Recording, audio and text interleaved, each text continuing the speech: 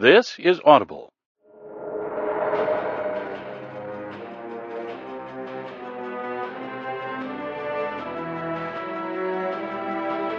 Brilliance Audio presents the unabridged recording of House of Chains by Stephen Erickson, performed by Michael Page. For Mark Paxton McRae, for the KO punch. This one's all yours, my friend. Prologue. Verge of the nascent. The 943rd day of the search. 11:59 Burns sleep. Grey, bloated, and pocked, the bodies lined the silt-laden shoreline for as far as the eye could see. Heaped like driftwood by the rising water, bobbing and rolling on the edges, the putrefying flesh seethed with black-shelled, 10-legged crabs. The coin-sized creatures had scarcely begun to make inroads on the bounteous feast the Warren's sundering had laid before them. The sea mirrored the low sky's hue, dull, patched pewter above and below, broken only by the deeper grey of silts, and 30 strokes of the oar distant, the smeared ochre tones of the barely visible upper levels of a city's inundated buildings. The storms had passed, the waters were calm amidst the wreckage of a drowned world. Short, squat had been the inhabitants, flat-featured, the pale hair left long and loose. Their world had been a cold one, given the thick padded clothing they had worn. But with the sundering that had changed, cataclysmically. The air was sultry, damp, and now foul with the reek of decay. The sea had been born of a river on another realm, a massive, wide, and probably continent-spanning artery of fresh water, heavy with the plain's silts, the murky depths home to huge catfish and wagon-wheel-sized spiders, its shallows crowded with the crabs and carnivorous rootless plants. The river had poured its torrential volume onto this vast, level landscape. Days, then weeks, then months. Storms, conjured by the volatile clash of tropical air streams with the resident temperate climate, had driven the flood on beneath shrieking winds, and before the inexorably rising waters came deadly plagues to take those who had not drowned. Somehow the rent had closed sometime in the night just past. The river from another realm had been returned to its original path. The shoreline ahead probably did not deserve the word, but nothing else came to Charles Sengar's mind as he was dragged along its verge. The beach was nothing more than silt, heaped against a huge wall that seemed to stretch from horizon to horizon. The wall had withstood the flood, though water now streamed down it on the opposite side. Bodies on his left, a sheer drop of 7, maybe 8 man heights to his right, the top of the wall itself slightly less than 30 paces across. That it held back an entire sea whispered of sorcery. The broad, flat stones underfoot were smeared with mud, but already drying in the heat, dun-coloured insects dancing on its surface, leaping from the path of Charles Sengar and his captors. Charles still experienced difficulty comprehending that notion. Captors, a word he struggled with. They were his brothers, after all. Kin. Faces he had known all his life, faces he had seen smile and laugh, and faces, at times, filled with a grief that had mirrored his own. He had stood at their sides through all that had happened, the glorious triumphs, the soul-wrenching losses. Captors. There were no smiles now, no laughter. The expressions of those who held him were fixed and cold. What we have come to. The march ended.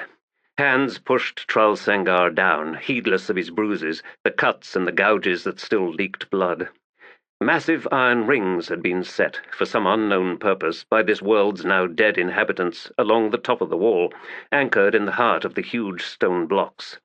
The rings were evenly spaced down the wall's length, at intervals of 15 or so paces, for as far as Trull could see. Now those rings had found a new function. Chains were wrapped around Charles Sengar, shackles hammered into place on his wrists and ankles. A studded girdle was cinched painfully tight about his midriff, the chains drawn through iron loops and pulled taut to pin him down beside the iron ring.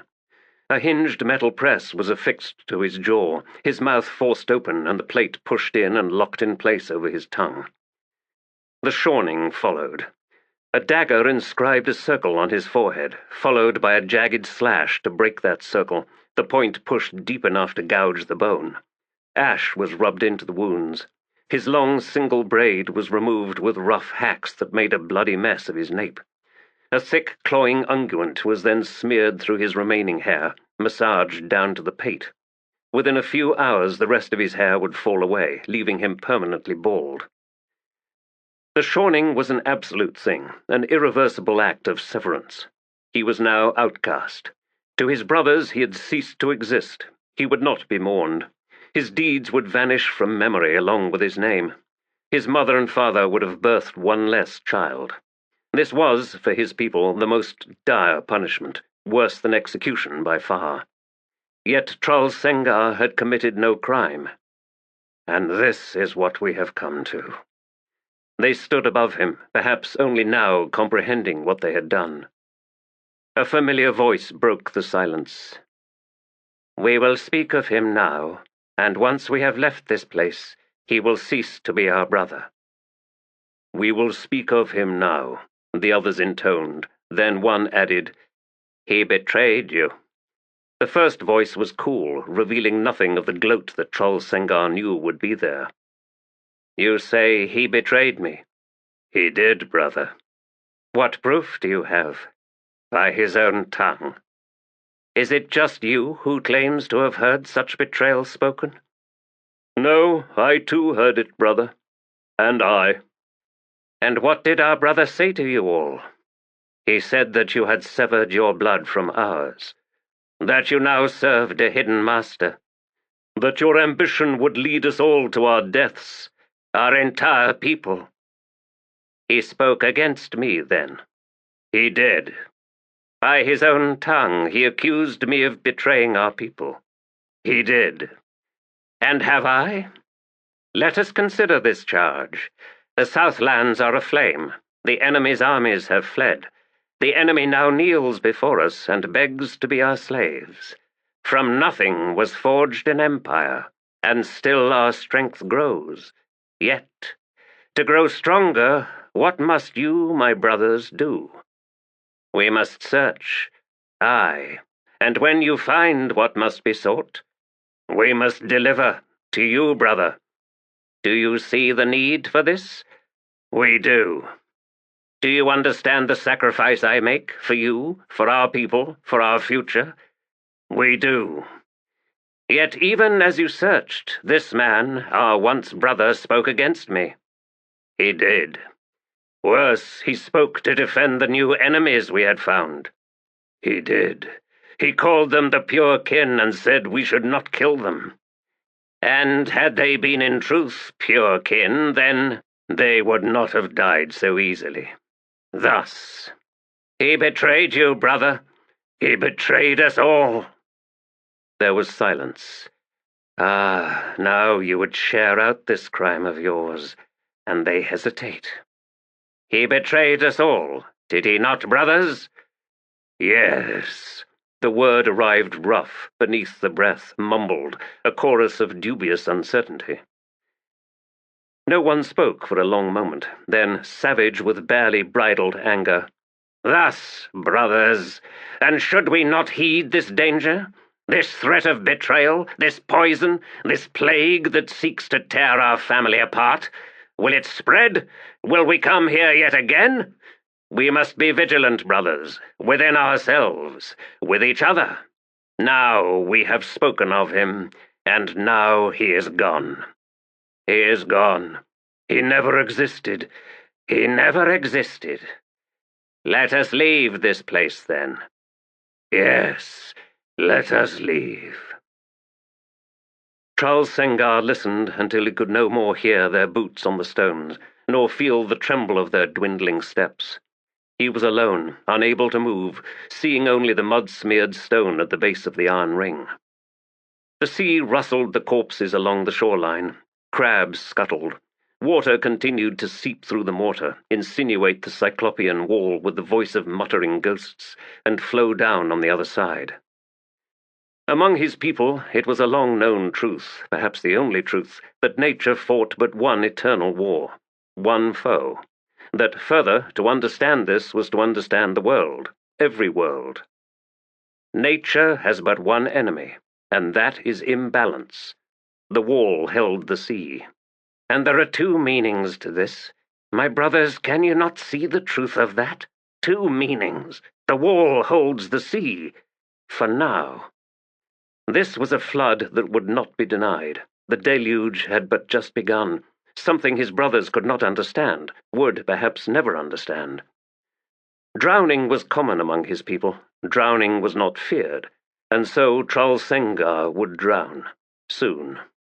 And before long, he suspected, his entire people would join him. His brother had shattered the balance. And nature shall not abide. Book 1.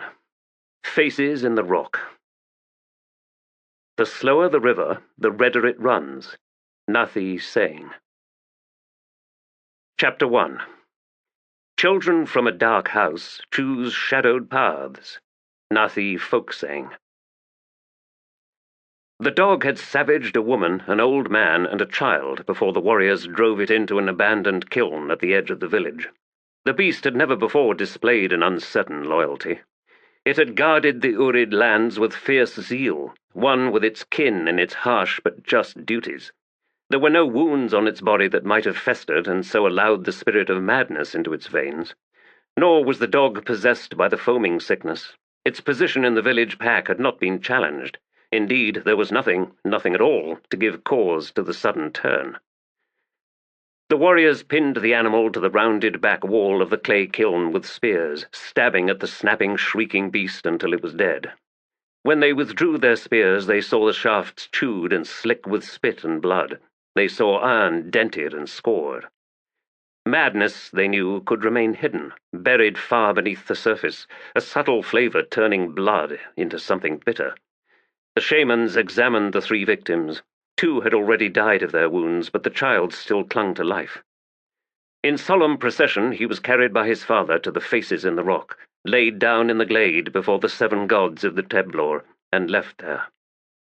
He died a short while later, alone in his pain before the hard visages carved into the cliff face. This was not an unexpected fate. The child, after all, had been too young to pray. All of this, of course, happened centuries past, long before the 7 gods opened their eyes. Urugal the Woven's year, 1159, burns sleep. They were glorious tales, farms in flames, children dragged behind horses for leagues. The trophies of that day, so long ago, cluttered the low walls of his grandfather's longhouse.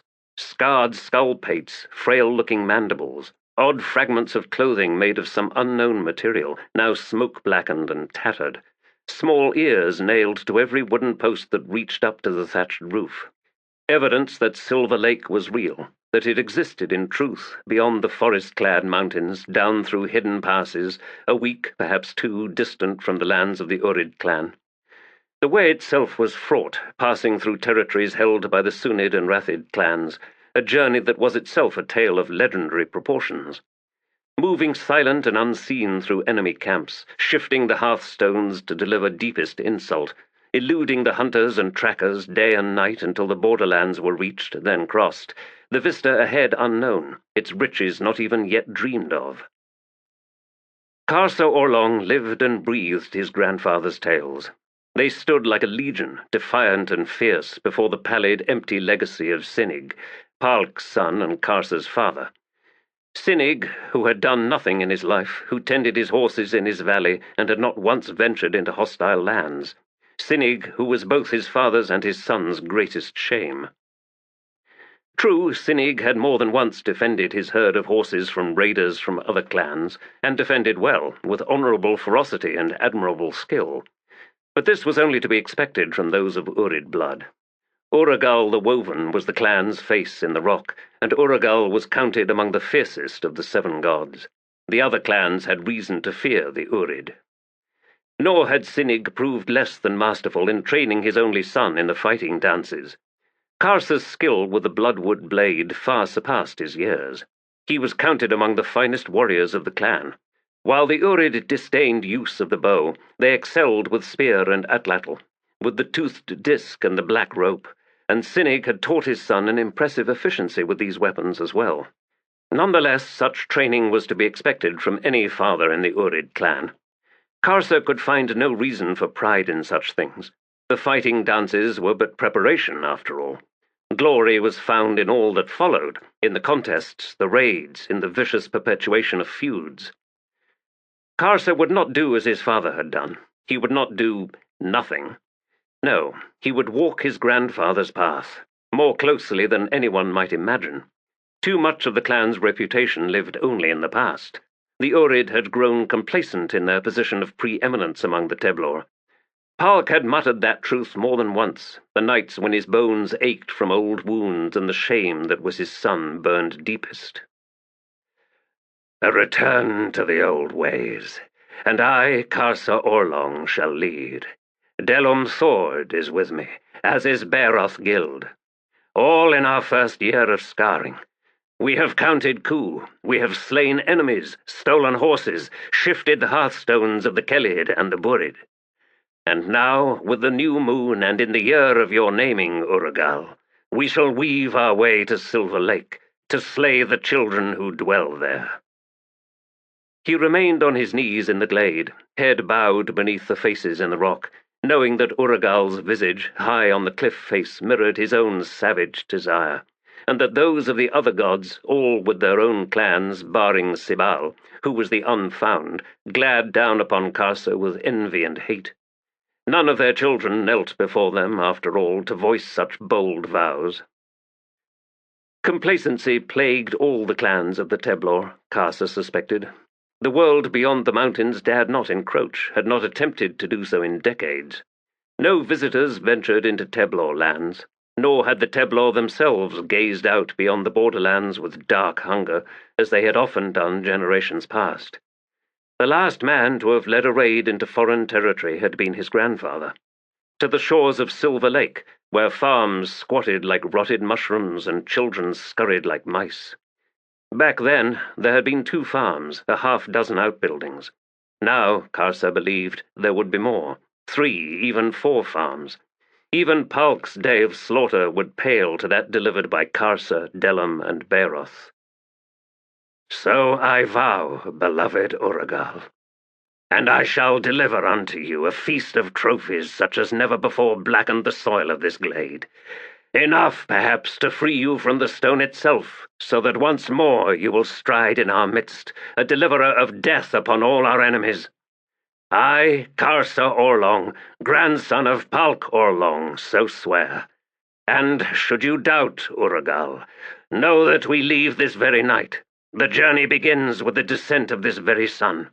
And as each day's sun births the sun of the next day, so shall it look down upon 3 warriors of the Urid clan, leading their destriers through the passes down into the unknown lands. And Silver Lake shall, after more than 4 centuries, once again tremble to the coming of the Teblor. Karsa slowly lifted his head, eyes travelling up the battered cliff face, to find the harsh bestial face of Urugal there, among its kin. The pitted gaze seemed fixed upon him, and Karsa thought he saw avid pleasure in those dark pools. Indeed, he was certain of it, and would describe it as truth to Delum and Bairoth, and to Dalis, so that she might voice her blessing, for he so wished her blessing, her cold words. I, Dalis, yet to find a family's name, bless you, Karsa Orlong, on your dire raid. May you slay a legion of children. May their cries feed your dreams. May their blood give you thirst for more. May flames haunt the path of your life. May you return to me 1,000 deaths upon your soul, and take me as your wife. She might indeed so bless him. A first yet undeniable expression of her interest in him. Not Bairoth, she but toyed with Bairoth as any young unwedded woman might, for amusement. Her knife of night remained sheathed, of course, for Bairoth lacked cold ambition, a flaw he might deny, yet the truth was plain that he did not lead, only follow, and Dalis would not settle for that. No, she would be his, Karsa's, upon his return, the culmination of his triumph that was the raid on Silver Lake. For him and him alone, Dalis would unsheathe her knife of night. May you slay a legion of children. May flames haunt the path of your life. Karsa straightened. No wind rustled the leaves of the birch trees encircling the glade. The air was heavy, a lowland air that had climbed its way into the mountains in the wake of the marching sun, and now, with light fading, it was trapped in the glade before the faces in the rock, like a breath of the gods soon to seep into the rotting soil. There was no doubt in Karsa's mind that Uragal was present, as close behind the stone skin of his face as he had ever been, drawn by the power of Karsa's vow, by the promise of a return to glory. So too hovered the other gods: Bairoth soft voice, Karl but the silent hunter, Senik the shattered, Halad rack-bearer, Imroth the cruel, and Sibal the unfound, all awakened once more and eager for blood. And I have but just begun on this path, newly arrived to my 80th year of life, finally a warrior in truth. I have heard the oldest words, the whispers of the one who will unite the Teblor, who will bind the clans one and all and lead them into the lowlands and so begin the war of the people. These whispers, they are the voice of promise, and that voice is mine. Hidden birds announced the coming of dusk. It was time to leave. Delum and Bairoth awaited him in the village, and Dalis, silent yet holding to the words she would speak to him. Bairoth will be furious. The pocket of warm air in the glade lingered long after Karsa Orlong's departure. The soft, boggy soil was slow to yield the imprint of his knees, his moccasined feet, and the sun's deepening glare continued to paint the harsh features of the gods even as shadows filled the glade itself. 7 figures rose from the ground, skin wrinkled and stained dark brown over withered muscles and heavy bones, hair red as ochre and dripping stagnant black water. Some were missing limbs, others stood on splintered, shattered, or mangled legs. One lacked a lower jaw, while another's left cheekbone and brow were crushed flat, obliterating the eye socket. Each of the 7 broken in some way, imperfect, flawed. Somewhere behind the wall of rock was a sealed cavern that had been their tomb for a span of centuries, a short-lived imprisonment, as it turned out. None had expected their resurrection. Too shattered to remain with their kin, they had been left behind, as was the custom of their kind. Failure's sentence was abandonment, an eternity of immobility. When failure was honorable, their sentient remnants would be placed open to the sky, to vistas, to the outside world, so that they might find peace in watching the passing of eons. But for these 7, failure had not been honorable. Thus the darkness of a tomb had been their sentence. They had felt no bitterness at that. That dark gift came later, from outside their unlit prison, and with it, opportunity. All that was required was the breaking of a vow, and the swearing of fealty to another. The reward, rebirth and freedom. Their kin had marked this place of internment with carved faces, each a likeness, mocking the vista with blank, blind eyes. They had spoken their names to close the ritual of binding, names that lingered in this place with a power sufficient to twist the minds of the shamans of the people who had found refuge in these mountains, and on the plateau with the ancient name of Lederon. The 7 were silent and motionless in the glade as the dusk deepened. 6 were waiting for one to speak, yet that one was in no hurry. Freedom was raw exultation, and even limited as it was to this glade, the emotion persisted still. It would not be long now until that freedom would break free of its last chains, the truncated range of vision from the eye sockets carved into the rock. Service to the new master promised travel, an entire world to rediscover and countless deaths to deliver.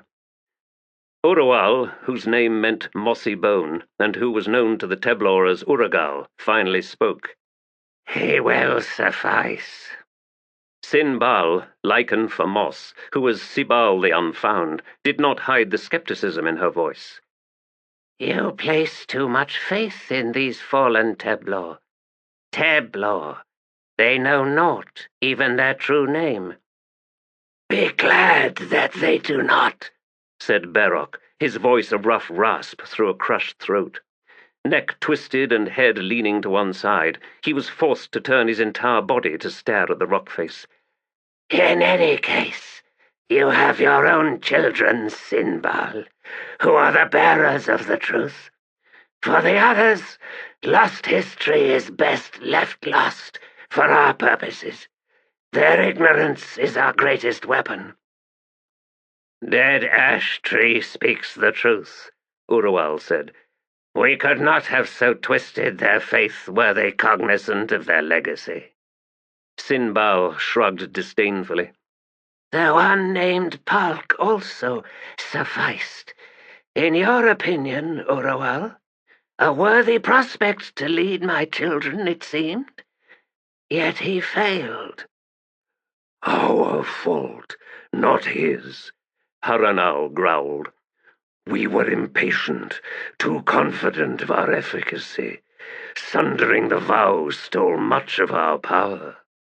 "Yet what has our new master given of his, antler from summer?" Thek-Ist demanded. "Naught but a trickle." "And what do you expect?" Urual inquired in a quiet tone. "He recovers from his ordeals as we do from ours." Emroth spoke, her voice like silk. "So you believe, Mossy Bone, that this grandson of Pahlk will carve for us our path to freedom?"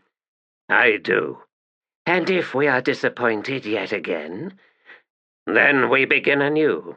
Bairoth's child in Daelis's womb." Emroth hissed. "Another century of waiting! Damn these long-lived Teblor!" "A century is as nothing." "As nothing, yet as everything, Mossy Bone. And you know precisely what I mean." Urual studied the woman, who was aptly named Fanged Skeleton, recalling her Solitacan proclivities and its hunger that had so clearly led to their failure so long ago. "The year of my name has returned," he said. "Among us all, who has led a clan of the Teblor as far along our path as I have? You, Fanged Skeleton? Lichen for moss? Spearleg?" No one spoke. Then finally Dead Ash Tree made a sound that might have been a soft laugh. "We are as red moss, silent. The way will be opened. So our new master has promised. He finds his power. Urual's chosen warrior already possesses a score of souls in his slayer's train. Teblor souls at that. Recall also that Pahlk journeyed alone. Yet Karsa shall have two formidable warriors flanking him. Should he die, there is always Bairoth or Delum." "Bairoth is too clever," Emroth snarled. "He takes after Pahlk's son, his uncle. Worse, his ambition is only for himself. He feigns to follow Karsa, yet has his hand on Karsa's back." "And mine on his," Urual murmured. "Night is almost upon us. We must return to our tomb." The ancient warrior turned. "Fanged Skeleton, remain close to the child in Daelis's womb." "She feeds from my breast even now," Emroth asserted. "A girl child?" "In flesh only. What I make within is neither a girl nor a child." "Good." The seven figures returned to the earth as the first stars of night blinked awake in the sky overhead. Blinked awake and looked down upon a glade where no gods dwelt, where no gods had ever dwelt. The village was situated on the stony bank of Ladari River, a mountain-fed, torrential flow of bitter cold water that cut a valley through the conifer forest on its way down to some distant sea. The houses were built with boulder foundations and rough-hewn cedar walls, the roofs thick-matted, humped and overgrown with moss. Along the bank rose latticed frames thick with strips of drying fish. Beyond a fringe of woods, clearings had been cut to provide pasture for horses.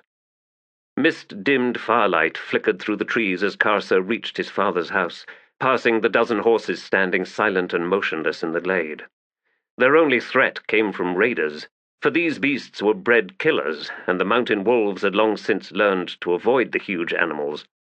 Occasionally, a rust-collared bear would venture down from its mountain haunt, but this usually coincided with salmon runs, and the creatures showed little interest in challenging the horses, the village's dogs, or its fearless warriors. Sunyd was in the training kraal, grooming Havoc, his prized destrier. Karsa could feel the animal's heat as he approached, though it was little more than a black mass in the darkness. "Red Eye still wanders loose," Karsa growled. "You will do nothing for your son." His father continued grooming Havoc. "Red Eye is too young for such a journey, as I have said before. Yet he is mine, and so I shall ride him." "No, he lacks independence, and has not yet ridden with the mounts of Bairoth and Delum. You will lodge a thorn in his nerves." "So I am to walk?" "I give you Havoc, my son. He has been softly run this night and still wears the bridle. Go collect your gear before he cools too much." Karsa said nothing. He was in truth astonished. He swung about and made his way to the house. His father had slung his pack from a ridgepole near the doorway to keep it dry. His bloodwood sword hung in its harness beside it, newly oiled, the Urid war crest freshly painted on the broad blade. Karsa drew the weapon down and strapped the harness in place, the sword's leather-wrapped two-handed grip jutting over his left shoulder. The pack would ride Havoc's shoulders, affixed to the stirrup rig, though Karsa's knees would take most of the weight. Teblor horse trappings did not include a rider's seat. A warrior rode against flesh, stirrups high, the bulk of his weight directly behind the mount's shoulders. Lowlander trophies included saddles, which revealed, when positioned on the smaller lowlander horses, a clear shifting of weight to the back. But a true destrier needed its hindquarters free of extra weight to ensure the swiftness of its kicks. More, a warrior must needs protect his mount's neck and head with sword and, if necessary, vambraced forearms. Karsa returned to where his father and Havoc waited. "Bairoth and Delum await you at the ford," Sunyd said. "Dalis?" Karsa could see nothing of his father's expression as he replied tonelessly. "Dalis voiced her blessing to Bairoth after you'd set out for the faces in the rock." "She blessed Bairoth?" "She did." "It seems I misjudged her," Karsa said, struggling against an unfamiliar stricture that tightened his voice. "Easy to do, for she is a woman." "And you, father, will you give me your blessing?" Sunyd handed Karsa the lone rein and turned away. "Pahlk has already done so. Be satisfied with that." "Pahlk is not my father." Sunyd paused in the darkness, seemed to consider, then said, "No, he is not." "Then will you bless me?" "What would you have me bless, son? The 7 gods who are a lie? The glory that is empty? Will I be pleased in your slaying of children? In the trophies you will tie to your belt? My father, Pahlk, would polish bright his own youth, for he is of that age. What were his words of blessing, Karsa? That you surpass his achievements? I imagine not. Consider his words carefully, and I expect you will find that they served him more than you." "Pahlk, finder of the path that you shall follow, blesses your journey." Such were his words. Sunyd was silent for a moment, and when he spoke his son could hear the grim smile, though he could not see it. "As I said." "Mother would have blessed me," Karsa snapped. "As a mother must, but her heart would have been heavy. Go then, son. Your companions await you." With a snarl, Karsa swung himself onto the destria's broad back. Havoc swung his head about at the unfamiliar seating, then snorted. Sunyd spoke from the gloom. "He dislikes carrying anger.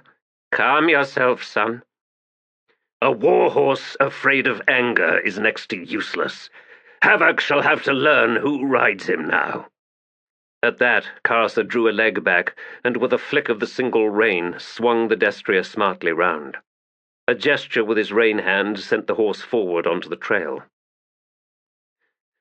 4 blood posts, each marking one of Karsa's sacrificed siblings, lined the path leading to the village. Unlike others, Sunyd had left the carved posts unadorned. He had only gone so far as to cut the glyphs naming his 3 sons and 1 daughter given to the faces in the rock, followed by a splash of kin blood which had not lasted much beyond the first rain. Instead of braids winding up the man-high posts to a feathered and gut-knotted headdress at the peak, only vines entwined the weathered wood, and the blunted top was smeared with bird droppings. Karsa knew the memory of his siblings deserved more, and he resolved to carry their names close to his lips at the moment of attack, that he might slay with their cries sharp in the air. His voice would be their voice when that time arrived. They had suffered their father's neglect for far too long. The trail widened, flanked by old stumps and low-spreading juniper. Ahead, the lurid glare of hearths amidst dark, squat conical houses glimmered through the wood-smoke haze. Near one of those fire pits waited two mounted figures. A third shape, on foot, stood wrapped in furs to one side. Dalis. She blessed Bairoth Gild, and now comes to see him off. Karsa rode up to them, holding Havoc back to a lazy lope. He was the leader, and he would make the truth of that plain. Bairoth and Delum awaited him, after all, and which of the three had gone to the faces in the rock? Dalis had blessed a follower. Had Karsa held himself too aloof? Yet such was the burden of those who commanded. She must have understood that. It made no sense. He halted his horse before them, was silent. Bairoth was a heavier man, though not as tall as Karsa, or indeed Delum. He possessed a bear-like quality that he had long since recognized and had come to self-consciously affect. He rolled his shoulders now, as if loosening them for the journey, and grinned. "A bold beginning, brother," he rumbled. "The theft of your father's horse." "I did not steal him, Bairoth. Sunyd gave me both Havoc and his blessing. A night of miracles, it seems. And did Urid stride out from the rock to kiss your brow as well, Karsa Orlong?" Dalis snorted at that. If he had indeed stridden onto mortal ground, he would have found but one of us three standing before him. To Bairoth's jibe, Karsa said nothing. He slowly swung his gaze to Dalis. "You have blessed Bairoth?" Her shrug was dismissive. "I grieve," Karsa said, "your loss of courage." Her eyes snapped to his with sudden fury. Smiling, Karsa turned back to Bairoth and Delum. "The stars wheel! Let us ride." But Bairoth ignored the words, and instead of voicing the ritual reply, he growled, "Ill chosen to unleash your wounded pride on her. Dalis is to be my wife upon our return. To strike at her is to strike at me." Karsa went motionless. "But Bairoth," he said, low and smooth, "I strike where I will. A failing of courage can spread like a disease. Has her blessing settled upon you as a curse? I am war leader. I invite you to challenge me now before we quit our home." Bairoth hunched his shoulders, slowly leaned forward. "It is no failing of courage," he grated, "that stays my hand, Karsa Orlong. I am pleased to hear it. The stars wheel. Let us ride." Scowling at the interruption, Bairoth made to say something more, then stopped. He smiled, relaxing once again. He glanced over at Dalis and nodded, as if silently reaffirming a secret, then intoned, "The stars wheel. Lead us, war leader, into glory." Delum, who had watched all in silence, his face empty of expression, now spoke in turn. "Lead us, war leader, into glory." Karsa in front, the three warriors rode the length of the village. The tribe's elders had spoken against the journey, so no one came out to watch them depart. Yet Karsa knew that none could escape hearing them pass, and he knew that one day they would come to regret that they had been witness to nothing more than the heavy, muffled thump of hoofs. Nonetheless, he wished dearly for a witness other than Dalis. Not even Pahlk had appeared. "Yet I feel as if we are indeed being watched. By the seven, perhaps. Urid, risen to the height of the stars, riding the current of the wheel, gazing down upon us now. Hear me, Urid. I, Karsa Orlong, shall slay for you 1,000 children, 1,000 souls to lay at your feet." Nearby, a dog moaned in restless sleep, but did not awaken. On the North Valley side overlooking the village, at the very edge of the tree line, stood 23 silent witnesses to the departure of Karsa Orlong, Bairoth Gild, and Delum Thord. Ghostly in the darkness between the broad-leafed trees, they waited motionless until long after the three warriors had passed out of sight down the eastern track. Urid born, Urid sacrificed, they were blood kin to Karsa, Bairoth, and Delum. In their 4th month of life, they had each been given to the faces in the rock, laid down by their mothers in the glade at sunset, offered to the Seven's embrace, vanishing before the sun's rise, given, one and all, to a new mother. Sibal's children, then and now. Sibal the unfound, the lone goddess among the 7 without a tribe of her own. And so she had created one, a secret tribe drawn from the 6 others, had taught them of their individual blood ties, in order to link them with their unsacrificed kin. Taught them as well of their own special purpose, the destiny that would belong to them and them alone. She called them her found, and this was the name by which they knew themselves, the name of their own hidden tribe. Dwelling unseen in the midst of their kin, their very existence unimagined by anyone in any of the 6 tribes. There were some, they knew, who might suspect, but suspicion was all they possessed. Men such as Sunyd, Karsa's father, who treated the memorial blood posts with indifference if not contempt. Such men usually posed no real threat, although on occasion more extreme measures proved necessary when true risk was perceived, such as was Karsa's mother. The 23 found who stood witness to the beginning of the warrior's journey, hidden among the trees of the valley side, were by blood the brothers and sisters of Karsa, Bairoth, and Delum. Yet they were strangers as well, though at that moment that detail seemed to matter little. "One shall make it," this from Bairoth's eldest brother. Delum's twin sister shrugged in reply and said, "We shall be here, then, upon that one's return." "So we shall." Another trait was shared by all of the found. Sibal had marked her children with a savage scar, a stripping away of flesh and muscle on the left side, from temple down to jawline, of each face, and with that destruction the capacity for expression had been severely diminished. Features on the left were fixed in a down-turned grimace, as if in permanent dismay. In some strange manner, the physical scarring had also stripped inflection from their voices, or perhaps Sibal's own toneless voice had proved an overwhelming influence. Thus bereft of intonation, words of hope had a way of ringing false to their own ears, sufficient to silence those who had spoken. One would make it. Perhaps. Sunyd continued stirring the stew at the cook fire when the door opened behind him. A soft wheeze, a dragged foot, the clatter of a walking stick against the doorframe, then a harsh, accusatory question. "Did you bless your son?" "I gave him havoc, father." Somehow Pahlk filled a single word with contempt, disgust, and suspicion all at once. "Why?" Sunyd still did not turn as he listened to his father make a tortured journey to the chair closest to the hearth. "Havoc deserved a final battle, one I knew I would not give him. So, as I thought." Pahlk settled into the chair with a pained grunt. "For your horse, but not for your son." "Are you hungry?" Sunyd asked. "I will not deny you the gesture." Sunyd allowed himself a small, bitter smile, then reached over to collect a second bowl and set it down beside his own. "He would batter down a mountain," Pahlk growled, "to see you stir from your straw." "What he does is not for me, father. It is for you."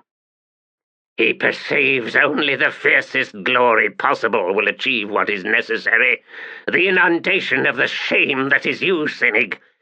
You are the straggly bush between 2 towering trees, child of one and sire to the other.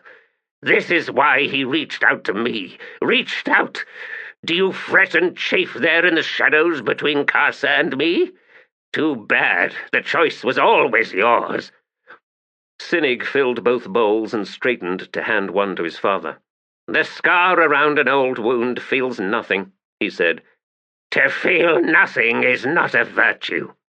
Smiling, Sunyd sat in the other chair. "Tell me a tale, father, as you once did. Those days following your triumph.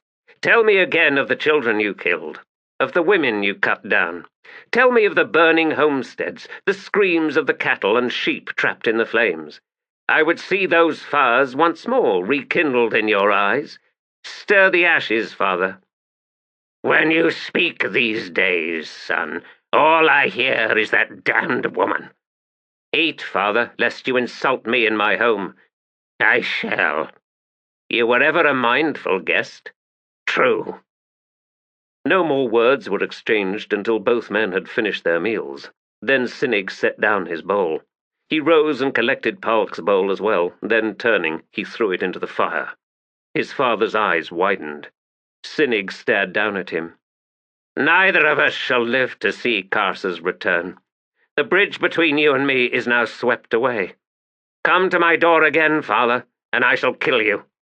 He reached down with both hands and pulled Pahlk upright, dragged the sputtering old man to the door, and without ceremony threw him outside. The walking stick followed.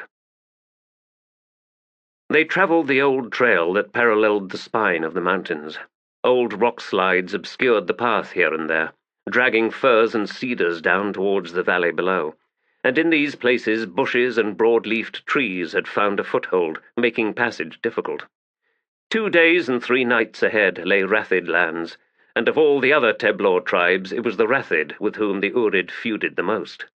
Raids and vicious murders entangled the two tribes together in a skein of hatred that stretched back centuries. Passing unseen through Rathid territories was not what Karsa had in mind. He intended to carve a bloody path through real and imagined insults with a vengeful blade, gathering a score or more Teblor souls to his name in the process. The 2 warriors riding behind him, he well knew, believed that the journey ahead would be one of stealth and subterfuge. They were, after all, but 3. But Uragal is with us in this his season, and we shall announce ourselves in his name and in blood. We shall shock awake the hornets in their nest, and the Rathids shall come to know and fear the name of Karsa Orlong, as will the Sunyd in their turn. The war horses moved cautiously across the loose scree of a recent slide. There had been a lot of snow the past winter, more than Karsa could recall in his lifetime. Long before the faces in the rock awoke to proclaim to the elders within dreams and trances that they had defeated the old Teblor spirits and now demanded obeisance, long before the taking of enemy souls had become foremost among Teblor aspirations, the spirits that had ruled the land and its people were the bones of rock, the flesh of earth, the hair and fur of forest and glen, and their breath was the wind of each season. Winter arrived and departed with violent storms high in the mountains, the savage exertions of the spirits in their eternal mutual war. Summer and winter were as one, motionless and dry, but the former revealed exhaustion, while the latter evinced an icy, fragile peace. Accordingly, the Teblor viewed summers with sympathy for the battle-weary spirits, while they detested winters for the weakness of the ascendant combatants, for there was no value in the illusion of peace. Less than a score days remained in this, the season of spring. The high storms were diminishing, both in frequency and fury. Though the faces in the rock had long ago destroyed the old spirits and were, it seemed, indifferent to the passage of seasons, Karsa secretly envisioned himself and his 2 companion warriors as harbingers of one last storm. Their bloodwood swords would echo ancient rages among the unsuspecting Ratids and Sunyd. They cleared the recent slide. The path ahead wound down into a shallow valley with a highland meadow open to the bright afternoon sunlight. Bairoth spoke behind Karsa. "We should camp on the other side of this valley, war leader. The horses need rest." "Perhaps your horse needs rest, Bairoth," Karsa replied. "You've too many feast nights on your bones. This journey shall make a warrior of you once again, I trust. Your back has known too much straw of late." "With Dalis riding you." Bairoth laughed, but made no other reply. Delum called, "My horse needs rest as well, war leader. The glade ahead should make a good camp. There are rabbit runs here, and I would set my snare." Karsa shrugged.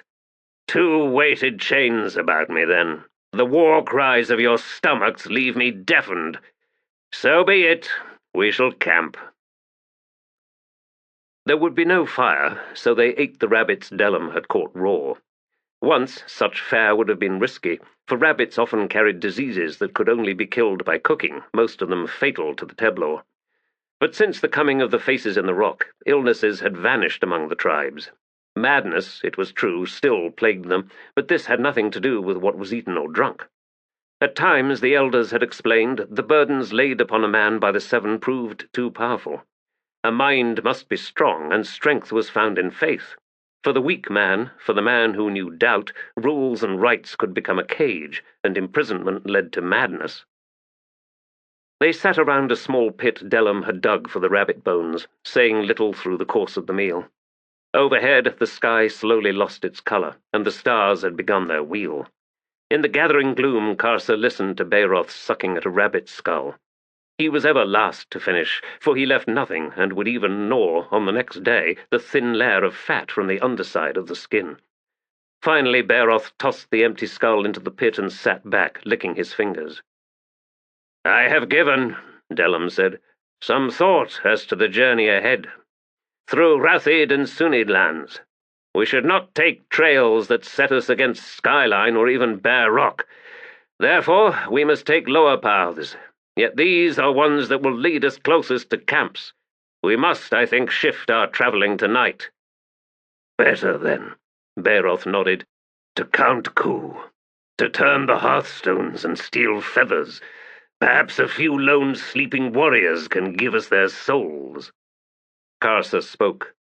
"Hiding by day, we see little smoke to tell us where the camps are. At night, the wind swirls, so it will not help us find the hearths. The Ratids and Sunyd are not fools. They will not build fires beneath overhangs or against rock faces. We shall find no welcoming wash of light on stone. Also, our horses see better during the day, and are more sure-footed. We shall ride by day," he finished. Neither Bairoth nor Delum said anything for a moment. Then Bairoth cleared his throat. "We shall find ourselves in a war, Karsa. We shall be as an arrow of the Lanid in its flight through a forest, changing direction with each twig, branch, and bole. We shall gather souls, Bairoth, in a roaring storm. War? Yes. Do you fear war, Bairoth Gild?" Delum said, "We are 3, war leader." "Aye, we are Karsa Orlong, Bairoth Gild, and Delum Thord. I have faced 24 warriors and have slain them all. I dance without equal. Would you deny it? Even the elders have spoken in awe. And you, Delum, I see 18 tongues looped on the thong at your hip. You can read a ghost's trail and hear a pebble roll over from 20 paces.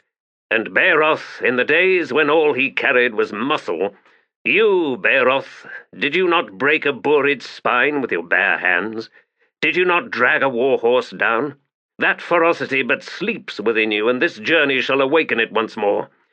Any other 3, aye, glide the dark winding ways and turn hearthstones and pluck feathers and crush a few windpipes among sleeping foes. A worthy enough glory for any other 3 warriors. For us, no. Your war leader has spoken." Bairoth grinned over at Delum. "Let us gaze upward and witness the wheel, Delum Thord, for scant few such sights remain to us." Karsa slowly rose. "You follow your war leader, Bairoth Gild. You do not question him. Your faltering courage threatens to poison us all. Believe in victory, warrior, or turn back now." Bairoth shrugged and leaned back, stretching out his hide-wrapped legs. "You are a great war leader, Karsa Orlong, but sadly blind to humor. I have faith that you shall indeed find the glory you seek, and that Delum and I shall shine as lesser moons, yet shine nonetheless. For us it is enough. You may cease questioning that, war leader. We are here with you, challenging my wisdom." "Wisdom is not a subject we have as yet discussed," Bairoth replied. "We are warriors, as you said, Karsa, and we are young. Wisdom belongs to old men." "Yes, the elders," Karsa snapped, "who would not bless our journey." Bairoth laughed. "That is our truth, and we must carry it with us, unchanged and bitter in our hearts. But upon our return, war leader, we shall find that that truth has changed in our absence. The blessing will have been given after all. Wait and see." Karsa's eyes widened. "The elders will lie? Of course they will lie. And they will expect us to accept their new truths, and we shall. No, we must, Karsa Orlong. The glory of our success must serve to bind the people together. To hold it close is not only selfish, it is potentially deadly. Think on this, war leader. We will be returning to the village with our own claims. Aye, no doubt a few trophies with us to add proof to our tale. But if we do not share out that glory, then the elders will see to it that our claims shall know the poison of disbelief. Disbelief? Aye. They will believe, but only if they can partake of our glory. They will believe us, but only if we in turn believe them.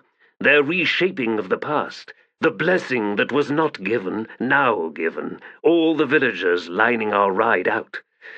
They were all there, or so they will tell you, and eventually they will themselves come to believe it, and will have the scenes carved into their minds. Does this still confuse you, Karsa? If so, then we'd best not speak of wisdom. The Teblor do not play games of deceit, Karsa growled. Bairoth studied him for a moment, then he nodded. True, they do not. Delum pushed soil and stones into the pit. It is time to sleep, he said, rising to check one last time on the hobbled horses. Karsa eyed Bairoth. His mind is as a lannid arrow in the forest.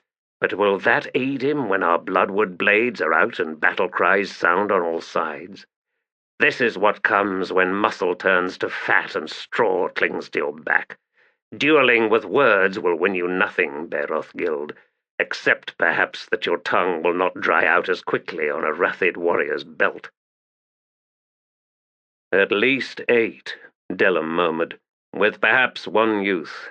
There are indeed 2 hearths. They have hunted the grey bear that dwells in caves and carry a trophy with them. Meaning they are full of themselves. Bairoth nodded. That's good. Karsa frowned at Bairoth. Why? The cast of the enemy's mind, war leader. They will be feeling invincible, and this will make them careless. Do they have horses, Delum? No. Grey bears know the sound of hoofs too well. If they brought dogs on the hunt, none survived for the return journey. Better still. They had dismounted and now crouched near the edge of the tree line. Delum had slipped ahead to scout the Rathid encampment. His passage through the tall grasses, knee-high stumps and brush of the slope beyond the trees had not stirred a single blade or leaf. The sun was high overhead, the air dry, hot and motionless. 8, Bairoth said. He grinned at Karsa. And a youth. He should be taken first. To make the survivors no shame. He expects us to lose. Leave him to me, Karsa said. My charge will be fierce, and will take me to the other side of the camp. The warriors still standing will turn to face me one and all. That is when you 2 will charge. Delum blinked. You would have us strike from behind? To even the numbers, yes. Then we shall each settle to our duels. Will you dodge and duck in your pass? Bairoth asked, his eyes glittering. No, I will strike. They will bind you then, war leader, and you shall fail in reaching the far side. I will not be bound, Bairoth Gild. There are 9 of them. Then watch me dance. Delum asked, Why do we not use our horses, war leader? I am tired of talking. Follow, but at a slower pace. Bairoth and Delum shared an unreadable look, then Bairoth shrugged. We will be your witnesses, then. Karsa unslung his bloodwood sword, closing both hands around the leather-wrapped grip. The blade's wood was deep red, almost black, the glassy polish making the painted war crest seem to float a finger's width above the surface. The weapon's edge was almost translucent, where the blood oil rubbed into the grain had hardened, coming to replace the wood. There were no nicks or notches along the edge, only a slight rippling of the line where damage had repaired itself, for blood oil clung to its memory and would little tolerate denting or scarring. Karsa held the weapon out before him, then slipped forward through the high grasses, quickening into the dance as he went. Reaching the boar trail leading into the forest that Delum had pointed out, he hunched lower and slipped onto its hard-packed, flattened track without breaking stride. The broad, tapered sword point seemed to lead him forward, as if cutting its own silent, unerring path through the shadows and shafts of light. He picked up greater speed. In the center of the Rathid camp, 3 of the 8 adult warriors were crouched around a slab of bear meat that they had just unwrapped from a fold of deer hide. 2 others sat nearby with their weapons across their thighs, rubbing the thick blood oil into the blades. The remaining 3 stood speaking to one another less than 3 paces from the mouth of the boar trail. The youth was at the far end. Karsa's sprint was at its peak when he reached the glade. At distances of 70 paces or less, a Teblor could run alongside a galloping warhorse. His arrival was explosive. One moment 8 warriors and 1 youth at rest in a clearing.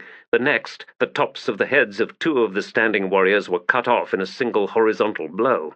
Scalp and bone flew, blood and brains sprayed and spat across the face of the 3rd Rathid. This man reeled back and pivoted to his left to see the return swing of Karsa's sword as it swept under his chin, then was gone from sight. Eyes still held wide watched the scene tilt wildly before darkness burgeoned. Still moving, Karsa leapt high to avoid the warrior's head as it thudded and rolled across the ground. The Rathid who had been oiling their swords had already straightened and readied their weapons. They split away from each other and darted forward to take Karsa from either side. He laughed, twisting around to plunge among the 3 warriors whose bloodied hands held but butchering knives. Snapping his sword into a close-quarter guard, he ducked low. 3 small blades each found their mark, slicing through leathers, skin, and into muscle. Momentum propelled Karsa through the press, and he took those knives with him, spinning to rip his sword through a pair of arms, then up into an armpit, tearing the shoulder away, the scapula coming with it, a curved plate of purple bone latticed in veins attached by a skein of ligaments to a twitching arm that swung in its flight to reach skyward. A body dived with a snarl to wrap burly arms around Karsa's legs. Still laughing, the Urid war leader punched down with his sword, the pommel crunching through the top of the warrior's skull. The arms spasmed and fell away. A sword hissed towards his neck from the right. Still in close-quarter guard, Karsa spun to take the blade with his own, the impact ringing both weapons with a pealing, sonorous sound. He heard the closing step of the Rathid behind him, felt the air cleave to the blade swinging in towards his left shoulder, and he pitched instantly down and to his right. Wheeling his own sword around, arms extending as he fell. The edge swept above and past the warrior's savage downstroke, cut through a pair of thick wrists, then tore through abdomen, from belly button and across, between ribcage and point of hip, then bursting clear. Still spinning as he toppled, he renewed the swing that had been staggered by bone and flesh, twisting his shoulders to follow the blade as it passed beneath him, then around to the other side. The slash cleared the ground at a level that took the last Rathid's left leg at the ankle.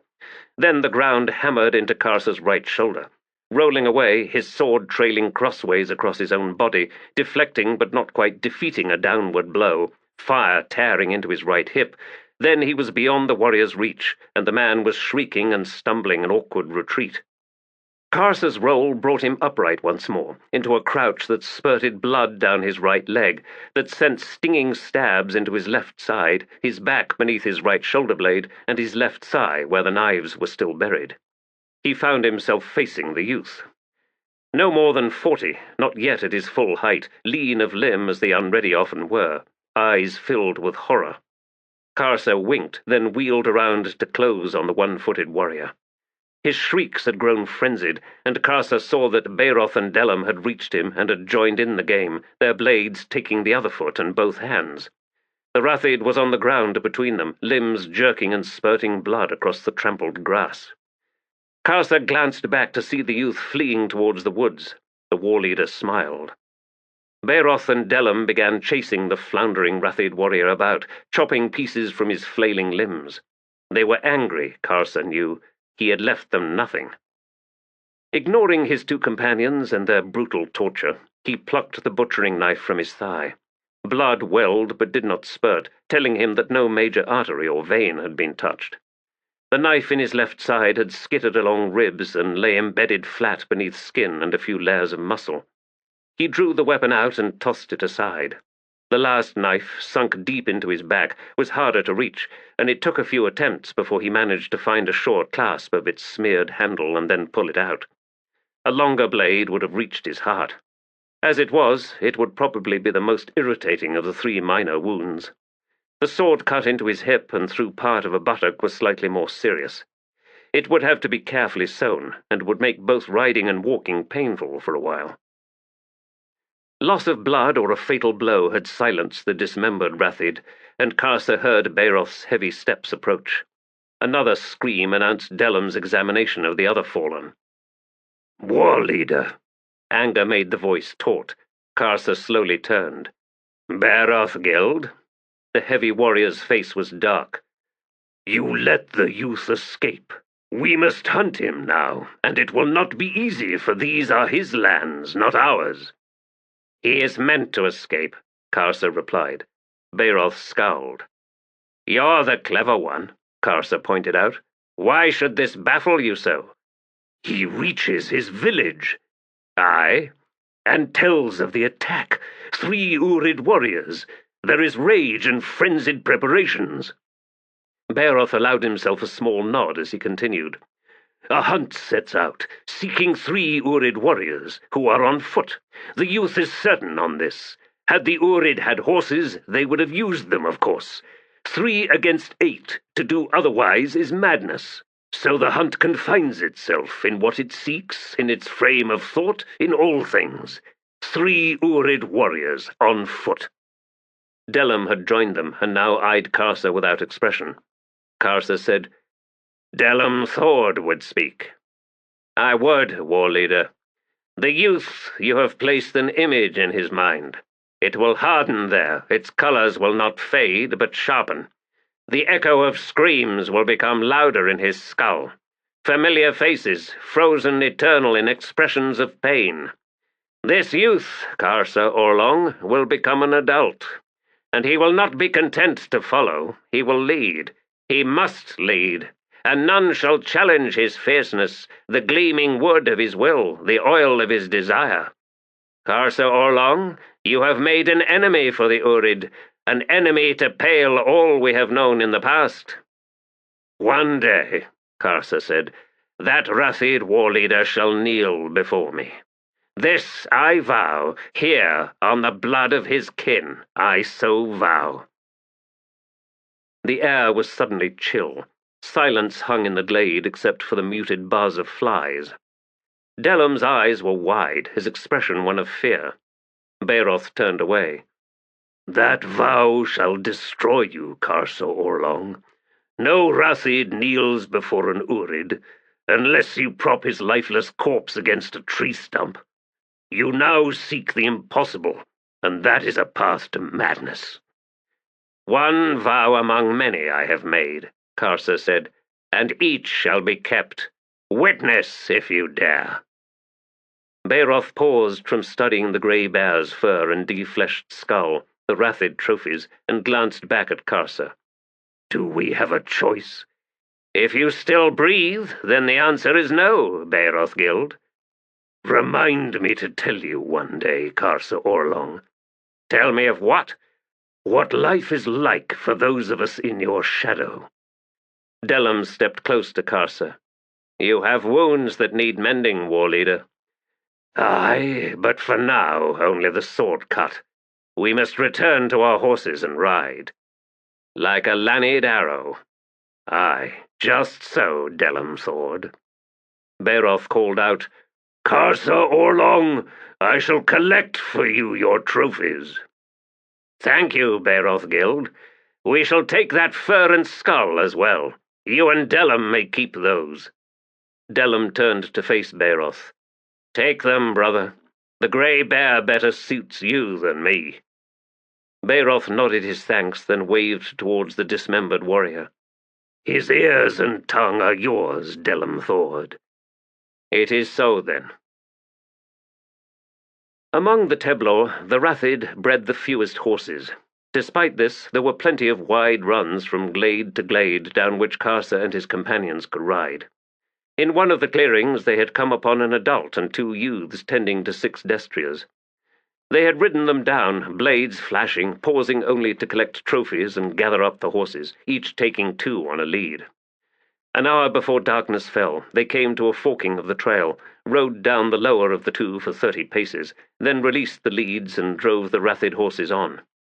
The 3 Urid warriors then slipped a single short rope around the necks of their own mounts, just above the collarbones, and with gentle alternating tugs walked them backwards until they reached the fork, whereupon they proceeded on to the higher trail. 50 paces ahead, Delum dismounted and backtracked to obscure their trail. With the wheel taking shape overhead, they cut away from the rocky path and found a small clearing in which they made camp. Bairoth cut slices from the bear meat and they ate. Delum then rose to attend to the horses, using wet moss to wipe them down. The beasts were tired and left unhobbled to allow them to walk the clearing and stretch their necks. Examining his wounds, Karsa noted that they had already begun to knit. So it was among the Teblor. Satisfied, he found his flask of blood oil and set to repairing his weapon. Delum rejoined them, and he and Bairoth followed suit. "Tomorrow," Karsa said, "we leave this trail." "Down to the wider, easier ones in the valley?" Bairoth asked. "If we are quick," Delum said, "we can pass through Rathid land in a single day." "No, we lead our horses higher, onto the goat and sheep trails," Karsa replied, "and we reverse our path for the length of the morning. Then we ride down into the valley once more. Bairoth Gild, with the hunt out, who will remain in the village?" The heavy man drew out his new bear cloak and wrapped it about himself before answering. "Youths, women, the old and the crippled." "Dogs?" "No, the hunt will have taken those. So, war leader, we attack the village." "Yes, then we find the hunt's trail." Delum drew a deep breath and was slow in its release. "Karsa Orlong, the village of our victims thus far is not the only village. In the first valley alone there are at least 3 more. Word will go out. Every warrior will ready his sword. Every dog will be unleashed and sent out into the forest. The warriors may not find us, but the dogs will." "And then," Bairoth growled, "there are 3 more valleys to cross." "Small ones," Karsa pointed out, "and we cross them at the south ends, a day or more hard riding from the north mouths and the heart of the Rathid lands." Delum said, "There will be such a foment of anger pursuing us, war leader, that they will follow us into the valleys of the Sunyd." Karsa flipped the blade on his thighs to begin work on the other side. "So I hope, Delum Thord. Answer me this, when last have the Sunyd seen an Urid?" "Your grandfather," Bairoth said. Karsa nodded. "And we well know the Rathid war cry, do we not?" "You would start a war between the Rathid and Sunyd?" "Aye, Bairoth." The warrior slowly shook his head. "We are not yet done with the Rathid, Karsa Orlong. You plan too far in advance, war leader." "Witness what comes, Bairoth Gild." Bairoth picked up the bear skull. The lower jaw still hung from it by a single strip of gristle. He snapped it off and tossed it to one side. Then he drew out a spare bundle of leather straps. He began tightly wrapping the cheekbones, leaving long lengths dangling beneath. Karsa watched these efforts curiously. The skull was too heavy even for Bairoth to wear as a helm. Moreover, he would need to break the bone away on the underside, where it was thickest around the hole that the spinal cord made. Delum rose. "I shall sleep now," he announced, moving off. "Karsa Orlong," Bairoth said, "do you have spare straps?" "You are welcome to them," Karsa replied, also rising. "Be sure to sleep this night, Bairoth Gild." "I will." For the first hour of light they heard dogs in the forested valley floor below. These faded as they backtracked along a high cliffside path. When the sun was directly overhead, Delum found a downward wending trail, and they began the descent. Midway through the afternoon, they came upon stump-crowded clearings and could smell the smoke of the village. Delum dismounted and slipped ahead. He returned a short while later. "As you surmised, war leader, I saw 11 elders, thrice as many women, and 13 youths. All very young. I imagine the older ones are with the hunt. No horses, no dogs." He climbed back onto his horse. The 3 Urid warriors readied their swords. They then each drew out their flasks of blood oil and sprinkled a few drops around the nostrils of their destriers. Heads snapped back, muscles tensed. "I have the right flank," Bairoth said. "And I the center," Karsa announced. "And so I the left," Delum said, then frowned. "They will scatter from you, war leader." "I am feeling generous today, Delum Thord. This village shall be to the glory of you and Bairoth. Be sure that no one escapes on the other side." "None shall." "And if any woman seeks to fire a house to turn the hunt, slay her." "They would not be so foolish," Bairoth said. "If they do not resist, they shall have our seed, but they shall live." The three removed the reins from their horses and looped them around their waists. They edged further onto their mounts' shoulders and drew their knees up. Karsa slipped his wrist through the sword's thong and whirled the weapon once through the air to tighten it. The others did the same. Beneath him, Havoc trembled. "Lead us, war leader," Delum said. A slight pressure launched Havoc forward, 3 strides into a canter, slow and almost loping as they crossed the stump-filled glade. A slight shifting to the left led them towards the main path. Reaching it, Karsa lifted his sword into the destrier's range of vision. The beast surged into a gallop. 7 lengthening strides brought them to the village. Karsa's companions had already split away to either side to come up behind the houses, leaving him the main artery. He saw figures there, directly ahead, heads turning. A scream rang through the air. Children scattered. Sword lashed out, chopped down easily through young bone. Karsa glanced to his right and Havoc shifted direction, hoofs kicking out to gather in and trample an elder. They plunged onward, pursuing, butchering. On the far sides of the houses, beyond the refuse trenches, more screams sounded. Karsa reached the far end. He saw a single youth racing for the trees and drove after him. The lad carried a practice sword. Hearing the heavy thump of Havoc's charge closing fast, and with the safety of the forest still too far in front of him, he wheeled. Karsa's swing cut through practice sword, then neck. A head thrust from Havoc sent the youth's decapitated body sprawling. "I lost a cousin in such a manner, ridden down by a Rathid, ears and tongue taken, body strung by 1 foot from a branch, the head propped beneath, smeared in excrement. The deed is answered. Answered." Havoc slowed, then wheeled. Karsa looked back upon the village. Bairoth and Delum had done their slaughter and were now herding the women into the clearings surrounding the village hearth. At a trot, Havoc carried him back into the village. "The chief's own belong to me," Karsa announced. Bairoth and Delum nodded, and he could see their heightened spirits from the ease with which they surrendered the privilege. Bairoth faced the women and gestured with his sword. A middle-aged, handsome woman stepped forward, followed by a younger version, a lass perhaps the same age as Dalis. Both studied Karsa as carefully as he did them. "Bairoth, Gild, and Delum, Thord, take your first among the others. I will guard." The 2 warriors grinned, dismounted, and plunged among the women to select one each. They vanished into separate houses, leading their prizes by the hand. Karsa watched with raised brows. The chief's wife snorted. "Your warriors were not blind to the eagerness of those 2, she said. "Their warriors, be they father or mate, will not be pleased with such eagerness," Karsa commented. "Urid women would not." "They will never know, war leader," the chief's wife replied, "unless you tell them. And what is the likelihood of that? They will spare you no time for taunts before killing you." "Ah, but I see now," she added, stepping closer to stare up at his face.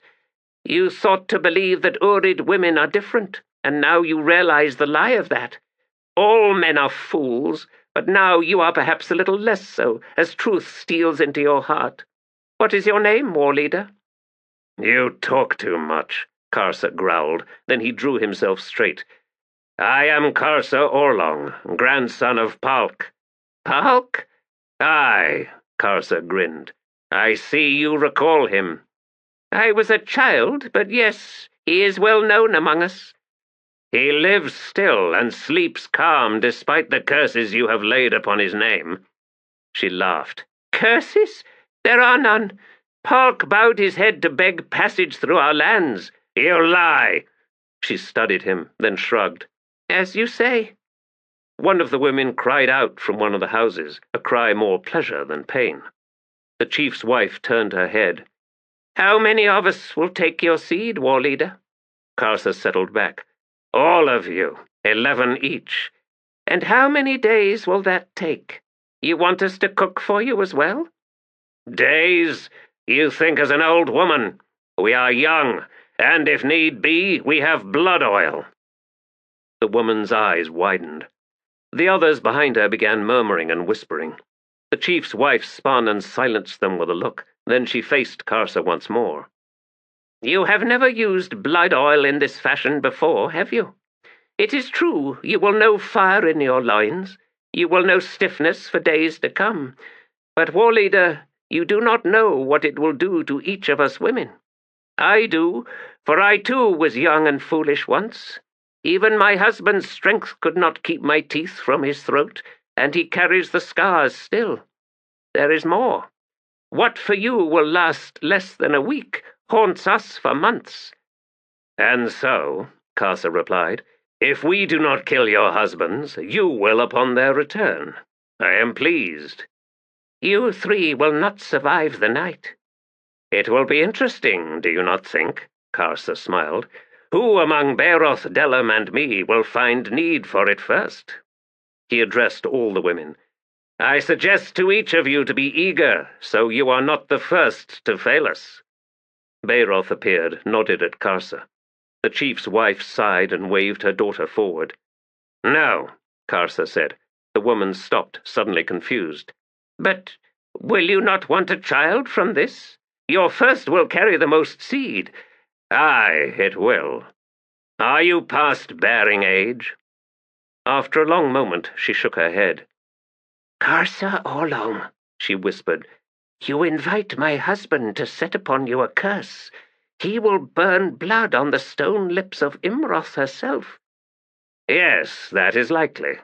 Karsa dismounted and approached her. Now, lead me to your house. She drew back. The house of my husband? War leader, no, please, let us choose another one. Your husband's house, Karsa growled. I am done talking, and so are you. An hour before dusk, and Karsa led the last of his prizes towards the house, the chief's daughter. He and Bairoth and Delum had not needed the blood oil, a testament, Bairoth claimed, to Urid prowess, though Karsa suspected the true honour belonged to the zeal and desperate creativity of the women of the Rathid, and even then the last few for each of the warriors had been peremptory. As he drew the young woman into the gloomy house with its dying hearth, Karsa swung shut the door and dropped the latch.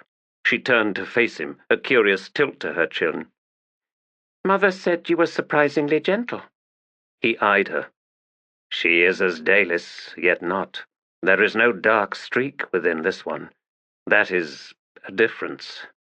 Remove your clothes. She quickly climbed out of the one-piece hide tunic. Had I been first, Karsa Orlong, I would have made home for your seed. Such is this day in my wheel of time.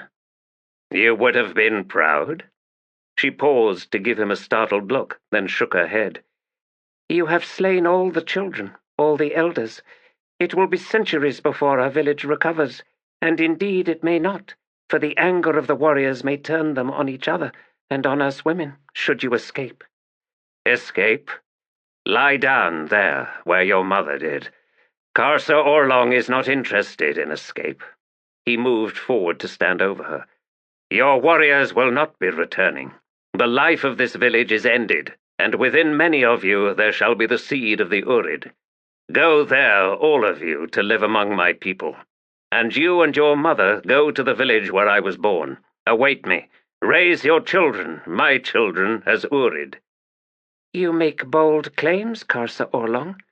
He began removing his leathers. More than claims, I see, she observed.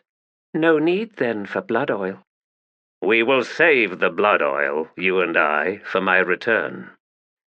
Her eyes widened and she leaned back as he moved down over her.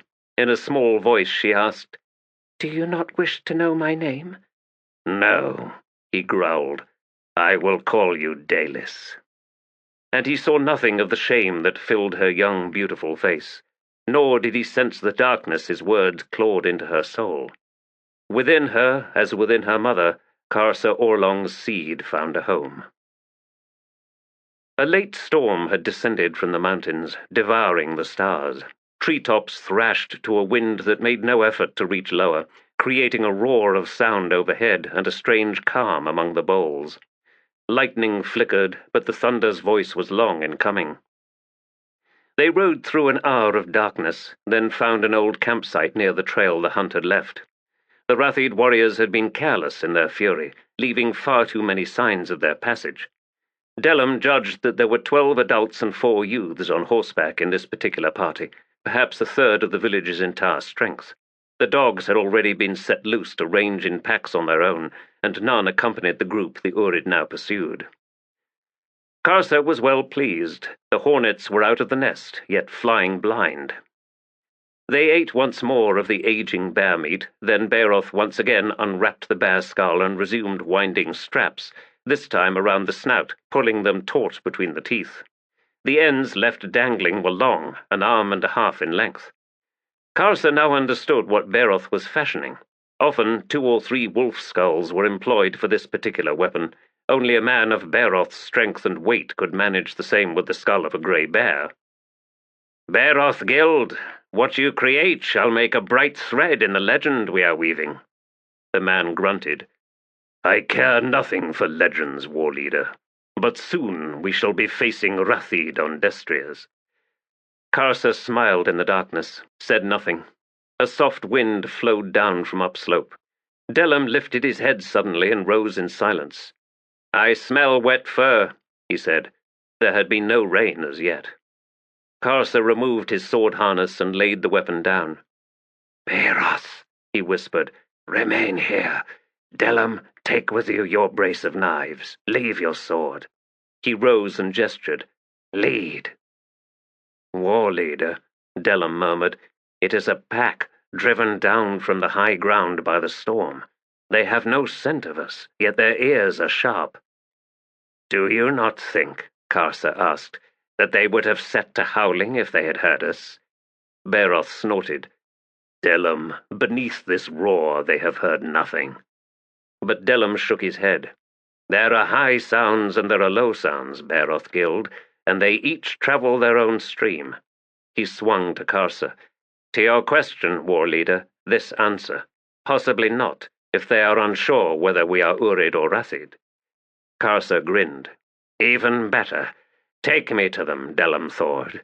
I have thought long on this matter of Rathid dogs, the loosed packs. Take me to them, and keep your throwing knives close to hand." Pahlk and the other 2 destriers had quietly flanked the warriors during the conversation, and now all faced upslope, ears pricked forward. After a moment's hesitation, Delum shrugged, and crouching set off into the woods. Karsa followed. The slope grew steeper after a score of paces. There was no path, and fallen tree trunks made traverse difficult and slow, though thick swaths of damp moss made the passage of the 2 Teblor warriors virtually noiseless. They reached a flatter shelf perhaps 15 paces wide and 10 deep, a high crack-riven cliff opposite. A few trees leaned against the rock, grey with death. Delum scanned the cliffside, then made to move towards a narrow dirt-filled crevasse near the left end of the cliff that served as a game trail, but Karsa restrained him with a hand. He leaned close. "How far ahead?" 50 heartbeats. We've still time to make this climb." "No. We position ourselves here. Take that ledge to the right and have your knives ready." With a baffled expression, Delum did as he was told. The ledge was halfway up the cliffside. Within moments he was in place. Karsa moved towards the game trail. A dead pine had fallen from above, taking the same path in its descent, coming to rest half a pace to the trail's left. Karsa reached it and gave the trunk a nudge. The wood was still sound. He quickly climbed it, then, feet resting on branches, he twisted round until he faced the flat expanse of shelf, the game trail now almost within arm's reach to his left, the bowl and cliff at his back. Then he waited. He could not see Delum from his position unless he leaned forward, which might well pull the tree away from the cliffside, taking him with it in a loud, probably damaging fall. He would have to trust, therefore, that Delum would grasp what he intended and act accordingly when the time came. A skitter of stones down the trail. The dogs had begun the descent. Karsa drew a slow, deep breath and held it. The pack's leader would not be the first, most likely the second, a safe beat or two behind the scout. The first dog scrambled past Karsa's position in a scatter of stones, twigs, and dirt, its momentum taking it a half-dozen paces out onto the flat shelf, where it paused, nose lifting to test the air. Hackles rising, it moved cautiously towards the shelf's edge. Another dog came down the trail, a larger beast, this one kicking up more detritus than the first. As its scarred head and shoulders came into view, Karsa knew that he had found the pack's leader. The animal reached the flat. Just as the scout began swinging his head around, Karsa leapt. His hands shot out to take the leader on the neck, driving the beast down, spinning it onto its back, his left hand closing on the throat, his right gripping both flailing, kicking front legs just above the paws. The dog flew into a frenzy beneath him, but Karsa held firm. More dogs tumbled in a rush down the trail, then fanned out in sudden alarm and confusion. The leader's snarls had turned to yelps. Savage teeth had ripped into Karsa's wrist until he managed to push his chokehold higher under the dog's jaw. The animal writhed, but it had already lost, and they both knew it, as did the rest of the pack. Karsa finally glanced up to study the dogs surrounding him. At his lifting of head, they all backed away, all but one, a young, burly male who ducked low as it crept forward. Two of Delum's knives thudded into the animal, one in the throat and the other behind its right shoulder. The dog pitched to the ground with a strangled grunt, then lay still. The others of the pack retreated still further. The leader had gone motionless beneath Karsa. Baring his teeth, the warrior slowly lowered himself until his cheek lay alongside the dog's jawline. Then he whispered into the animal's ear. "You heard the death cry, friend. That was your challenger. This should please you, yes? Now you and your pack belong to me." As he spoke, his tones soft and reassuring, he slowly loosened his grip on the dog's throat. A moment later, he leaned back, shifted his weight to one side, withdrawing his arm entirely, then releasing the dog's forelimbs. The beast scrambled to its feet. Karsa straightened, stepped close to the dog, smiling to see its tail droop. Delum climbed down from the ledge. "War leader," he said as he approached, "I am witness to this." He retrieved his knives. "Delum, Thord, you are both witness and participant, for I saw your knives, and they were well timed. The leader's rival saw his moment, and you understood that. We now have a pack that will fight for us. Aye, Delum, Thord. I will go ahead of you back to Bairoth, then. The horses will need calming. We shall give you a few moments." At the shelf's edge, Delum paused and glanced back at Karsa. "I no longer fear the Rathid, Karsa Orlong, nor the Sunyd. I now believe that Uragal indeed walks with you on this journey. Then know this, Delum Thord.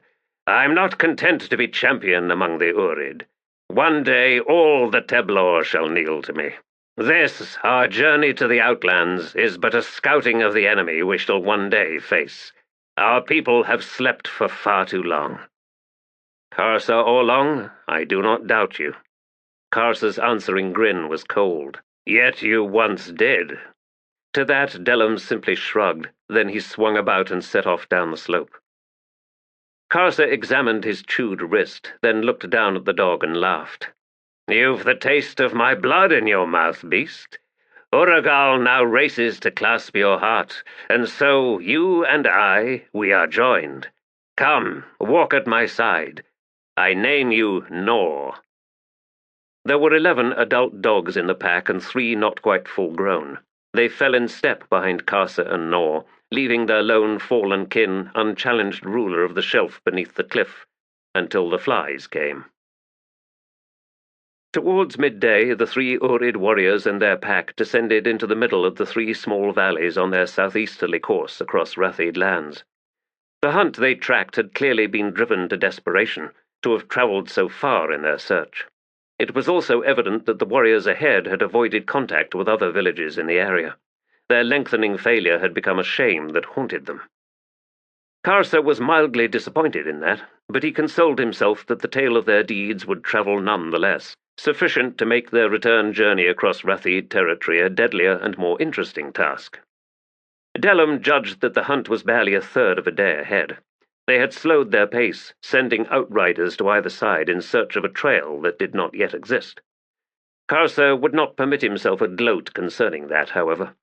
There were, after all, two other parties from the Rathid village, these ones probably on foot and moving cautiously, leaving few signs of their stealthy passage. At any time they might cross the Urid trail. The pack of dogs remained close on the upwind side, loping effortlessly alongside the trotting horses.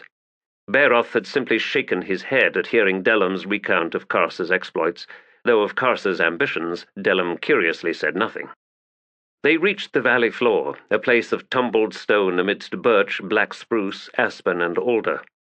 The remnants of a river seeped through the moss and rotting stumps, forming black pools that hinted nothing of their depth.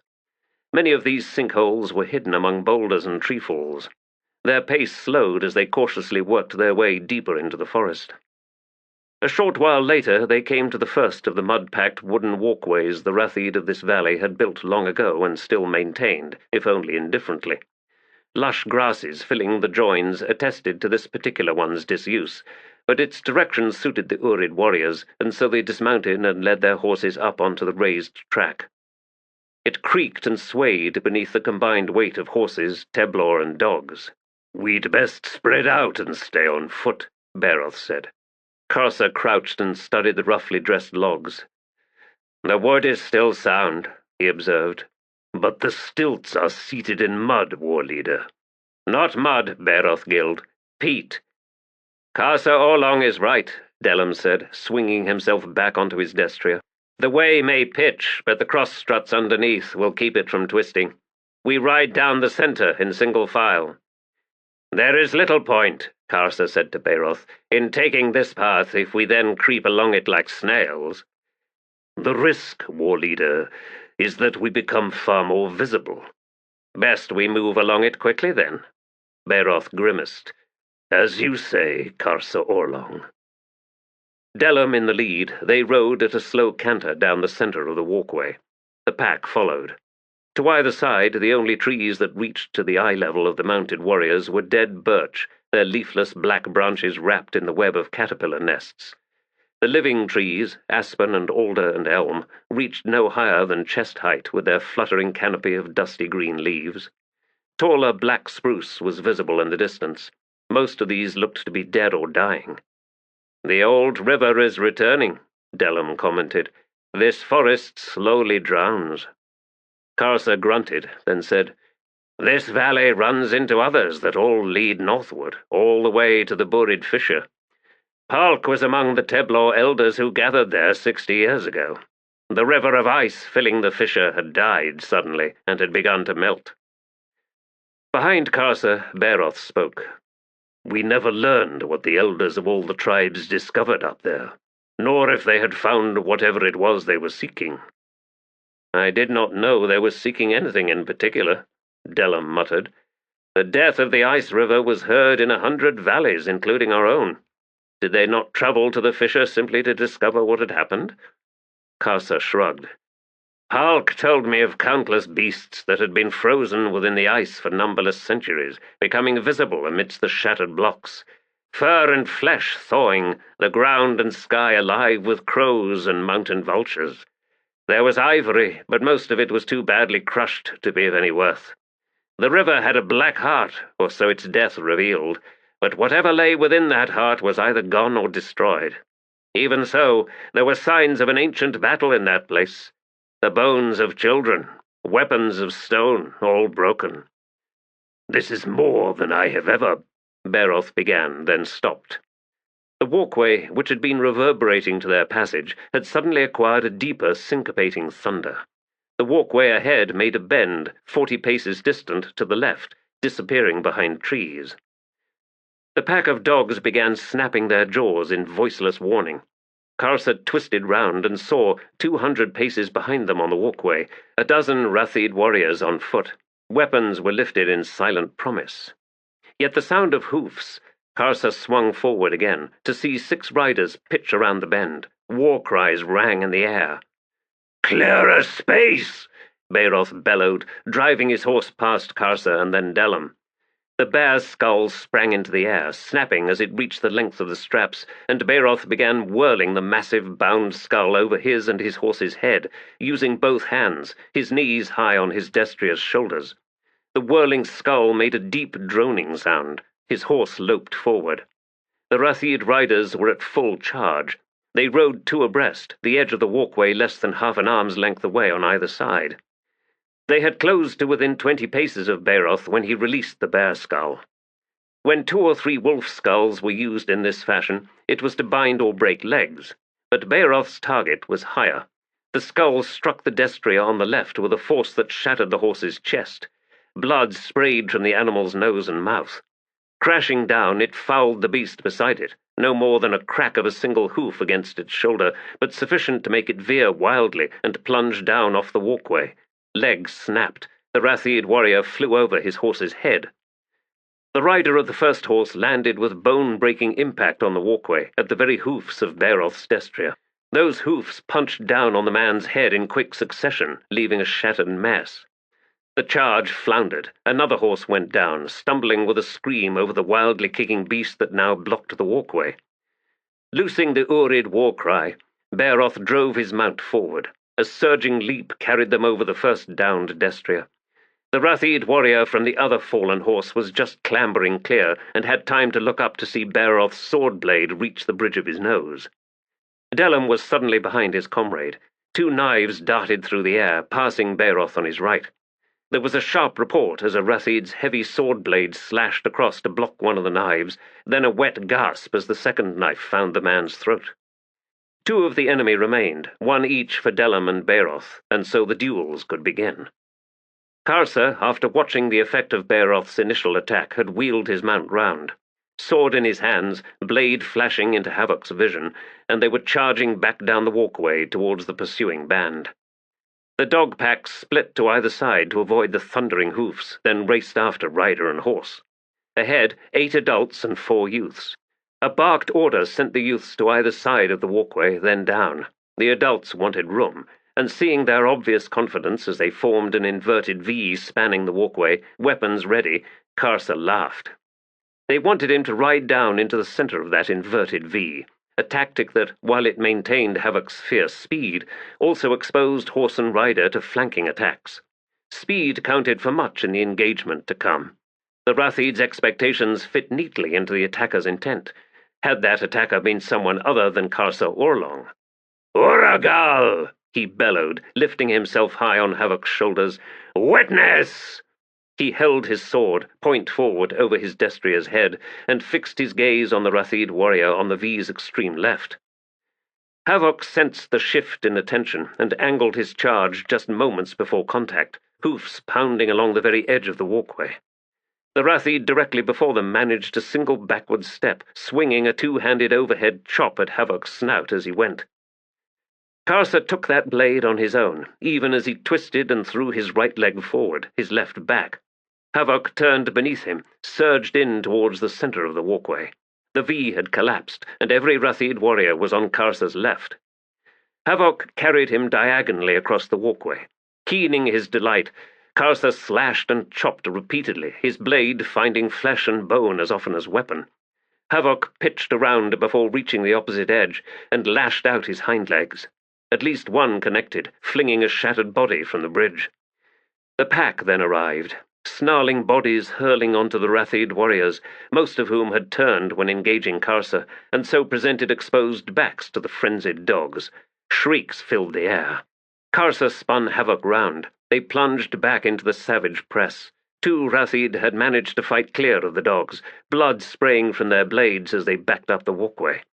Bellowing a challenge, Karsa drove towards them, and was shocked to see them both leap from the walkway. "Bloodless cowards! I witness! Your youths witness! These damned dogs witness!" He saw them reappear, weapons gone, scrambling and stumbling across the bog.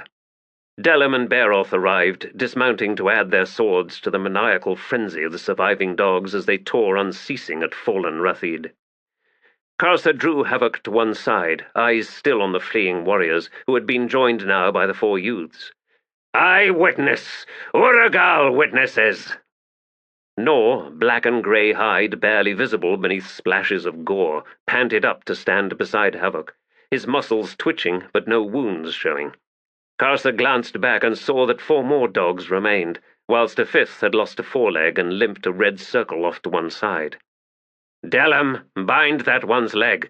We will sear it anon." "What use a 3-legged hunting dog, war leader?" Bairoth asked, breathing heavy. "Even a 3-legged dog has ears and a nose, Bairoth Gild. One day she will lie grey-nosed and fat before my hearth, this I swear. Now, is either of you wounded?" "Scratches." Bairoth shrugged, turning away. "I have lost a finger," Delum said as he drew out a leather strap and approached the wounded dog, "but not an important one." Karsa looked once more at the retreating Rathid. They had almost reached a stand of black spruce. The war leader sent them a final sneer, then laid a hand on Havoc's brow. "My father spoke true, Havoc. I have never ridden such a horse as you." An ear had cocked at his words. Karsa leaned forward and set his lips to the beast's brow. "We become, you and I," he whispered. "Legend. Legend, Havoc." Straightening, he studied the sprawl of corpses on the walkway and smiled. "It is time for trophies, my brothers. Bairoth, did your bear skull survive?" "I believe so, war leader." "Your deed was our victory, Bairoth Gild." The heavy man turned, studied Karsa through slitted eyes. "You ever surprise me, Karsa Orlong." "As your strength does me, Bairoth Gild." The man hesitated, then nodded. "I am content to follow you, war leader." "You ever were, Bairoth Gild, and that is the difference between us." Chapter 2. There are hints, if one scans the ground with a clear and sharp eye, that this ancient Jagat war, which for the Kron Tilan Imas was either their 17th or 18th, went terribly awry. The adept who accompanied our expedition evinced no doubt whatsoever that a Jagat remained alive within the Lederon Glacier. Terribly wounded, yet possessing formidable sorcery still. Well beyond the ice river's reach, a reach which has been diminishing over time, there are shattered remains of Tilan Imas, the bones strangely malformed, and on them the flavour of fierce and deadly Omtos Felak lingering to this day. Of the ensorcelled stone weapons of the Kron, only those that were broken in the conflict remained, leading one to assume that either looters have been this way, or the Tilan Imas survivors, assuming there were any, took them with them. The Nathi Expedition of 1012, Kenamas Tribanos, Chronicler. "I believe," Delum said as they led their horses down from the walkway, "that the last group of the hunt has turned back." "The plague of cowardice ever spreads," Karsa growled. "They surmised at the very first," Bairoth grumbled, "that we were crossing their lands, that our first attack was not simply a raid. So they will await our return and will likely call upon the warriors of other villages." "That does not concern me, Bairoth Gild." "I know that, Karsa Orlong. For what part of this journey have you not already anticipated? Even so, 2 more Rathid valleys lie before us. I would know. There will be villages. Do we ride around them, or do we collect still more trophies?" "We shall be burdened with too many trophies when we reach the lands of the lowlanders at Silver Lake," Delum commented. Karsa laughed, then considered. "Bairoth Gild, we shall slip through these valleys like snakes in the night until the very last village. I would still draw hunters after us into the lands of the Sunyd." Delum had found a trail leading up the valley side. Karsa checked on the dog limping in their wake. Nor walked alongside it, and it occurred to Karsa that the 3-legged beast might well be its mate. He was pleased with his decision to not slay the wounded creature. There was a chill in the air that confirmed their gradual climb to higher elevations. The Sunyd territory was higher still, leading to the eastern edge of the escarpment. Pahlk had told Karsa that but a single pass cut through the escarpment, marked by a torrential waterfall that fed into Silver Lake. The climb down was treacherous. Pahlk had named it Bone Pass. The trail began to wind sinuously among winter-cracked boulders and treefalls. They could now see the summit, 600 steep paces upward. The warriors dismounted. Karsa strode back and lifted the three-legged dog into his arms. He set it down across Havok's broad back and strapped it in place. The animal voiced no protest, nor moved up to flank the destrier. They resumed their journey. The sun was bathing the slope in brilliant gold light by the time they had closed to within 100 paces of the summit, reaching a broad ledge that seemed, through a sparse forest of straggly, wind-twisted oaks, to run the length of the valley side. Scanning the terrace's sweep to his right, Delum voiced a grunt, then said, "I see a cave. There," he pointed, "behind those fallen trees, where the shelf bulges." Bairoth nodded and said, "It looks big enough to hold our horses. Karsa Orlong, if we are to begin riding at night." "Agreed," Karsa said. Delum led the way along the terrace. Nor scrambled past him, slowing upon nearing the cave mouth, then crouching down and edging forward. The Urid warriors paused, waiting to see if the dog's hackles rose, thus signaling the presence of a grey bear or some other denizen. After a long moment, with Nor motionless and lying almost flat before the cave entrance, the beast finally rose and glanced back at the party, then trotted into the cave. The fallen trees had provided a natural screen, hiding the cave from the valley below. There had been an overhang, but it had collapsed, perhaps beneath the weight of the trees, leaving a rough pile of rubble partially blocking the entrance. Bairoth began clearing a path to lead the horses through. Delum and Karsa took Nor's route into the cave. Beyond the mound of tumbled stones and sand, the floor levelled out beneath a scatter of dried leaves. The setting sun's light painted the back wall in patches of yellow, revealing an almost solid mass of carved glyphs. A small cairn of piled stones sat in the domed chamber's centre. Nor was nowhere to be seen, but the dog's tracks crossed the floor and vanished into an area of gloom near the back. Delum stepped forward, his eyes on a single oversized glyph directly opposite the entrance. "That blood sign is neither Ratids nor Sunyd," he said. "But the words beneath it are Teblor," Karsa asserted. "The style is very—" Delum frowned. "Ornate." Karsa began reading aloud. "I led the families that survived, down from the highlands, through the broken veins that bled beneath the sun." "Broken veins?" "Ice," Delum said. "Bleeding beneath the sun, aye. We were so few, our blood was cloudy and would grow cloudier still. I saw the need to shatter what remained. For the Tlan Imas were still close and much agitated and inclined to continue their indiscriminate slaughter." Karsa scowled. "Tlan Imas? I do not know those two words." "Nor I," Delum replied. "A rival tribe, perhaps. Read on, Karsa Orlong. Your eye is quicker than mine." "And so I sundered husband from wife, child from parent, brother from sister. I fashioned new families and then sent them away, each to a different place. I proclaimed the laws of isolation as given us by Icarium, whom we had once sheltered, and whose heart grew vast with grief upon seeing what had become of us. The laws of isolation would be our salvation, clearing the blood and strengthening our children. To all who follow and to all who shall read these words, this is my justification." "These words trouble me, Karsa Orlong." Karsa glanced back at Delum. "Why? They signify nothing of us. They are an elder's ravings. Too many words. To have carved all these letters would have taken years, and only a madman would do such a thing. A madman who was buried here, alone, driven out by his people." Delum's gaze sharpened on Karsa. "Driven out? Yes, I believe you are correct, war leader. Read more. Let us hear his justification, and so judge for ourselves." Shrugging, Karsa returned his attention to the stone wall. "To survive, we must forget. So Icarium told us. Those things that we had come to, those things that softened us. We must abandon them.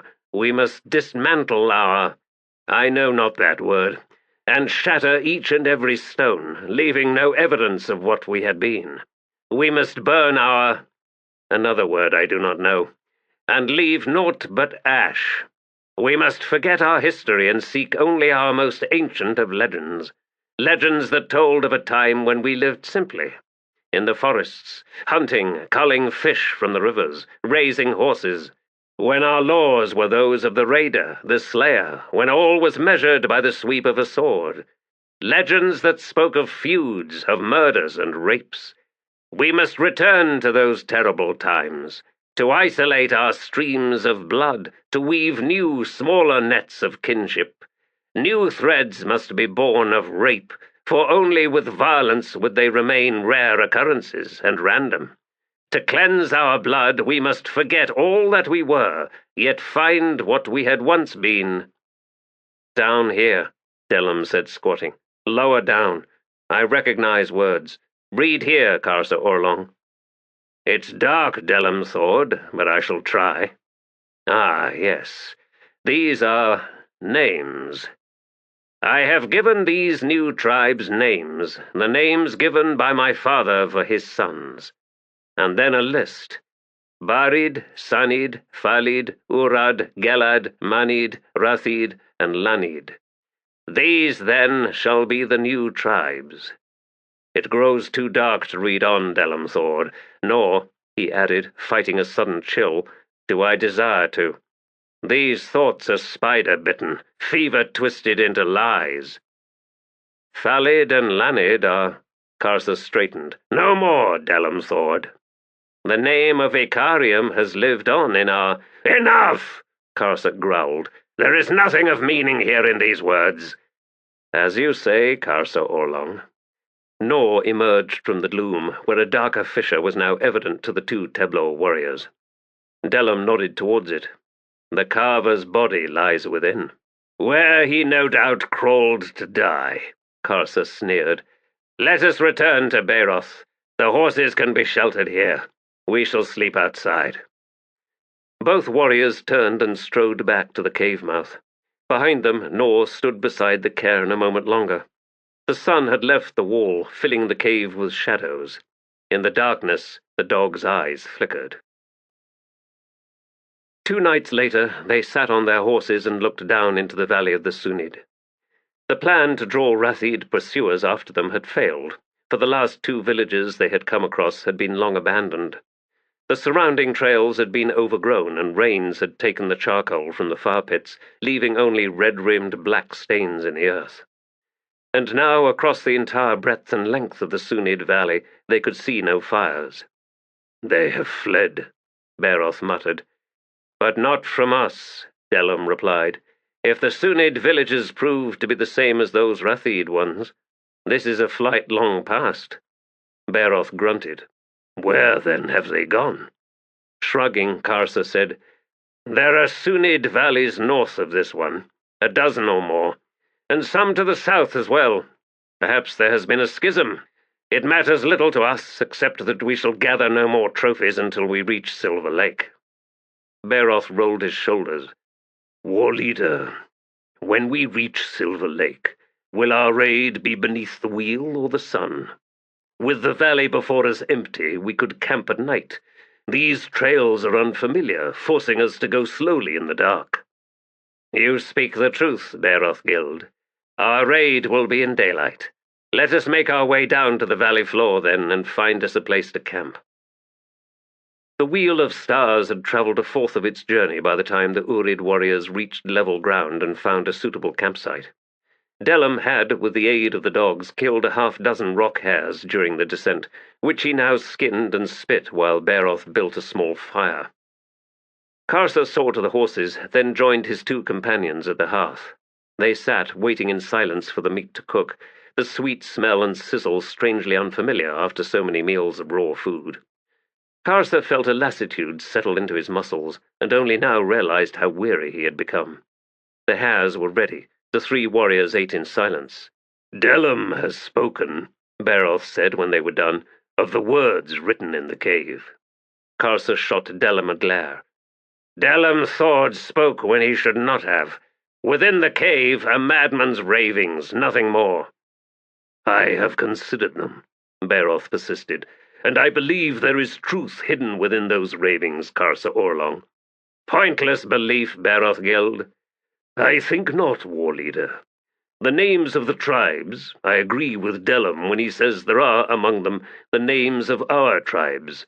Urad is far too close to Urid to be accidental, especially when 3 of the other names are unchanged. Granted, one of those tribes has since vanished, but even our own legends whisper of a time when there were more tribes than there are now. And those 2 words that you did not know, Karsa Orlong, great villages and yellow bark. Those were not the words. True enough, but that is the closest Delum could come to. Karsa Orlong, the hand that inscribed those words was from a place and time of sophistication, a place and a time where the Teblor language was, if anything, more complex than it is now. Karsa spat into the fire. Bairoth Gild, if these be truths as you and Delum say, I still must ask, what value do they hold for us now? Are we a fallen people? That is not a revelation.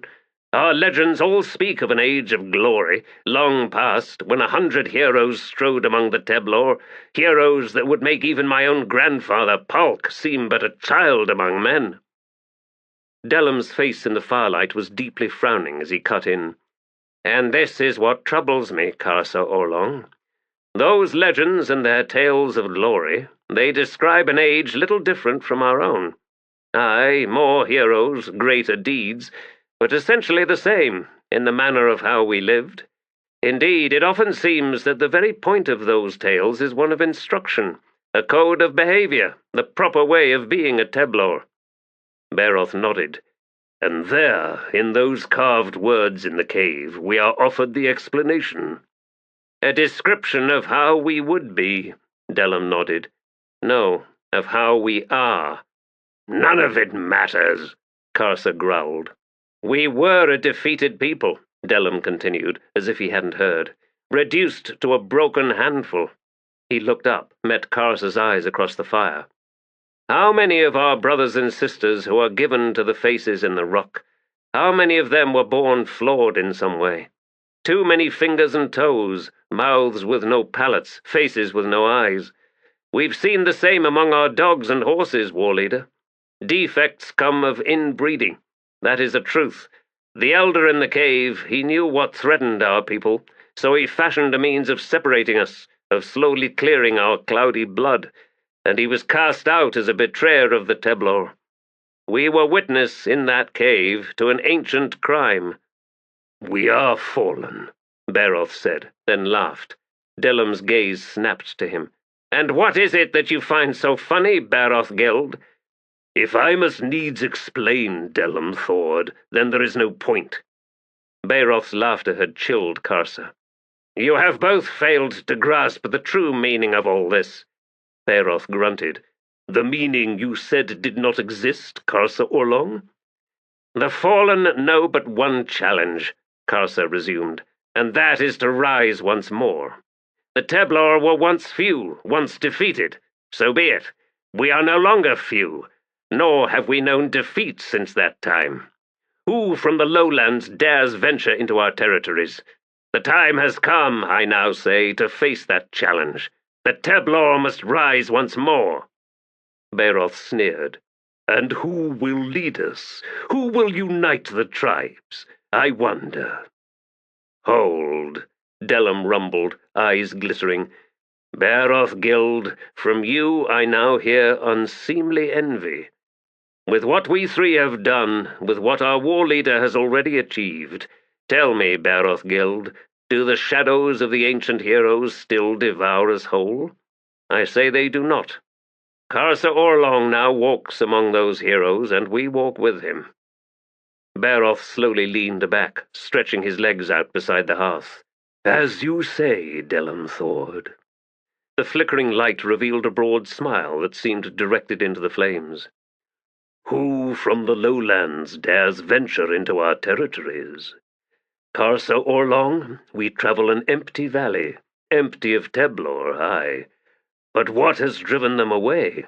It may be that defeat stalks the formidable Teblor once more. There was a long moment when none of the three spoke. Then Delum added another stick to the fire. It may be, he said in a low voice, that there are no heroes among the Sunyd. Bairoth laughed. True, among all the Teblor, there are but 3 heroes. Will that be enough, do you think? 3 is better than 2, Karsa snapped. But if need be, 2 will suffice. I pray to the 7, Karsa Orlong, that your mind ever remain free of doubt. Karsa realized that his hands had closed on the grip of his sword. Ah, that's your thought, then. The son of the father. Am I being accused of Synyg's weakness? Bairoth studied Karsa, then slowly shook his head. Your father is not weak, Karsa Orlong. If there are doubts to speak of here and now, they concern Pahlk and his heroic raid to Silver Lake. Karsa was on his feet, the bloodwood sword in his hands. Bairoth made no move. You do not see what I see, he said quietly. There is the potential within you, Karsa Orlong, to be your father's son. I lied earlier when I said I prayed that you would remain free of doubt. I pray for the very opposite, war leader. I pray that doubt comes to you, that it tempers you with its wisdom. Those heroes in our legends, Karsa Orlong, they were terrible, they were monsters, for they were strangers to uncertainty. Stand before me, Bairoth Gild, for I will not kill you whilst your sword remains at your side. I will not, Karsa Orlong. The straw is on my back, and you are not my enemy. Delum moved forward with his hands full of earth, which he dropped onto the fire between the 2 other men. It is late, he muttered, and it may be as Bairoth suggests that we are not as alone in this valley as we believe ourselves to be. At the very least, there may be watchers on the other side. War leader, there have been only words this night. Let us leave the spilling of blood for our true enemies. Karsa remained standing, glaring down at Bairoth Gild. Words, he growled. Yes, and for the words he has spoken, Bairoth Gild must apologize. I, Bairoth Gild, beg forgiveness for my words. Now, Karsa Orlong, will you put away your sword? You are warned, Karsa said. I will not be so easily appeased next time. I am warned. Grasses and saplings had reclaimed the Sunyd village. The trails leading to and from it had almost vanished beneath brambles, but here and there, among the stone foundations of the circular houses, the signs of fire and violence could be seen. Delum dismounted and began poking about the ruins. It was only a few moments before he found the first bones. Bairoth grunted. A raiding party, one that left no survivors. Delum straightened with a splintered arrow shaft in his hands. Lowlanders. The Sunyd keep few dogs, else they would not have been so unprepared. We now take upon ourselves, Karsa said, not a raid, but a war. We journey to Silver Lake not as Urid, but as Teblor, and we shall deliver vengeance. He dismounted and removed from the saddle pack 4 hard leather sheaths, which he began strapping onto Havok's legs to protect the horse from the brambles. The other 2 warriors followed suit. Lead us, war leader, Delum said when he was done, swinging himself onto his destrier's back. Karsa collected the 3-legged dog and laid it down once more behind Havok's withers. He regained his seat and looked to Bairoth. The burly warrior also remounted.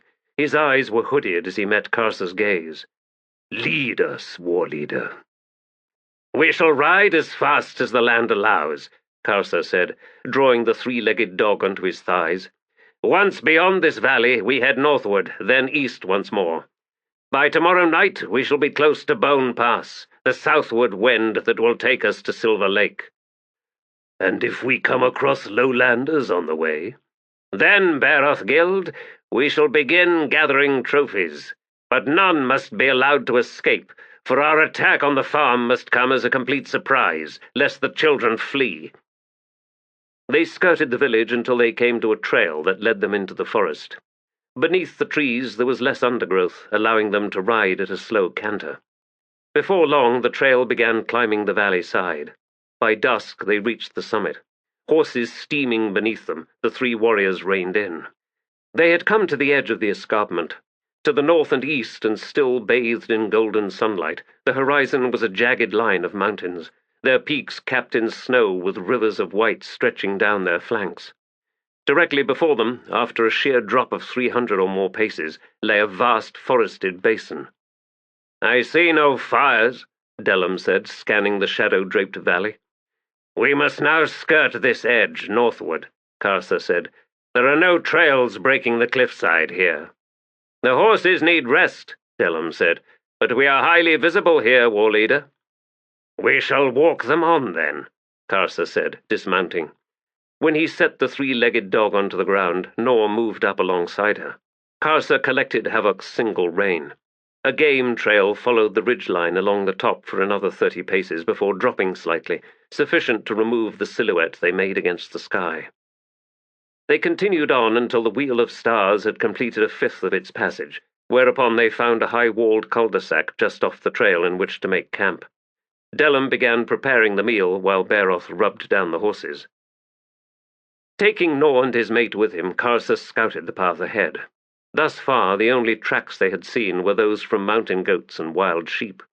The ridge had begun a slow, broken descent, and he knew that somewhere ahead there would be a river carrying the runoff from the north range of mountains, and a waterfall cutting a notch into the escarpment's cliffside.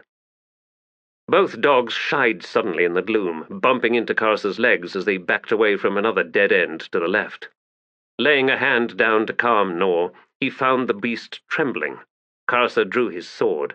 He sniffed the air, but could smell nothing awry, nor was there any sound from the dark-shrouded dead end, and Karsa was close enough to hear breathing had there been anyone hiding in it. He edged forward.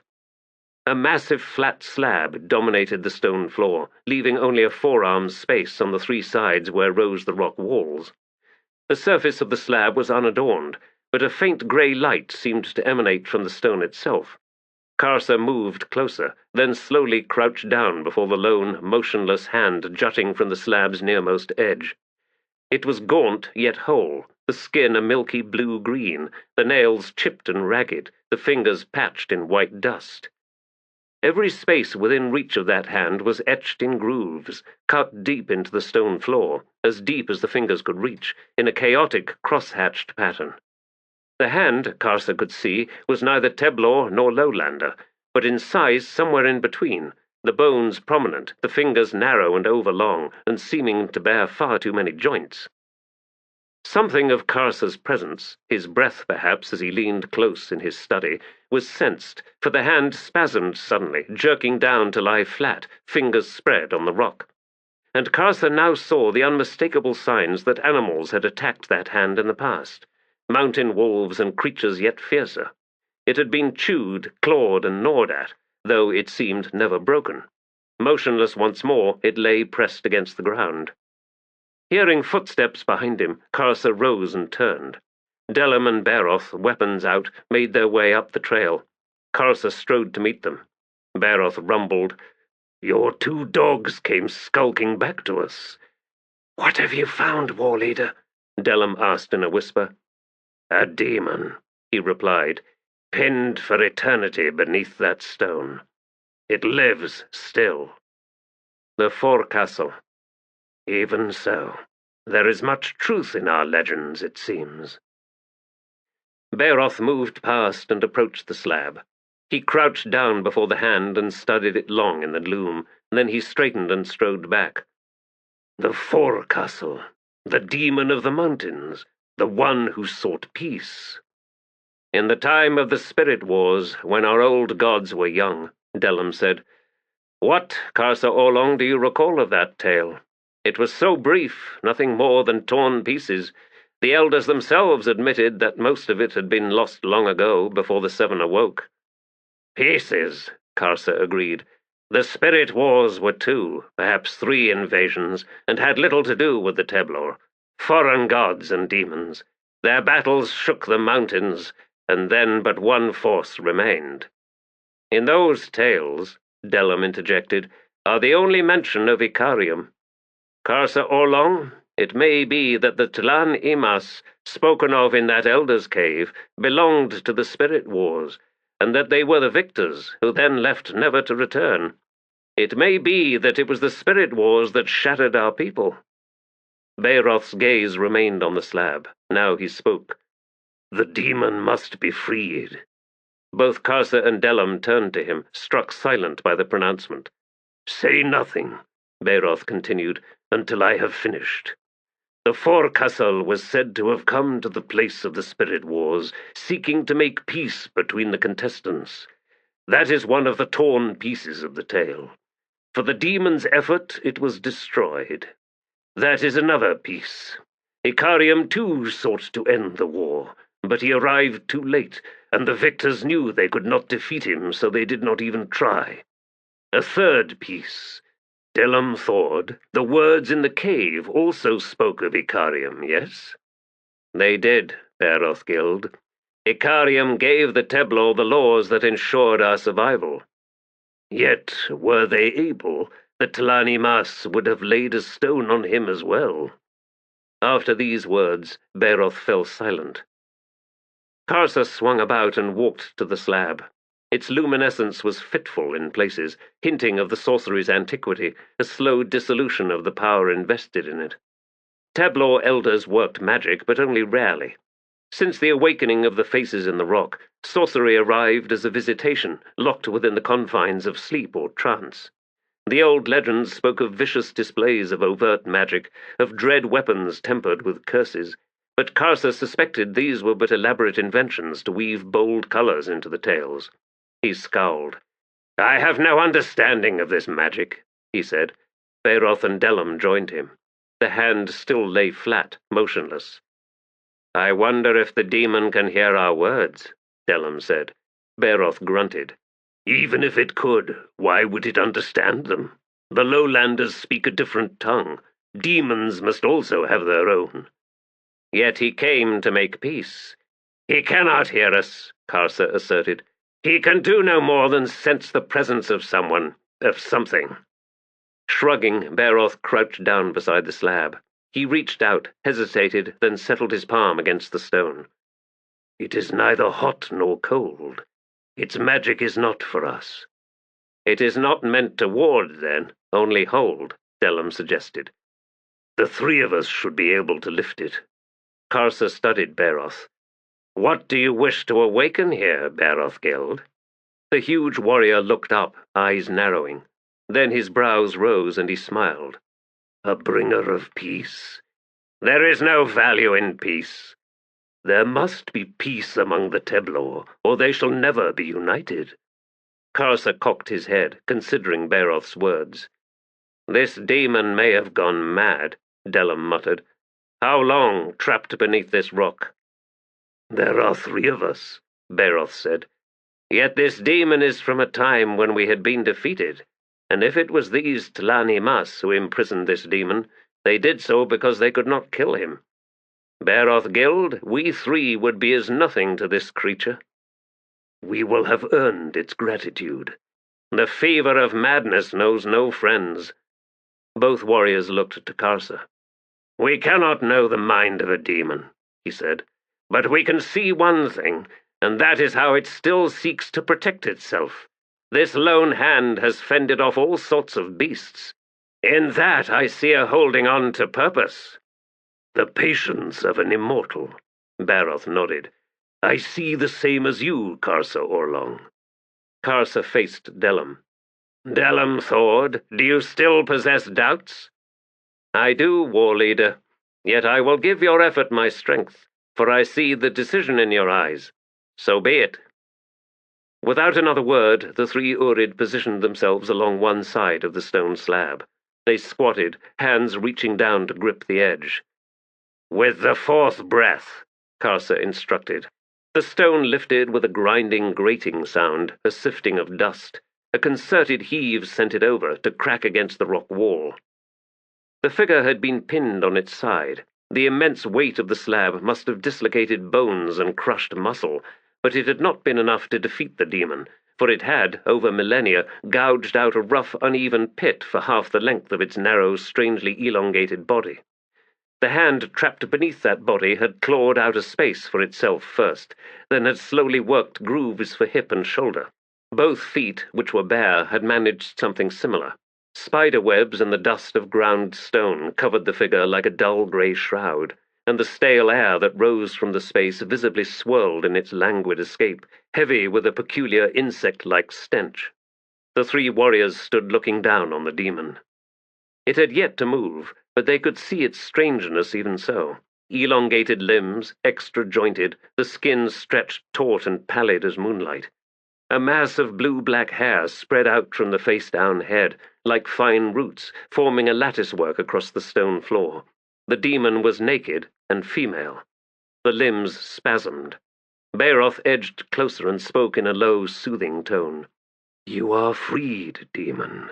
We are Teblor of the Urid tribe. If you will, we would help you.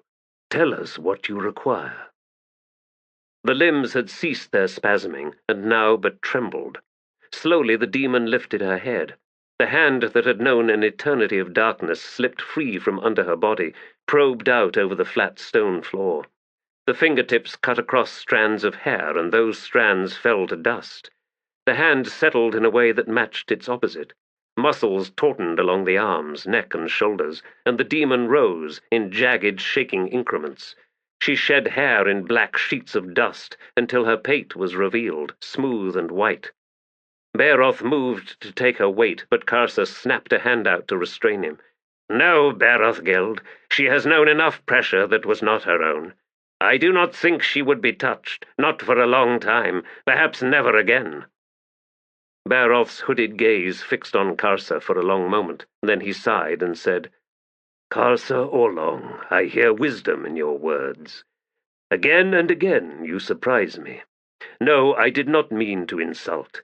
I am dragged towards admiration. Leave me my edged words." Karsa shrugged, eyes returning once more to the demon. "We can only wait now. Does a demon know thirst? Hunger? Hers is a throat that has not known water for generations, a stomach that has forgotten its purpose, lungs that have not drawn a full breath since the slab first settled. Fortunate it is night, too, for the sun might be as fire to her eyes." He stopped then, for the demon, on hands and knees, had raised her head, and they could see her face for the first time. Skin like polished marble, devoid of flaws, a broad brow over enormous midnight eyes that seemed dry and flat, like onyx beneath a layer of dust, high flaring cheekbones, a wide mouth withered and crusted with fine crystals. "There is no water within her," Delum said. "None." He backed away, then set off for their camp. The woman slowly sat back onto her haunches, then struggled to stand. It was difficult to just watch, but both warriors held back, tensed to catch her should she fall. It seemed she noticed that, and one side of her mouth curled upward a fraction. That one twitch transformed her face, and in response Karsa felt a hammer blow in his chest. She mocks her own sorry condition. This, her first emotion upon being freed. Embarrassment, yet finding the humor within it. Hear me, Uragal the Woven. I will make the ones who imprisoned her regret their deed, should they or their descendants still live. These Tlan Imas, they have made of me an enemy. I, Karsa Orlong, so vow." Delum returned with the waterskin, his steps slowing upon seeing her standing upright. She was gaunt, her body a collection of planes and angles. Her breasts were high and far apart, her sternum prominent between them. She seemed to possess far too many ribs. In height, she was as a Teblor child. She saw the waterskin in Delum's hands, but made no gesture towards it. Instead, she turned to settle her gaze on the place where she had lain. Karsa could see the rise and fall of her breath, but she was otherwise motionless. Bairoth spoke. "Are you the forecastle?" She looked over at him and half smiled once more.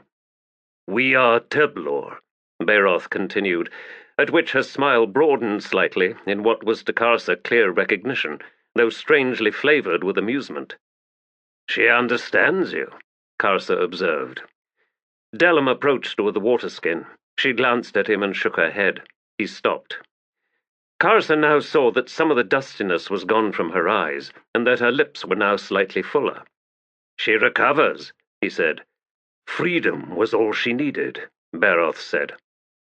In the manner that sun-hardened lichen softens in the night, Karsa said. Her thirst is quenched by the air itself. She faced him suddenly, her body stiffening. If I have given cause for offence. Before Karsa drew another breath, she was upon him. 5 concussive blows to his body, and he found himself lying on his back, the hard stone floor stinging as if he was lying on a nest of fire ants. There was no air in his lungs. Agony thundered through him. He could not move. He heard Delum's war cry, cut off with a strangled grunt, then the sound of another body striking the ground. Bairoth cried out from one side, Forecastle! Hold! Leave him! Karsa blinked up through tear-filled eyes as her face hovered above his. It moved closer, the eyes gleaming now like black pools, the lips full and almost purple in the starlight. In a rasping voice she whispered to him in the language of the Teblor, They will not leave you, will they? These once enemies of mine? It seems shattering their bones was not enough. Something in her eyes softened slightly. Your kind deserve better. The face slowly withdrew. I believe I must needs wait. Wait and see what comes of you before I decide whether I shall deliver unto you, warrior, my eternal peace. Bairoth's voice from a dozen paces away. Forecastle! She straightened and turned with extraordinary fluidity. You have fallen far to so twist the name of my kind, not to mention your own. I am Forkrul Assail, young warrior, not a demon. I am named Calm, a bringer of peace, and I warn you, the desire to deliver it is very strong in me at the moment, so remove your hand from that weapon. But we have freed you, Bairoth cried, yet you have struck Karsa and Delum down. She laughed. And Icarium and those damned Tlan Imas will not be pleased that you undid their work. Then again, it is likely Icarium has no memory of having done so, and the Tlan Imas are far away. Well, I shall not give them a second chance. But I do know gratitude, warrior, and so I give you this. The one named Karsa has been chosen. If I was to tell you even the little that I sense of his ultimate purpose, you would seek to kill him. But I tell you there would be no value in that, for the ones using him will simply select another. No. Watch this friend of yours. Guard him. There will come a time when he stands poised to change the world. And when that time comes, I shall be there, for I bring peace. When that moment arrives, cease guarding him. Step back, as you have done now. Karsa dragged a sobbing breath into his racked lungs. At a wave of nausea, he twisted onto his side and vomited onto the gritty stone floor. Between his gasping and coughing, he heard the Forkrul Assail, the woman named Calm, stride away. A moment later, Bairoth knelt beside Karsa. Delum is badly hurt, war leader, he said. There is liquid leaking from a crack in his head. Karsa Orlong, I regret freeing this creature. Delum had doubts, yet he... Karsa coughed and spat. Then, fighting waves of pain from his battered chest, he climbed to his feet. You could not know, Bairoth Gild, he muttered, wiping the tears from his eyes. War leader, I did not draw my weapon. I did not seek to protect you as did Delum Thord. Which leaves one of us healthy, Karsa growled, staggering over to where Delum lay across the trail. He had been thrown some distance by what looked to be a single blow. Slanting crossways across his forehead were 4 deep impressions, the skin split, yellowy liquid oozing from the punched-through bone underneath. Her fingertips. Delum's eyes were wide, yet cloudy with confusion. Whole sections of his face had gone slack, as if no underlying thought could hold them to an expression. Bairoth joined him. See, the fluid is clear. It is thought blood. Delum Thord will not come all the way back with such an injury. No, Karsa murmured. He will not. None who lose thought blood ever do. It is my fault. No, Delum made a mistake, Bairoth Gild. Am I killed? The forecastle chose not to slay me. Delum should have done as you did. Nothing. Bairoth winced. She spoke to you, Karsa Orlong. I heard her whispering. What did she say? Little I could understand, except that the peace she brings is death. Our legends have twisted with time. They have, Bairoth Gild. Come, we must wrap Delum's wounds. The thought blood will gather in the bandages and dry, and so clot the holes. Perhaps it will not leak so much then, and he will come some of the way back to us. The two warriors set off for their camp. When they arrived, they found the dogs huddled together, racked with shivering. Through the center of the clearing ran the tracks of Calm's feet, heading south. A crisp, chill wind howled along the edge of the escarpment. Karsa Orlong sat with his back against the rock wall, watching Delum Thord move about on his hands and knees among the dogs, reaching out and gathering the beasts close to stroke and nuzzle. Soft crooning sounds issued from Delum Thord, the smile never leaving the half of his face that still worked. The dogs were hunters. They suffered the manhandling with miserable expressions that occasionally became fierce, low growls punctuated with warning snaps of their jaws, to which Delum Thord seemed indifferent. Nor, lying at Karsa's feet, tracked with sleepy eyes Delum's random crawling about through the pack. It had taken most of a day for Delum Thord to return to them, a journey that had left much of the warrior behind. Another day had passed whilst Karsa and Bairoth waited to see if more would come, enough to send light into his eyes, enough to gift Delum Thord with the ability to once more look upon his companions. But there had been no change. He did not see them at all, only the dogs. Bairoth had left earlier to hunt, but Karsa sensed as the day stretched on that Bairoth Gild had chosen to avoid the camp for other reasons.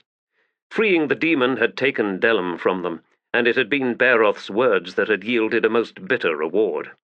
Karsa had little understanding of such feelings, this need to self-inflict some sort of punishment. The error had belonged to Delum, drawing his blade against the demon. Karsa's sore ribs attested to the Focral Assail's martial prowess. She had attacked with impressive speed, faster than anything Karsa had seen before, much less faced. The three Teblor were as children before her. Delum should have seen that instantly, should have stayed his hand as Bairoth had done. Instead, the warrior had been foolish, and now he crawled among the dogs. The faces in the rock held no pity for foolish warriors, so why should Karsa Orlong? Bairoth Gild was indulging himself, making regret and pity and castigation into sweet nectars, leaving him to wander like a tortured drunk. Karsa was fast running out of patience. The journey must be resumed. If anything could return Delum Thord to himself, then it would be battle, the blood's fierce rage searing the soul awake. Footsteps from up-trail. Nor's head turned, but the distraction was only momentary. Bairoth Gild strode into view, the carcass of a wild goat draped over one shoulder. He paused to study Delum Thord, then let the goat drop in a crunch and clatter of hoofs. He drew his butchering knife and knelt down beside it. "We have lost another day," Karsa said. "Game is scarce," Bairoth replied, slicing open the goat's belly. The dogs moved into an expectant half-circle, Delum following to take his place among them. Bairoth cut through connecting tissues and began flinging blood-soaked organs to the beasts. None made a move. Karsa tapped Nor on the flank, and the beast rose and moved forward, trailed by its three-legged mate. Nor sniffed at the offerings, each in turn, and settled on the goat's liver, while its mate chose the heart. They each trotted away with their prizes. The remaining dogs then closed in on what remained, snapping and bickering. Delum pounced forward to wrest a lung from the jaws of one of the dogs, baring his own teeth in challenge. He scrambled off to one side, hunching down over his prize. Karsa watched as Nor rose and trotted towards Delum Thord, watched as Delum, whimpering, dropped the lung, then crouched flat, head down, while Nor licked the pooling blood around the organ for a few moments, then padded back to its own meal. Grunting, Karsa said, Nor's pack has grown by one. There was no reply, and he glanced over to see Bairoth staring at Delum in horror. See his smile, Bairoth Gild. Delum Thord has found happiness, and this tells us that he will come back no further, for why would he? Bairoth stared down at his bloodied hands, at the butchering knife gleaming red in the dying light. Know you no grief, war leader? He asked in a whisper. No, he is not dead. Better he were, Bairoth snapped. Then kill him. Raw hatred flared in Bairoth's eyes. Karsa Orlong, what did she say to you? Karsa frowned at the unexpected question, then shrugged. She damned me for my ignorance, words that could not wound me, for I was indifferent to all that she uttered. Bairoth's eyes narrowed. You make of what has happened a jest? War leader, you no longer lead me. I shall not guard your flank in this cursed war of yours. We have lost too much.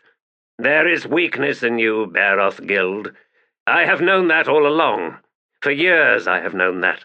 You are no different from what Delum has become, and it is this truth that now haunts you so. Did you truly believe we would all return from this journey without scars? Did you think us immune to our enemies? So you think... Karsa's laugh was harsh. You are a fool, Bairoth Gild. How did we come this far?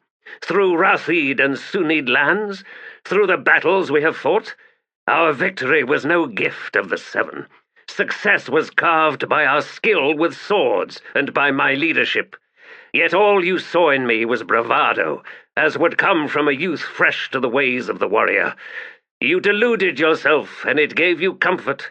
You are not my superior, Bairoth Gild, not in anything. Bairoth Gild stared, his eyes wide, his crimson hands trembling. And now, Karsa growled, if you would survive this journey, survive me, then I suggest you teach yourself anew the value of following. Your life is in your leader's hands. Follow me to victory, Bairoth Gild, or fall to the wayside. Either way, I will tell the tale with true words. Thus, how would you have it? Emotions flitted like wildfire across Bairoth's broad, suddenly pale face. He drew a half-dozen tortured breaths. I lead this pack, Karsa said quietly, and none other. Do you challenge me? Bairoth slowly settled back on his haunches, shifting the grip on the butchering knife, his gaze settling, level now on Karsa's own. We have been lovers a long time, Delus and I. You knew nothing, even as we laughed at your clumsy efforts to court her. Every day you would strut between us, filled with bold words, always challenging me, always seeking to belittle me in her eyes. But we laughed inside, Delus and I, and spent the nights in each other's arms. Karsa Orlong, it may be that you are the only one who will return to our village. Indeed, I believe that you will make certain of it, so my life is as good as ended already. But I do not fear that. And when you return to the village, war leader, you will make Delus your wife.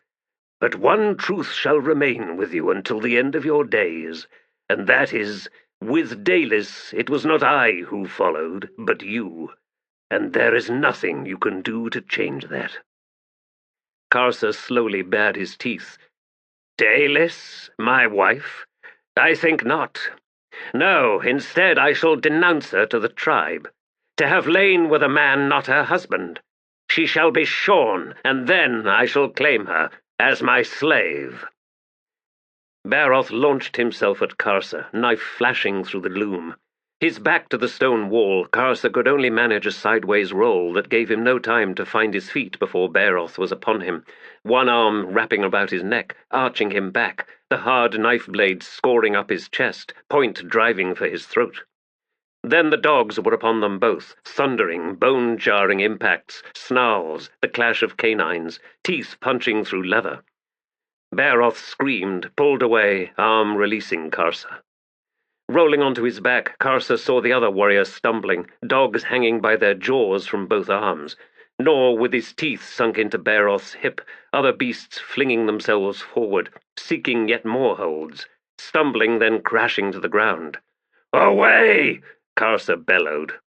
The dogs flinched, tore themselves free and backed off, still snarling. Off to one side, Karsa saw as he scrambled upright, crouched Delum, his face twisted into a wild smile, his eyes glittering, hands hanging low to the ground and spasmodically snatching at nothing. Then, his gaze travelling past Delum, Karsa stiffened. He hissed and the dogs fell perfectly silent. Bairoth rolled onto his hands and knees, head lifting. Karsa gestured, then pointed. There was the flicker of torchlight on the trail ahead, still 100 or more paces distant, slowly nearing. With the way sound was trapped within the dead end, it was unlikely the fighting had been heard. Ignoring Bairoth, Karsa drew his sword and set off towards it. If Sunyd, then the ones who approached were displaying a carelessness that he intended to make fatal. More likely they were lowlanders. He could see now, as he edged from shadow to shadow on the trail, that there were at least a half-dozen torches, a sizable party then. He could now hear voices, the foul tongue of the lowlanders. Bairoth moved up alongside him. He had drawn his own sword. Blood dripped from puncture wounds on his arms, streamed down his hip. Karsa scowled at him, waved him back. Grimacing, Bairoth withdrew. The lowlanders had come to the cul-de-sac where the demon had been imprisoned. The play of torchlight danced on the high stone walls. The voices rose louder, edged with alarm. Karsa slipped forward in silence until he was just beyond the pool of light. He saw 9 lowlanders, gathered to examine the now empty pit in the center of the clearing. 2 were well armored and helmed, cradling heavy crossbows, long swords belted at their hips, positioned at the entrance to the cul-de-sac and watching the trail. Off to one side were 4 males dressed in earth-toned robes, their hair braided, pulled forward and knotted over their breastbones. None of these carried weapons. The remaining 3 had the look of scouts, wearing tight-fitting leathers, armed with short bows and hunting knives. Clan tattoos spanned their brows. It was one of these who seemed to be in charge, for he spoke in hard tones as if giving commands. The other 2 scouts were crouched down beside the pit, eyes studying the stone floor. Both guards stood within the torchlight, leaving them effectively blind to the darkness beyond. Neither appeared particularly vigilant. Karsa adjusted his grip on the blood-sword, his gaze fixed on the guard nearest him. Then he charged. Head flew from shoulders, blood fountaining. Karsa's headlong rush carried him to where the other guard had been standing, to find the lowlander no longer there. Cursing, the Teblor pivoted, closed on the 3 scouts, who had already scattered, black iron blades hissing from their sheaths. Karsa laughed. There was little room beyond his reach in the high-walled cul-de-sac, and the only chance of escape would have to be through him. One of the scouts shouted something, then darted forward. Karsa's wooden sword chopped down, splitting tendon then bone. The lowlander shrieked. Stepping past the crumpling figure, Karsa dragged his weapon free. The remaining 2 scouts had moved away from each other, and now attacked from the sides. Ignoring one, and feeling the broad-bladed hunting knife rip through his leather armor to score along his ribs, Karsa batted aside the other's attack, and, still laughing, crushed the lowlander's skull with his sword. A backslash connected with the other scout sent him flying to strike the stone wall. The 4 robed figures awaited Karsa, evincing little fear, joined in a low chant. The air sparkled strangely before them, then coruscating fire suddenly unfolded, swept forward to engulf Karsa. It raged against him, 1,000 clawed hands, tearing, raking, battering his body, his face and his eyes. Karsa, shoulders hunching, walked through it. The fire burst apart, flames fleeing into the night air.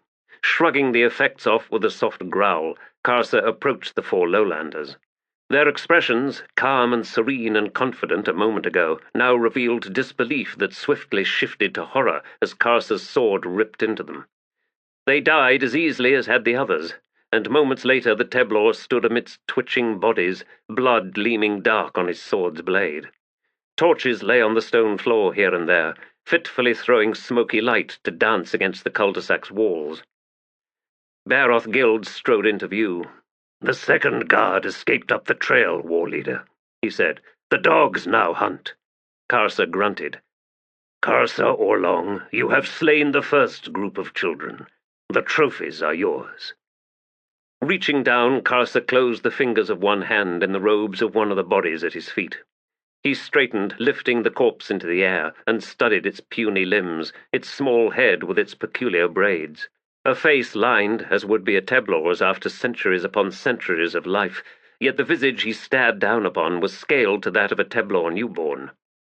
"They squealed like babes," Bairoth Gild said. "The tales are true, then.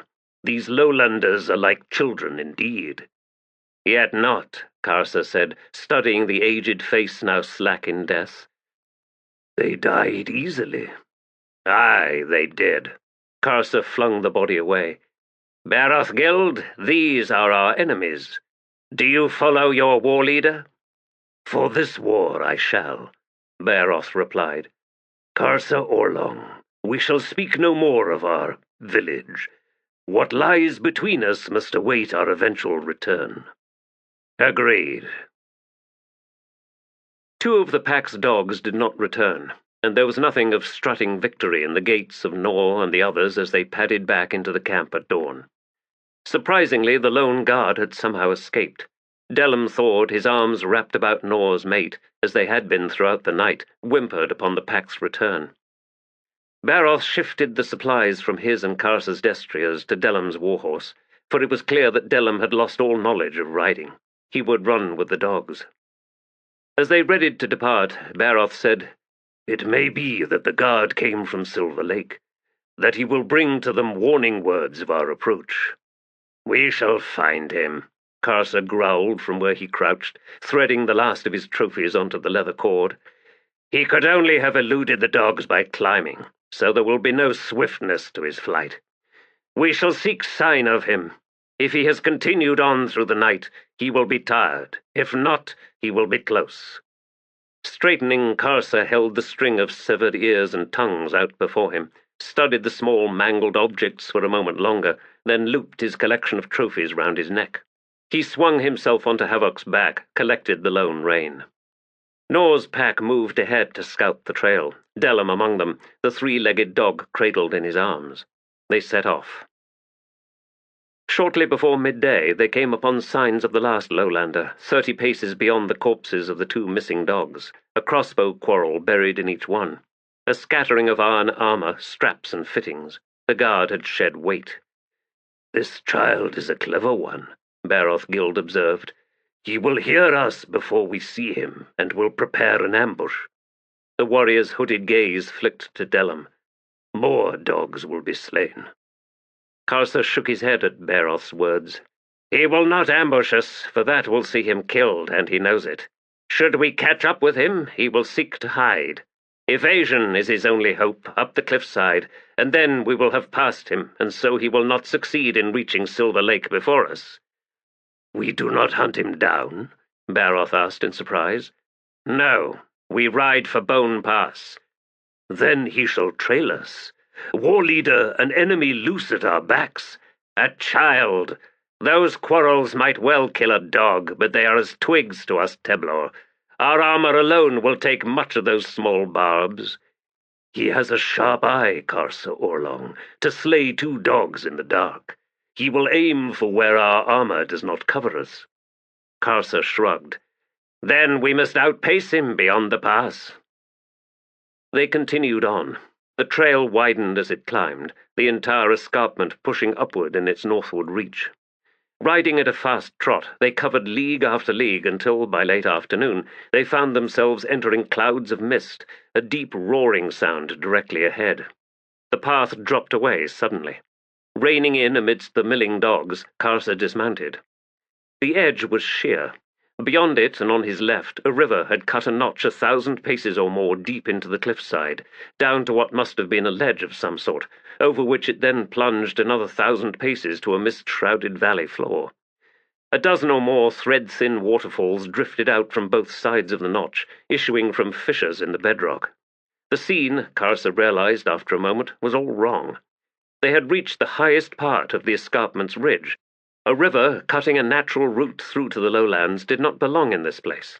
Stranger still, the flanking waterfalls poured out from riven cracks, not one level with another, as if the mountains on both sides were filled with water. "Karsa Orlong!" Bairoth had to shout to be heard over the roar rising from far below. "Someone, an ancient god perhaps, has broken a mountain in half. That notch, it was not carved by water. No, it has the look of having been cut by a giant axe, and the wound bleeds." Not replying to Bairoth's words, Karsa turned about. Directly on his right, a winding rocky path descended on their side of the cliff, a steep path of shale and scree, gleaming wet. "This is our way down." Bairoth stepped past Karsa, then swung an incredulous look upon the war leader. "We cannot. It will vanish beneath our feet, beneath the hoofs of the horses. We shall descend indeed like stones down a cliffside." Karsa crouched and pried a rock loose from the ground. He tossed it down the trail. Where it first struck, the shale shifted, trembled, then slid in a growing wave that quickly followed the bouncing rock, vanishing into the mists, revealing rough, broad steps, made entirely of bones. "It is as Pahlk said," Karsa murmured, before turning to Bairoth. "Come, our path awaits." Bairoth's eyes were hooded.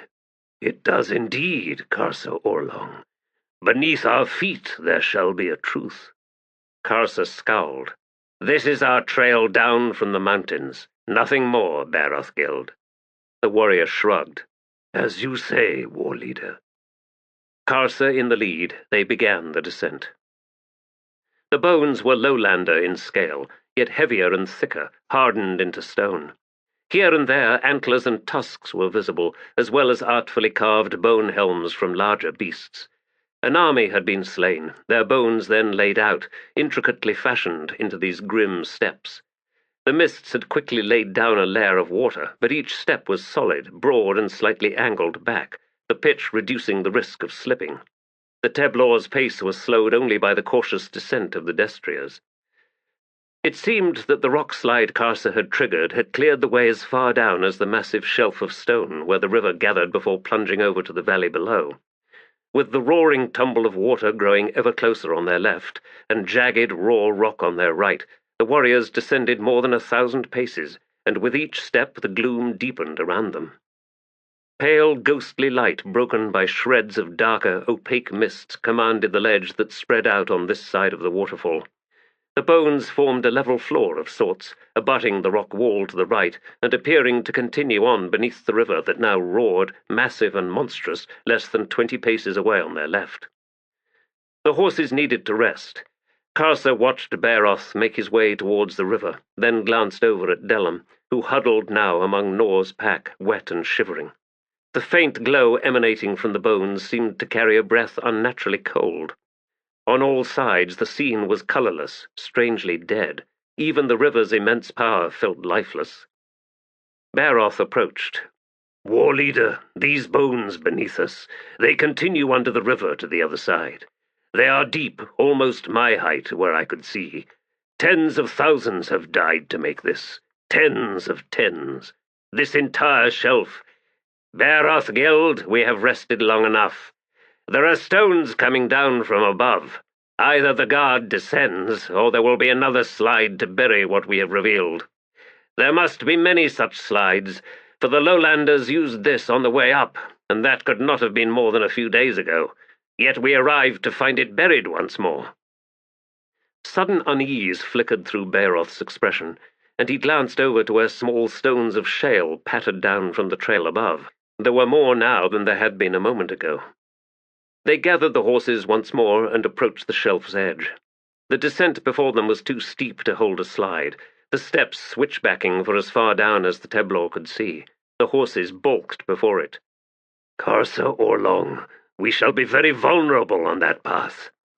"We have been so all along, Bairoth Gild. That lowlander behind us has already missed his greatest opportunity. That is why I believe we have outdistanced him, and that the stones we see falling from above portend another slide and nothing more." With that, Karsa coaxed Havoc forward onto the first step. 30 paces down they heard a faint roar from above, a sound deeper in timber than the river. A hail of stones swept over them, but at some distance out from the cliff wall. Muddy rain followed for a short time thereafter. They continued on until weariness settled into their limbs. The mists might have lightened for a time, but perhaps it was nothing more than their eyes growing accustomed to the gloom. The wheels of sun and stars passed unseen and unseeing over them. The only means of measuring time was through hunger and exhaustion. There would be no stopping until the descent was complete. Karsa had lost count of the switchbacks. What he had imagined to be 1,000 paces was proving to be far more. Beside them, the river continued its fall, nothing but mists now, a hissing deluge, bitter, cold, spreading out to blind them to the valley below and the skies above. Their world had narrowed to the endless bones under their moccasins and the sheer wall of the cliff. They reached another shelf, and the bones were gone, buried beneath squelching sodden mud and snarled bundles of vivid green grasses. Fallen tree branches cloaked in mosses littered the area. Mists hid all else. The horses tossed their heads as they were led finally onto level ground. Delum and the dogs settled down into a clump of wet fur and skin. Bairoth stumbled close to Karsa. "War leader, I am distraught." Karsa frowned. His legs were trembling beneath him, and he could not keep the shivering from his muscles. "Why, Bairoth Gild? We are done. We have descended Bone Pass." "Aye." Bairoth coughed, then said, "And before long we will come to this place again. To climb." Karsa slowly nodded. "I have thought on this, Bairoth Gild. The lowlands sweep around our plateau. There are other passes directly south of our own Urid lands. There must be, else lowlanders would never have appeared among us. Our return journey will take us along the edge, westward, and we shall find those hidden passes. Through lowlander territories the entire way. We are but two, Karsa Orlong. A raid upon the farm at Silver Lake is one thing, but to wage war against an entire tribe is madness. We will be hunted and pursued the entire way. It cannot be done." "Hunted and pursued?" Karsa laughed. "What is new in that? Come, Bairoth Gild, we must find somewhere dry, away from this river. I see treetops there, to the left. We shall make ourselves a fire. We shall rediscover what it is like to be warm, our bellies full." The ledge's slope led gently down a scree mostly buried beneath mosses, lichens, and rich, dark soil, beyond which waited a forest of ancient redwoods and cedars. The sky overhead revealed a patch of blue, and shafts of sunlight were visible here and there. Once within the wood, the mists thinned to a musty dampness, smelling of rotting trefoils. The warriors continued on another 50 paces, until they found a sunlit stretch where a diseased cedar had collapsed some time past. Butterflies danced in the golden air, and the soft crunch of pine borers was a steady cadence on all sides. The huge upright root mat of the cedar had left a bare patch of bedrock where the tree had once stood. The rock was dry and in full sunlight. Karsa began unstrapping supplies while Bairoth set off to collect deadwood from the fallen cedar. Delum found a mossy patch warmed by the sun and curled up to sleep. Karsa considered removing the man's sodden clothes. Then, seeing the rest of the pack gather around Delum, he simply shrugged and resumed unburdening the horses. A short while later, their clothes hanging from roots close to the fire, the two warriors sat naked on the bedrock, the chill slowly yielding from muscle and bone. "At the far end of this valley," Karsa said, "the river widens, forming a flat before reaching the lake. The side we are now on becomes the south side of the river. There will be a spar of rock near the mouth, blocking our view to the right. Immediately beyond it, on the lake's southwest shore, stands the lowlander farm. We are very nearly there, Bairoth Gild." The warrior on the other side of the hearth rolled his shoulders. "Tell me we shall attack in daylight, war leader. I have found a deep hatred for darkness. Bone Pass has shriveled my heart." "Daylight it shall be, Bairoth Gild," Karsa replied, choosing to ignore Bairoth's last confession, for its words had trembled something within him, leaving a sour taste in his mouth. "The children will be working in the fields, unable to reach the stronghold of the farmhouse in time. They will see us charging down upon them, and know terror and despair. This pleases me, war leader. The redwood and cedar forest cloaked the entire valley, showing no evidence of clearing or logging. There was little game to be found beneath the thick canopy, and days passed in a diffuse gloom relieved only by the occasional treefall. The Teblor's supply of food quickly dwindled, the horses growing leaner on a diet of blue leaf, cullen moss, and bitter vine, the dogs taking to eating rotten wood, berries, and beetles. Midway through the fourth day, the valley narrowed, forcing them ever closer to the river. Travelling through the deep forest, away from the lone trail running alongside the river, the Teblor had ensured that they would remain undiscovered, but now, finally, they were nearing Silver Lake. They arrived at the river mouth at dusk, the wheel of stars awakening in the sky above them. The trail flanking the river's boulder-strewn bank had seen recent passage, leading northwestward, but no sign of anyone's returning. The air was crisp above the river's rushing water. A broad fan of sand and gravel formed a driftwood-cluttered island where the river opened out into the lake. Mists hung over the water, making the lake's far north and east shores hazy. The mountains reached down on those distant shores, kneeling in the breeze-rippled waves. Karsa and Bairoth dismounted and began preparing their camp, though on this night there would be no cook-fire. "Those tracks," Bairoth said after a time, "they belong to the lowlanders you killed. I wonder what they'd intended on doing in the place where the demon was imprisoned." Karsa's shrug was dismissive.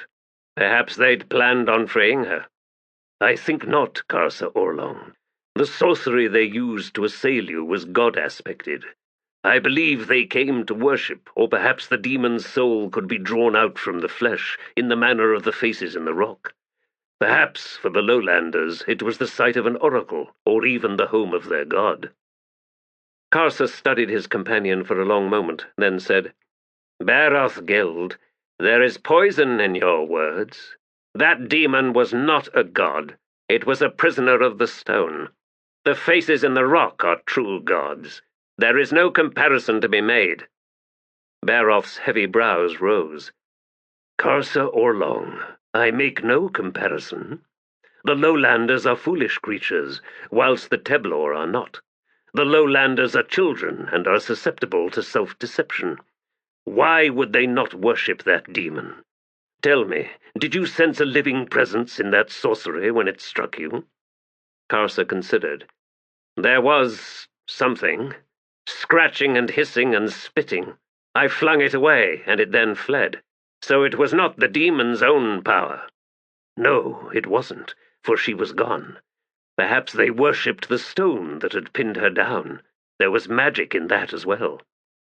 "But not living, Bairoth Gild. I do not understand the track of your thoughts, and I grow tired of these pointless words." "I believe," Bairoth persisted, "that the bones of Bone Pass belong to the people who imprisoned the demon.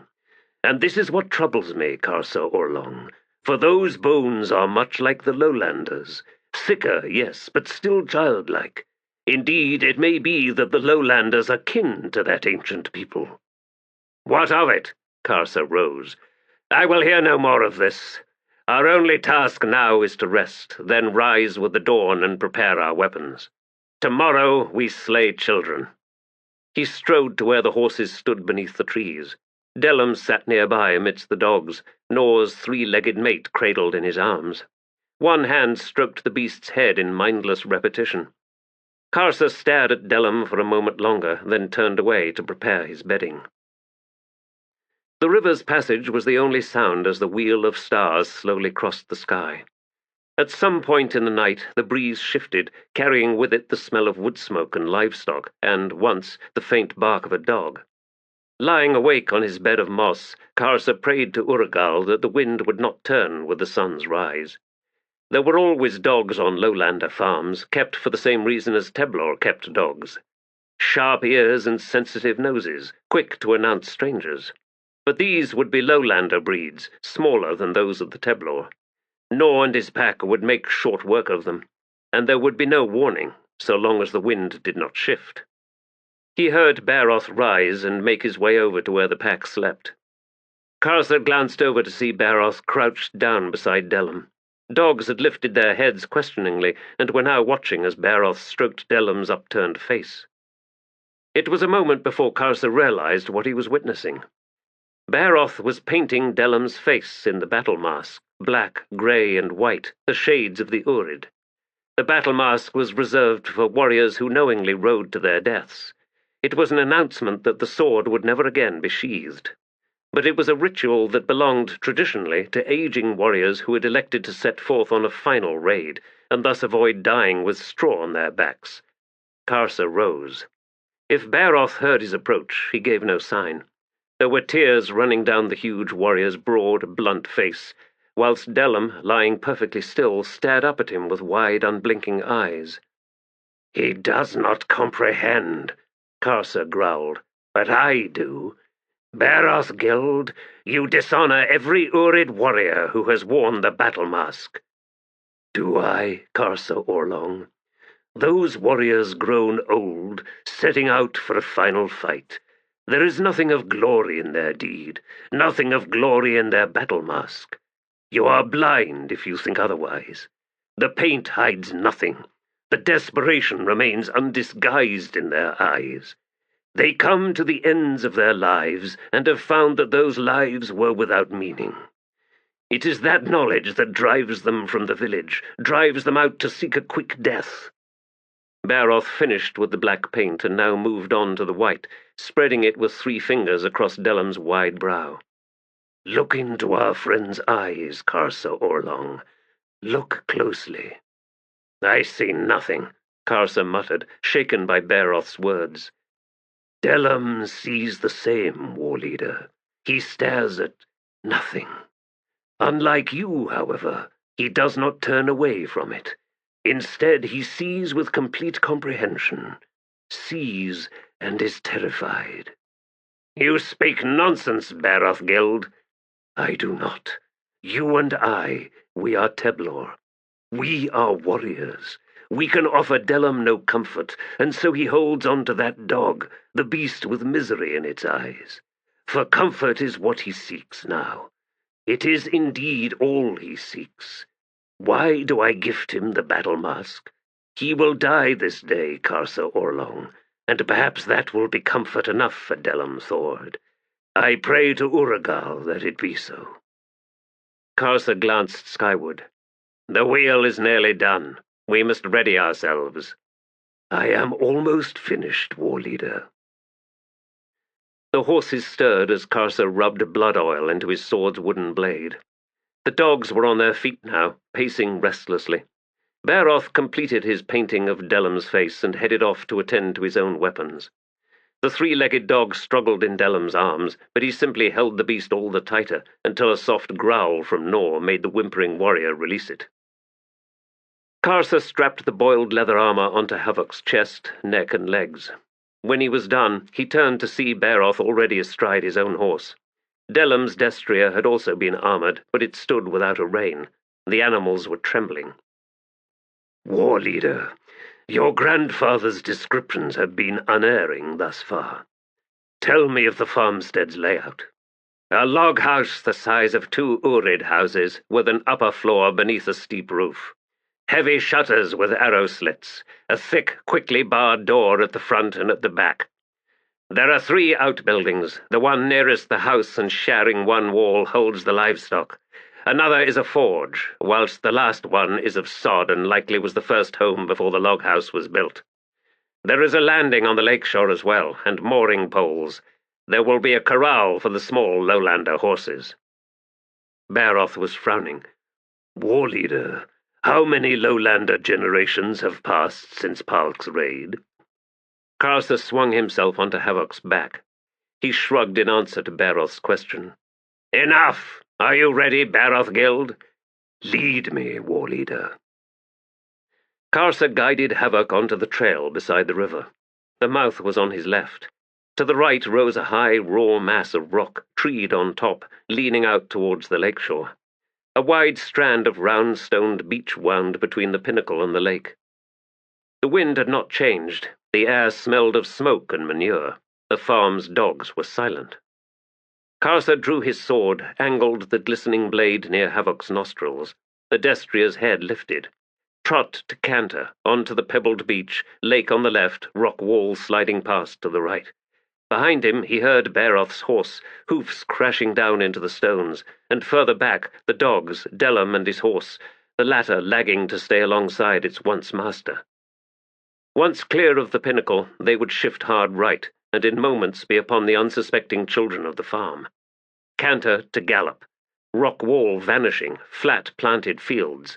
Gallop into charge.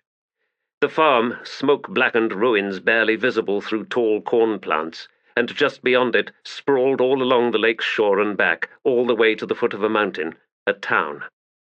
Tall stone buildings, stone piers and wood-planked docks and boats crowding the lake's edge.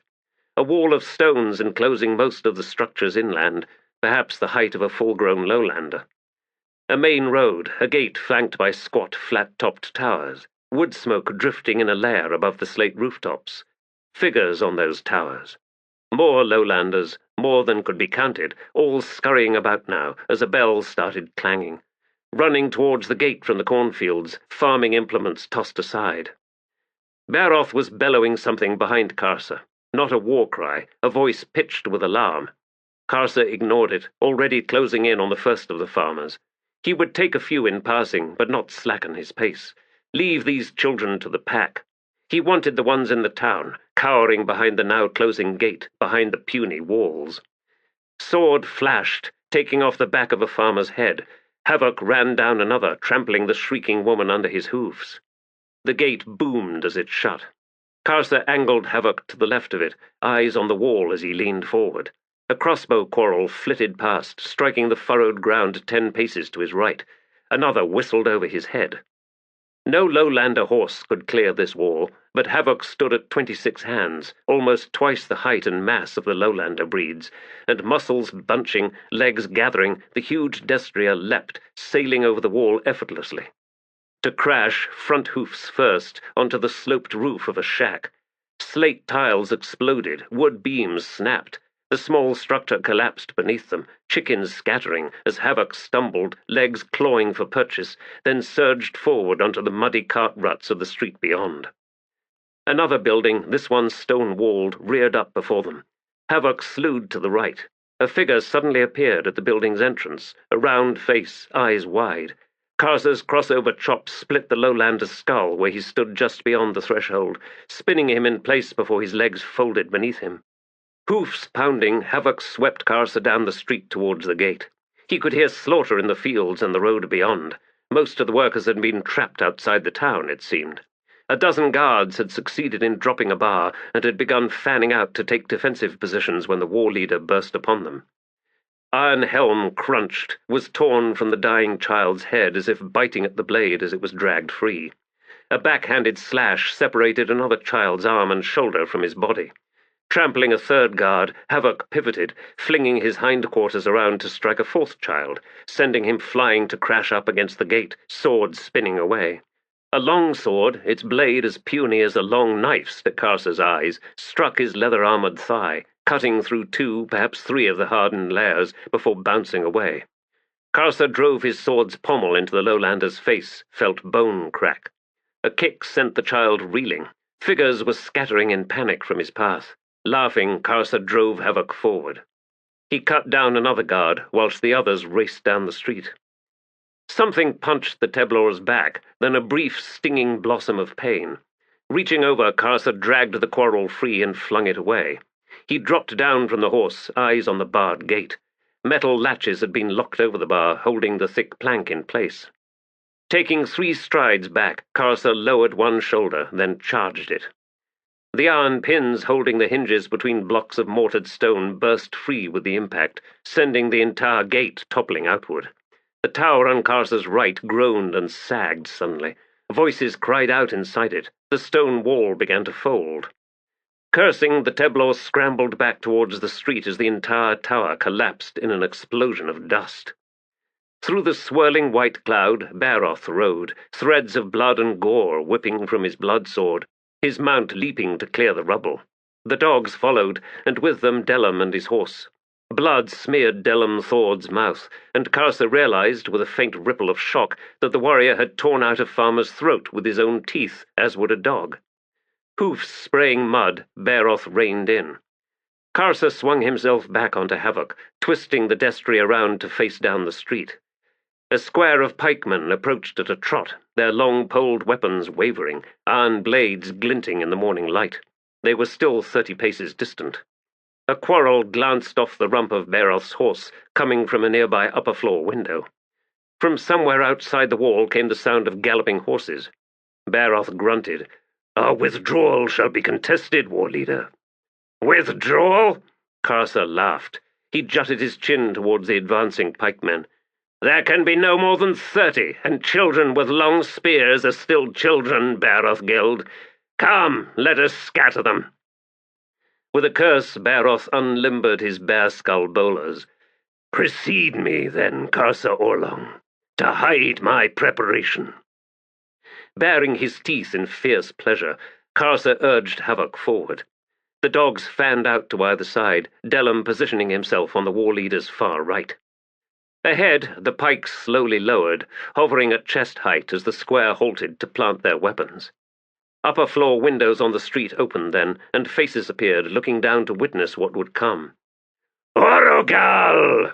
Karsa bellowed as he drove Havoc into a charge. "Witness!" Behind him he heard Bairoth riding just as hard, and within that clash of sounds rose the whirring flow of the grey bear skull, round and round and round again. 10 paces from the readied pikes, and Bairoth roared. Karsa ducked low, pitching Havoc to the left even as he slowed the beast's savage charge.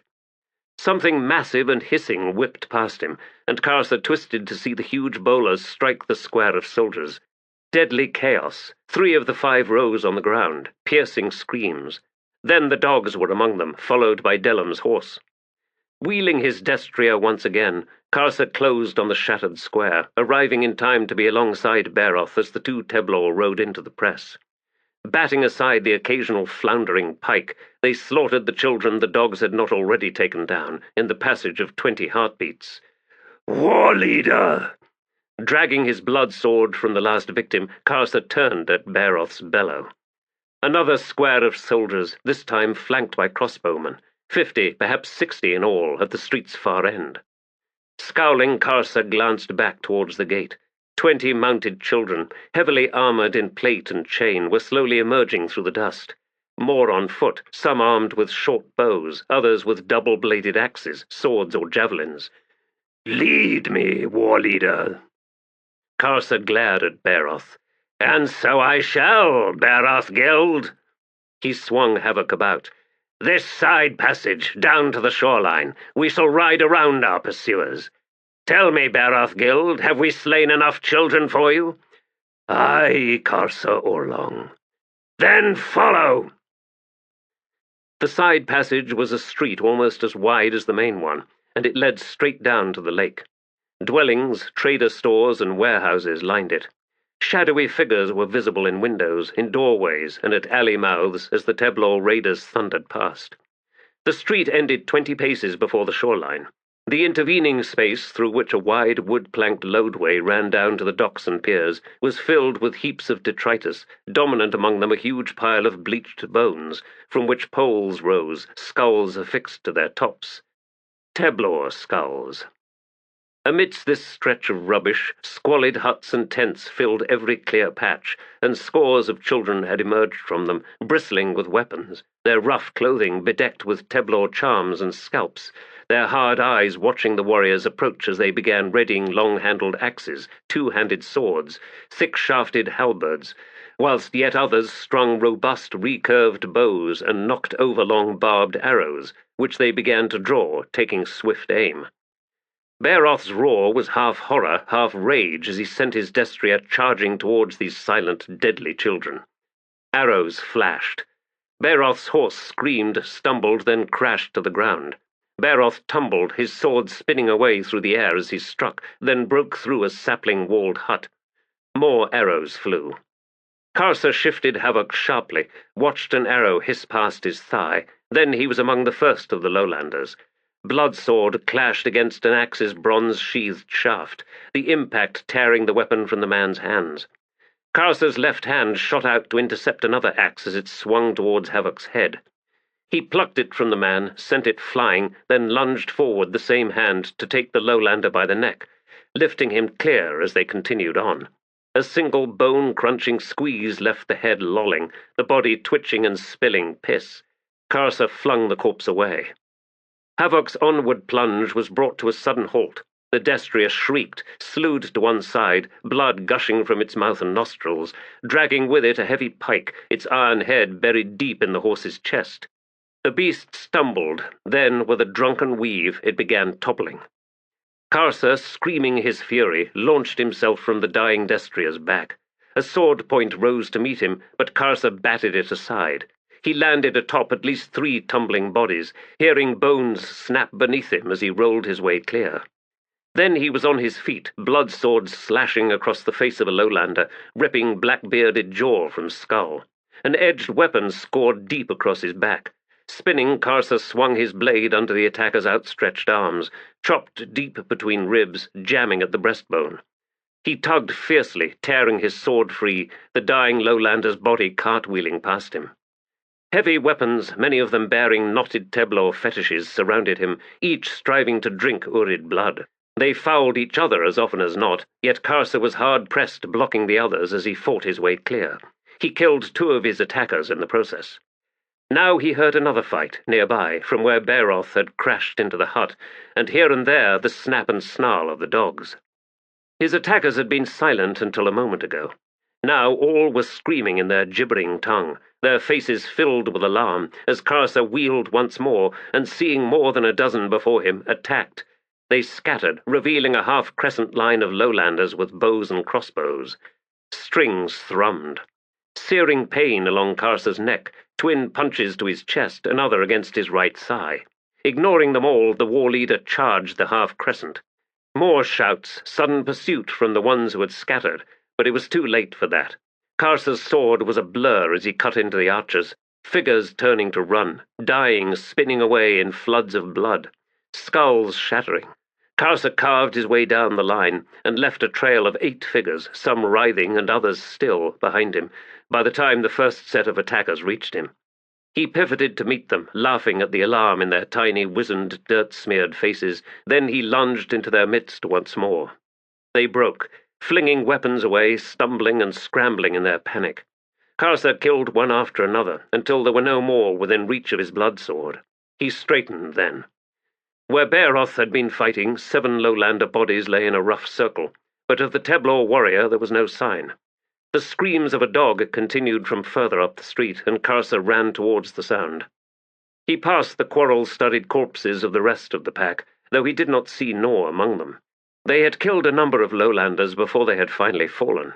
Looking up, he saw, 30 paces down the street, Delum Thord, near him his fallen horse, and another 15 paces beyond, a knot of villagers. Delum was shrieking.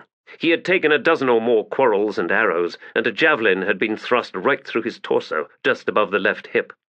He had left a winding trail of blood behind him, yet still he crawled forward, to where the villagers surrounded the 3-legged dog, beating it to death with walking sticks, hoes, and shovels.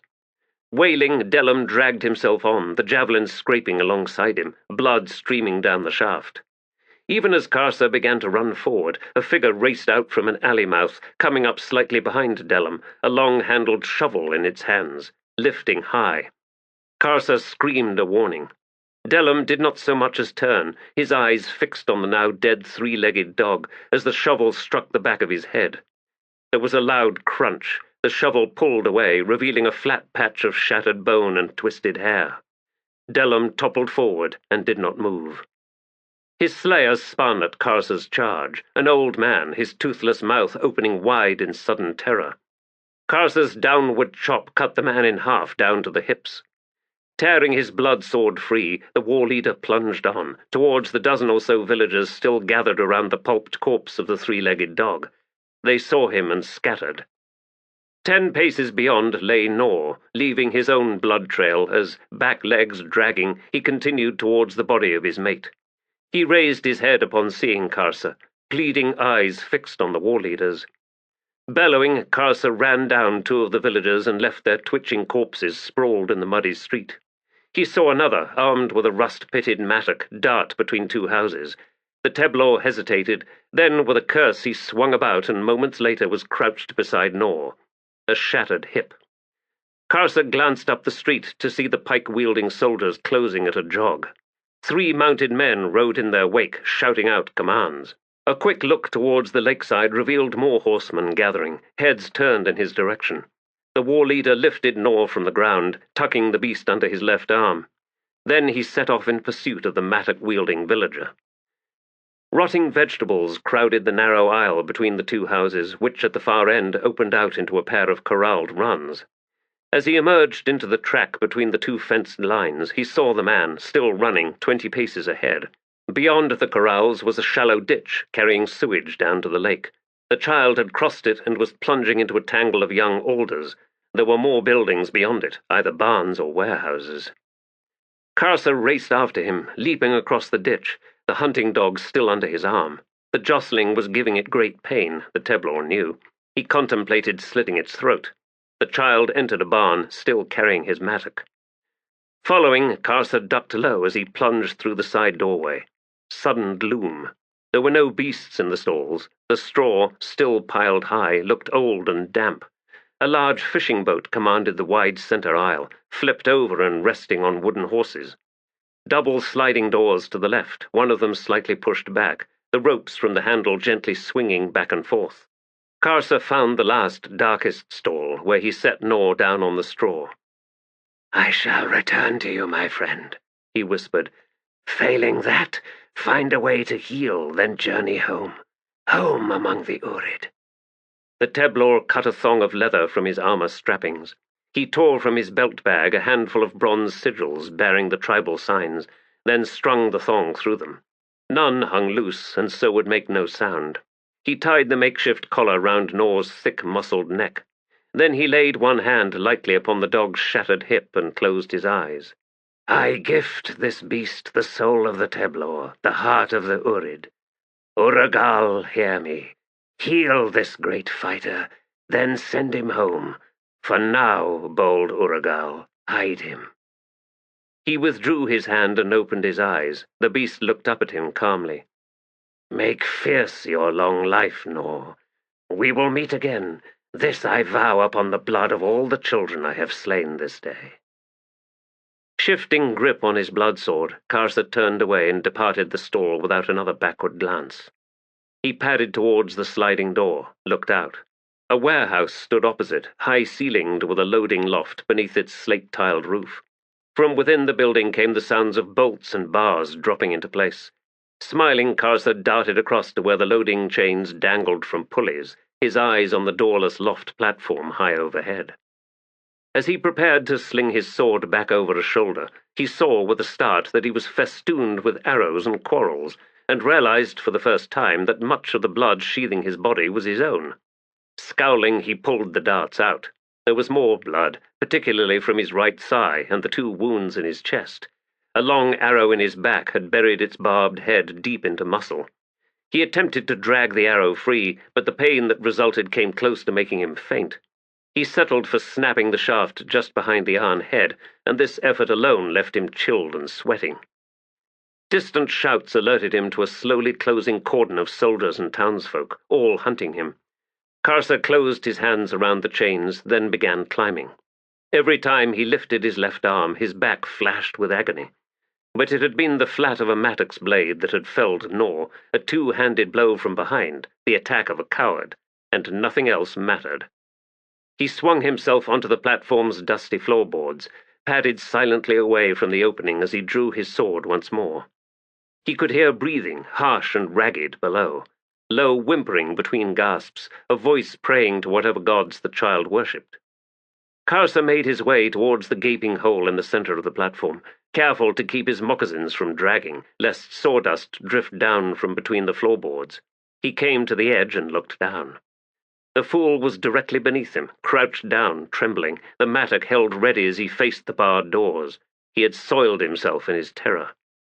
Karsa carefully reversed a grip on his sword, held it out point downward, then dropped from the ledge. The sword's tip entered atop the man's pate, the blade driving down through bone and brain. As Karsa's full weight impacted the warehouse floor, there was a massive splintering sound, and Teblor and victim both plunged through, down into a cellar. Shattered floorboards crashed down around them. The cellar was deep, almost Karsa's height, stinking of salted fish, yet empty. Stunned by the fall, Karsa feebly groped for his sword, but he could not find it. He managed to raise his head slightly and saw that something was sticking out of his chest, a red shard of splintered wood. He was, he bemusedly realized, impaled. His hand continued searching for his sword, though he could not otherwise move, but found only wood and fish scales, the latter greasy with salt and sticking to his fingertips. He heard the sound of boots from above. Blinking, Karsa stared up as a ring of helmed faces slowly swam into view. Then another child's face appeared, unhelmed, his brow marked in a tribal tattoo, the expression beneath it strangely sympathetic. There was a lot of conversation, hot with anger, then the tattooed child gestured and everyone fell silent. In the Sunyd dialect of the Teblor, the man said, "Should you die down there, warrior, at least you'll keep for a time." Karsa sought to rise once more, but the shaft of wood held him fast. He bared his teeth in a grimace. "What is your name, Teblor?" the child asked. "I am Karsa Orlong, grandson of Pahlk." "Pahlk? The Urid who visited centuries ago?" "To slay scores of children." The man's nod was serious as he interjected, "Children, yes. It makes sense for your kind to call us that. But Pahlk killed no one, not at first. He came down from the pass, half-starved and fevered. The first farmers who'd settled here took him in, nourished him back to health. It was only then that he murdered them all and fled. Well, not all. A girl escaped, made her way back along the lake's south shore to Orbs, and told the detachment there, well, told them everything they needed to know about the Teblor. Since that time, of course, the Sunyd slaves have told us even more. You are Urid. We've not reached your tribe. You've had no bounty hunters as yet, but you will. Within a century, I'd hazard, there will be no more Teblor in the fastnesses of later on Plateau. The only Teblor will be the ones branded and in chains, plying the nets on the fishing boats as the Sunyd now do. Tell me, Karsa, do you recognize me?" "You are the one who escaped us above the pass, who came too late to warn his fellow children, who, I know now, is full of lies. Your tiny voice insults the Teblor tongue. It hurts my ears." The man smiled. "Too bad. You should reconsider in any case, warrior, for I am all that stands between your living or dying. Assuming you don't die of your wounds first. Of course, you Teblor are uncommonly tough, as my companions have just been reminded, to their dismay. I see no blood frothing your lips, which is a good sign, and rather astonishing, since you've 4 lungs while we have 2. Another figure had appeared and now spoke to the tattooed man in stentorian tones, to which he simply shrugged. "Karsa Orlong of the Urid," he called down. "Soldiers are about to descend, to tie ropes to your limbs so you can be lifted out. It seems you're lying on what's left of the town's factor, which has somewhat abated the anger up here since he was not a well-liked man. I would suggest, if you wish to live, that you not resist the, war leader's nervous volunteers." Karsa watched as 4 soldiers were slowly lowered down on ropes. He made no effort to resist as they roughly bound his wrists, ankles, and upper arms, for the truth was he was incapable of doing so. The soldiers were quickly dragged back up. Then the ropes were drawn taut, and Karsa was steadily lifted. He watched the shaft of splintered wood slowly withdrawing from his chest.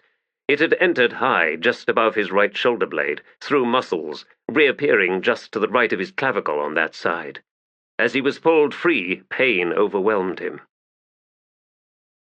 A hand was then slapping him awake. Karsa opened his eyes. He was lying on the warehouse floor, faces crowding him on all sides. Everyone seemed to be speaking to him at once in their thin, weedy tongue, and though he could not understand the words, raw hatred rode the tone, and Karsa knew he was being cursed in the name of scores of lowlander gods, spirits and mouldering ancestors. The thought pleased him, and he smiled. The soldiers flinched back as one. The tattooed lowlander, whose hand had awakened him, was crouched down at Karsa's side. "Hood's breath," he muttered. "Are all Urid like you? Or are you the one the priest spoke of? The one who stalked their dreams like Hood's own knight? Ah, well, it doesn't matter, I suppose, for it seems their fears were unfounded. Look at you, half dead, with the whole town eager to see you and your companion flayed alive. There's not a family to be found not in mourning, thanks to you. Grasp the world by the throat? Not likely. You'll need Upon's luck to live out the hour." The broken arrow shaft had been driven deeper into Karsa's back with the fall, gouging into the bone of his shoulder blade. Blood was spreading out on the floorboards beneath him. There was a commotion as a new lowlander arrived, this one tall for his kind, thin with a severe weather-lined face. He was dressed in shimmering clothes, deep blue and trimmed with gold thread sewn into intricate patterns. The guard spoke to him at length, though the man himself said nothing, nor did his expression change. When the guard was finished, the newcomer nodded, then gestured with one hand and turned away. The guard looked down at Karsa once more. "That was Master Silgar, the man I work for most of the time. He believes you will survive your wounds, Karsa Orlong, and so has prepared for you a lesson of sorts." The man straightened and said something to the soldiers. There followed a brief argument, which concluded with an indifferent shrug from one of the soldiers. Karsa's limbs were lifted once more, 2 lowlanders to each, the men straining to hold him as they carried him to the warehouse doors. The blood dripping down from his wounds was slowing, pain retreating behind a dull lassitude in the Teblor's mind. He stared up at blue sky as the soldiers carried him to the center of the street, the sounds of a crowd on all sides. They set him down propped up against a cartwheel, and Karsa saw before him Bairoth Gild. He had been tied to a much larger spoked wheel, which itself rested against support poles. The huge warrior was a mass of wounds. A spear had been driven into his mouth, exiting just below his left ear, leaving the lower jaw shattered, bone gleaming red amidst torn flesh. The stubs of deep-driven quarrels crowded his torso. But his eyes were sharp as they met Karsa's own. Villagers filled the street, held back by a cordon of soldiers. Angry shouts and curses filled the air, punctuated every now and then by wails of grief. The guard positioned himself between Karsa and Bairoth, his expression mockingly thoughtful. Then he turned to Karsa. "Your comrade here will tell us nothing of the Urid. We would know the number of warriors, the number and location of villages. We would know more of the Phalid as well, who are said to be your match in ferocity. But he says nothing." Karsa bared his teeth. "I, Karsa Orlong, invite you to send 1,000 of your warriors to wage war among the Urid.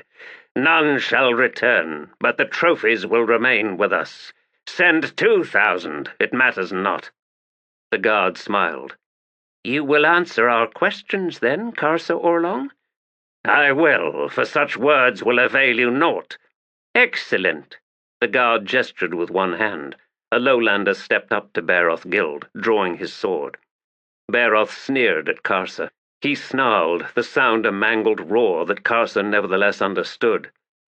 "Lead me, war leader." The sword slashed through Bairoth Gild's neck. Blood sprayed, the huge warrior's head flopping back, then rolling from a shoulder to land with a heavy thump on the ground. A savage, gleeful roar erupted from the villagers. The guard approached Karsa. "Delighted to hear that you will cooperate. Doing so buys you your life. Master Silgar will add you to his herd of slaves once you've told us all you know. I don't think you will be joining the Sunyd out on the lake, however. No hauling of nets for you, Karsa Orlong, I'm afraid." He turned as a heavily armored soldier appeared. Here is the Malazan captain. Ill luck, Karsa Orlong, that you should have timed your attack to coincide with the arrival of a Malazan company on its way to Betris. Now then, assuming the captain has no objections, shall we begin the questioning?" The twin trenches of the slave pits lay beneath the floor of a large warehouse near the lake, accessed through a trapdoor and a mold-smeared staircase. One side held, for the moment, only a half-dozen lowlanders chained to the tree trunk running the length of the trench, but more shackles awaited the return of the Sunyd net haulers. The other trench was home to the sick and dying, emaciated lowlander shapes huddled in their own filth, some moaning, others silent and motionless. After he had done describing the Urid and their lands, Karsa was dragged to the warehouse and chained in the second trench. Its sides were sloped, packed with damp clay. The center log ran along the narrow, flat bottom, half submerged in blood-streaked sewage. Karsa was taken to the far end, out of the reach of any of the other slaves, and shackles were fixed to both wrists and both ankles, whereas, he saw, among everyone else, a single shackle sufficed. They left him alone then. Flies swarmed him, alighting on his chilled skin. He lay on his side against one of the sloping sides. The wound within which the arrowhead remained was threatening to close, and this he could not allow. He shut his eyes and began to concentrate until he could feel each muscle, cut and torn and seeping, holding fast around the iron point. Then he began working them, the slightest of contractions to test the position of the arrowhead, fighting the pulses of pain that radiated out with each flex. After a few moments he ceased, let his body relax, taking deep breaths until he was recovered from his efforts. The flanged iron blade lay almost flat against his shoulder blade. Its tip had scoured a groove along the bone. There were barbs as well, bent and twisted. To leave such an object within his flesh would make his left arm useless. He needed to drive it out. He began to concentrate once more. Ravaged muscles and tissue, a path inward of chopped and sliced flesh. A layer of sweat sheathed him as he continued to focus his mind, preparing, his breath slowing, steadying. He contracted his muscles. A ragged scream forced its way out, another welter of blood, amidst relentless pain. The muscles spasmed in a rippling wave. Something struck the clay slope and slid down into the sewage. Gasping, trembling, Karsa lay motionless for a long while. The blood streaming down from his back slowed, then ceased. "Lead me, war leader." Bairoth Gild had made those words a curse, in a manner and from a place of thought that Karsa did not understand. And then Bairoth Gild had died senselessly. Nothing the lowlanders could do threatened the Urid, for the Urid were not as the Sunyd. Bairoth had surrendered his chance for vengeance, a gesture so baffling to Karsa that he was left stunned. A brutal, knowing glare in Bairoth's eyes, fixed solely on Karsa, even as the sword flashed towards his neck. He would tell the lowlanders nothing, yet it was a defiance without meaning. But no, there was meaning, for Bairoth chose to abandon me. A sudden shiver took him. Uragal, have my brothers betrayed me? Delum Thord's flight, Bairoth Gild's death. Am I to know abandonment again and again? What of the Urid awaiting my return? Will they not follow when I proclaim war against the lowlanders? Perhaps not at first. No, he realized, there would be arguments and opinions, and seated around the camp hearths, the elders would poke smouldering sticks into the fire and shake their heads, until word came that the lowlander armies were coming. And then they will have no choice. Would we flee into the laps of the Phalid? No. There will be no choice but to fight, and I, Karsa Orlong, will be looked upon then to lead the Urid. The thought calmed him. He slowly rolled over, blinking in the gloom, flies scattering all around his face. It took a few moments of groping in the sludge to find the arrowhead and its stubby, splintered fragment of shaft. He then crouched down beside the center log to examine the fittings holding the chains. There were 2 sets of chains, one for his arms and one for his legs, each fixed to a long iron rod that had been driven through the trunk, the opposite end flattened out. The links were large and solid, forged with Teblor strength in mind, but the wood on the underside had begun to rot. Using the arrowhead, he began gouging and digging into the sewage-softened wood around the flange. Bairoth had betrayed him, betrayed the Urid. There had been nothing of courage in his last act of defiance. Indeed, the very opposite. They had discovered enemies to the Teblor, hunters who collected Teblor trophies. These were truths that the warriors of all the tribes needed to hear, and delivering those truths was now Karsa's sole task. He was not Sunyd, as the lowlanders were about to discover. The rot had been drawn up the hole. Karsa dug out the soaked pulpy mass as far as the arrowhead could reach. He then moved on to the second fitting. The iron bar holding his leg chains would be tested first. There was no way to tell if it was day or night outside. Heavy boots occasionally crossed the plank floor above him, too random to indicate a set passage of time. Karsa worked unceasingly, listening to the coughs and moans of the lowlanders chained further down the trunk. He could not imagine what those sad children had done to warrant such punishment from their kin. Banishment was the harshest sentence the Teblor inflicted on those among the tribe whose actions had, with deliberate intent, endangered the survival of the village, actions that ranged from carelessness to kin murder. Banishment led, usually, to death, but that came of starvation of the spirit within the one punished. Torture was not a Teblor way, nor was prolonged imprisonment. Of course, he reconsidered, it may be that these lowlanders were sick because their spirits were dying. Among the legends there were fragments whispering that the Teblor had once owned slaves. The word, the concept, was known to him. Possession of another's life, to do with as one wished. A slave's spirit could do naught but starve. Karsa had no intention of starving. Uragal's shadow protected his spirit. He tucked the arrowhead into his belt. Setting his back against the slope, he planted his feet against the log, one to either side of the fitting, then slowly extended his legs. The chain tautened.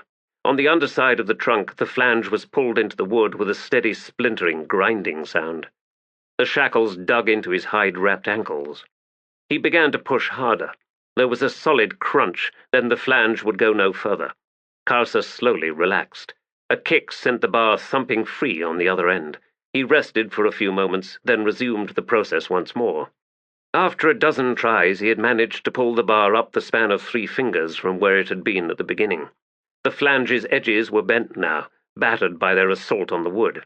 His leggings had been cut through and blood gleamed on the shackles. He leaned his head back on the damp clay of the slope, his legs trembling. More boots thumped overhead, then the trapdoor was lifted. The glow of lantern light descended the steps, and within it Karsa saw the nameless guard. "Urid," he called out, "do you still breathe?"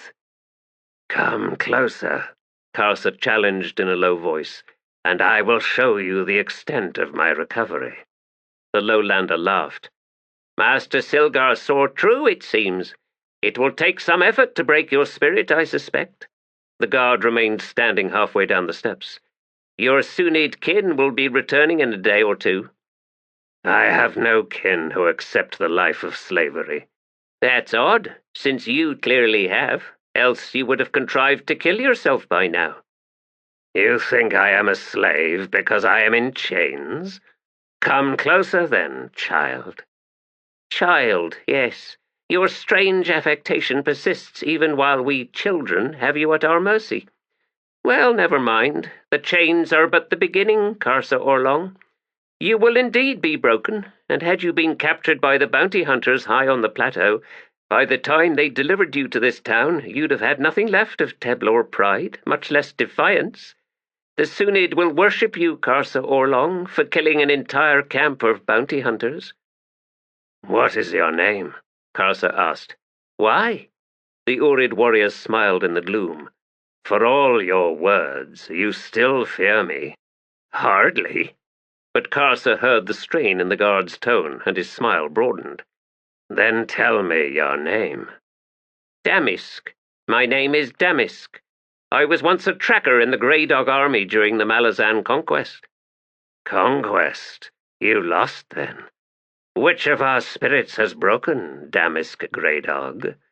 When I attacked your party on the ridge, you fled, left the ones who had hired you to their fates. You fled as would a coward, a broken man. And this is why you are here now. For I am chained and you are beyond my reach. You come not to tell me things, but because you cannot help yourself. You seek the pleasure of gloating, yet you devour yourself inside, and so feel no true satisfaction. Yet we both know you will come again, and again." "I shall advise," Damisk said, his voice ragged, "my master to give you to the surviving bounty hunters, to do with you as they will, and I will watch. Of course you will, Damask Grey Dog. The man backed up the stairs, the lantern's light swinging wildly. Karsa laughed. A moment later the trapdoor slammed down once more, and there was darkness. The Teblor warrior fell silent, then planted his feet on the log yet again. A weak voice from the far end of the trench stopped him. Giant. The tongue was Sunyd, the voice a child's. I have no words for you, lowlander, Karsa growled. I do not ask for words. I can feel you working on this hood-damned tree. Will you succeed at whatever it is you are doing? I am doing nothing. All right, then. Must be my imagination. We're dying here, the rest of us, in a most terrible, undignified manner. You must have done great wrong. The answering laugh was a rasping cough. Oh, indeed, Giant, indeed. We're the ones who would not accept Malazan rule, so we held on to our weapons and hid in the hills and forests, raiding, ambushing, making nuisances of ourselves. It was great fun, until the bastards caught us. Careless. 3 of you and a handful of your damned dogs raiding an entire town? And you call me careless? Well, I suppose we both were, since we're here. Karsa grimaced at the truth of that. What is it you want, lowlander? Your strength, Giant. There are 4 of us over here who are still alive, though I alone am still conscious, and very nearly sane. Sane enough, that is, to comprehend the fullest ignobility of my fate. You talk too much. For not much longer, I assure you. Can you lift this log, Giant, or spin it over a few times? Karsa was silent for a long moment. What would that achieve? It would shorten the chains. I have no wish to shorten the chains. Temporarily. Why? Spin the damned thing, Giant, so our chains wrap around it again and again. So with one last turn you drag us poor fools at this end under, so we drown. You would have me kill you. I implored your swift comprehension, Giant. More souls to crowd your shadow, Teblor. That's how your kind see it, yes? Kill me, and I will walk with honor in your shadow. I am not interested in mercy, lowlander. How about trophies? I cannot reach you to take trophies. How well can you see in this gloom? I've heard that Teblor... I can see. Well enough to know that your right hand is closed in a fist. What lies within it? A tooth, just fallen out. The 3rd one since I've been chained down here. Throw it to me. I will try. I am afraid I'm somewhat worse for wear. Are you ready? Throw. The man's arm wavered as he lifted it. The tooth flew high and wide, but Karsa's arm shot out, chains snapping behind it, and he snatched the tooth from the air. He brought it down for a closer look, then grunted. It's rotted. Probably why it fell out. Well, consider this, too. You will succeed in getting water right through the shaft, which should soften things up even more. Not that you've been up to anything down there. Karsa slowly nodded. I like you, lowlander. Good. Now drown me. I will. Karsa slipped down to stand knee-deep in the foul muck, the fresh wounds around his ankles stinging at the contact. I saw them bring you down, Giant, the man said. None of the Sunyd are as big as you. The Sunyd are the smallest among the Teblor. Must be some lowlander blood from way back, I'd imagine. They have fallen far indeed.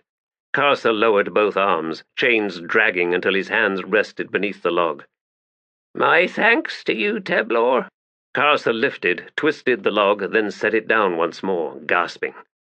This will not be quick, lowlander, and for that I am sorry. I understand. Take your time. Biltar slid right under in any case, and Altrut looks about to the next time. You're doing well. He lifted the log once more, rolled it another half-twist. Splashes and gurgling sounds came from the other end. Then a gasp. Almost there, Teblor. I'm the last. One more.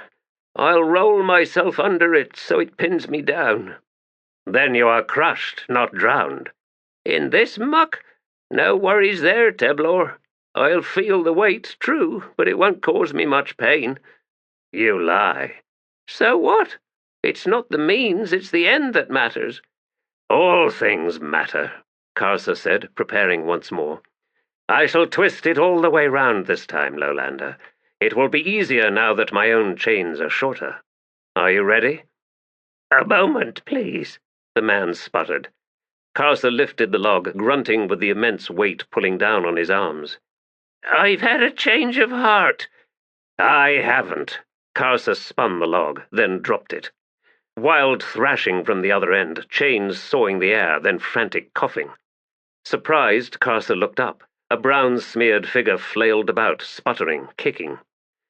Karsa slowly sat back, waiting for the man to recover. For a while there was naught but heavy gasping from the other end of the log. You managed to roll back over, then under and out. I am impressed, Lowlander. It seems you are not a coward after all. I did not believe there was such as you among the children. Sheer courage, the man rasped. That's me. Whose tooth was it? Our roots. No more spinning, if you please. I am sorry, Lowlander, but I must now spin it the opposite way until the log is as it was before I started. I curse your grim logic, Teblor. What is your name? Torvald Nom, though to my Malazan enemies I'm known as Knuckles. And how came you to learn the Sunyd tongue? It's the old trader language, actually. Before there were bounty hunters, there were Nathi traders. A mutually profitable trade between them and the Sunyd. The truth is, your language is close kin to Nathi. The soldiers spoke gibberish. Naturally, they're soldiers. He paused. All right, that sort of humor's lost on you. So be it. Likely those soldiers were Malazan.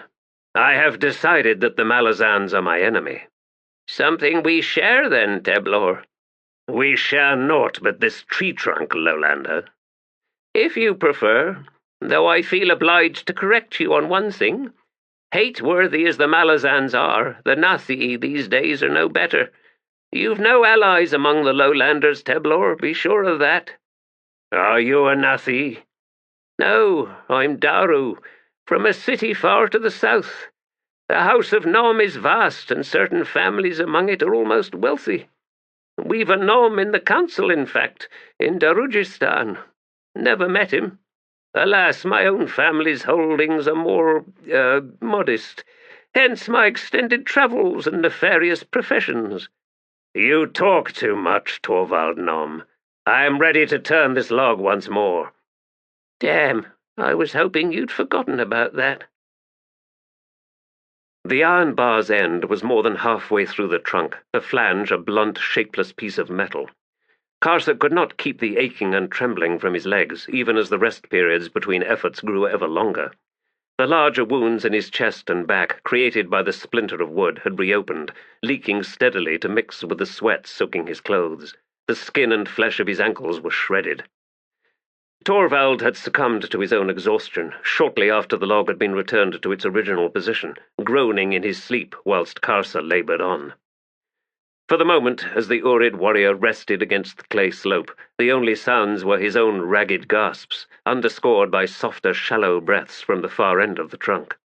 Then the sound of boots crossed overhead, first in one direction, then back again, and gone. Karsa pushed himself upright once more, his head spinning. Rest longer, Teblor. There is no time for that, Torvald Nom. Oh, but there is. That slave master who now owns you will be waiting here for a while, so that he and his train can travel in the company of the Malazan soldiers, for as far as Malybridge at least. There's been plenty of bandit activity from Fool's Forest and Yellow Mark, for which I acknowledge some proprietary pride, since it was me who united that motley collection of highwaymen and throat-slitters in the first place. They'd have already come to rescue me too, if not for the Malazans. I will kill that slave master, Karsa said. Careful with that one, giant. Silgar's not a pleasant man, and he's used to dealing with warriors like you. I am Urid, not Sunyd. So you keep saying, and I've no doubt you're meaner. You're certainly bigger. All I was saying is, be wary of Silgar. Karsa positioned himself over the log. You have time to spare, Teblor. There's no point in freeing yourself if you're then unable to walk. This isn't the first time I've been in chains, and I speak from experience. Bide your time. An opportunity will arise if you don't wither and die first. Or drown. Point taken. And yes, I understood your meaning when you spoke of courage. I admit to a moment of despair. Do you know how long you have been chained here? Well, there was snow on the ground, and the lake's ice had just broken. Karsa slowly glanced over at the barely visible, scrawny figure at the far end. Torvald Nom, even a lowlander should not be made to suffer such a fate. The man's laugh was a rattle. And you call us children? You Teblor cut people down as if you were executioners, but among my kind, execution is an act of mercy. For your average condemned bastard, prolonged torture is far more likely. The Nathi have made the infliction of suffering an art. Must be the cold winters or something. In any case, if not for Silgar claiming you, and the Malazan soldiers in town, the locals would be peeling the skin from your flesh right now, a sliver at a time. Then they'd lock you inside a box to let you heal. They know that your kind are immune to infections, which means they can make you suffer for a long, long time. There's a lot of frustrated townsfolk out there right now, I'd imagine. Karsa began pulling on the bar once more. He was interrupted by voices overhead, then heavy thumping, as of a dozen or more barefooted arrivals, the sound joined now by chains slithering across the warehouse floor. Karsa settled back against the opposite trench slope. The trapdoor opened. A child in the lead, lantern in hand, and then Sunyd, naked but for rough-woven short skirts, making a slow descent, their left ankles shackled with a chain linking them all together. The lowlander with the lantern walked down the walkway between the two trenches. The Sunyd, 11 in all, 6 men and 5 women, followed. Their heads were lowered. None would meet Karsa's steady, cold regard. At a gesture from the child, who had halted 4 long paces from Karsa's position, the Sunyd turned and slid down the slope of their trench. 3 more lowlanders had appeared and followed them down to apply the fixed shackles to the Teblor's other ankles. There was no resistance from the Sunyd. Moments later, the lowlanders were back on the walkway and then heading up the steps. The trapdoor squealed on its hinges, closing with a reverberating thump that sent dust drifting down through the gloom. It is true, then, an Urid. The voice was a whisper. Karsa sneered. Was that the voice of a Teblor? No, it could not have been. Teblor do not become slaves. Teblor would rather die than kneel before a lowlander. An Urid, in chains, like the rest of us. Like the Sunyd? Who let these foul children come close and fix shackles to their legs? No, I am a prisoner, but no bindings shall hold me for long. The Sunyd must be reminded what it is to be a Teblor. A new voice spoke from among the Sunyd, a woman's. We saw the dead, lined up on the ground before the hunters' camp. We saw wagons filled with dead Malazans. Townsfolk were wailing. Yet it is said there were but 3 of you. 2, not 3. Our companion Delum Thord was wounded in the head. His mind had fallen away. He ran with the dogs. Had his mind been whole, his blood sword in his hands. There was sudden murmuring from the Sunyd, the word bloodsword spoken in tones of awe. Karsa scowled. What is this madness? Have the Sunyd lost all the old ways of the Teblor? The woman sighed. Lost? Yes, long ago. Our own children slipping away in the night to wander south into the lowlands, eager for the cursed lowlander coins, the bits of metal around which life itself seems to revolve. Sorely used were our children. Some even returned to our valleys as scouts for the hunters. The secret groves of bloodwood were burned down, our horses slain. To be betrayed by our own children, Urid, this is what broke the Sunyd. Your children should have been hunted down. Karsa said. "The hearts of your warriors were too soft. Bloodkin is cut when betrayal is done. Those children ceased being Sunyd. I will kill them for you." "You would have trouble finding them, Urid. They are scattered, many fallen, many now sold into servitude to repay their debts, and some have travelled great distances to the great cities of Nathilog and Genebaris. Our tribe is no more." The first Sunyd who had spoken added, "Besides, Urid, you are in chains, now the property of Master Silgar, from whom no slave has ever escaped. You will be killing no one ever again, and like us, you will be made to kneel. Your words are empty." Karsa straddled the log once more. He grasped hold of the chains this time, wrapping them about his wrists as many times as he could. Then he threw himself back, muscles bunching, legs pushing down on the log, back straightening, grinding, splintering, a sudden loud crack. Karsa was thrown backward onto the clay slope, chains snapping around him. Blinking the sweat from his eyes, he stared down at the log. The trunk had split down its entire length. There was a low hiss from the other end, the rustle of freed chains. "Would take me, Karsa Orlong," Torvald whispered. "You don't take insults well, do you?" Though no longer attached to the log, Karsa's wrists and ankles were still chained to the iron bars. The warrior unravelled the chains from his battered, bleeding forearms, then collected one of the bars. Laying the ankle chain against the log, he drove the bar's unflanged end into a single link, then began twisting it with both hands. "What has happened?" a Sunyd asked. "What was that sound?" "The Urid's spine has snapped," the first speaker replied in a drawl. Torvald's laugh was a cold chuckle. "The Lord's push for you, Ganal, I'm afraid." "What do you mean, Nom?" The link popped, sending a piece whipping across the trench to thud against the earthen wall. Karsa dragged the chain from his ankle shackles. Then he set to splitting the one holding his wrists. Another popping sound. He freed his arms. "What is happening?" A third crack as he snapped the chain from the iron bar he had been using, which was the undamaged one, its flange intact, sharp-edged and jagged. Karsa clambered from the trench. "Where is this Ganal?" he growled. All but one of the Sunyd lying in the opposite trench shrank back at his words. "I am Ganal," said the lone warrior who had not moved. "Not a broken spine, after all. Well then, warrior, kill me for my skeptical words." "I shall." Karsa strode down the walkway, lifting the iron bar. "If you do that," Torvald said hastily, "the others will likely raise a cry." Karsa hesitated. Ganal smiled up at him. "If you spare me, there will be no alarms sounded, Urid. It is night, still a bell or more before dawn. You will make good your escape. And by your silence you will all be punished," Karsa said. "No, we were all sleeping." The woman spoke.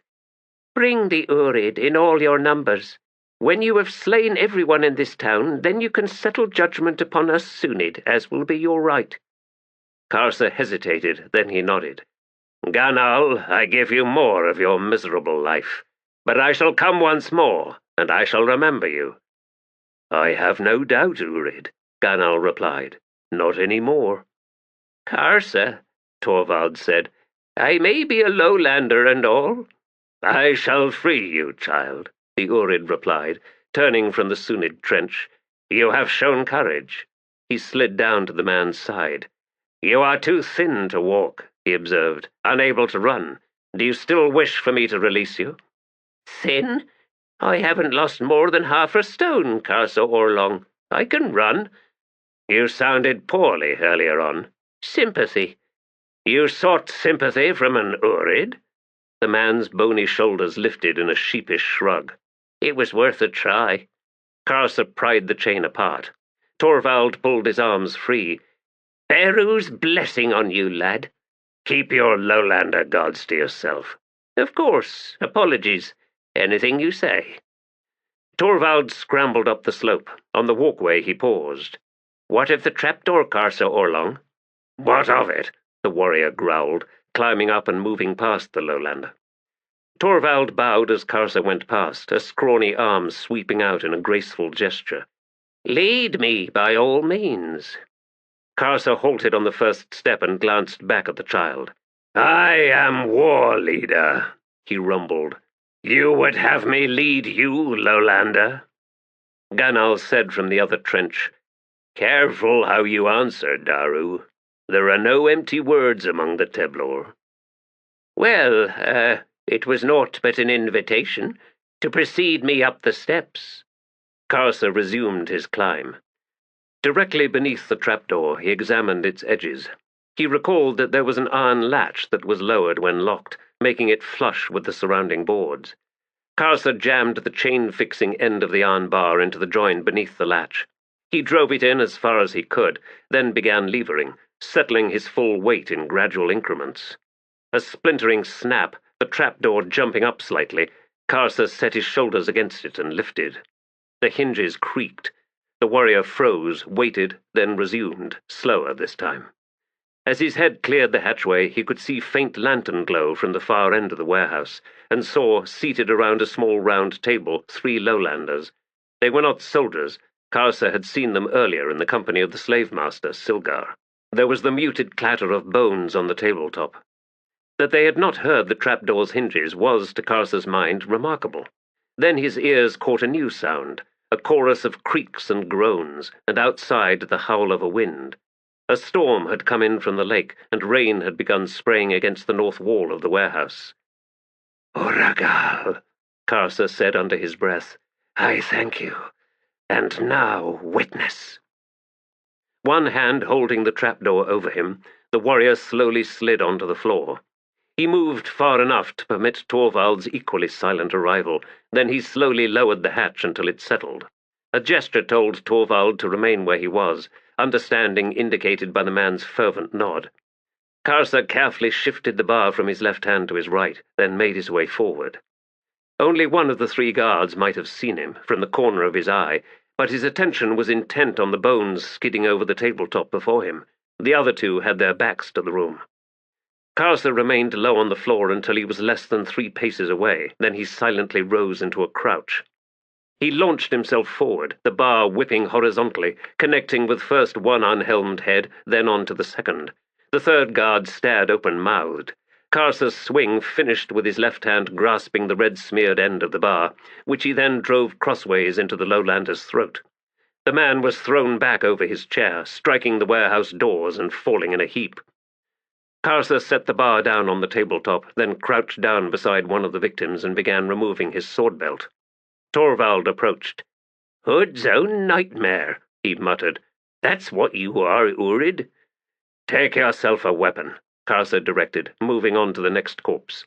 "I will. Now which way shall we run, Karsa? They'll be expecting northwest, back the way you came. They'll ride hard for the foot of the pass. I have friends." "I have no intention of running," the war leader growled, looping both sword belts over a shoulder, the scabbarded long swords looking minuscule where they rested against his back. He collected the flanged bar once more. He turned to find Torvald staring at him. "Run to your friends, lowlander. I will this night deliver sufficient diversion to make good your escape. Tonight, Bairoth, Gild, and Delum Thord shall be avenged." "Don't expect me to avenge your death, Karsa. It's madness. You've already done the impossible. I'd advise you to thank the lady's pull and get away while you can. In case you've forgotten, this town's full of soldiers." "Be on your way, child." Torvald hesitated, then he threw up his hands. "So be it. For my life, Karsa Orlong, I thank you. The family of Nom will speak your name in its prayers." "I will wait 50 heartbeats." Without another word, Torvald headed to the warehouse's sliding doors. The main bar had not been lowered into its slots. A smaller latch loosely held the door to the frame. He flipped it back, pushed the door to one side, sufficient only to pop his head out for a quick look. Then he shoved it open slightly more and slipped outside. Karsa listened to his footfalls, the splash of bare feet in mud, hurrying away to the left. He decided he would not wait 50 heartbeats. Even with the storm holding fast the darkness, dawn was not far away. The Teblor slid the door back further and stepped outside. a track narrower than the main street, the wooden buildings opposite indistinct behind a slanting curtain of hard rain. To the right and 20 paces distant, light showed from a single murky window on the upper floor of a house standing next to a side street. He wanted his blood sword, but had no idea where it might be. Failing that, any Teblor weapon would suffice, and he knew where he might find some. Karsa slid the door shut behind him. He swung right and, skirting the edge of the street, made his way towards the lakefront. The wind whipped rain against his face, loosening the crusted blood and dirt. The shredded leathers of his shirt flapped heavily as he jogged towards the clearing where waited the camp of the bounty hunters. There had been survivors, a careless oversight on Karsa's part, one he would now correct, and in the huts of those cold-eyed children there would be Teblor trophies, weapons, armor. The huts and shacks of the fallen had already been stripped, the doors hanging open, rubbish strewn about. Karsa's gaze settled on a nearby reed-walled shack, clearly still occupied. He padded towards it. Ignoring the small door, the warrior threw his shoulder against a wall. The reed panel fell inward, Karsa plunging through. There was a grunt from a cot to his left, a vague shape bolting into a sitting position.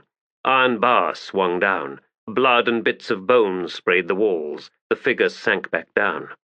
The small, lone room of the shack was cluttered with Sunyd objects, most of them useless, charms, belts, and trinkets. He did find, however, a pair of Sunyd hunting knives, sheathed in beaded buckskin over wood. A low altar caught Karsa's attention, some lowlander god, signified by a small clay statue, a boar standing on its hind legs. The Teblor knocked it to the earthen floor, then shattered it with a single stomp of his heel. Returning outside, he approached the next inhabited shack.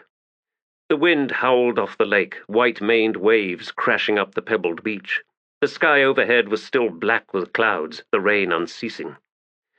There were 7 shacks in all, and in the 6th one, after killing the 2 men entwined together in the cot beneath the skin of a grey bear, he found an old Sunyd bloodsword and an almost complete set of armor that, although of a style Karsa had never seen before, was clearly Teblor in origin, given its size and the sigils burned into the wooden plates.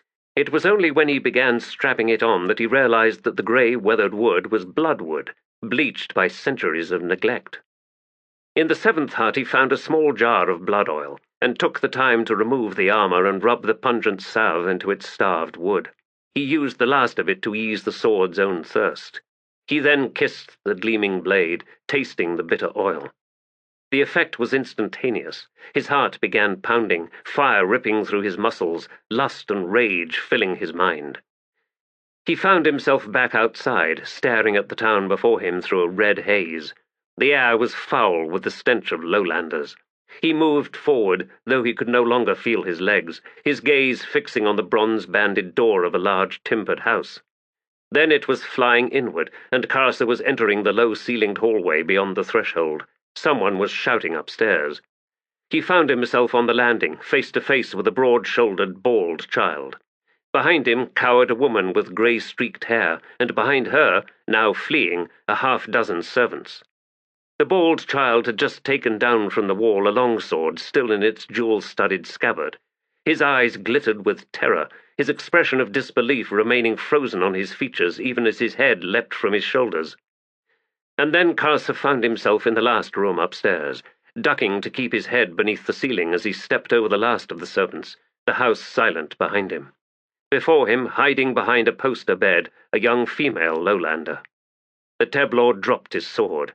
A moment later he held her before him, her feet kicking at his knees. He cupped the back of her head in his right hand, pushed her face against his armor's oil-smeared breastplate. She struggled, then her head snapped back, eyes suddenly wild. Karsa laughed, throwing her down on the bed. Animal sounds came from her mouth, her long-fingered hands snatching up at him as he moved over her. The female clawed at him, her back arching in desperate need. She was unconscious before he was done, and when he drew away there was blood between them.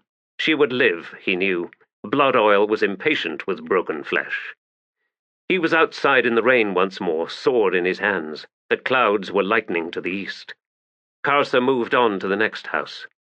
Awareness drifted away then for a time, and when it returned he found himself in an attic with a window at the far end through which streamed bright sunlight. He was on his hands and knees, sheathed in blood, and to one side lay a child's body, fat and in slashed robes, eyes staring sightlessly. Waves of shivering racked him, his breath harsh gasps that echoed dully in the close, dusty attic. He heard shouts from somewhere outside and crawled over to the round, thick-glassed window at the far end. Below was the main street, and he realized that he was near the west gate. Glass-distorted figures on restless horses were gathering, Malazan soldiers. As he watched, and to his astonishment, they suddenly set forth for the gate. The thundering of horse hoofs quickly diminished as the party rode westward. The warrior slowly sat back. There was no sound from directly beneath him, and he knew that no one remained alive in the house. He knew also that he had passed through at least a dozen such houses, sometimes through the front door, but more often through recessed side and rear doors, and that those places were now as silent as the one in which he now found himself. The escape has been discovered, but what of the bounty hunters? What of the townsfolk who have yet to emerge onto the street, though the day is already half done? How many did I truly kill? Soft footfalls below, 5, 6 sets, spreading out through the room under him.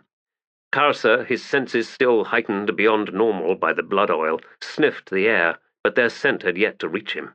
Yet he knew these were hunters, not soldiers. He drew a deep breath and held it for a moment, then nodded to himself.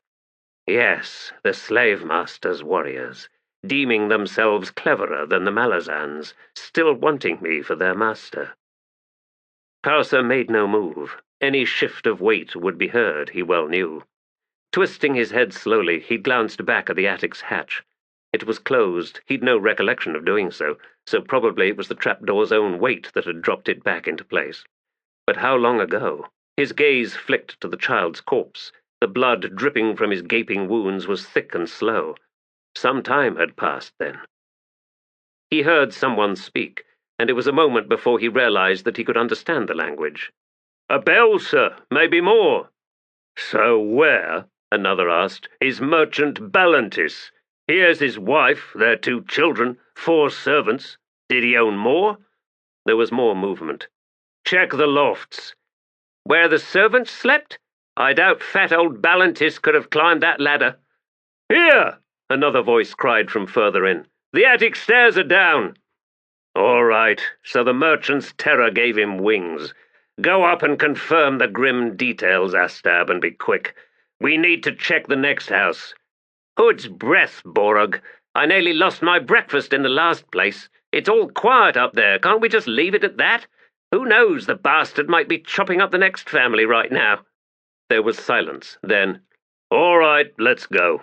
This time I think Silgar's plain wrong.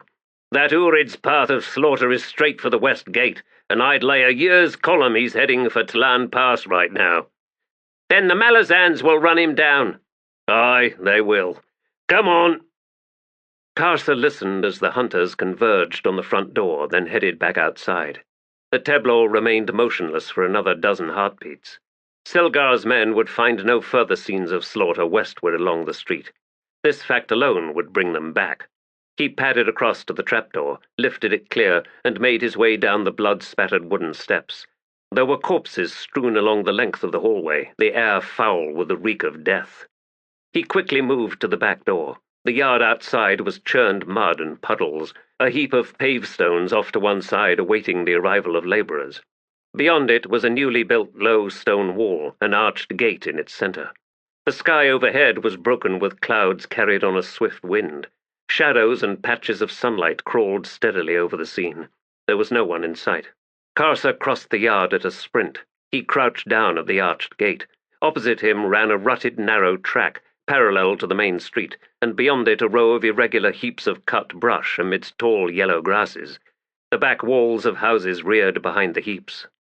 He was on the western side of the town, and here there were hunters. It followed, then, that he would be safer on the eastern side. At the same time, the Malazan soldiers appeared to be quartered there, though he'd watched at least 30 of them ride out through the west gate, leaving how many? Karsa had proclaimed the Malazans his enemy. The warrior slipped out onto the track and headed east. Hunched low, he ran hard, his eyes scanning the way ahead, seeking cover, expecting at any moment the shout that would announce his discovery. He moved into the shadows of a large house that leaned slightly over the alley. In another 5 strides he would come to the wide street that led down to the lakeshore. Crossing it undetected was likely to prove a challenge. Silgar's hunters remained in the town, as did an unknown number of Malazans. Enough to cause him trouble? There was no telling. 5 cautious strides, and he was at the edge of the street. There was a small crowd at the far end, lakeside. Wrapped bodies were being carried out of a house, whilst 2 men struggled with a young, naked, blood-splashed woman. She was hissing and trying to claw at their eyes. It was a moment before Karsa recollected her. The blood oil still burned within her, and the crowd had drawn back in obvious alarm, their attention one and all fixed on her writhing form. A glance to the right, no one. Karsa bolted across the street. He was but a single stride from the alley opposite when he heard a hoarse shout, then a chorus of cries. Skidding through sluicing mud, the warrior raised his sword and snapped his gaze towards the distant crowd.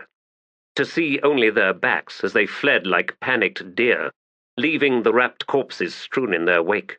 The young woman, suddenly released, fell to the mud, shrieking, one hand snapping out to clamp on the ankle of one of her captors. She was dragged through the mud for a body length before she managed to foul the man's stride and send him sprawling. She clambered atop him with a snarl. Karsa padded into the alley. A bell started a wild clanging. He continued on, eastward, parallel to the main street.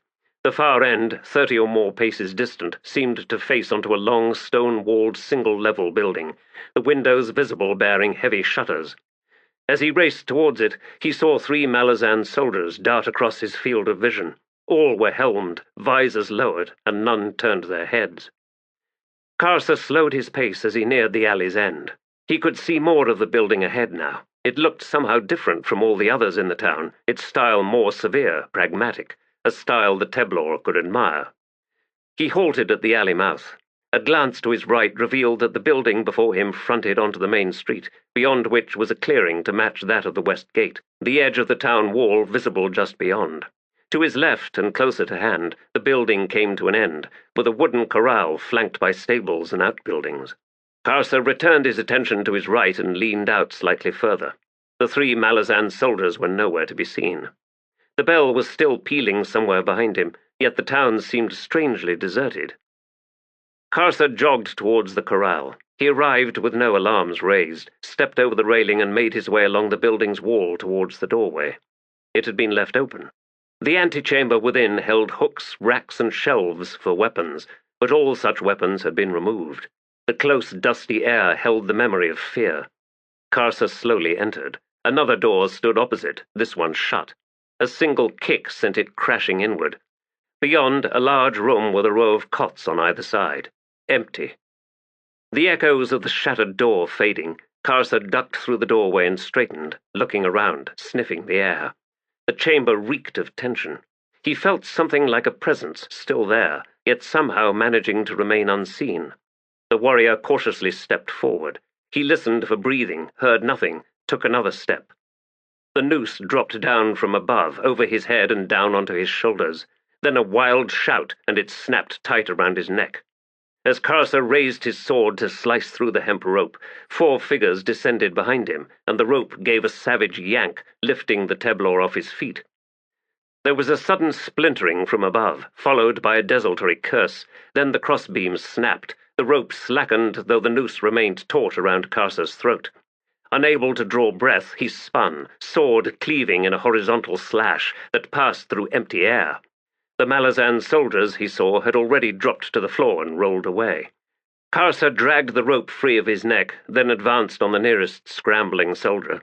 Sorcery hammered him from behind, a frenzied wave that engulfed the Teblor. He staggered, then with a roar shook it off. He swung his sword. The Malazan before him leapt backward, but the blade's tip connected with his right knee, shattering the bone. The man shrieked as he toppled. A net of fire descended on Karsa, an impossibly heavy web of pain that drove him to his knees. He sought to slash at it, but his weapon was fouled by the flickering strands. It began constricting as if it possessed a life of its own. The warrior struggled within the ever-tightening net, and in moments was rendered helpless. The wounded soldier's screams continued until a hard voice rumbled a command and eerie light flashed in the room. The shrieks abruptly stopped. Figures closed in around Karsa, one crouching down near his head, a dark-skinned, scarred face beneath a bald, tattoo-stitched pate. The man's smile was a row of gleaming gold. "You understand Nathi, I take it? That's nice. You've just made Limp's bad leg a whole lot worse, and he won't be happy about that. Even so, you stumbling into our laps will more than make up for the house arrest we're presently under. Let's kill him, Sergeant. Enough of that, Shard. Bell, go find the slave master. Tell him we got his prize. We'll hand him over, but not for nothing. Oh, and do it quietly. I don't want the whole town outside with torches and pitchforks." The sergeant looked up as another soldier arrived. "Nice work, Ebron." "I damned near wet my pants cord," the man named Ebron replied, "when he just threw off the nastiest I had." "Just shows, don't it?" Shard muttered. "Shows what?" Ebron demanded. "Well, only that clever beats nasty every time, that's all." Sergeant Cord grunted, then said, "Ebron, see what you can do for Limp before he comes round and starts screaming again." "I'll do that. For a runt, he's got some lungs, don't he just?" Cord reached down and carefully slid his hand between the burning strands to tap a finger against the blood sword. "So, here's one of the famed wooden swords, so hard it breaks Aren's steel." "Look at the edge," Shard said. "It's that resin they use that makes that edge." "And hardens the wood itself, aye. Ebron, this web of yours, is it causing him pain?" The sorcerer's reply came from beyond Karsa's line of sight. "If it was you in that cord, you'd be howling to shame the hounds. For a moment or two, then you'd be dead and sizzling like fat on a hearthstone." Cord frowned down at Karsa, then slowly shook his head. "He ain't even trembling. Hood knows what we could do with 5,000 of these bastards in our ranks." "Might even manage to clean out Mott Wood, eh, Sergeant?" "Might at that." Cord rose and stepped away. "So, what's keeping Bell?" "Probably can't find no one," Shard replied. "Never seen a whole town take to the boats like that before." Boots sounded in the antechamber, and Karsa listened to the arrival of at least a half-dozen newcomers. A soft voice said, "Thank you, Sergeant, for recovering my property." "Ain't your property any more," Cord replied. "He's a prisoner of the Malazan Empire now. He killed Malazan's soldiers, not to mention damaging Imperial property by kicking in that door there." "You cannot be serious." "I'm always serious, Silgar," Cord quietly drawled. "I can guess what you got in mind for this giant. Castration, a cut-out tongue, hobbling. You'll put him on a leash and travel the towns south of here, drumming up replacements for your bounty hunters. But the Fist's position on your slaving activities is well enough known. This is occupied territory. This is part of the Malazan Empire now, like it or not, and we ain't at war with these so-called Teblor. Oh, I'll grant you we don't appreciate renegades coming down and raiding, killing Imperial subjects and all that, which is why this bastard is now under arrest, and he'll likely be sentenced to the usual punishment, the outer all mines of my dear old homeland." Cord moved to settle down beside Karsa once more. "Meaning we'll be seeing a lot of each other, since our detachment's heading home. Rumors of rebellion and such, though I doubt it'll come to much." Behind him the slave master spoke. "Sergeant, the Malazan hold upon its conquests on this continent is more than precarious at the moment, now that your principal army is bogged down outside the walls of Pahlk. Do you truly wish for an incident here, to so flout our local customs?" "Customs?" Still gazing down at Karsa, Cord bared his teeth. "The Nathi custom has been to run and hide when the Teblor raid. Your studious, deliberate corruption of the Sunyd is unique, Silgar.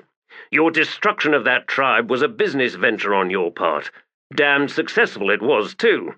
The only flouting going on here is yours, with Malazan law." He looked up, his smile broadening. "What in Hood's name do you think our company's doing here, you perfumed piece of scum?" All at once tension filled the air as hands settled on sword grips. "Rest easy, I'd advise," Ebron said from one side. "I know you're a male priest, Silgar, and you're right on the edge of your warren right now. But I'll turn you into a lumpy puddle if you make so much as a twitch for it." "Order your thugs back," Cord said, "or this Teblor will have company on his way to the mines." "You would not dare." "Wouldn't I?"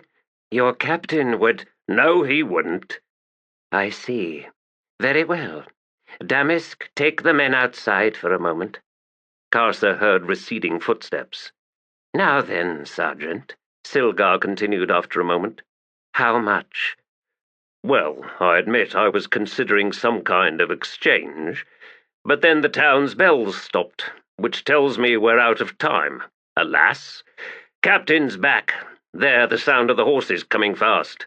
All of this means we're all official now, Silgar. Of course, maybe I was stringing you along all the time until you finally went and offered me a bribe, which, as you know, is a crime." The Malazan troop had arrived at the corral. Karsa could hear. A few shouts, the stamping of hoofs, a brief exchange of words with Damask and the other guards standing outside, then heavy boots on the floorboards. Cord turned. "Captain!" A rumbling voice cut him off. "I thought I'd left you under house guard. Ebron, I don't recall granting you permission to rearm these drunken louts." Then the captain's words trailed away.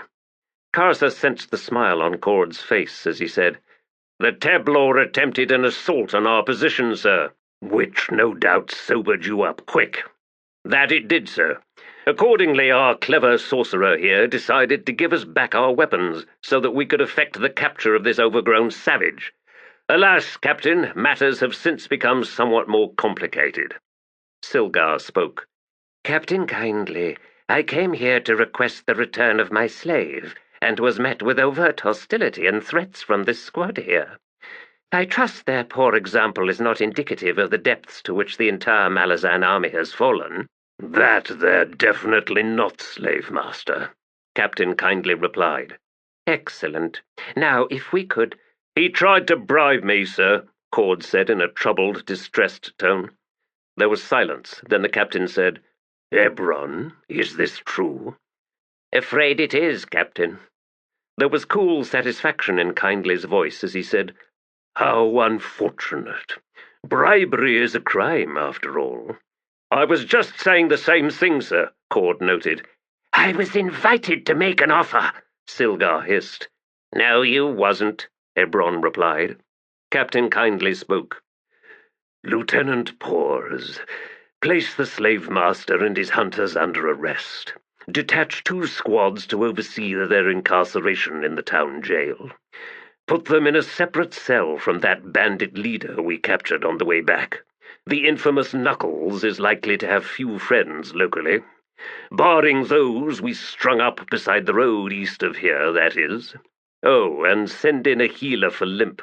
Ebron seems to have made something of a mess in his efforts on the unfortunate man." "Well," Ebron snapped, "I ain't Denol, you know." "Watch your tongue, mage," the captain calmly warned. "Sorry, sir." "I admit to some curiosity, Ebron," Kindly continued. "What is the nature of this spell you have inflicted on this warrior?" A shaping of ruse." "Yes, I know your warren, Ebron." "Yes, sir. Well, it's used to snare and stun Denrabi in the seas." "Denrabi? Those giant sea worms?" "Yes, sir." "Well, why in Hood's name isn't this Teblor dead?" "Good question, Captain. He's a tough one, he is, ain't he just?" "Beru fend us all." "Aye, sir." "Sergeant Cord." "Sir?" "I have decided to drop the charges of drunkenness against you and your squad. Grief for lost ones. An understandable reaction, all things considered. This time, the next abandoned tavern you stumble into, however, is not to be construed as an invitation to licentiousness. Am I understood?" "Perfectly, sir." "Good. Ebron, inform the squads that we are departing this picturesque town as soon as possible. Sergeant Cord, your squad will see to the loading of supplies. That will be all, soldiers." "What of this warrior?" Ebron asked. "How long will this sorcerous net last?" "As long as he likes, sir. But the pain—" "He seems to be bearing up. Leave him as he is, and in the meantime think of a way to load him onto the bed of a wagon." "Yes, sir. We'll need long poles." "Whatever," Captain kindly muttered, striding away. Karsa sensed the sorcerer staring down on him. The pain had long since faded, no matter what Ebron's claims, and indeed the steady, slow tensing and easing of the Teblor's muscles had begun to weaken it. Not long now. Chapter 3. Among the founding families of Darujistan there is Nom, the noble houses of Darujistan, Misdri. "I missed you, Karsa Orlong." Torvald Nom's face was mottled blue and black, his right eye swollen shut. He had been chained to the wagon's forward wall, and was slouched down amidst rotting straw, watching as the Malazan soldiers levered the Teblor onto the bed using stripped-down saplings that had been inserted beneath the limbs of the huge, net-wrapped warrior. The wagon shifted and groaned as Karsa's weight settled on it.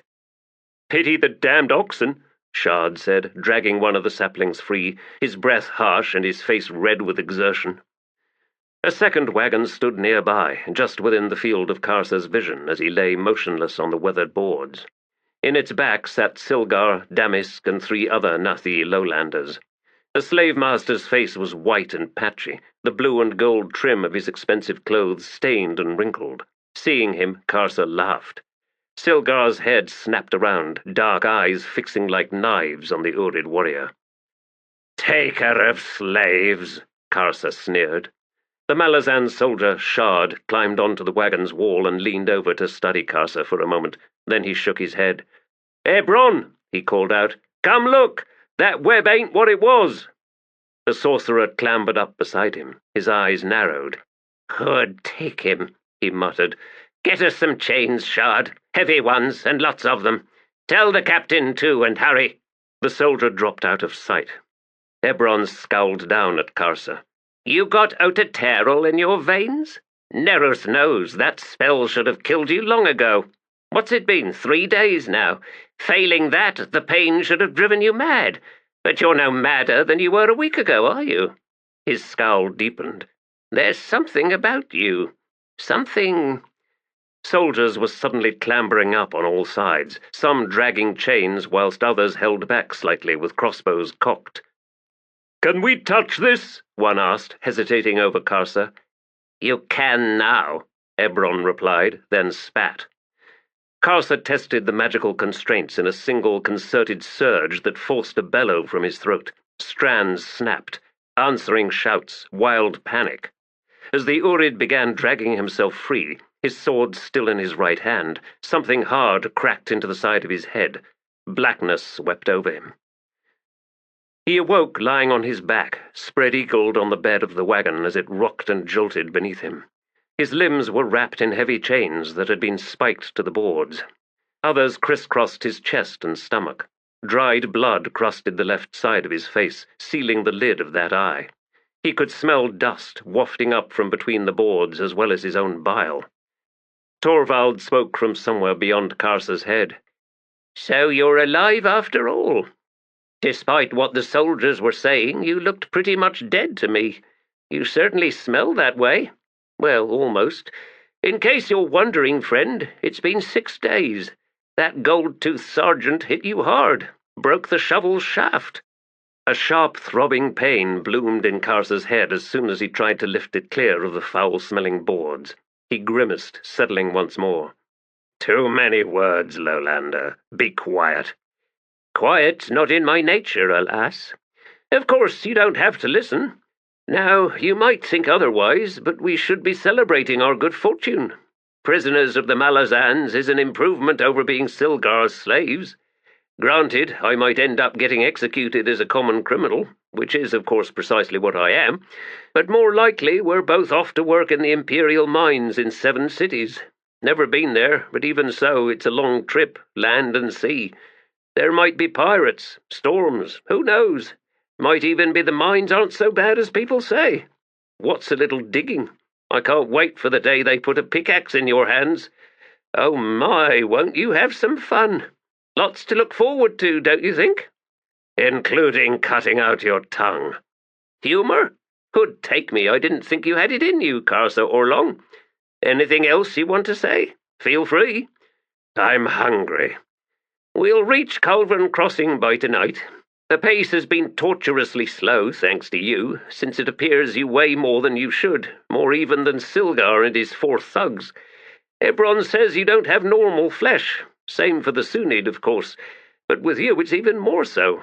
Purer blood, I suppose. Meaner blood, that's for sure. I remember once in Darujistan, I was just a lad. A troop arrived with a grey bear all chained up. Had it in a huge tent just outside Warrytown. Charged a sliver to see it. First day I was there. The crowd was huge. Everyone had thought grey bears had died out centuries ago. Then you are all fools, Karsa growled. So we were, because there it was, collared, chained down, with red in its eyes. The crowd rushed in, me in it, and that damned thing went wild, broke loose like those chains were braids of grass. You wouldn't believe the panic. I got trampled on, but managed to crawl out from under the tent with my scrawny but lovely body mostly intact. That bear, bodies were flying from its path. It charged straight for the Gadrobi Hills and was never seen again. Sure, there's rumours to this day that the bastard's still there, eating the occasional herder and herd. Anyway, you remind me of that grey bear, Urid. The same look in your eyes, a look that says, chains will not hold me, and that's what has me so eager to see what will happen next. I shall not hide in the hills, Torvald Nom. Didn't think you would. Do you know how you will be loaded onto the prison ship? Shard told me. They'll take the wheels off this wagon. That's it. You'll be riding this damned bed all the way to 7 cities. The wagon's wheels slid down into deep stony ruts, the jarring motion sending waves of pain through Karsa's head. You still here? Torvald asked after a moment. Karsa remained silent. Oh, well, the Daru sighed. Lead me, war leader. Lead me. This was not the world he had expected. The lowlanders were both weak and strong in ways he found difficult to comprehend. He had seen huts built one atop another. He had seen watercraft the size of entire Teblor houses. Expecting a farmstead, they had found a town. Anticipating the slaughter of fleeing cowards, they had instead been met with fierce opponents who stood their ground. And Sunyd slaves, the most horrifying discovery of all. Teblor, their spirits broken. He had not thought such a thing was possible. I shall snap those chains on the Sunyd. This I vow before the 7. I shall give the Sunyd lowlander slaves in turn. No, to do such would be as wrong as what the lowlanders have done to the Sunyd, have done, indeed, to their own kin. No, his sword's gathering of souls was a far cleaner, a far purer deliverance. He wondered about these Malazans. They were, it was clear, a tribe that was fundamentally different from the Nathi. Conquerors, it seemed, from a distant land, holders to strict laws. Their captives not slaves, but prisoners, though it had begun to appear that the distinction lay in name only. He would be set to work. Yet he had no desire to work. Thus it was punishment, intended to bow his warrior spirit, to, in time, break it. In this, a fate to match that of the Sunyd. But that shall not happen, for I am Urid, not Sunyd. They shall have to kill me once they realize that they cannot control me. And so the truth is before me. Should I hasten that realization, I shall never see release from this wagon. Torvald Nom spoke of patience, the prisoner's code. Uragal, forgive me, for I must now avow to that code. I must seem to relent. Even as he thought it, he knew it would not work. These Malazans were too clever. They would be fools to trust a sudden, inexplicable passivity. No, he needed to fashion a different kind of illusion. Delum, Thord, you shall now be my guide. Your loss is now my gift. You walked the path before me, showing me the steps. I shall awaken yet again, but it shall not be with a broken spirit, but with a broken mind. Indeed, the Malazan sergeant had struck him hard. The muscles of his neck had seized, clenched tight around his spine. Even breathing triggered lancing stabs of pain. He sought to slow it, shifting his thoughts away from the low roar of his nerves. The Teblor had lived in blindness for centuries, oblivious of the growing numbers and growing threat of the lowlanders.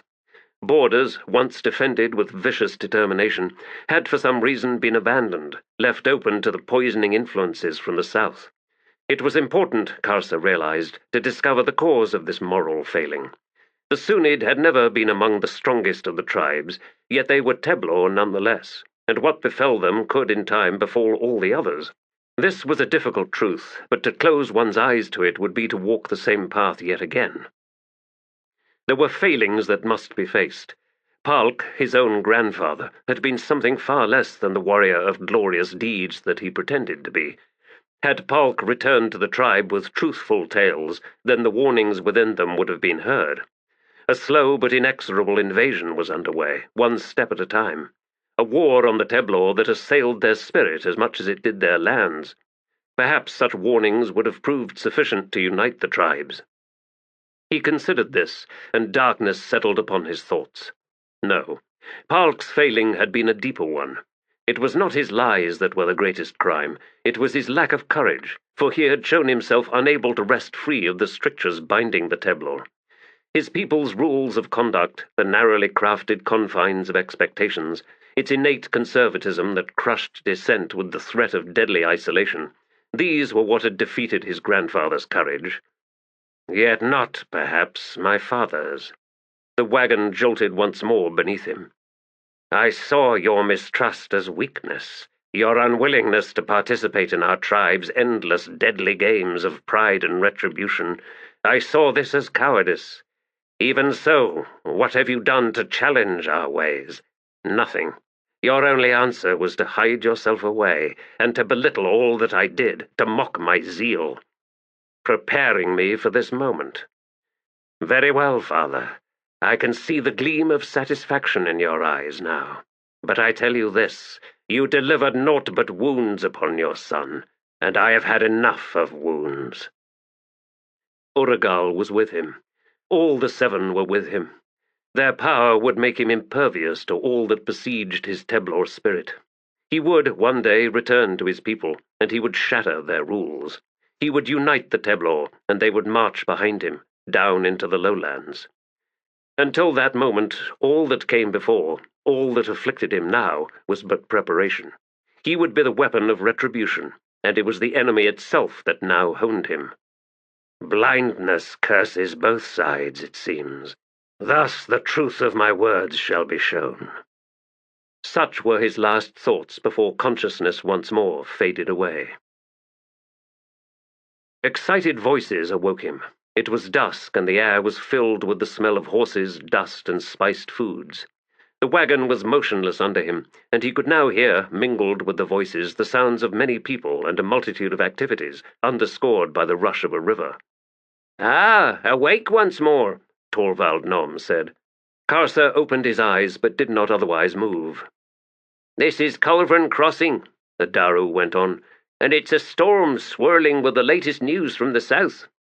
All right, a small storm, given the size of this latrine pit of a town. The scum of the Nathi, which is saying a lot. The Malazan Company's pretty excited, though. Pale's just fallen, you see. A big battle, lots of sorcery, and moon spawn retreated, likely headed to Darujistan, in fact.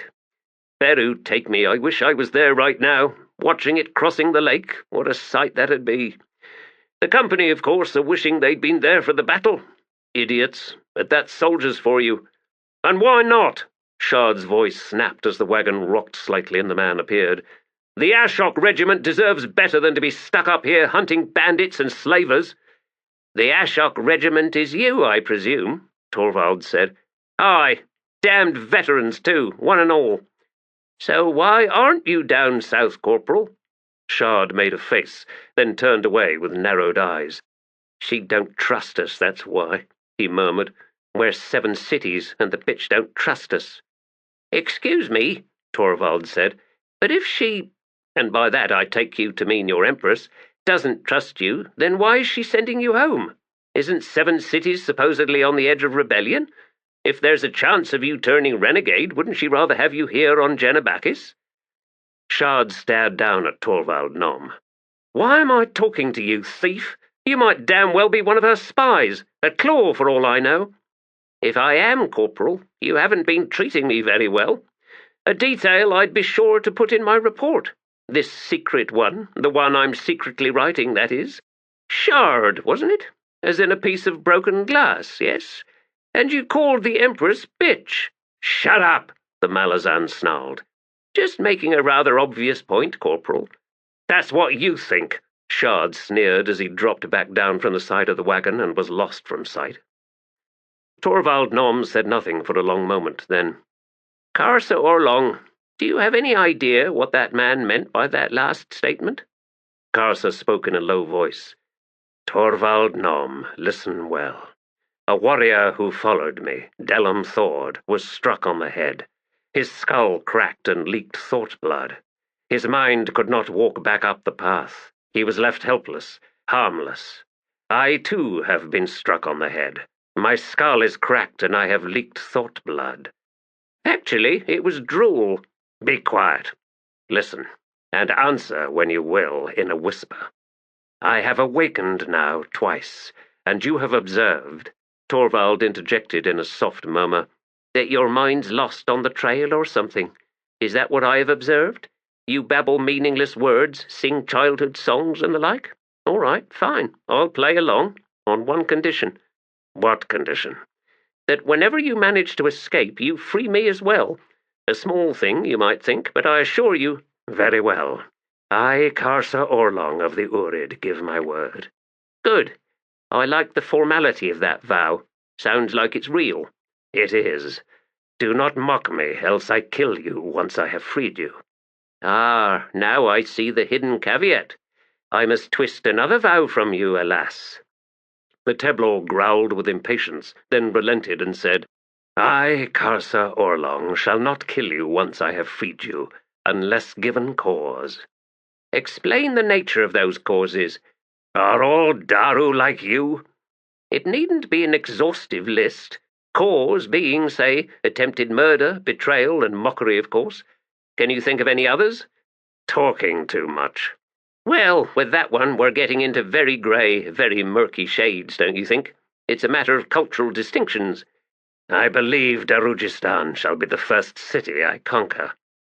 "I've a feeling the Malazans will get there first, I'm afraid. Mind you, my beloved city has never been conquered, despite its being too cheap to hire a standing army. The gods not only look down on Darujistan with a protective eye, they probably drink in its taverns. In any case— Oh, shh! Someone's coming." Bootsteps neared. Then, as Karsa watched through slitted eyes, Sergeant Cord clambered up into view and glared for a long moment at Torvald Nom. "You sure don't look like a claw," he finally said. "But maybe that's the whole point." "Perhaps it is." Cord's head began turning towards Karsa, and the Teblor closed his eyes completely. "He come around yet?" "Twice, doing nothing but drooling and making animal sounds. I think he went and damaged his brain, assuming he has one." Cord grunted. "Might prove a good thing, so long as he doesn't die on us. Now, where was I?" "Torvald Nom, the Claw." "Right. Okay, even so, we're still treating you as a bandit, until you prove to us you're something otherwise. And so you're off to the Otaterral mines with everyone else. Meaning, if you are a claw, you'd better announce it before we leave Genebaris." "Assuming, of course," Torvald smiled, "my assignment does not require me to assume the disguise of a prisoner in the Otaterral mines." Cord frowned. Then, hissing a curse, he dropped down from the side of the wagon. They heard him shout, "Get this damned wagon on that ferry, now!" The wheels creaked into sudden motion, the oxen lowing. Torvald Nom sighed, leaning his head against the wall and closing his eyes. "You play a deadly game," Karsa muttered. The Daru propped one eye open. "A game, Teblor? Indeed, but maybe not the game you think." Karsa grunted his disgust.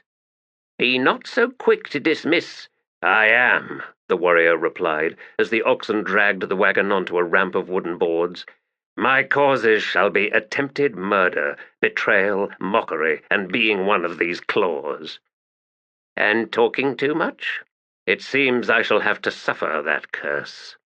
Torvald slowly cocked his head, then he grinned. Agreed. In a strange way, the discipline of maintaining the illusion of mindlessness proved Karsa's greatest ally in remaining sane. Days, then weeks lying supine, spread-eagled and chained down to the bed of a wagon was a torture unlike anything the Teblor could have imagined possible.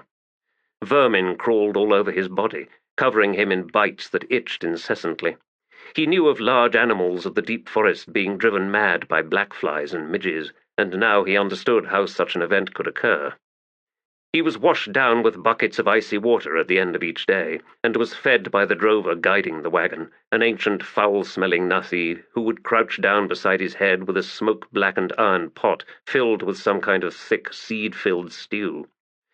He used a large wooden spoon to pour the scalding, malty cereal and stringy meat into Karsa's mouth. The Teblor's lips, tongue, and the insides of his cheeks were terribly blistered, the feedings coming too often to allow for healing. Meals became an ordeal, which was alleviated only when Torvald Nom talked the drover into permitting the Daru to take over the task, ensuring that the stew had cooled sufficiently before it was poured into Karsa's mouth. The blisters were gone within a few days. The Teblor endeavored to keep his muscles fit through sessions, late at night, of flexing and unflexing, but all his joints ached from immobility, and for this he could do nothing. At times his discipline wavered, his thoughts travelling back to the demon he and his comrades had freed. That woman, the forecastle, had spent an unimaginable length of time pinned beneath that massive stone. She had managed to achieve some movement, had no doubt clung to some protracted sense of progress as she clawed and scratched against the stone. Even so, Karsa could not comprehend her ability to withstand madness and the eventual death that was its conclusion. Thoughts of her left him humbled, his spirit weakened by his own growing frailty in these chains, in the wagon bed's rough-hewn planks that had rubbed his skin raw, in the shame of his soiled clothes, and the simple, unbearable torment of the lice and fleas. Torvald took to talking to him as he would a child or a pet. Calming words, soothing tones, and the curse of talking too much was transformed into something Karsa could hold on to, his desperate grip ever tightening. The words fed him, kept his spirit from starving. They measured the cycle of days and nights that passed. They taught him the language of the Malazans. They gave him an account of the places they travelled through. After Culvan Crossing, there had been a larger town, Ninsano Moat, where crowds of children had clambered onto the wagon, poking and prodding him until Shard arrived to drive them away. Another river had been crossed there, onward to Malybridge, a town of similar proportions to Ninsano Moat. Then, 17 days later, Karsa stared up at the arched stone gateway of a city, Tanis, passing over him, and on either side, as the wagon made its rocking way down a cobbled street, huge buildings of 3, even 4 levels, and all around the sounds of people, more lowlanders than Karsa had thought possible. Tanis was a port, resting on tiered ridges rising from the east shore of the Malin Sea, where the water was brackish with salt, such as was found in a number of springs near the Rathid borderlands.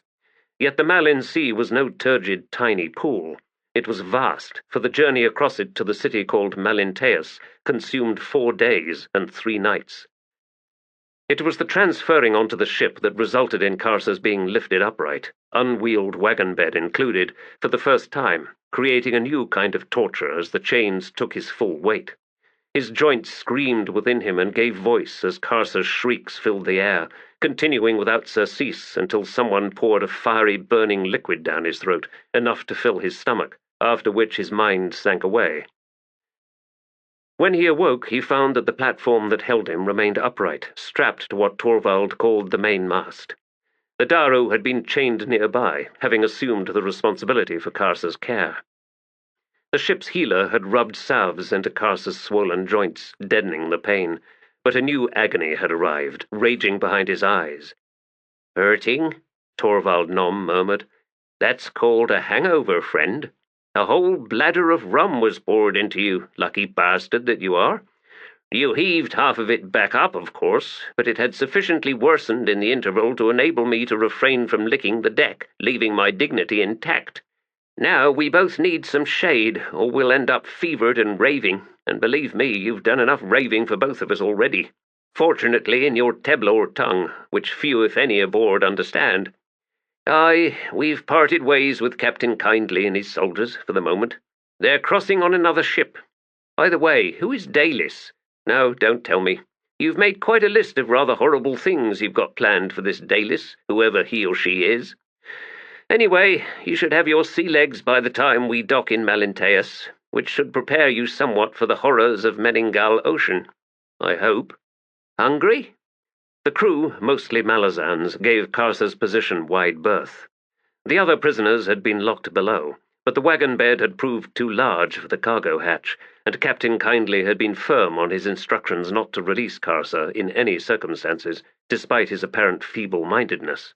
Not a sign of skepticism, Torvald had explained in a whisper, just the captain's legendary sense of caution, which was reputedly extreme even for a soldier. The illusion seemed to have in fact succeeded.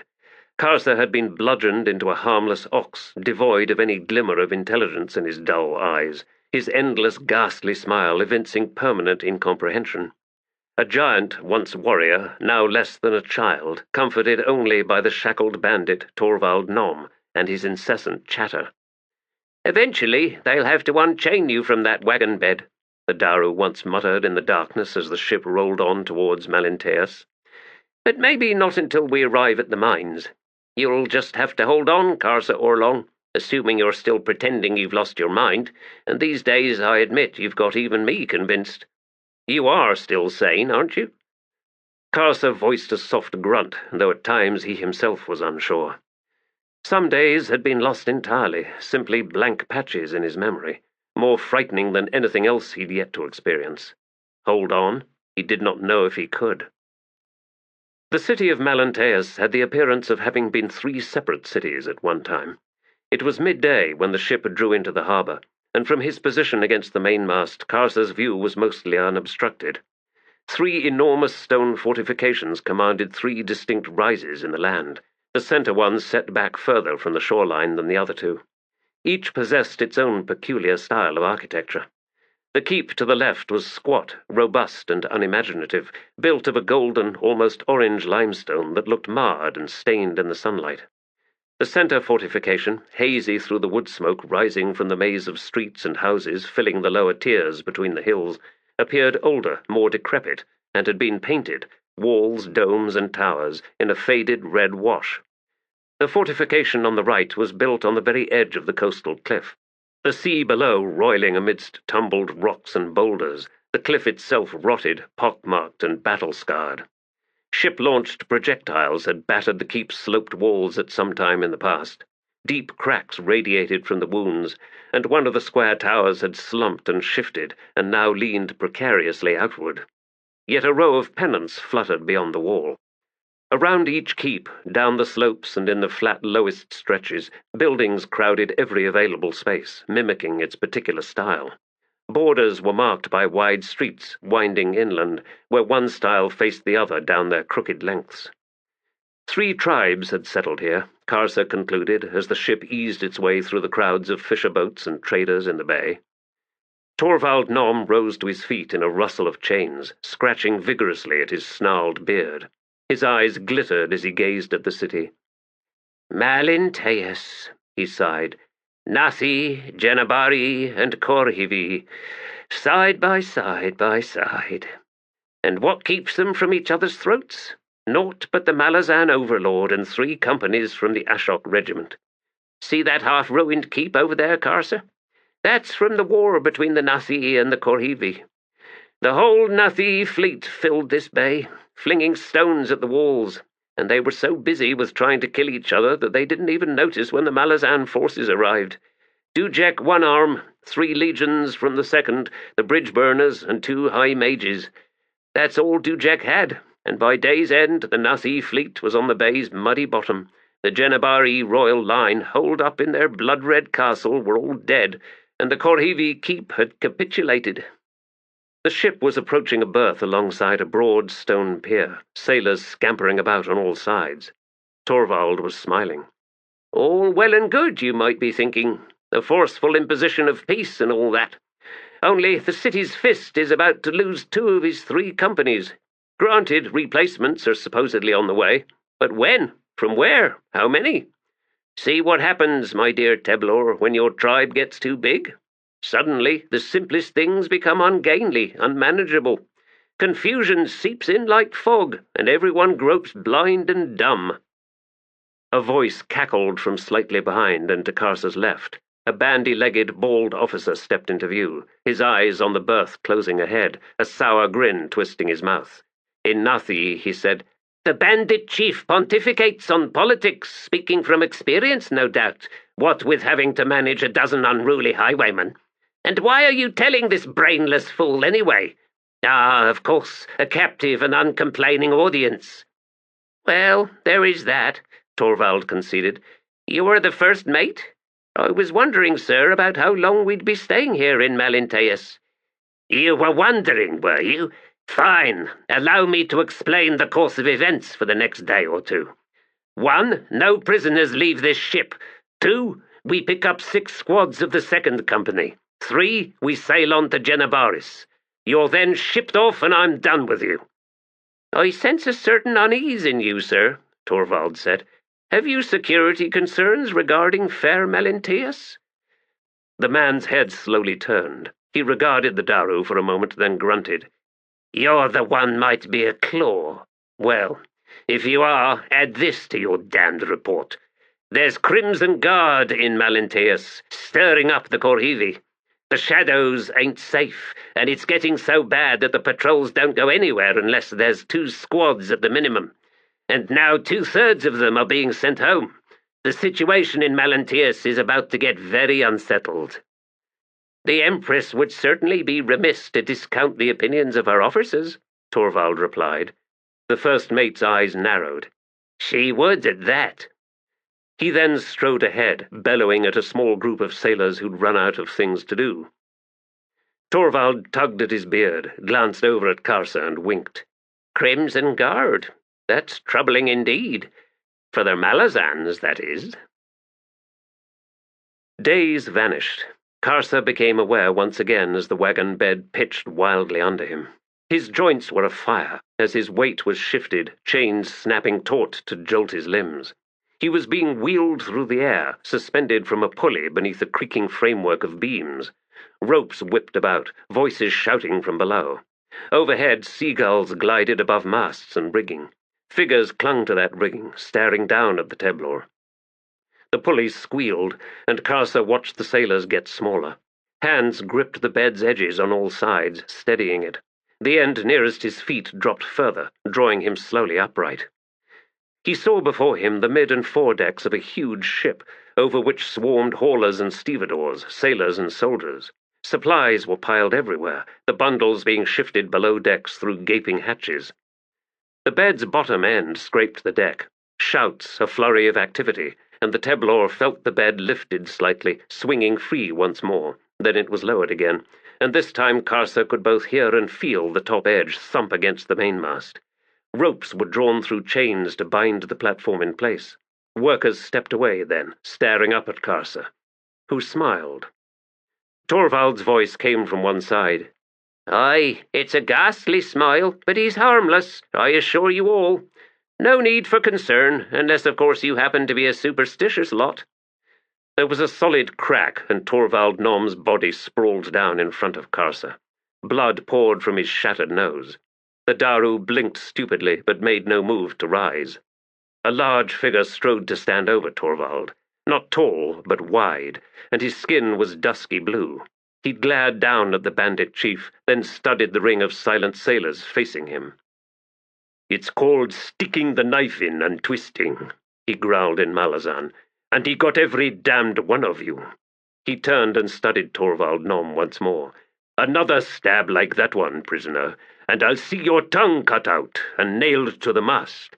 And if there's any other kind of trouble from you or this giant here, I'll chain you up there beside him, then toss the whole damned thing overboard. Nod if you understand me." Wiping the blood from his face, Torvald Nom jerked his head in assent. The blue-skinned man swung his hard gaze up to Karsa. "Wipe that smile off your face, or a knife will kiss it," he said. "You don't need lips to eat, and the other miners won't care either way." Karsa's empty smile remained fixed. The man's face darkened. "You heard me!" Torvald raised a hesitant hand. "Captain, sir, if you will. He does not understand you. His brain is addled." "Bosun!" "Sir?" "Gag the bastard!" "Aye, Captain." A salt-crusted rag was quickly wrapped about Karsa's lower face, making it difficult to breathe. "Don't suffocate him, you idiots!" "Aye, sir." The knots were loosened, the cloth pulled down to beneath his nose. The captain wheeled. "Now, what in Mael's name are you all standing around for?" As the workers all scattered, the captain thumping away, Torvald slowly climbed to his feet. "Sorry, Karsa," he mumbled through split lips. "I'll get that off you, I promise.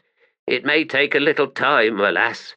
And when I do, friend, please don't be smiling." "Why have you come to me, Karsa Orlong, son of Sunyd, grandson of Pahlk?" One presence and six, faces that might have been carved from rock, barely visible through a swirling haze. 1 and 6. "I am before you, Uragal," Karsa said, a truth that left him confused. "You are not. Only your mind, Karsa Orlong. It has fled your mortal prison." "Then I have failed you, Uragal." "Failed, yes. You have abandoned us, and so in turn we must abandon you. We must seek another, one of greater strength, one who does not accept surrender, one who does not flee. In you, Karsa Orlong, our faith was misplaced." The haze thickened, dull colors flashing through it. He found himself standing atop a hill that shifted and crunched beneath him. Chains stretched out from his wrists down the slopes on all sides. Hundreds of chains reaching out into the rainbow mists, and at the unseen ends of each one there was movement. Looking down, Karsa saw bones beneath his feet. Teblor, lowlander, the entire hill was naught but bones. The chains slackened suddenly. Movement in the mists, drawing closer from every direction. Terror surged through Karsa. Corpses, many of them headless, staggered into view. The chains that held the horrifying creatures to Karsa penetrated their chests through gaping holes. Withered, long-nailed hands reached towards him. Stumbling on the slopes, the apparitions began climbing. Karsa struggled, seeking to flee, but he was surrounded. The very bones at his feet held him fast, clattering and shifting tighter about his ankles. A hiss, a susurration of voices through rotting throats. "Lead us, war leader," he shrieked. "Lead us, war leader." Climbing closer, arms reaching up, nails clawing the air. A hand closed about his ankle. Karsa's head snapped back, struck wood with a resounding crunch. He gulped air that slid like sand down his throat, choking him. Eyes opening, he saw before him the gently pitching decks of the ship, figures standing motionless, staring at him. He coughed behind his gag, each convulsion a rage of fire in his lungs. His throat felt torn, and he realized that he had been screaming. Enough to spasm his muscles so they now clenched tight, cutting off the flow of his air passages. He was dying. The whisper of a voice deep in his mind. "Perhaps we will not abandon you yet. Breathe, Karsa Orlong. Unless, of course, you wish to once more meet your dead." "Breathe." Someone snatched the gag from his mouth. Cold air flooded his lungs. Through watering eyes, Karsa stared down at Torvald Nom. The Daru was barely recognizable, so dark was his skin, so thick and matted his beard. He had used the very chains holding Karsa to climb up within reach of the gag, and was now shouting unintelligible words that Teblor barely heard, words flung back at the frozen, fear-stricken Malazans. Karsa's eyes finally made note of the sky beyond the ship's prow. There were colors there, amidst churning clouds, flashing and blossoming, swirls bleeding out from what seemed huge open wounds.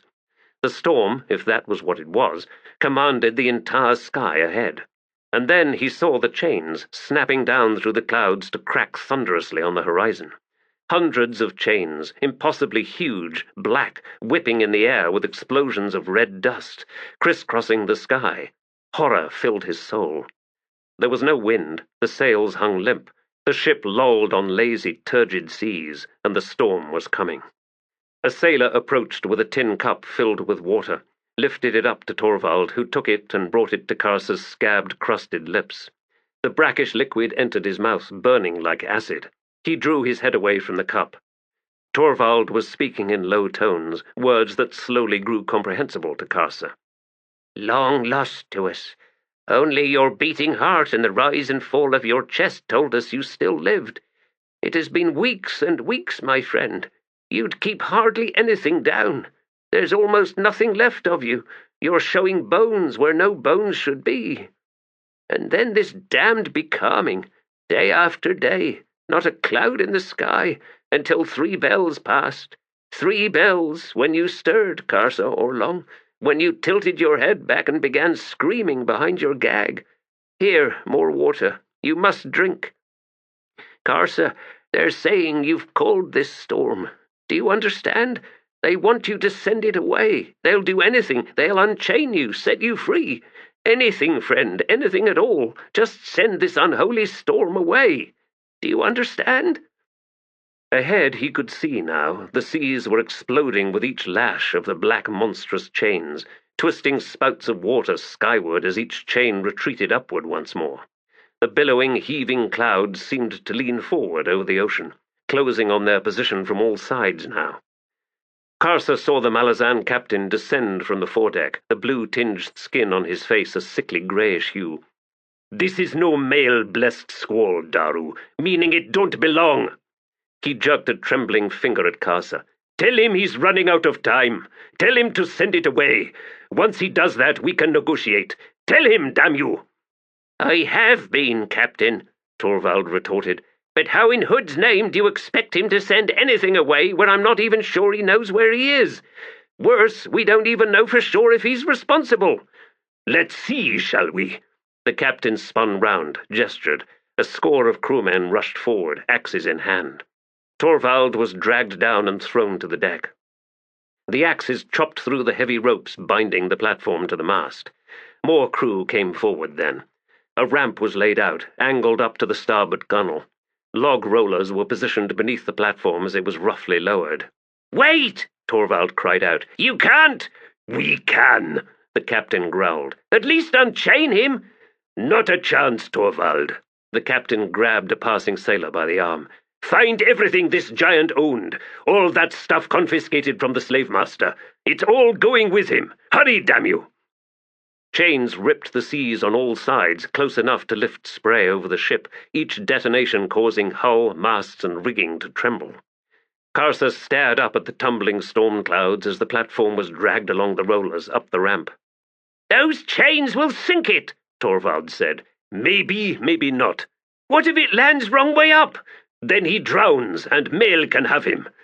"Karsa, damn you! Cease playing your game of mindlessness! Say something!" The warrior croaked out 2 words, but the noise that came from his lips was unintelligible even to him. "What did he say?" the captain demanded. "I don't know!" Torvald screamed. "Karsa, damn you, try again!" He did, yielding the same guttural noise. He began repeating the same 2 words over and over again, as the sailors pushed and pulled the platform up onto the gunwale until it was balanced precariously, half over the deck, half over the sea. Directly above them, as he uttered his 2 words once more, Karsa watched the last patch of clear sky vanish like the closing of a tunnel mouth. A sudden plunge into darkness, and Karsa knew it was too late, even as, in the sudden terror-stricken silence, his words came out clear and audible. "Go away!" From overhead, chains snapped down, massive, plunging, reaching directly for, it seemed, Karsa's own chest. A blinding flash, a detonation, the splintering crackle of masts toppling, spars and rigging crashing down. The entire ship was falling away beneath Karsa, beneath the platform itself, which slid wildly down the length of the gunwale before crunching against the foredeck railing, pivoting, then plunging for the waves below. He stared down at the water's sickly green heaving surface. The entire platform shuddered in its fall as the cargo ship's hull rolled up and struck its edge. Karsa caught an upside-down glimpse of the ship, its deck torn open by the impact of the huge chains, its 3 masts gone, the twisted forms of sailors visible in the wreckage. Then he was staring up at the sky, at a virulent, massive wound directly overhead. A fierce impact, then darkness. His eyes opened to a faint gloom, the desultory lap of waves, the sodden boards beneath him creaking as the platform rocked to someone else's movement. Thumps, low, gasping mutters. The Teblor groaned. The joints of every limb felt torn inside. "Karsa?"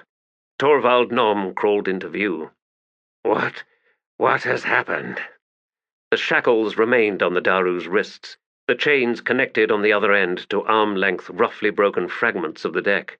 "Easy for you, sleeping through all the hard work," he grumbled as he moved into a sitting position, pulling his arms around his knees. "This sea's a lot colder than you'd think, and these chains didn't help.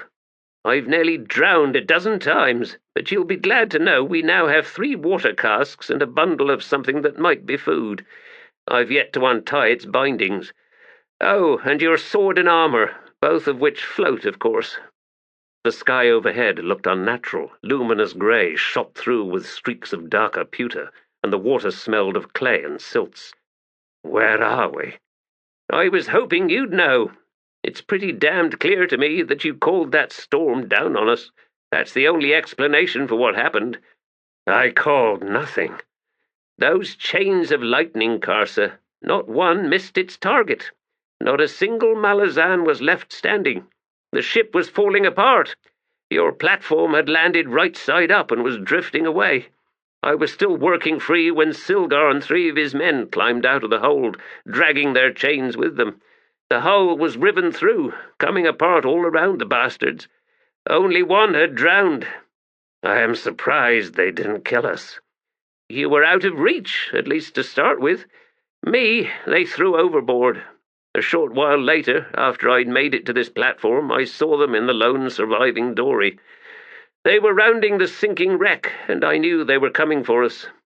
Then, somewhere on the other side of the ship, beyond my sight, something must have happened, because they never reappeared.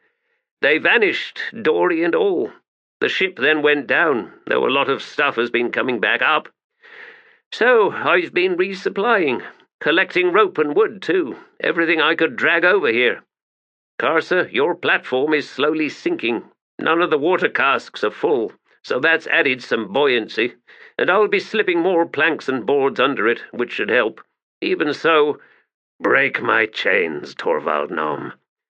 The Daru nodded, then ran a hand through his dripping, tangled hair. "I've checked on that, friend. It will take some work." "Is there land about?" Torvald glanced over at the Teblor. "Karsa, this isn't the Meninggal Ocean. We're somewhere else. Is there land nearby? None in sight. I overheard Silgar talking about a warren, which is one of those paths a sorcerer uses. He said he thought we'd all entered one. There may be no land here, none at all. Hood knows there's no wind, and we don't seem to be moving in any direction. The wreckage of the ship is still all around us. In fact, it almost pulled us under with it. Also, this sea is fresh water. No, I wouldn't want to drink it. It's full of silt. No fish, no birds, no signs of life anywhere." "I need water, food." Torvald crawled over to the wrapped bundle he had retrieved. "Water we have. Food? No guarantees. Karsa, did you call upon your gods or something?" "No." "What started you screaming like that, then?" "A dream." "A dream?" "Yes. Is there food?" I'm not sure. It's mostly padding, around a small wooden box." Karsa listened to ripping sounds as Torvald pulled away the padding. "There's a mark branded on it. Looks Moranth, I think." The lid was pried free. "More padding and a dozen clay balls, with wax plugs on them." "Oh, Beru Fend." The Daru backed away from the package. "Hood's dripping tongue. I think I know what these are. Never seen one, but I've heard about them. Who hasn't? Well," he laughed suddenly, "if Silgar reappears and comes after us, he's in for a surprise. So's anyone else who might mean trouble."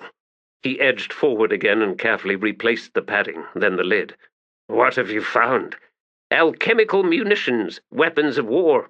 You throw them, preferably as far as you can. The clay breaks and the chemicals within explode.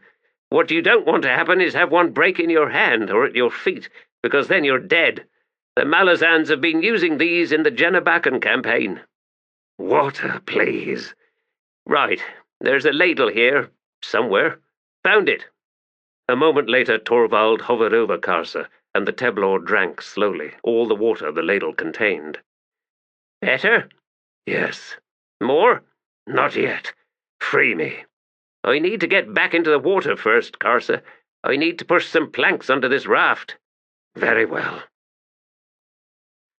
There seemed to be no day and no night in this strange place. The sky shifted hue occasionally, as if jostled by high, remote winds, the streaks of pewter twisting and stretching, but there was no change otherwise. The air surrounding the raft remained motionless, damp and cool, and strangely thick.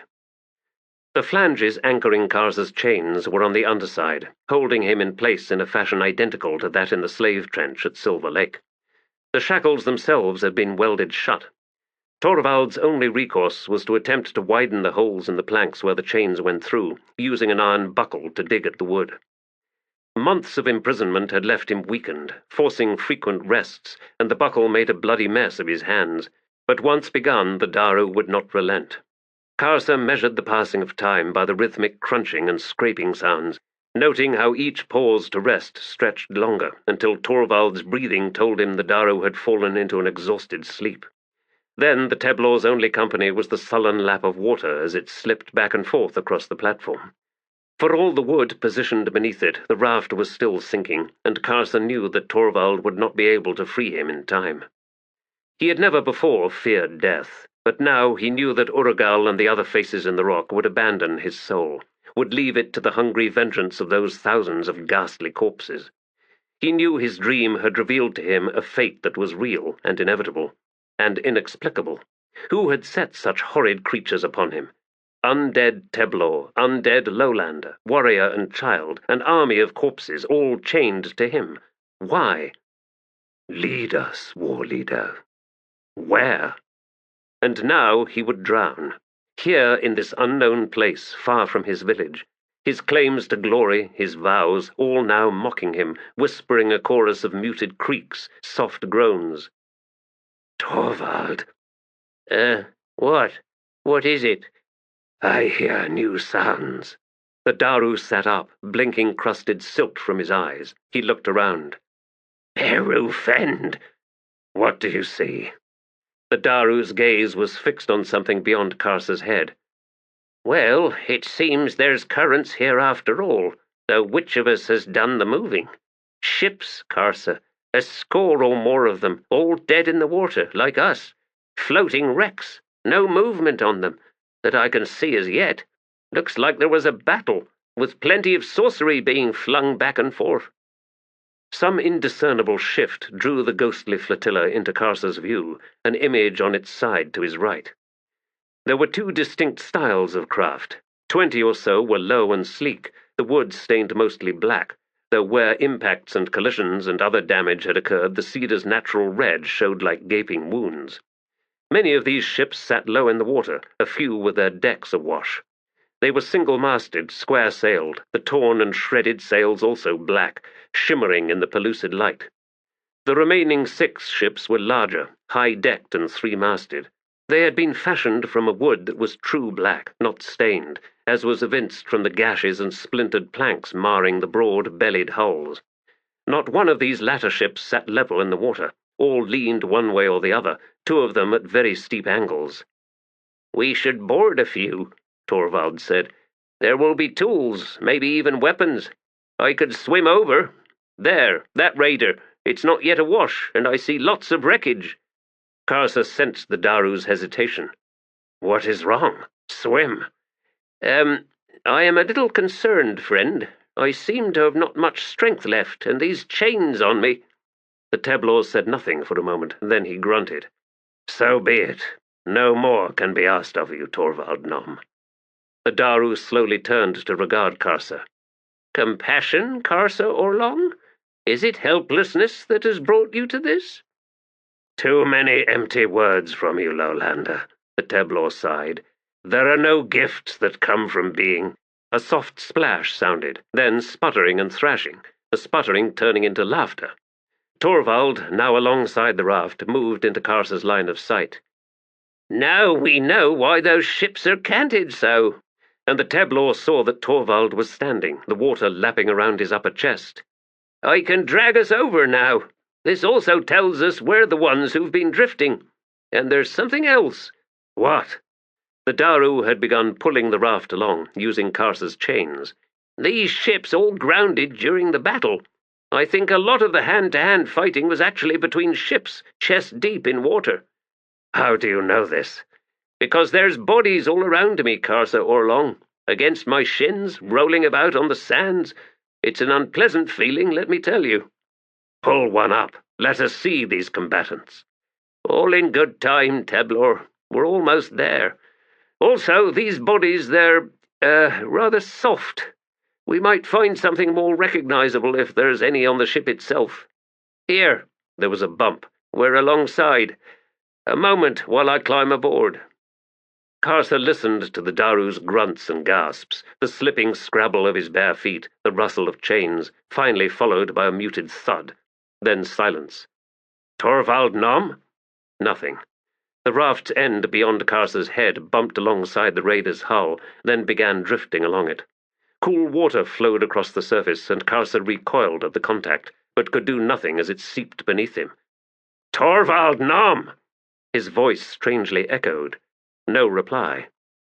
Laughter rumbled from Karsa, a sound oddly disconnected from the Teblor's own will. In water that, had he been able to stand, would likely rise no higher than his hips, he would drown. Assuming there would be time for that.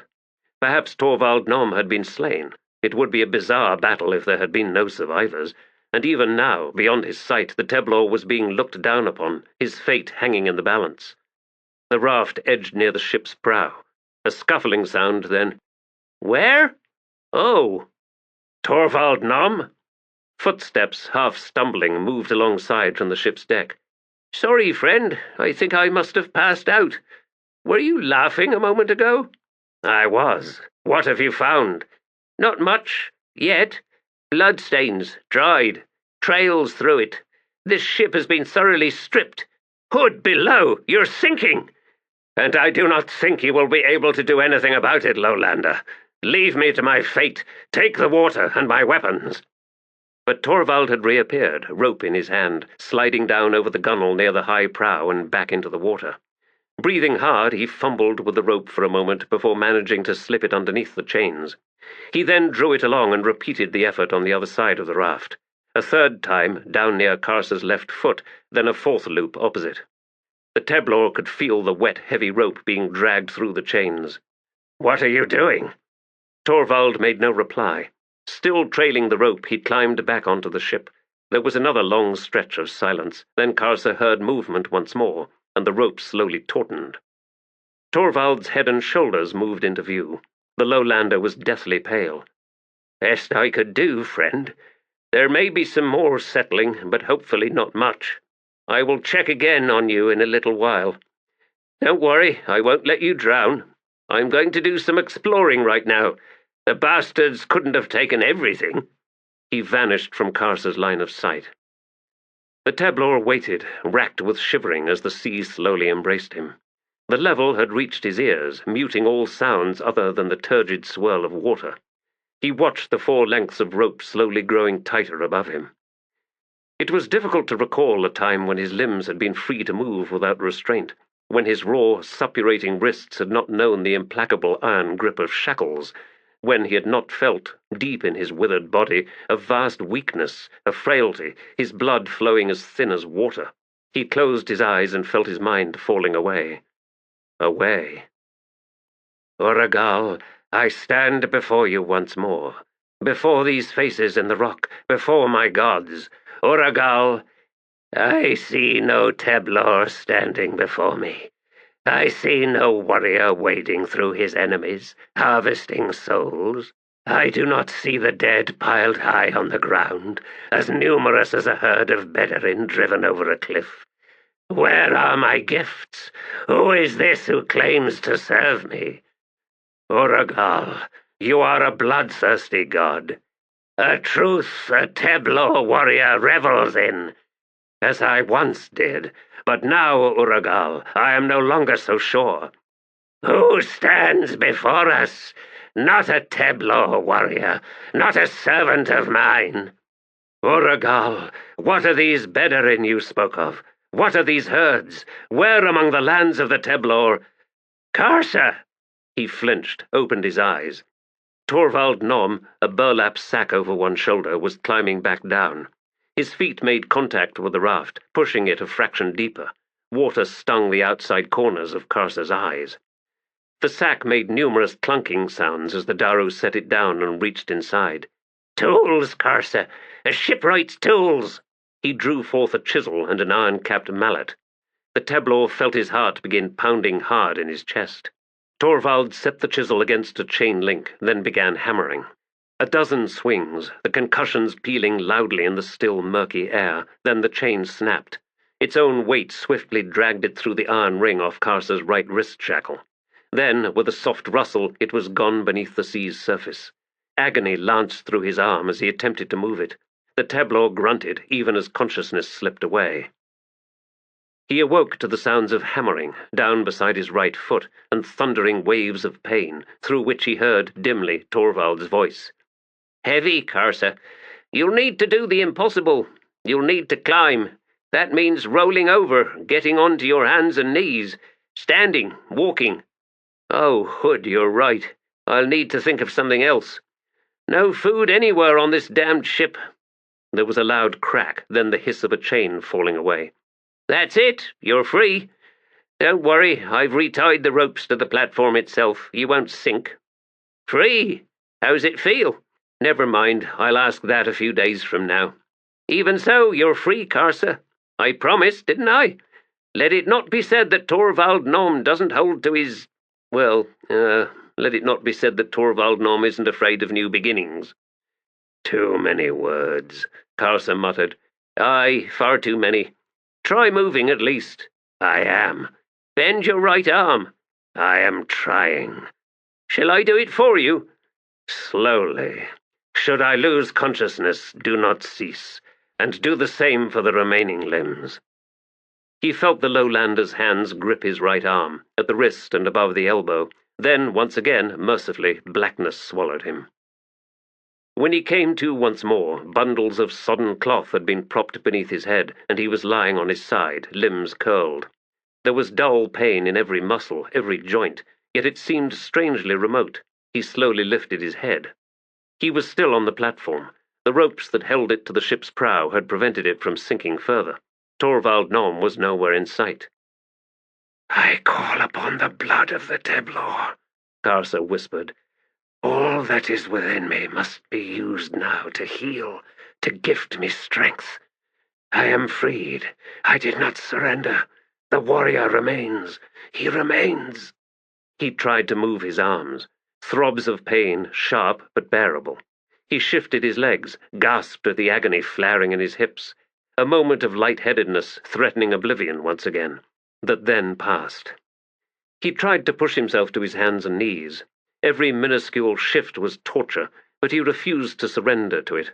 Sweat streamed down his limbs. Waves of trembling washed through him. Eyes squeezed shut, he struggled on. He had no idea how much time had passed, but then he was sitting, the realization arriving with a shock.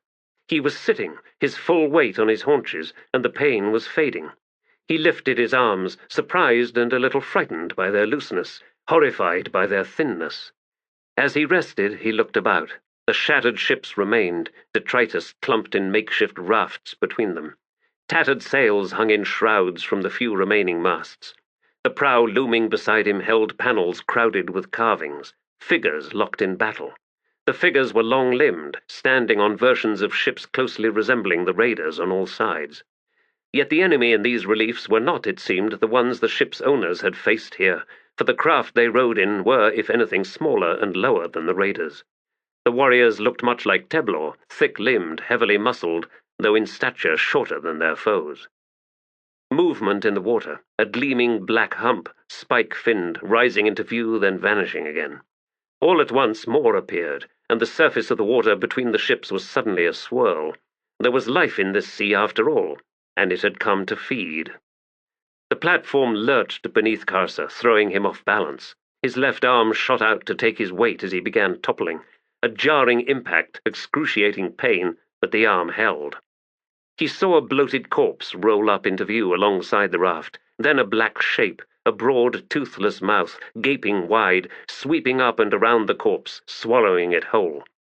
A small grey eye behind a spiny whisker flashed into sight as the huge fish swept past. The eye swiveled to track him, then the creature was gone. Karsa had not seen enough of the corpse to judge whether it was a match to him in size, or to the Daru Torvald Nom, but the fish could have taken Karsa as easily as it had the corpse. He needed to stand, then to climb. And, as he watched another massive black shape break the surface alongside another ship, a shape almost as long as the ship itself, he would have to do it quickly. He heard footsteps from above, then Torvald Nom was at the gunwale beside the prow. "We've got to— Oh, Peru, bless you, Karsa. Can you stand up? You've no choice. These catfish are bigger than sharks and likely just as nasty. There's one, just rolled up behind you. It's circling. It knows you're there. Stand up. Use the ropes." Nodding, Karsa reached up for the nearest stretch of rope. An explosion of water behind him. The platform shuddered, wood splintering. Torvald screamed a warning, and Karsa knew without looking back over his shoulder that one of the creatures had just risen up, had just thrown itself bodily onto the raft, splitting it in two. The rope was in his hand. He gripped hard as the sloshing surface beneath him seemed to vanish. A flood of water around his legs, rising to his hips. Karsa closed his other hand on the same rope.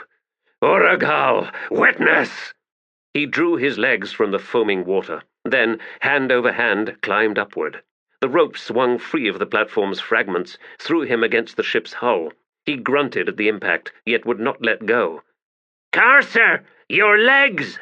The Teblor looked down, saw nothing but a massive mouth, opened impossibly wide, rising up beneath him. Hands closed on his wrists. Screaming at the pain in his shoulders and hips, Karsa pulled himself upward in a single desperate surge. The mouth snapped shut in a spray of milky water. Knees cracking against the gunwale, Karsa scrambled wildly for a moment, then managed to shift his weight over the rail, drawing his legs behind him, to sprawl with a heavy thump on the deck. Torvald's shrieks continued unabated, forcing the Teblor to roll over, to see the Daru fighting to hold on to what appeared to be some kind of harpoon. Torvald's shouts, barely comprehensible, seemed to be referring to a line. Karsa glanced about until he saw that the harpoon's butt end held a thin rope, which trailed down to a coiled pile almost within the Teblor's reach. Groaning, he scrabbled towards it. He found the end, began dragging it towards the prow. He pulled himself up beside it, looped the line over and around, once, twice. Then there was a loud curse from Torvald, and the coil began playing out. Karsa threw the line around one more time, then managed something like a half-hitch. He did not expect the thin rope to hold. He ducked down beneath it as the last of the coil was snatched from his hands, thrumming taut. The galley creaked, the prow visibly bending, then the ship lurched into motion, shuddering as it was dragged along the sandy bottom. Torvald scrambled up beside Karsa. "Gods below, I didn't think— Let's hope it holds," he gasped. "If it does, we won't go hungry for a long while. No, not a long while." He slapped Karsa on the back, then pulled himself up to the prow. His wild grin vanished. "Oh!" Karsa rose.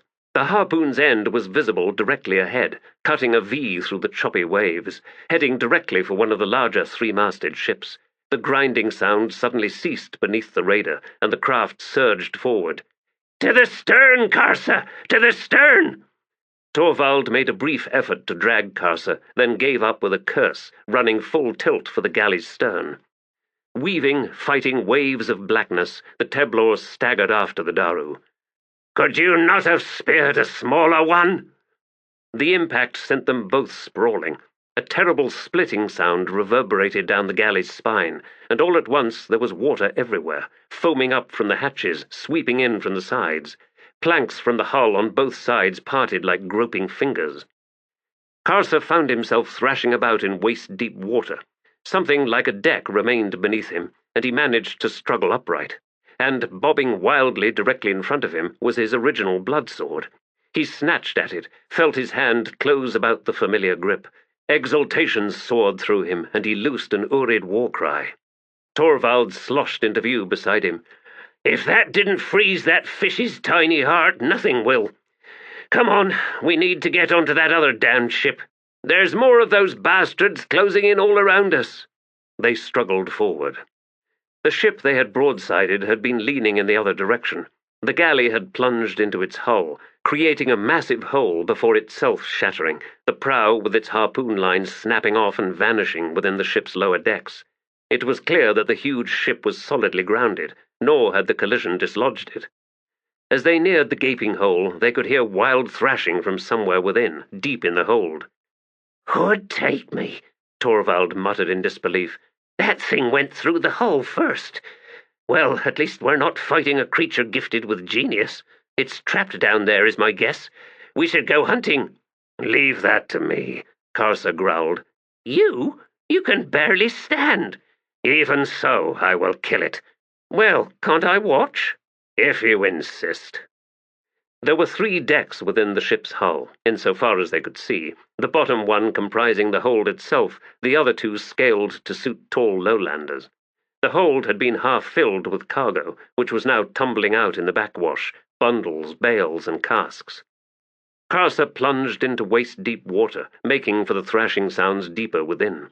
He found the huge fish writhing on the second level, in sloshing, foaming water that barely covered the Teblor's ankles. Spears of splintered wood jutted from the fish's enormous head, blood streaming out to stain the foam pink. It had rolled onto its side, revealing a smooth, silvery underbelly. Clambering across to the creature, Karsa drove his sword into its abdomen. The huge tail twisted round, struck him with the strength of a destrier's kick. He was suddenly in the air, then the curved wall of the hull struck his back. Stunned by the impact, the Teblor slumped in the swirling water. He blinked the drops from his eyes, then, unmoving in the gloom, watched the fish's death throes. Torvald climbed into view. "You're still damned fast, Karsa. Left me behind. But I see you've done the deed. There's food among these supplies." But Karsa heard no more, as unconsciousness took him once again. He awoke to the stench of putrefying flesh that hung heavy in the still air. In the half-light, he could just make out the body of the dead fish opposite him, its belly slit open, a pallid corpse partially tumbled out. There was the distant sound of movement somewhere above him. Well beyond the fish and to the right, steep steps were visible, leading upward. Fighting to keep from gagging, Karsa collected his sword and began crawling towards the stairs. He eventually emerged onto the midship's deck. Its sorcery-scarred surface was sharply canted, sufficient to make traverse difficult. Supplies had been collected and were piled against the downside railing, where ropes trailed over the side. Pausing near the hatch to regain his breath, Karsa looked around for Torvald Nom, but the Daru was nowhere in sight. Magic had ripped deep gouges across the deck. There were no bodies visible anywhere, no indications of the nature of the ship's owners. The black wood, which seemed to emanate darkness, was of a species the Teblor did not recognize, and it was devoid of any ornamentation, evoking pragmatic simplicity. He found himself strangely comforted. Torvald Nom clambered into view from the downside rail. He had managed to remove the chains attached to his shackles, leaving only the black iron bands on wrists and ankles. He was breathing hard. Karsa pushed himself upright, leaning on the sword's point for support. My giant friend, with us once more." "You must find my weakness frustrating," Karsa grumbled. "To be expected, all things considered," Torvald said, moving among the supplies now. "I found food. Come and eat, Karsa, while I tell you of my discoveries." The Teblor slowly made his way down the sloping deck. Torvald drew out a brick-shaped loaf of dark bread. "I found a dory and oars to go along with a sail, so we won't remain victims to this endless calm. We've water for a week and a half, if we're sparing, and we won't go hungry no matter how fast your appetite comes back." Karsa took the bread from the Daru's hand and began tearing off small chunks. His teeth felt slightly loose, and he was not confident of attempting anything beyond gentle chewing. The The bread was rich and moist, filled with morsels of sweet fruit and tasting of honey. His first swallow left him struggling to keep it down. Torvald handed him a skin filled with water, then resumed his monologue. The dory's got benches enough for 20 or so, spacious for lowlanders, but we'll need to knock one loose to give your legs some room. If you lean over the gunwale, you can see it for yourself. I've been busy loading what we'll need. We could explore some of the other ships if you like, though we've more than enough. No need, Karsa said. Let us leave this place as quickly as possible. Torvald's eyes narrowed on the Teblor for a moment. Then the Daru nodded. Agreed. Karsa, you say you did not call upon that storm. Very well. I shall have to believe you, that you've no recollection of having done so in any case. But I was wondering, this cult of yours, these 7 faces in the rock, or however they're called, do they claim a warren for themselves? A realm other than the one you and I live in, where they exist? Karsa swallowed another mouthful of bread. I had heard nothing of these warrens you speak of, Torvald Nom. The 7 dwell in the rock and in the dream world of the Teblor. Dream world? Torvald waved a hand. Does any of this look like that dream world, Karsa? No. What if it had been flooded? Karsa scowled. You remind me of Bairoth Gild. Your words make no sense. The Teblor dream world is a place of no hills, where mosses and lichens cling to half-buried boulders, where snow makes low dunes sculpted by cold winds, where strange brown-haired beasts run in packs in the distance. Have you visited it yourself, then? Karsa shrugged. These are descriptions given by the shamans. He hesitated, then said, The place I visited. He trailed off, then shook his head. Different. A place of colored mists. Colored mists? And were your gods there? You are not Teblor. I have no need to tell you more. I have spoken too much already. Very well. I was just trying to determine where we were. We are on a sea, and there is no land. Well, yes, but which sea? Where's the sun? Why is there no night, no wind? Which direction shall we choose? It does not matter which direction. Any direction. Karsa rose from where he had been sitting on a bale. I have eaten enough for now. Come, let us finish loading, and then leave. As you say, Karsa. He felt stronger with each passing day, lengthening his turns at the oars each time he took over from Torvald Nom. The sea was shallow, and more than once the dory ground up onto shoals, though fortunately these were of sand and so did little to damage the hull. They had seen nothing of the huge catfish, nor any other life in the water or in the sky, though the occasional piece of driftwood drifted past, devoid of bark or leaf. As Karsa's strength returned, their supply of food quickly dwindled, and though neither spoke of it, despair had become an invisible passenger, a third presence that silenced the Teblor and the Daru, that shackled them as had their captors of old, and the ghostly chains grew heavier. In the beginning they had marked out days based on the balance of sleep and wakefulness, but the pattern soon collapsed as Karsa took to rowing through Torvald's periods of sleep in addition to relieving the weary Daru at other times. It became quickly evident that the Teblor required less rest, whilst Torvald seemed to need ever more. They were down to the last cask of water, which held only a third of its capacity. Karsa was at the oars, pulling the undersized sticks in broad, effortless sweeps through the murky swells. Torvald lay huddled beneath the sail, restless in his sleep. The ache was almost gone from Karsa's shoulders, though pain lingered in his hips and legs. He had fallen into a pattern of repetition, empty of thought, unaware of the passage of time, his only concern that of maintaining a straight course, as best as he could determine, given the lack of reference points. He had naught but the dory's own wake to direct him. Torvald's eyes opened, bloodshot and red-rimmed. He had long ago lost his loquaciousness. Karsa suspected the man was sick. They'd not had a conversation in some time. The Daru slowly sat up, then stiffened. "We've company," he said, his voice cracking. Karsa shipped the oars and twisted round in his seat. A large three-masted black ship was bearing down on them, twin banks of oars flashing dark over the milky water. Beyond it, on the horizon's very edge, ran a dark straight line, The Teblor collected his sword, then slowly stood. "That's the strangest coast I've ever seen," Torvald muttered. "Would that we'd reached it without the company." "It is a wall," Karsa said, "a straight wall before which lies some kind of beach." He returned his gaze to the closing ship. "It is like those that had been beset by the raiders."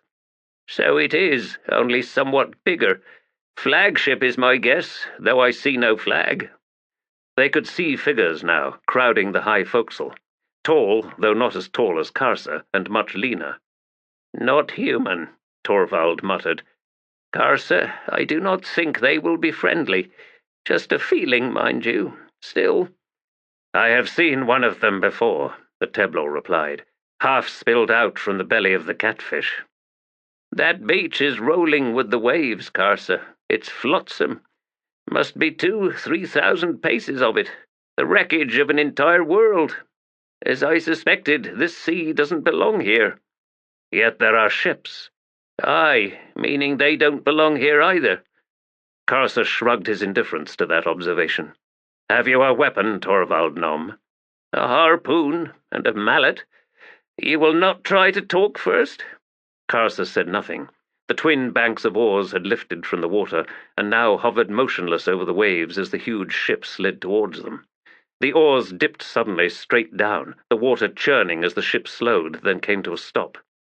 The dory thumped as it made contact with the hull on the port side, just beyond the prow. A rope ladder snaked down, but Karsa, his sword slung over a shoulder, was already climbing up the hull, there being no shortage of handholds.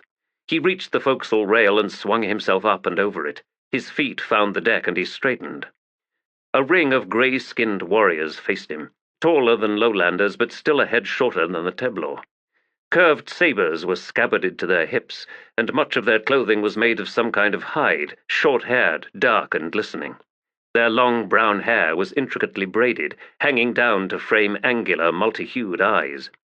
Behind them, down amidships, there was a pile of severed heads, a few lowlander but most similar in features to the grey-skinned warriors, though with skins of black.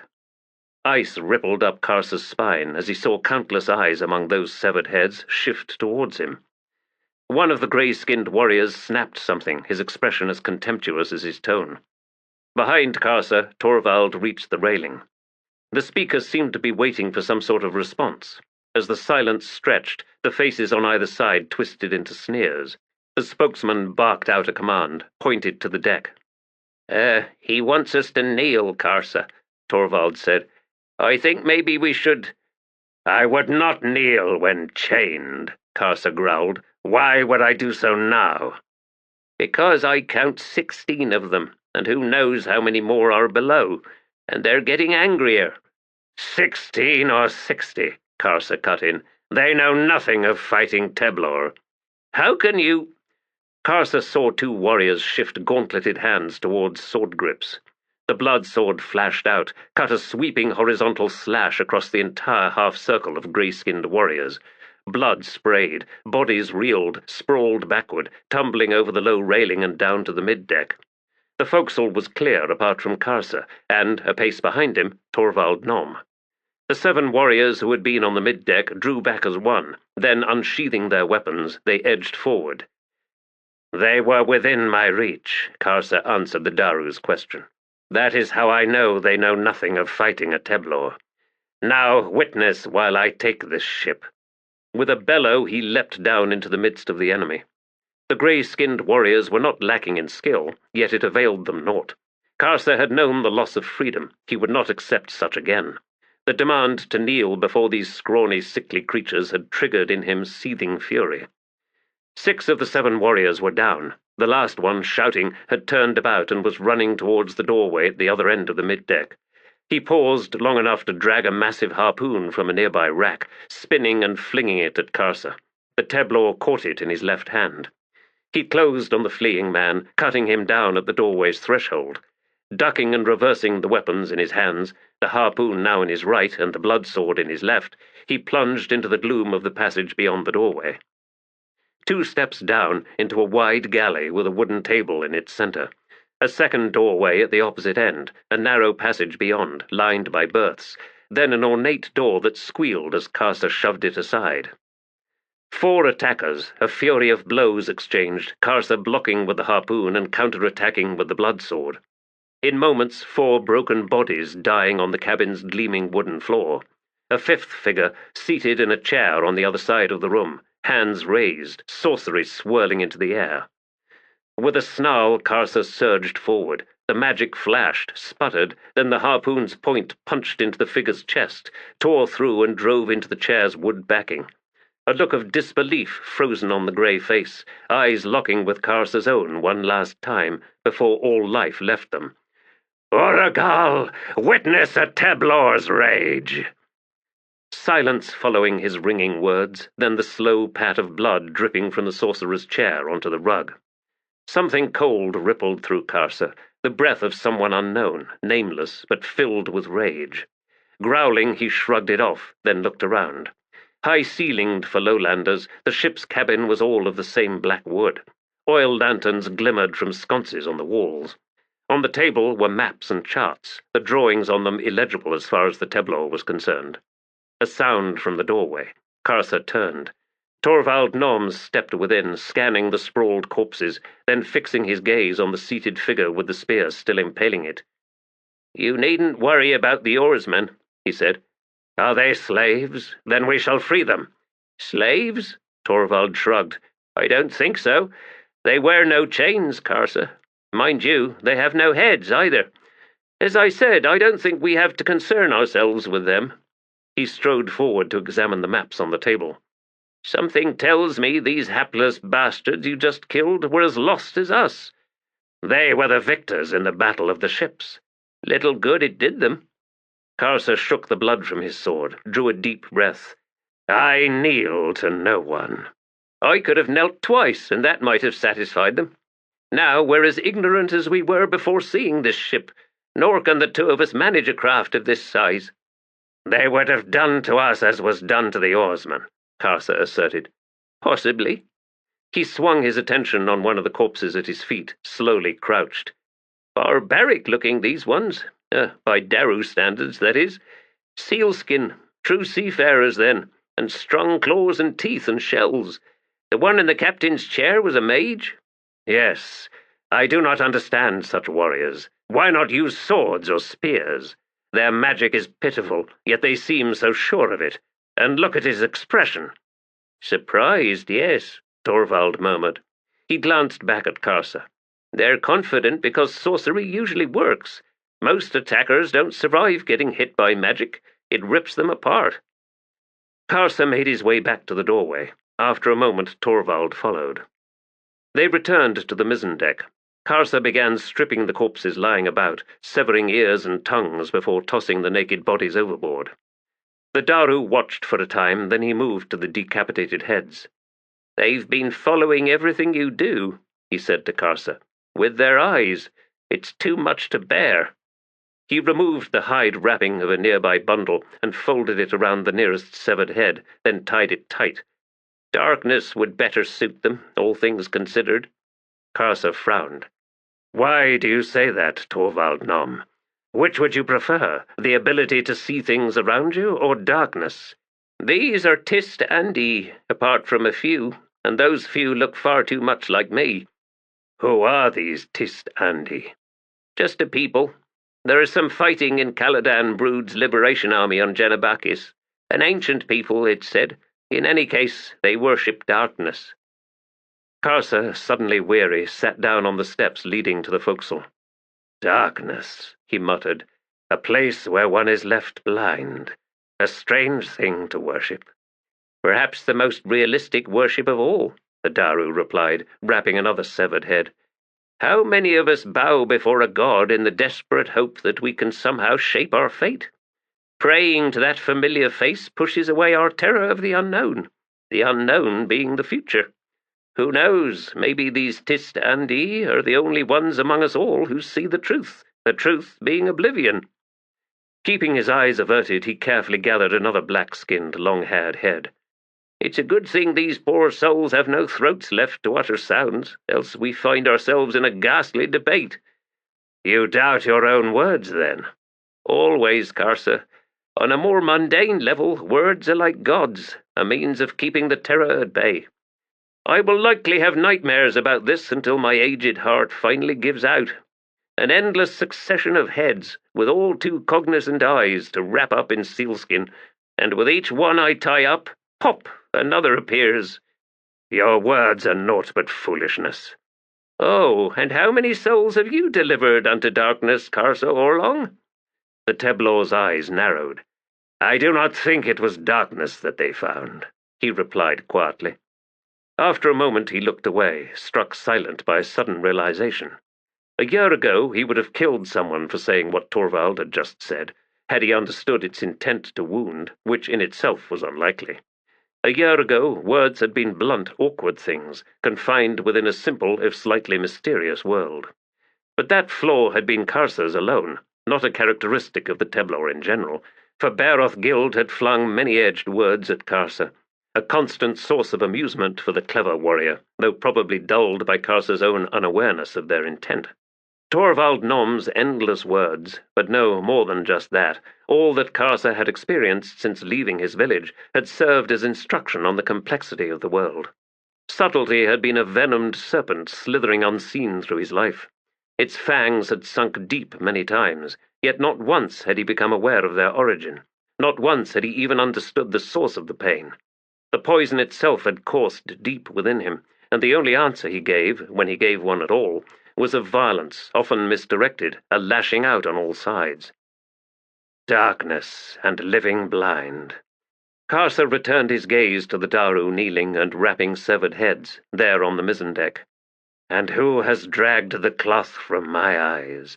Who has awakened Karsa Orlong, son of Sunyd? Uragal? No, not Uragal. He knew that for certain, for the otherworldly rage he had felt in the cabin, that icy breath that had swept through him, that had belonged to his god. A fierce displeasure to which Karsa had found himself oddly indifferent. The seven faces in the rock never spoke of freedom. The Teblor were their servants, their slaves. You look unwell, Karsa, Torvald said, approaching. I am sorry for my last words. There is no need, Torvald Nom, Karsa said, rising. We should return to our... He stopped as the first splashes of rain struck him, then the deck on all sides. Milky, slimy rain. Torvald grunted. If this is a god's spit, he's decidedly unwell. The water smelled foul, rotten. It quickly coated the ship decks, the rigging and tattered sails overhead, in a thick, pale grease. Swearing, the Daru began gathering foodstuffs and water casks to load into their dory below. Karsa completed one last circuit of the decks, examining the weapons and armor he had pulled from the grey-skinned bodies. He found the rack of harpoons and gathered the 6 that remained. The downpour thickened, creating murky, impenetrable walls on all sides of the ship. Slipping in the deepening muck, Karsa and Torvald quickly resupplied the dory, then pushed out from the ship's hull, the Teblor at the oars. Within moments the ship was lost from sight, and around them the rain slackened. 5 sweeps of the oars, and they were out from beneath it entirely, once again on gently heaving seas under a pallid sky. The strange coastline was visible ahead, slowly drawing closer. On the forecastle of the massive ship, moments after the dory with its 2 passengers slipped behind the screen of muddy rain, 7 almost insubstantial figures rose from the slime. Shattered bones, gaping wounds, bleeding nothing, the figures weaved uncertainly in the gloom, as if barely able to maintain their grip on the scene they had entered. One of them hissed with anger. Each time we seek to draw the knot tight, he cuts it. Another finished in a wry, bitter tone. A third one stepped down to the mizzen deck, kicked desultorily at a discarded sword. The failure belonged to the Tist Edur, this one pronounced in a rasping voice. If punishment must be enacted, it should be in answer to their arrogance. Not for us to demand, the first speaker snapped. We are not the masters in this scheme. Nor are the Tist Edur. Even so, and we are each given particular tasks. Karsa Orlong survives still, and he must be our only concern. he begins to know doubts. Nonetheless, his journey continues. It falls to us now, with what little power we are able to extend, to direct his path onward. We've had scant success thus far. Untrue. The shattered warren stirs awake once more. The broken heart of the First Empire begins to bleed. Less than a trickle at the moment, but soon it will become a flood. We need only set our chosen warrior upon the proper current. And is that within our power, limited as it still remains? Let us find out. Begin the preparations. Bairoth, scatter that handful of Otateral dust in the cabin. The Tist Edor sorcerer's warren remains open, and in this place it will quickly become a wound. A growing wound. The time has not yet come for such unveilings. The speaker then lifted its mangled head and seemed to sniff the air. We must work quickly, it announced after a moment. I believe we are being hunted. The remaining 6 turned to face the speaker, who nodded in answer to their silent question.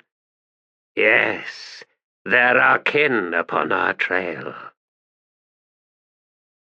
The wreckage of an entire land had drawn up alongside the massive stone wall. Uprooted trees, rough-hewn logs, planks, shingles, and pieces of wagons and carts were visible amidst the detritus.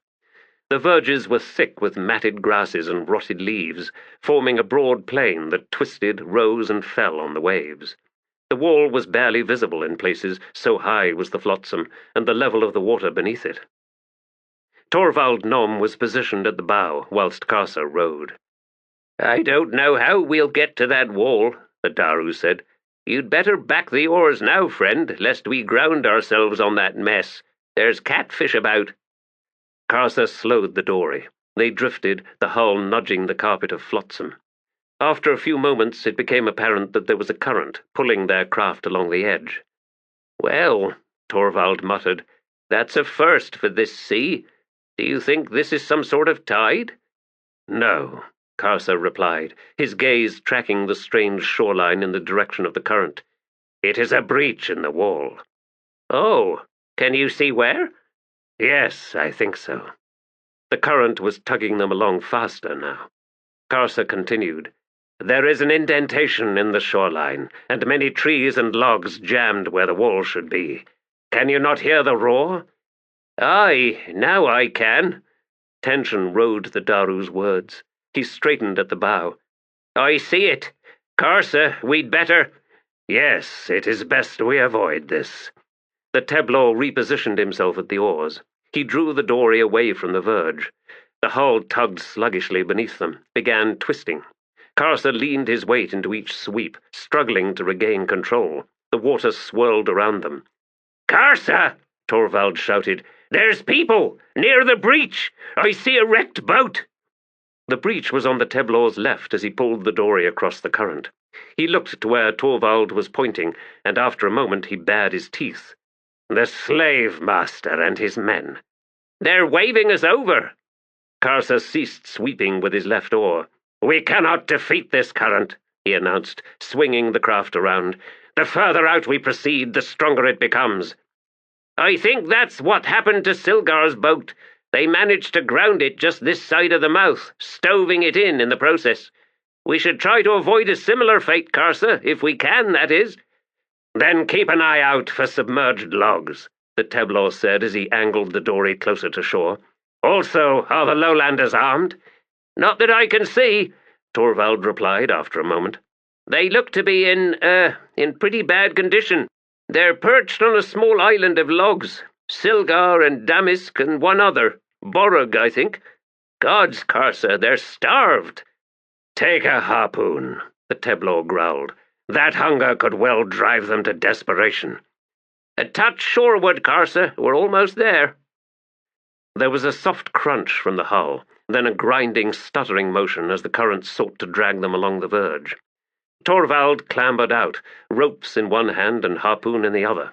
Beyond him, Karsa saw as he turned about, huddled the 3 Nazi lowlanders, making no move to help, and, if anything, drawing back as far as they could manage on the tangled island.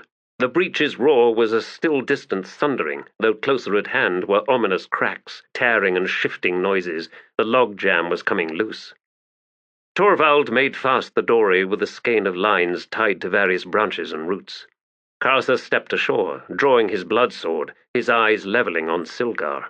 The slave-master attempted to retreat further. Near the three emaciated lowlanders lay the remains of a fourth, his bones picked clean. "Teblor," Silgar implored, "you must listen to me." Karsa slowly advanced. "I can save us." Torvald tugged at Karsa's arm. "Wait, friend. Let's hear the bastard." "He will say anything," Karsa growled. "Even so." Damask Greydog spoke. "Karsa Orlong, listen. This island is being torn apart. We all need your boat. Silgar's a mage. He can open a portal, but not if he's drowning. Understand? He can take us from this realm." "Karsa," Torvald said, weaving as the logs shifted under him, his grip on the Teblor's arm tightening. Karsa looked down at the Daru beside him. "You trust Silgar?" "Of course not, but we've no choice. We'd be unlikely to survive plunging through that breach in the dory. We don't even know this wall's height. The drop on the other side could be endless. Karsa, we're armed and they're not. Besides, they're too weak to cause us trouble. You can see that, can't you?" Silgar screamed as a large section of the logjam sank away immediately behind him. Scowling, Karsa sheathed his sword. "Begin untying the boat, Torvald." He waved at the lowlanders. "Come, then. But know this, slave master, any sign of treachery from you, and your friends will be picking your bones next." Damask, Silgar, and Borog scrambled forward. The entire section of flotsam was pulling away, breaking up along its edges as the current swept it onward. Clearly the breach was expanding, widening to the pressure of an entire sea. Silgar climbed in and crouched down beside the dory's prow. "I shall open a portal," he announced, his voice a rasp. "I can only do so but once." "Then why didn't you leave a long time ago?" Torvald demanded, as he slipped the last line loose and clambered back aboard. "There was no path before, out on the sea. But now, here, someone has opened a gate, close. The fabric is weakened. I've not the skill to do such a thing myself, but I can follow." The dory scraped free of the crumbling island, swung wildly into the sweeping current. Karsa pushed and pulled with the oars to angle their bow into the torrential flow. "Follow?" Torvald repeated. "Where?" To that, Silgar simply shook his head. Karsa abandoned the oars and made his way to the stern, taking the tiller in both hands. They rowed the tumbling, churning sea of wreckage towards the breach. Where the wall had given way, there was an ochre cloud of mist as vast and high as a thunderhead. Beyond it, there seemed to be nothing at all. Silgar was making gestures with both hands, snapping them out as would a blind man seeking a door latch. Then he jabbed a finger to the right. "There!" he shrieked, swinging a wild look on Karsa. "There! Angle us there!" The place Silgar pointed towards looked no different from anywhere else. Immediately beyond it, the water simply vanished, a wavering line that was the breach itself. Shrugging, Karsa pushed on the tiller. Where they went over mattered little to him. If Silgar failed, they would plunge over, falling whatever distance, to crash amidst a foaming maelstrom that would kill them all. He watched as everyone but Silgar hunkered down, mute with terror. The Teblor smiled.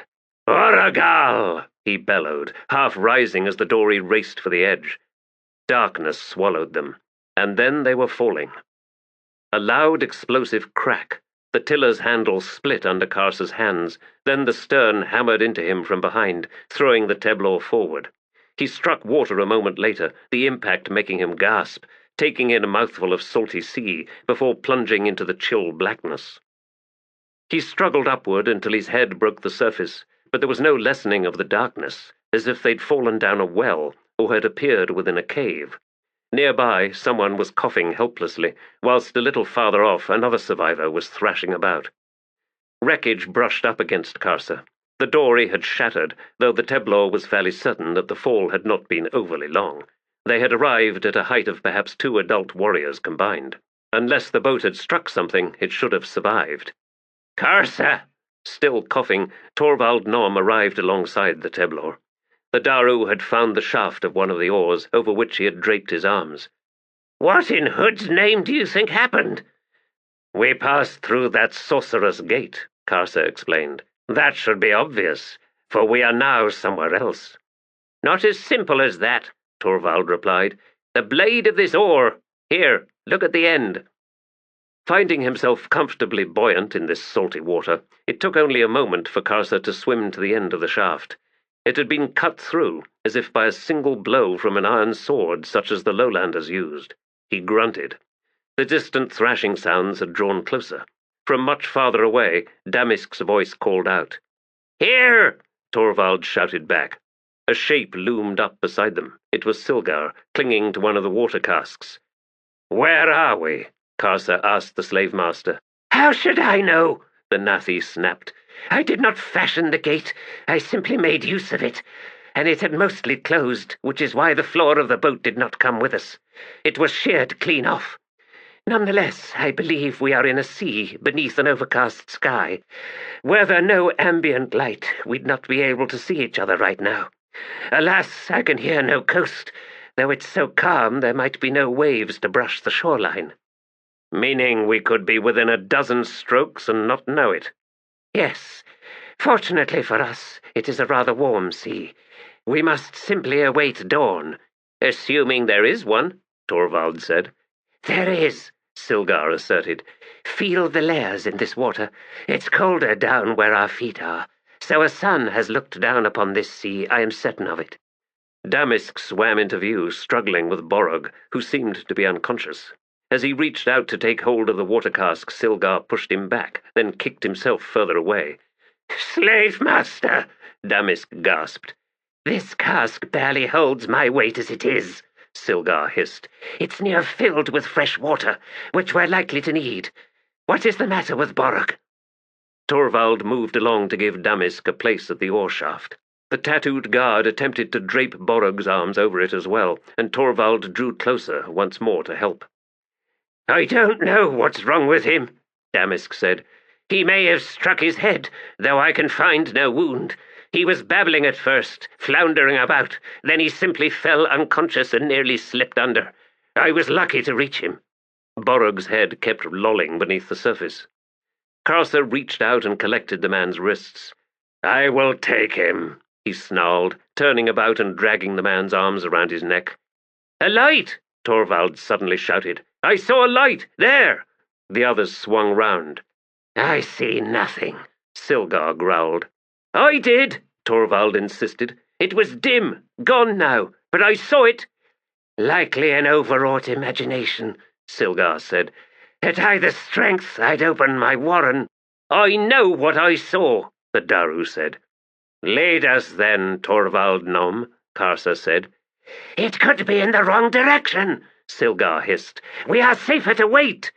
"Then wait," Karsa replied. "I have the fresh water, not you." "A good point. I shall have to kill you then, since you have decided to stay here. We might need that water after all. You won't, because you will be dead." "Teblor logic," Torvald chuckled, "is truly wonderful." "Very well, I will follow," Silgar said. The Daru set off at a slow but steady pace, kicking beneath the surface as he pulled the oar shaft along. Damisk kept one hand on the length of wood, managing a strange motion with his legs that resembled that of a frog. Gripping Borog's wrists in one hand, Karsa moved into their wake. The unconscious lowlander's head rested on his right shoulder, his knees bumping against the Teblor's thighs. Off to one side, feet thrashing, Silgar propelled the water cask along. Karsa could see that the cask was far less filled than the slave-master had claimed. It could have easily borne them all. The Teblor himself felt no need. He was not particularly tired, and it seemed that he possessed a natural buoyancy superior to that of the lowlanders. With each indrawn breath, his shoulders, upper arms, and the upper half of his chest rose above the water, and apart from Borog's knees constantly fouling Karsa's kicking, the lowlander's presence was negligible. There was, he realized, something odd about those knees. He paused, reached down. Both legs were severed clean just beneath the kneecaps, the water warm in their immediate wakes. Torvald had glanced back. "What's wrong?" he asked. "Do you think there are catfish in these waters?" "I doubt it," the Daru replied. "That was fresh water, after all." "Good," Karsa grunted, resuming his swim. There was no recurrence of the light Torvald had seen. They continued on in the unrelieved darkness, through perfectly calm water. "This is foolish," Silgar pronounced after a time. "We exhaust ourselves for no purpose." Torvald called, "Karsa, why did you ask about the catfish?" Something huge and rough-skinned rose up to land on Karsa's back, its massive weight driving him under.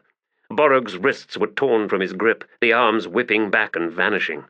Pushed more than a warrior's height beneath the surface, Karsa twisted round. One of his kicking feet collided with a solid, unyielding body. He used the contact to propel himself away and back towards the surface. Even as he reached it, blood-sword in his hands, he saw, less than a body-length distant, an enormous grey fish, its jagged-toothed mouth closing about the little that remained visible of Borog.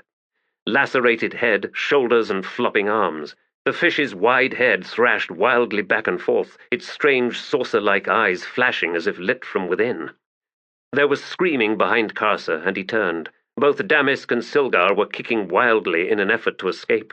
Torvald was on his back, the oar held tight in his hands, his legs kicking beneath the surface. He alone was making no noise, though his face was twisted with fear. Karsa faced the fish once more. It seemed to be having trouble swallowing Borog. One of the man's arms was lodged crossways. The fish itself was positioned close to vertical in the water, ripping its head back and forth. Growling, Karsa swam towards it. Borog's arm came free even as the Teblor arrived, the corpse disappearing within the moor. Taking a deep breath and kicking hard, Karsa half rose out of the water, his blood-sword a curbing spray as it chopped down into the fish's snout. Warm blood spattered Karsa's forearms. The fish seemed to fling its entire body backward. Karsa lunged closer, closing his legs around the creature's body just beneath the flanking flippers. The fish twisted away at the contact, but could not drag itself free of Karsa's tightening grip. The Teblor reversed his sword and plunged it deep into the beast's belly, ripping it downward. The water was suddenly hot with blood and bile. The fish's body became a dead weight, dragging Karsa downward. He sheathed his sword. Then, as he and the fish sank beneath the surface, he reached down into the gaping wound. One hand closed on the thigh of Borog, a shredded mass of flesh, and the fingers dug in to close around bone. Karsa pulled the lowlander through a cloud of milky, eye-stinging fluid, then, drawing the body with him, returned to the surface. Torvald was shouting now. Turning, Karsa saw the Daru standing in waist-deep water, both arms waving. Near him, Silgar and Damask were wading their way onto some kind of shore. Dragging Borog with him, Karsa made his way forward. A half-dozen strokes and his feet thumped and scraped on a sandy bottom. He stood, still holding one of Borog's legs. Moments later, he was on the beach. The others sat or knelt on the pale strip of sand, regaining their breaths. Dropping the body onto the beach, Karsa remained standing, his head tilted back as he sniffed the warm, sultry air. There was heavy, lush foliage beyond the strand's shell-cluttered high-tide line. The buzz and whine of insects, a faint rustle as something small moved across dry seaweed. Torvald crawled close. "Karsa, the man's dead. He was dead when the shark took him."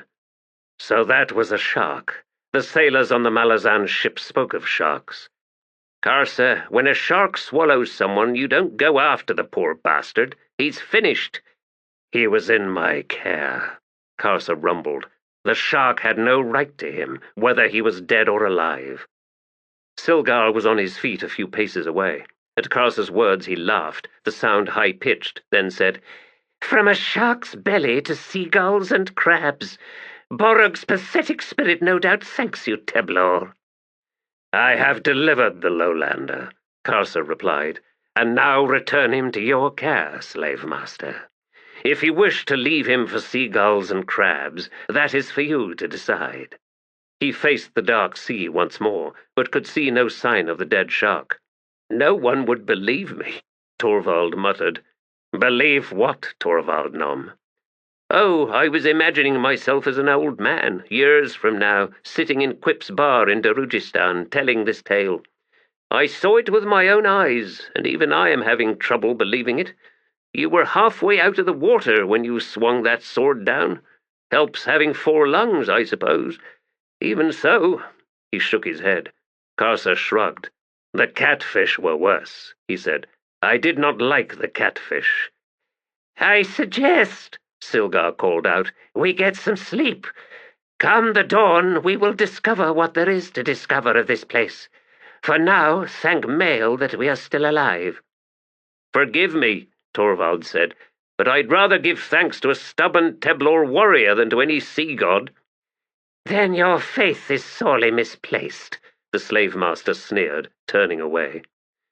Torvald slowly climbed upright. "Karsa," he murmured, "you should know that Mael's chosen beast of the sea is the shark. I've no doubt at all that Silgar was indeed praying hard while we were out there." "It does not matter," Karsa replied. He drew a deep breath of jungle-scented air, slowly released it. "I am on land, and I am free, and now I shall walk along this beach, and so taste something of this new land." "I will join you then, friend, for I believe the light I saw was to our right, slightly above this beach, and I would investigate." "As you like, Torvald Nom." They began walking along the strand. "Karsa, neither Silgar nor Damask possesses a shred of decency. I, however, do. A small shred, granted, but one nonetheless. Thus, thank you." "We have saved each other's lives, Torvald Nom, and so I am pleased to call you friend, and to think of you as a warrior. Not a Teblor warrior, of course, but a warrior even so." The Daru said nothing for a long time. They had moved well out of sight of Silgar and Damask. A shelf of land to their right was rising in layers of pale stone, the wave-sculpted wall webbed with creepers from the thick growth clinging to the overhang. A break in the clouds overhead cast faint starlight down, reflecting on the virtually motionless water on their left. The sand underfoot was giving way to smooth, undulating stone. Torvald touched Karsa's arm and stopped, pointing upslope. "There," he whispered. The Teblor softly grunted. A squat, misshapen tower rose above the tangle of brush. Vaguely square and sharply tapering to end at a flat roof, the tower hunched over the beach, a gnarled black mass. 3/4 of the way up its seaward-facing side was a deeply inset triangular window. Dull yellow light outlined the shutter's warped slats. A narrow footpath was visible winding down to the shore, and nearby, 5 paces beyond the high tide line, lay the collapsed remnants of a fisher boat, the sprung ribs of the hull jutting out to the sides wrapped in seaweed and limbed in guano. "Shall we pay a visit?" Torvald asked. "Yes," Karsa replied, walking towards the footpath.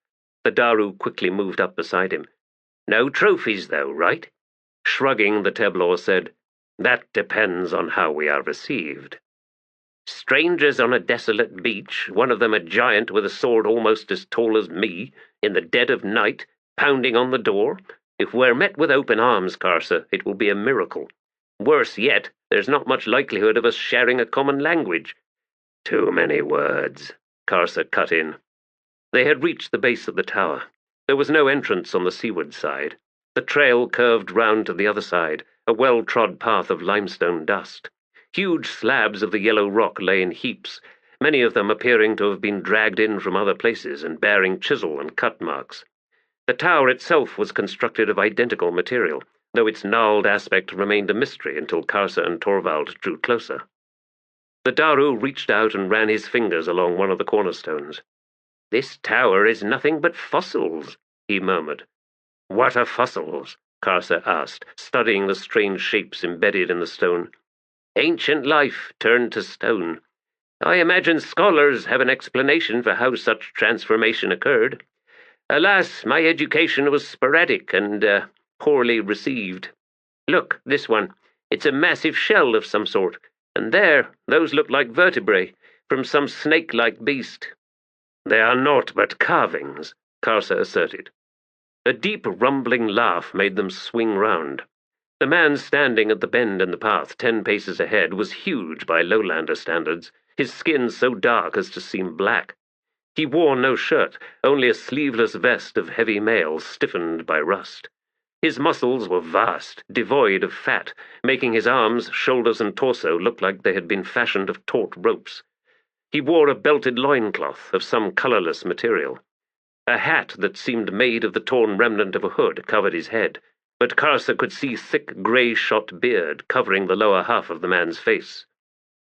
No weapons were visible, not even a knife. His teeth flashed in a smile.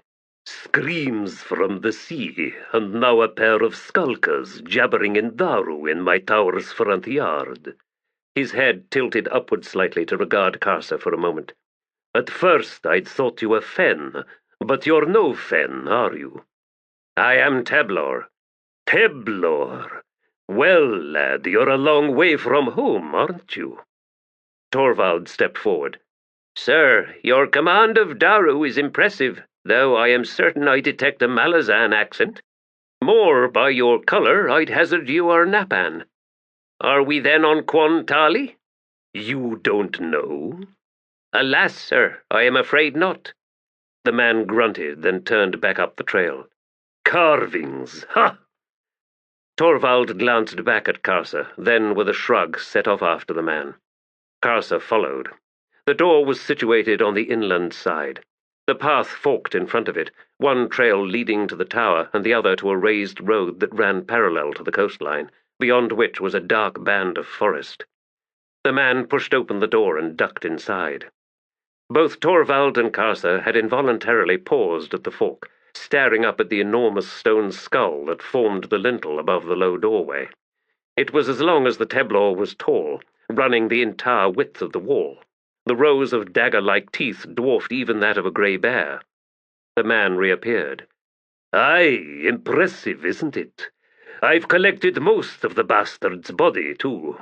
I should have guessed it would be bigger than I'd first thought, but it was the forearms I found, you see, and they're puny, so there I was picturing a beast no taller than you, Teblor, but with a head of equal size. No wonder they died out, I told myself. Of course, it's mistakes like these that teach a man to be humble, and who knows, this one's humbled me good. Come inside, I'm brewing some tea." Torvald grinned up at Karsa.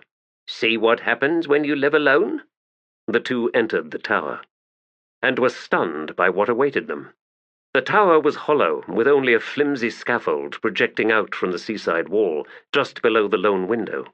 The floor was a thick, crunching carpet of stone chips. Weathered poles reared up on all sides at various angles, joined by crossbeams here and there and festooned with ropes.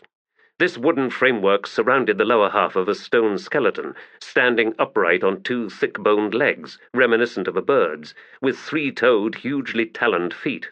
The tail was a chain of vertebrae, snaking up one of the walls. The man was seated near a brick-lined hearth beneath the scaffold, stirring one of the two pots resting in the coals. "See my problem? I built the tower thinking there'd be plenty of room to reconstruct this leviathan. But I kept uncovering more and more of those hood-damned ribs. I can't even attach the shoulder blades, much less the forearms, neck, and head. I was planning on dismantling the tower eventually, anyway, so I could get at the skull. But now all my plans are awry, and I'm going to have to extend the roof, which is tricky.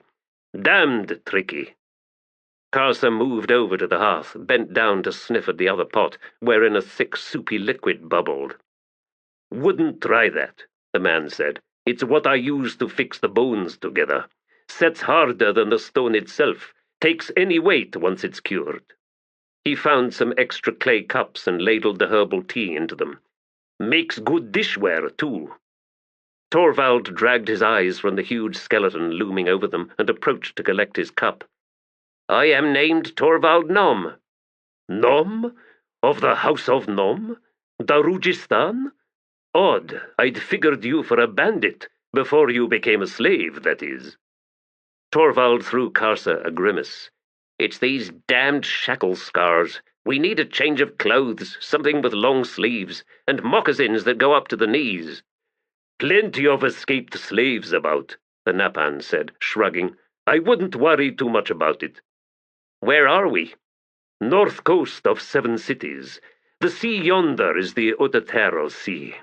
The forest covering this peninsula is called the Arath. The nearest city is Erittown, about 15 days on foot west of here. And what is your name, if I may ask? Well, Torvald Nom, there's no easy answer to that question. Locally, I'm known as Bairoth, which is Early for keeper. Beyond that, in the fierce and unpleasant world, I'm not known at all, except as someone who died long ago, and that's how I plan on keeping it. So, Bairoth or keeper, take your pick. Keeper, then. What is in this tea? There are flavors I do not recognize, and from someone born and raised in Darujistan, that detail alone is close to impossible. A collection of local plants, Keeper replied. Don't know their names, don't know their properties, but I like their taste. I long ago weeded out the ones that made me sick. Delighted to hear that, Torvald said. Well, you seem to know a lot about that fierce and unpleasant world out there. Daru? Teblor? That wrecked boat down below? Was that yours? Keeper slowly rose. Now you're making me nervous, Torvald. It's not good when I get nervous. I'll ask no more questions then. Keeper jabbed a fist against Torvald's shoulder, rocking the Daru back a step. Wise choice, lad. I think I can get along with you, though I'd feel better if your silent friend said a thing or two. Rubbing at his shoulder, Torvald turned to Karsa. The Teblor bared his teeth. I have nothing to say. I like men with nothing to say, Keeper said. Lucky for you, Karsa growled, for you would not wish me as an enemy. Keeper refilled his cup. I've had worse than you, Teblor, in my day. Uglier and bigger and meaner. Of course, they're mostly all dead now. Torvald cleared his throat. Alas, age takes us all eventually. That it does, lad, Keeper said. Too bad none of them had the chance to see for themselves. Now I expect you're hungry. But to eat my food, you've got to do something to earn it first. And that means helping me dismantle the roof. Shouldn't take more than a day or two. Karsa looked around. I will not work for you. Digging up bones and putting them together is a waste of time. It is pointless. Keeper went perfectly still. Pointless? He barely breathed the word. It's that woeful streak of Teblor pragmatism, Torvald said hastily. That and a warrior's blunt manners, which often comes across as unintentionally rude. Too many words, Karsa cut in. This man wastes his life with stupid tasks. When I decide I am hungry, I will take food. Though the Teblor was anticipating a violent reaction from Keeper, and though Karsa's hand was close to the grip of his bloodsword, he was unable to avoid the blurred fist that lashed out, connecting with his lower ribs on his right side. Bones cracked. The air in his lungs exploded outward. Sagging, Karsa staggered back, incapable of drawing breath, a flood of pain darkening his vision. He had never been hit so hard in his life. Not even Bairoth Gild had managed to deliver such a blow. Even as consciousness slipped from him, he swung a look of astonished, unfeigned admiration on Keeper. Then he collapsed. When he awoke, sunlight was streaming through the open doorway. He found himself lying in the stone chips. The air was filled with mortar dust, descending from above. Groaning with the pain of cracked ribs, Karsa slowly sat up. He could hear voices from up near the tower's ceiling. The blood sword still hung from its straps on his back. The Teblor leaned against the stone leg bones of the skeleton as he climbed to his feet. Glancing up, he saw Torvald and Keeper, balanced in the wood framework directly beneath the ceiling, which had already been partly dismantled. The Daru looked down. Karsa! I would invite you up, but I suspect this scaffold wouldn't manage your weight. We've made good progress in any case. Keeper interrupted with, It'll take his weight. I winched up the entire spine, and that weighs a lot more than a lone Teblor. Get up here, lad. We're ready to start on the walls. Karsa probed the vaguely fist-shaped bruise covering his lower ribs on his right side. It was painful to draw breath. He was unsure whether he would be able to climb, much less work. At the same time, he was reluctant to show weakness, particularly to that muscle-knotted Napan. Grimacing, he reached up to the nearest crossbeam. The climb was agonizing, torturously slow. High above, the two lowlanders watched in silence.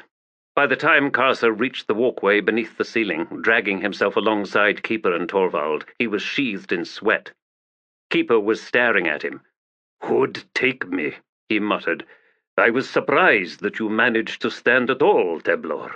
I know that I broke ribs. Damn." He lifted a splinted, bandage-swathed hand.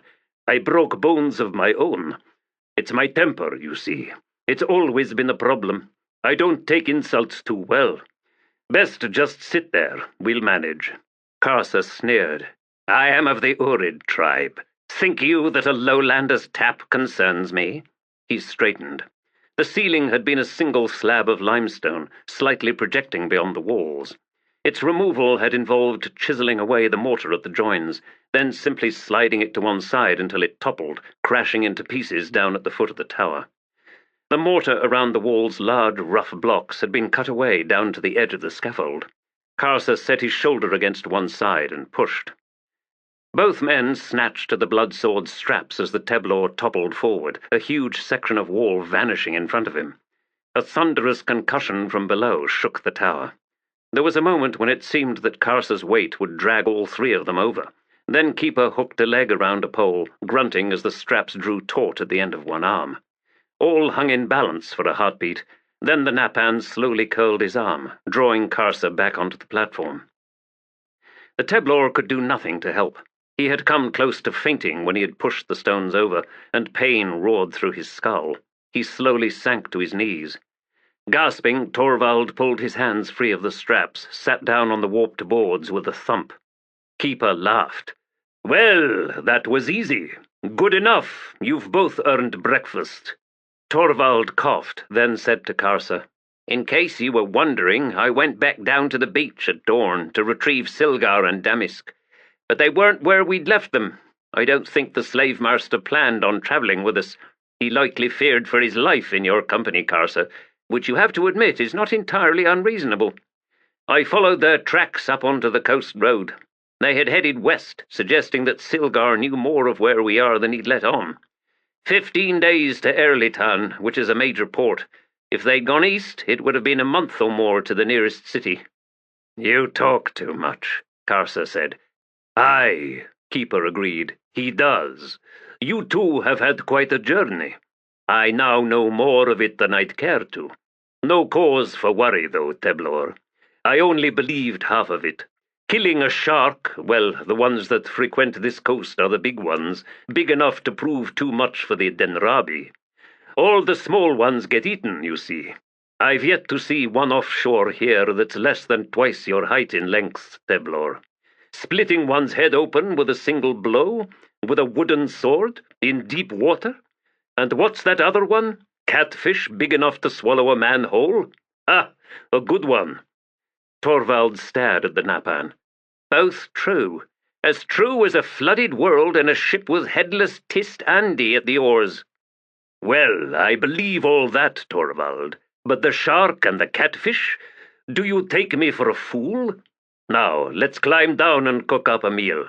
Let me get a harness on you, Teblor, in case you decide to go to sleep halfway down. We'll follow."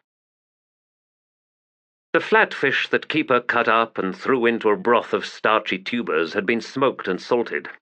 By the time Karsa finished his 2 helpings, he was desperately thirsty.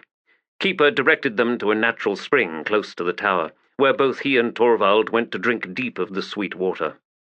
The Daru then splashed his face and settled down with his back to a fallen palm tree. "I have been thinking, friend," he said. "You should do more of that instead of talking, Torvald Nom. It's a family curse. My father was even worse. Oddly enough, some lines of the Nom house are precisely opposite. You couldn't get a word out of them even under torture. I have a cousin, an assassin." "I thought you had been thinking." "Oh, right. So I was. Erittown. We should head there." "Why? I saw nothing of value in any of the cities we travelled through on Genabakis.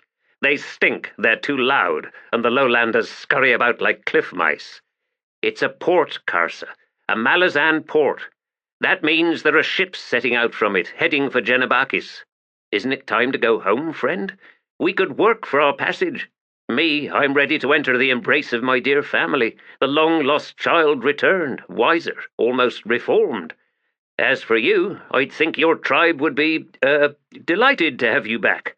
You've knowledge now, and they are in dire need of that, unless you want what happened to the Sunyd to happen to the Urid." Karsa frowned at the Daru for a moment, then he looked away. "I shall indeed return to my people, one day, but Urugal guides my steps still. I can feel him. Secrets have power so long as they remain secret. Bairoth Gild's words, to which I gave little thought at the time. But now that has changed. I am changed, Torvald Nom. Mistrust has taken root in my soul, and when I find Urugal's stone face in my mind, when I feel his will warring with my own, I feel my own weakness. Urugal's power over me lies in what I do not know, in secrets my own god would keep from me. I have ceased fighting this war within my soul. Urugal guides me and I follow, for our journey is to truth." Torvald studied the Teblor with lidded eyes. "You may not like what you find, Karsa." "I suspect you are right, Torvald Nom." The Daru stared for a moment longer. Then he climbed to his feet and brushed sand from his ragged tunic. "Keeper has the opinion that it isn't safe around you. He says it's as if you're dragging 1,000 invisible chains behind you, and whatever's on the ends of each one of them is filled with venom." Karsa felt his blood grow cold within him. Torvald must have noted a change in the Teblor's expression, for he raised both hands. "Wait, he only spoke in passing. It was nothing really, friend. He was simply telling me to be careful in your company, as if I didn't already know that. You are Hood's own lodestone, to your enemies, that is. In any case, Karsa, I'd advise you not to cross that man. Pound for pound, he's the strongest man I've ever met, and that includes you. Besides, while you've regained some of your old strength, you've 6 broken ribs." "Enough words, Torvald Nom. I do not intend to attack Keeper. His vision troubles me, that is all, for I have shared it in my dreams. Now you understand why I must seek out the truth." "Very well." Torvald lowered his hands, then sighed. "Still, I'd advise Erittown. We need clothes and—" "Keeper spoke the truth when he said I am dangerous to be around, Torvald Nom, and that danger is likely to increase. I will join you on the journey to Erittown. Then I will see to it that you find a ship, so that you may return to your family. When this is done, we shall part ways. I shall, however, keep the truth of your friendship with me." The Daru grinned. "It's settled then. Erittown. Come, let us return to the tower, so we may give our thanks to Keeper for his hospitality." They began making their way along the trail. "Rest assured," Torvald continued, "that I shall hold the truth of your friendship in me as well, though it's a truth no one else is likely to believe." "Why is that?" Karsa asked. "I was never very good at acquiring friends, acquaintances, minions, and the like. That was easy. But my big mouth sends potential friends fleeing. Yes, I understand. Clearly." "Ah, now I see. You want to throw me on the first ship just to get away from me." "There is that," Karsa replied. "In keeping with the pathetic state of my life, it makes sense, all right." After a moment, as they rounded a bend and came within sight of the tower, Karsa scowled and said, "Making light of words is still difficult. All that talk of friendship made for a momentary discomfort. You did well to slide away from it." "No, for what I would say is this. On the ship, when I hung in chains from the mast, you were my only hold on this world. Without you and your endless words, Torvald Nom, the madness I had feigned would have become a madness in truth. I was a Teblor war leader. I was needed, but I myself did not need. I had followers, but not allies, and only now do I understand the difference. And it is vast, and from this I have come to understand what it is to possess regrets. Bairoth Gild, Delum Thord, even the Rathid, whom I have greatly weakened. When I return on my old path, back into the lands of the Teblor, there are wounds that I shall need to mend. And so, when you say it is time to return to your family, Torvald Nom, I understand, and my heart is gladdened. Keeper was sitting on a three-legged stool outside the tower's doorway. A large sack with shoulder straps rested at his feet, along with two stoppered gourds glittering with condensation. He had in his unbandaged hand a small bag, which he tossed towards Torvald as the two men arrived. The bag jingled as the Daru caught it. Brows lifting, Torvald asked, "What?" "Silver jakartas, mostly," Keeper said. "Some local coin, too, but those are of very high denomination, so be careful of showing them. Erlitan's cut purses are legendary." "Keeper," the Napan waved a hand. "Listen, lad. When a man arranges his own death, he needs to plan ahead. A life of anonymity doesn't come as cheap as you'd imagine. I emptied half of Aren's treasury a day before my tragic drowning. Now you might manage to kill me and try to find it, but it'd be hopeless. So thank me for my generosity and get on your way." "One day," Karsa said, "I shall return here and repay you. For the coin or the broken ribs?" The Teblor simply smiled. Keeper laughed, then rose and ducked through the doorway. A moment later, they could hear him climbing the frame. Torvald collected the pack, drawing the straps over his shoulders, then handed one of the gourds to Karsa. They set off down the road. Chapter 4. Has a drowned Napan's body ever surfaced? Empress Lasine to High Mage Teishren, following the disappearances. Life of Empress Lasine. Abelard. There were villages on the coastal road, usually set on the inland side, as if the inhabitants sought nothing from the sea. A scattering of adobe dwellings, flimsy corrals, goats, dogs, and dark-skinned figures hidden within swaths of full-length sun-bleached cloth. Shadowed faces tracked the Teblor and the Daru from doorways, but otherwise made no move. On the fourth day, in the fifth of such villages, they found a merchant's wagon drawn up in the virtually empty market square, and Torvald managed to purchase, for a handful of silver, an antique sword, top-heavy and sharply curved. The merchant had bolts of cloth for sale as well, but nothing already made into clothing. The sword's handle fell apart shortly afterwards. "I need to find a woodcarver," Torvald said after a lengthy and rather elaborate string of curses. They were once more walking down the road, the sun overhead fiercely hot in a cloudless sky. The forest had thinned to either side, low, straggly, and dusty, allowing them a view of the turquoise water of the Otatarol Sea to their right, and the dun tones of the undulating horizon inland. "And I'd swear that merchant understood Malazan, even as bad as I speak it. He just wouldn't admit to that fact." Karsa shrugged. "The Malazan soldiers in Genebaris said the 7 cities were going to rebel against their occupiers. This is why the Teblor do not make conquests. Better that the enemy keeps its land, so that we may raid again and again." "Not the imperial way," the Daru responded, shaking his head. "Possession and control, the two are like insatiable hungers for some people. Oh, no doubt the Malazans have thought up countless justifications for their wars of expansion.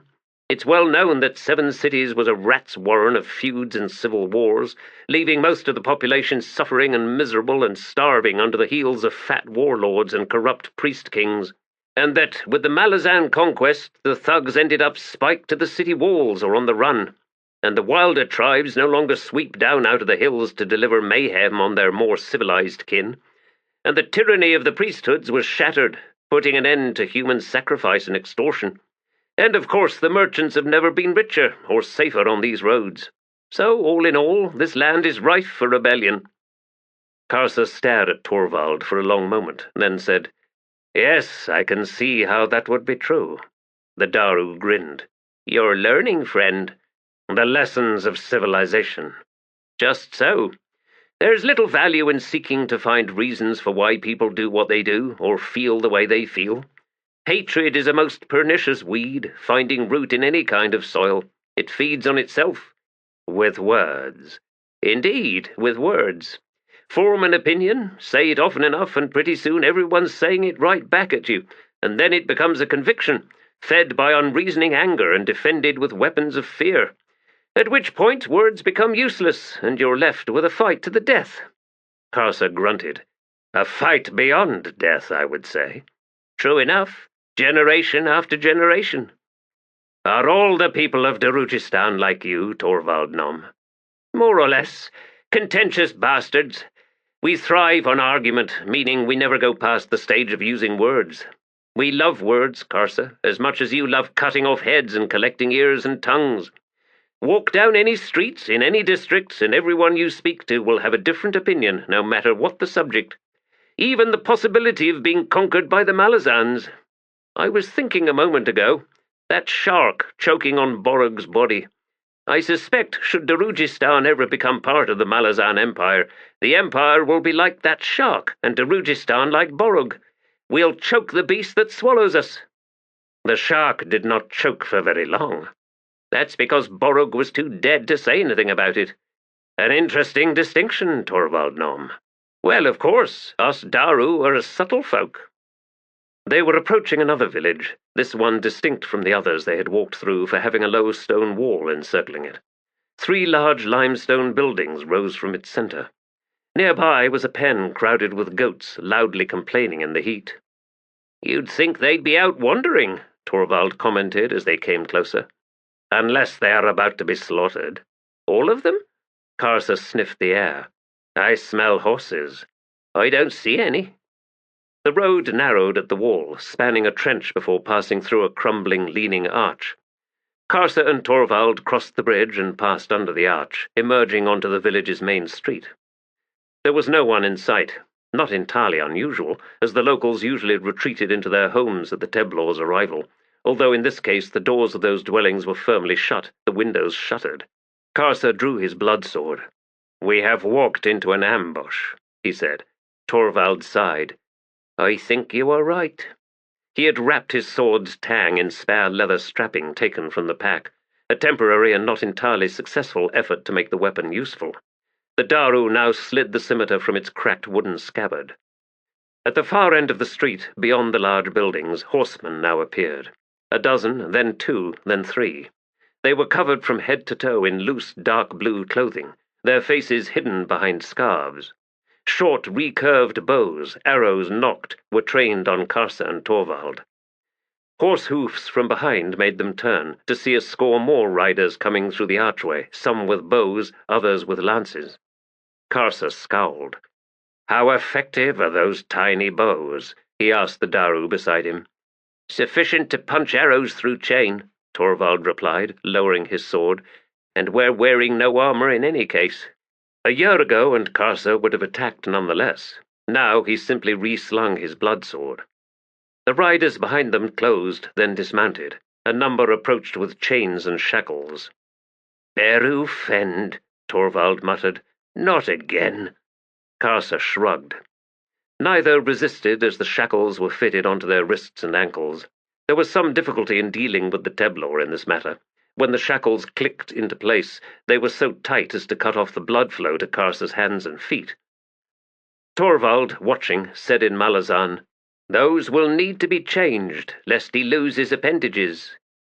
Hardly a consideration, said a familiar voice from the entrance to one of the larger buildings. Silgar, trailed by Damask, emerged onto the dusty street. You will indeed lose your hands and feet, Karsa Orlong, which should effectively put an end to the threat you pose. Of course, that will do much to diminish your value as a slave, but I am prepared to accept the loss.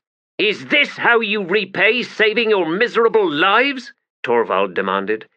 Why, yes, it is. Repayment, for the loss of most of my men, for the arrest by the Malazans, for countless other outrages which I won't bother listing, since these dear Arak tribesmen are rather far from home, and given that they're somewhat less than welcome in this territory, they are impatient to depart.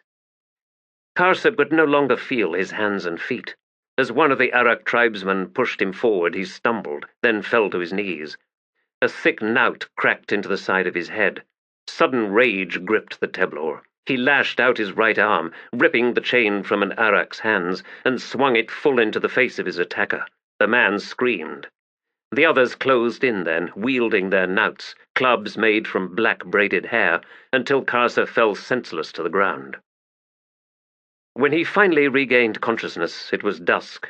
He had been tied to some sort of travois, which was in the process of being unhitched from a train of long-legged, lean horses.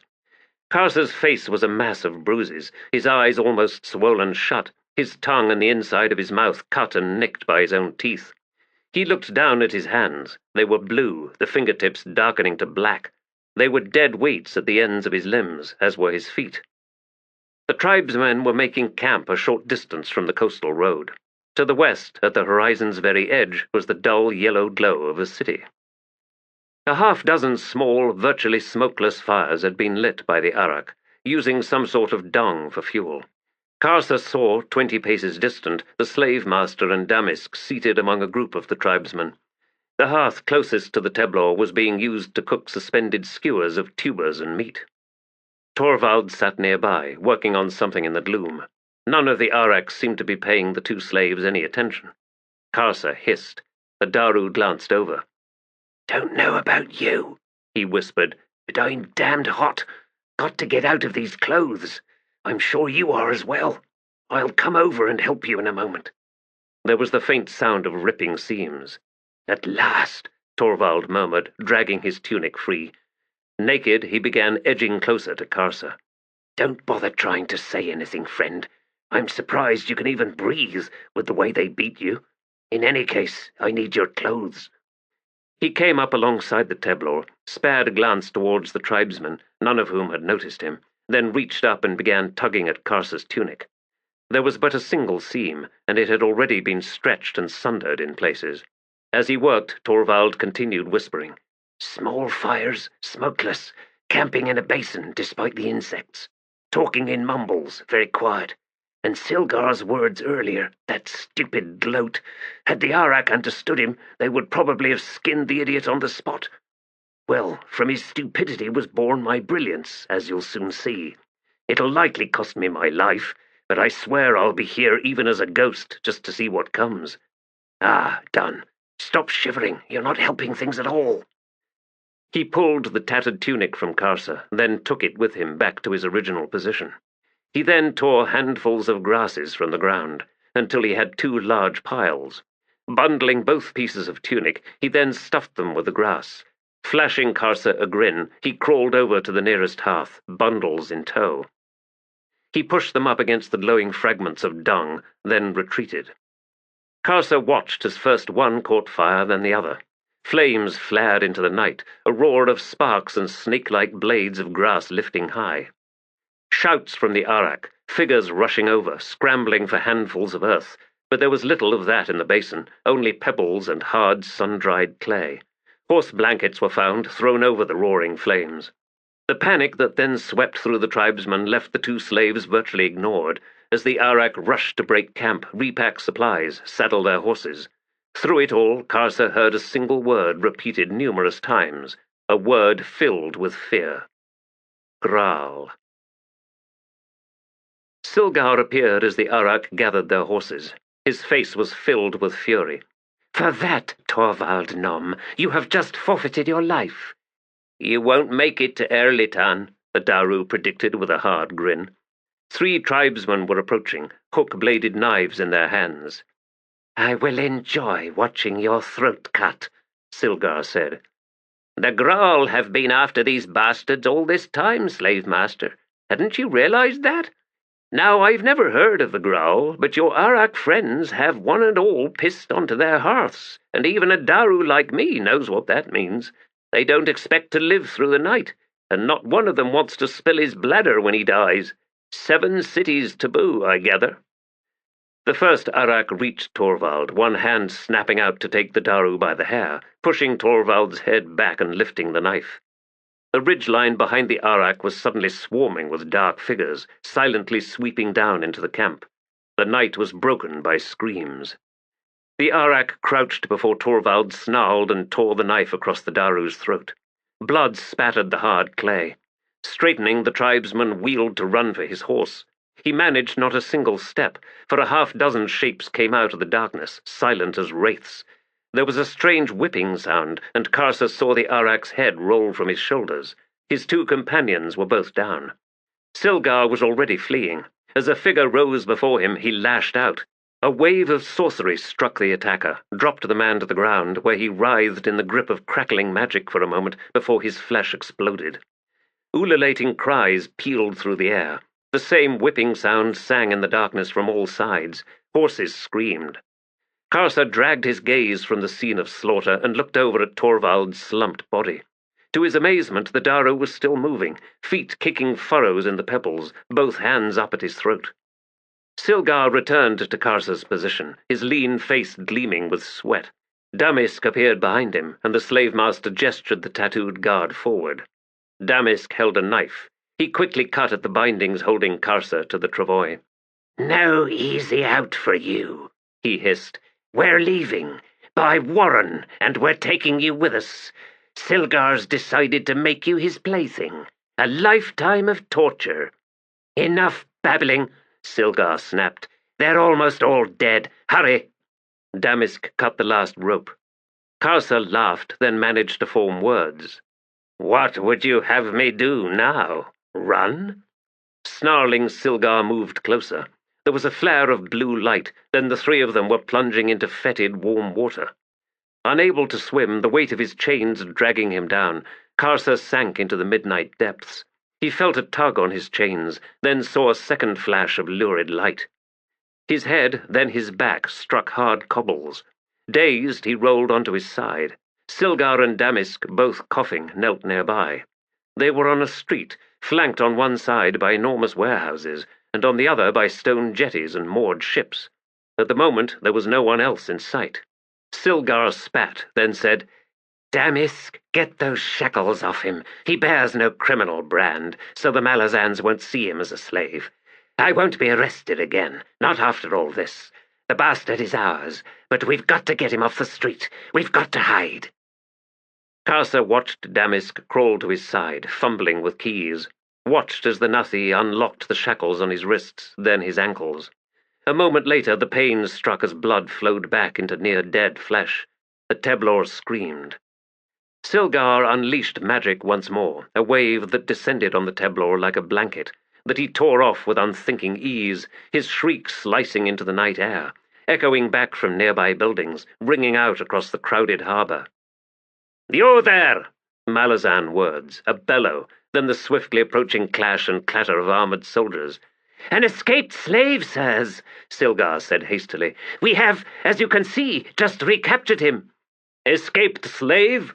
Let's see his brand." The last words Karsa registered, as the pain in his hands and feet sent him plummeting into oblivion. He awoke to Malazan words being spoken directly above him. "Extraordinary. I've never seen natural healing such as this. His hands and feet, those shackles were on for some time, Sergeant. On a normal man, I'd be cutting them off right now." Another voice spoke. "Are all Fen such as this one?" "Not that I've ever heard, assuming he's Fen." "Well, what else would he be? He's as tall as two Dal Hanis put together." "I wouldn't know, Sergeant. Before I was posted here, the only place I knew well was 6 twisting streets in Liheng. Even the Fen was just the name and some vague description about them being giants. Giants no one's seen for decades at that. The point is, this slave was in bad shape when you first brought him in. Beaten pretty fierce, and someone punched him in the ribs hard enough to crack bones. Wouldn't want to cross whoever that was. For all that, the swelling's already down on his face, despite what I've just done to it, and the bruises are damned near fading in front of our eyes." Continuing to feign unconsciousness, Karsa listened to the speaker stepping back, then the sergeant asking, "So the bastard's not in danger of dying, then?" "Not that I can see." "Good enough, healer. You can return to the barracks." "Aye, sir." Various movement, boots on flagstones, the clang of an iron-barred door. Then, as these echoes dwindled, the Teblor heard, closer by, the sound of breathing. In the distance there was some shouting, faint and muted by intervening walls of stone.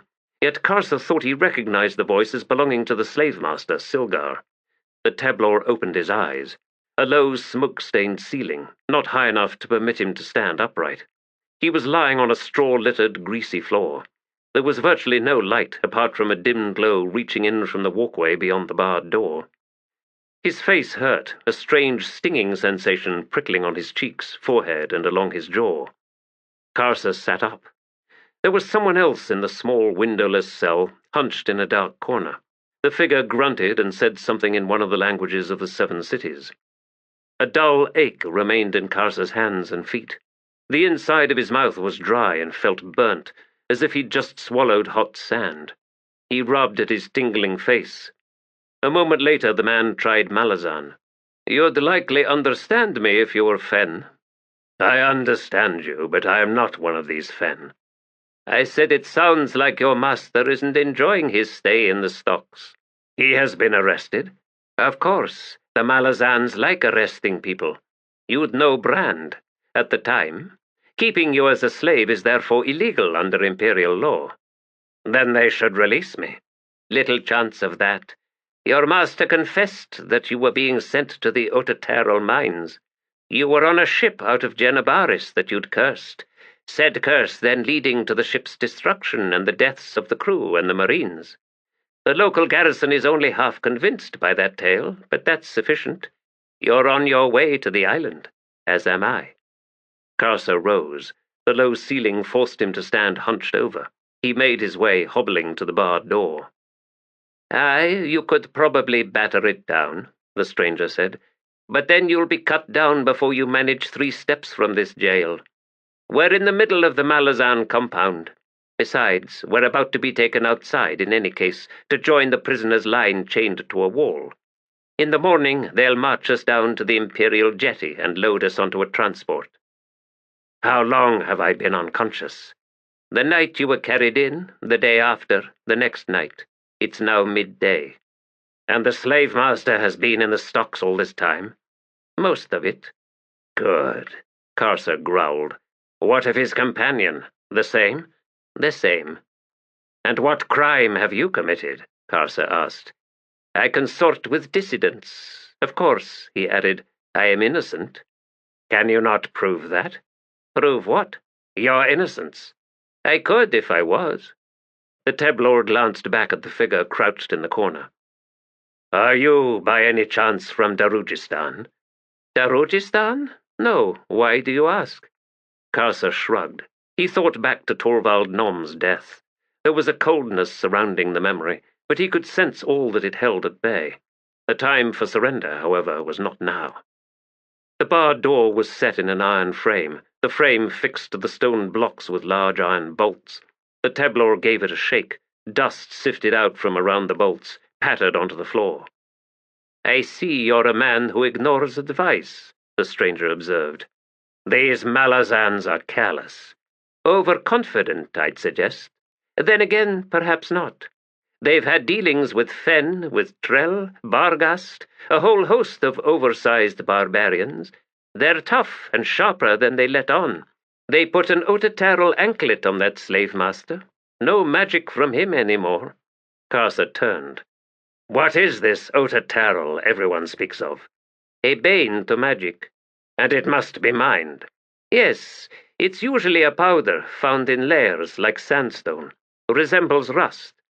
"We scrape a red powder from cliffsides to make our blood oil," the Teblor murmured.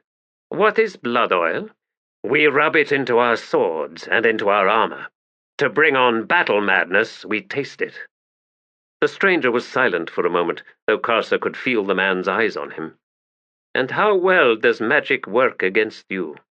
"Those who attack me with sorcery usually reveal surprise on their faces, just before I kill them." "Well now, that is interesting. It is believed that Otateral is only found on the single large island east of here. The Empire controls its production, tightly. Their mages learned the hard way during the conquest in the battles before the Tlani Mas got involved. If not for the Tlani Mas, the invasion would have failed. I have some more advice for you. Reveal nothing of this to the Malazans.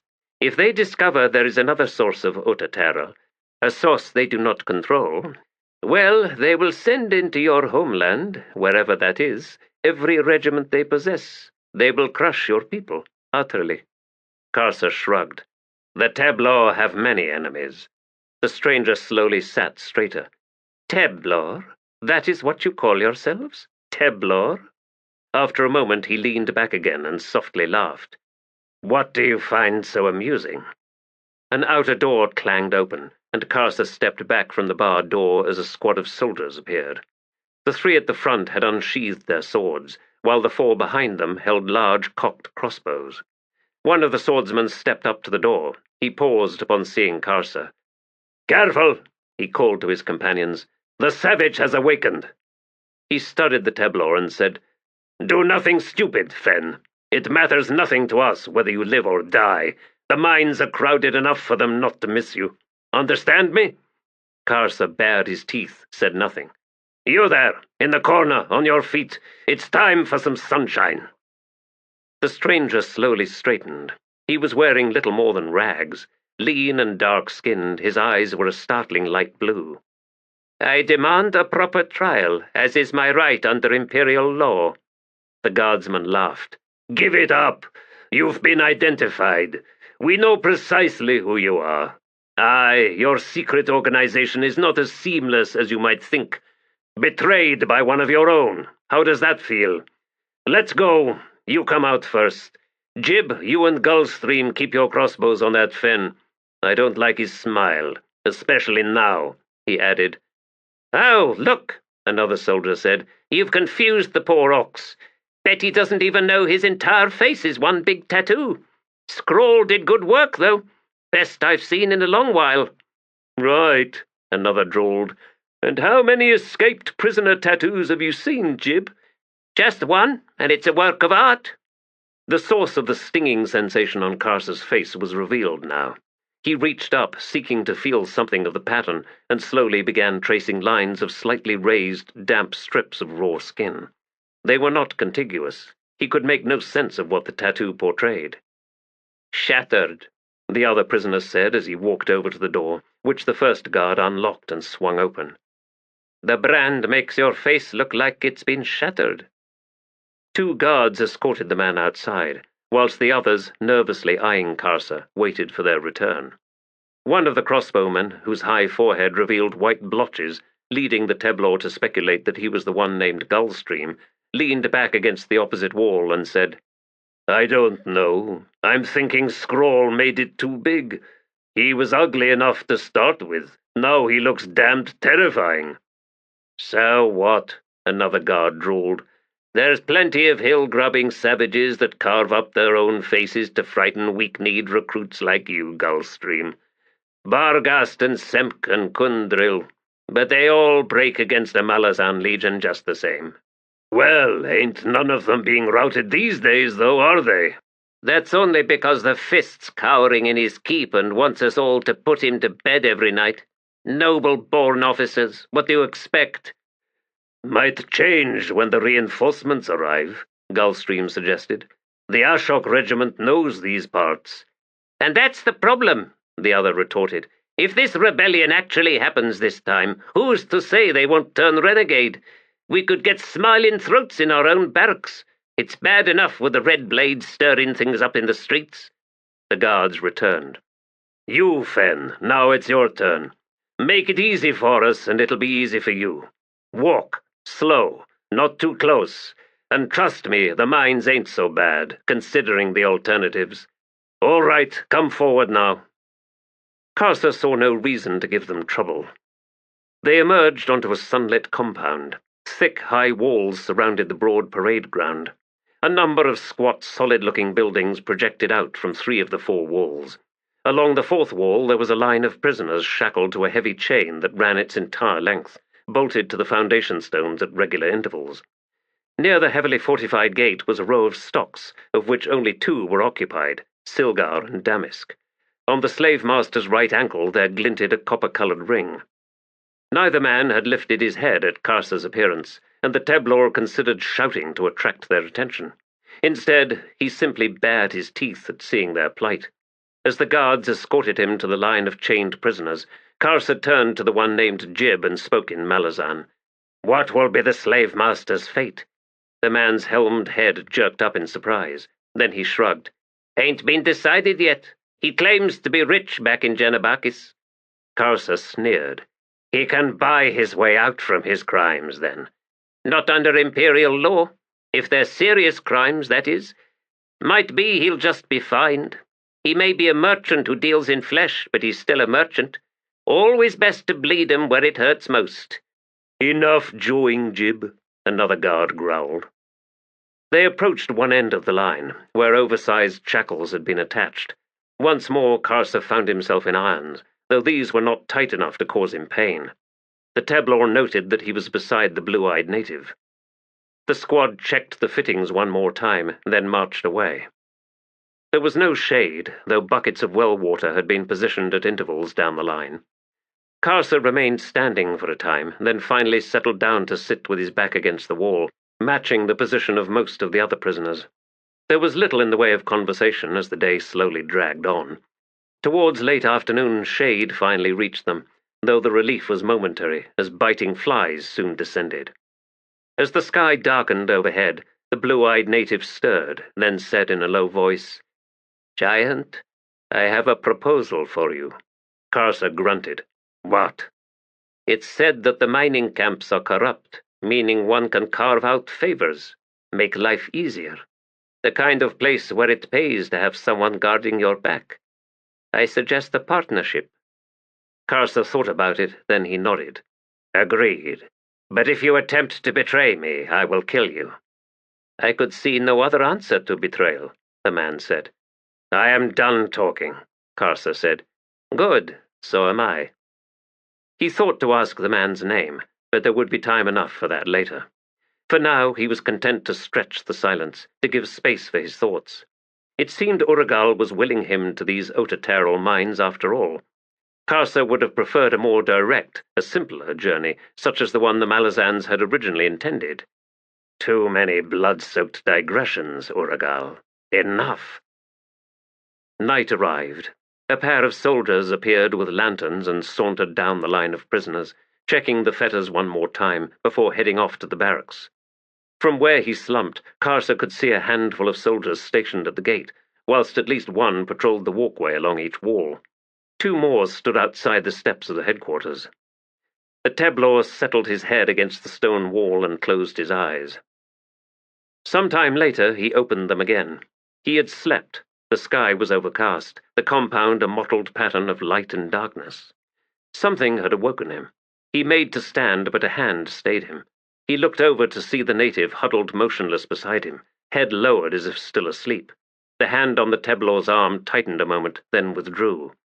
Frowning, Karsa settled back, and then he saw. The guards at the gate were gone, as were those outside the headquarters. Along the wall walkways, no one.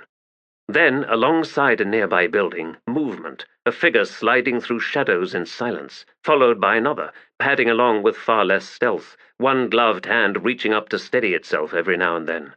The two were making directly for Karsa. Swathed in black cloth, the lead figure halted a few paces from the wall. The other moved up alongside it, then edged past. Hands lifted, slipped back a black hood. Torvald Nom. Blood-stained bandages encircling his neck, the face above it deathly pale and gleaming with sweat, but the Daru was grinning. He drew up to Karsa's side. "Time to go, friend," he whispered, raising something that looked very much like a shackle key. "Who is with you?" Karsa whispered back. "Oh, a motley collection indeed. Graal tribesmen here doing the sneaky work, and agents from their main trading partner here in Erittown." His eyes glittered. "The House of Nom, no less. Oh, aye, the thread of blood between us is thin as a virgin's hair, but it is being honoured none the less. Indeed, with delighted vigour. Now, enough words, as you are wont to say. We don't want to wake anyone else." "Too late," murmured the man chained beside Karsa. The growl behind Torvald moved forward, but halted at a strange, elaborate series of gestures from the prisoner. Torvald grunted. "That damned silent language." "It is agreed," the prisoner said. "I will be going with you." "And if you wasn't, you'd be sounding the alarm." The man said nothing. After a moment, Torvald shrugged. "So be it. All this talk, and I'm surprised everyone else in this line isn't awake." "They would be, only they're all dead." The prisoner beside Karsa slowly straightened. "No one likes criminals. Graal have a particular hatred for them, it seems." A second tribesman, who had been moving along the line, reached them. A large, curved knife was in one hand, slick with blood. More hand gestures, then the newcomer sheathed his weapon. Muttering under his breath, Torvald crouched to unlock Karsa's shackles. "You are as hard to kill as a Teblor," Karsa murmured. "Thank Hood that Arak was distracted at the time. Even so, if not for the Graal, I'd have bled to death." "Why did they save you?" "The Graal like to ransom people. Of course, if they turn out worthless, they kill them. The trading partnership with the House of Nom took precedence over all that, of course." Torvald moved on to the other prisoner. Karsa stood, rubbing his wrists. "What kind of trade?" The Daru flashed a grin. "Brokering the ransoms." Moments later, they were moving through the darkness towards the front gate, skirting the patches of light. Near the gatehouse, a half-dozen bodies had been dragged up against the wall. The ground was soaked black with blood. 3 more Graal joined them. One by one, the group slipped through the gateway and into the street beyond. They crossed to an alley and made their way down to the far end, where they halted. Torvald laid a hand on Karsa's arm. "Friend, where would you go now? My own return to Genabakis will be delayed a while. My kin here have embraced me with open arms, a unique experience for me, and I plan on savoring it. Alas, the Graal won't take you. You're too recognizable." "He will come with me," the blue-eyed native said, "to a place of safety." Torvald looked up at Karsa, brows rising. The Teblor shrugged. "It is clear that I cannot be hidden in this city, nor will I further endanger you or your kin, Torvald Nom. If this man proves unworthy, I need only kill him." "How long until the compound guards are changed?" the blue-eyed man asked. "A bell, at least, so you will have plenty." Sudden alarms shattered the night from the direction of the Malazan garrison. The growls seemed to vanish before Karsa's eyes, so quickly did they scatter. "Torvald Nom, for all you have done for me, I thank you." The Daru scurried over to a pile of rubbish in the alley. He swept it aside, then lifted into view Karsa's bloodsword. "Here, friend." He tossed the sword into the Teblor's hands. "Come to Darujistan in a few years' time." A final wave, then the Daru was gone. The blue-eyed man, who had collected a sword from one of the dead guards, now gestured. "Stay close. There are ways out of Erittown the Malazans know nothing of. Follow, and quietly." He set off. Karsa slipped into his wake. Their route twisted through the lower city, down countless alleys, some so narrow that the Teblor was forced to sidle sideways along their crooked lengths. Karsa had thought that his guide would lead them towards the docks, or perhaps the outer walls facing onto the wasteland to the south. Instead, they climbed towards the single massive hill at Erittown's heart, and before long were moving through the rubble of countless collapsed buildings. They arrived at the battered base of a tower, the native not hesitating as he ducked in through the gaping, dark doorway. Following, Karsa found himself in a cramped chamber, its floor uneven with heaved flagstones. A second portal was barely visible opposite the entrance, and at its threshold the man paused. "Mebra!" he hissed. There was movement, then. "Is it you? Drijna bless us. I had heard that you had been captured. Ah, the alarm's down below. Well done." "Enough of that. Do the provisions remain in the tunnels?" "Of course, always, including your own cash." "Good. Now move aside. I've someone with me." Beyond the portal was a rough series of stone steps, descending into even deeper darkness. Karsa sensed the man Mebra's presence as he edged past, heard his sharp intake of breath. The blue-eyed man below the Teblor halted suddenly. "Oh, and Mebra, tell no one you have seen us, not even your fellow servants to the cause. Understand?" "Of course." The 2 fugitives continued on, leaving Mebra behind. The stairs continued down, until Karsa had begun to think that they were approaching the bowels of the earth. When it finally leveled out, the air was heavy with damp, smelling of salt, and the stones underfoot were wet and streaked in slime. At the tunnel's mouth, a number of niches had been carved into the limestone walls, each one holding leather packs and travel gear. Karsa watched as his companions strode quickly to one niche in particular. After a moment's examination, he dropped the Malazan sword he had been carrying and drew forth a pair of objects that moved with the sound of rustling chain. "Take that food pack," the man instructed, nodding towards a nearby niche, "and you will find a talabar or two, clothes, and weapon belts and harnesses. Leave the lanterns. The tunnel ahead is long but has no branches." "Where does it lead?" "Out," the man replied. Karsa fell silent. He disliked the extent to which his life was in this native's hands, but it seemed that, for the time being, there was nothing he could do about it. 7 cities was a stranger place than even the Genebakan cities of Malenteas and Genebaris. The lowlanders filled this world like vermin, more tribes than the Teblor had thought possible, and it was clear that none liked each other. While that was a sentiment Karsa well understood, for tribes should dislike each other, it was also obvious that among the lowlanders there was no sense of any other sort of loyalty. Karsa was Urid, but he was also Teblor. The lowlanders seemed so obsessed with their differences that they had no comprehension of what unified them, a flaw that could be exploited. The pace set by Karsa's guide was fierce, and though most of the damage done to the Teblor was well along in healing, his reserves of strength and stamina were not what they had once been. After a time, the distance between the two began to lengthen, and eventually Karsa found himself travelling alone through the impenetrable darkness, one hand on the rough-hewn wall to his right, hearing only the sounds of his own passage. The air was no longer damp, and he could taste dust in his mouth. The wall suddenly vanished under his hand. Karsa stumbled, drew to a halt. "You did well," the native said from somewhere on the Teblor's left. "Running hunched over as you had to be, not an easy task.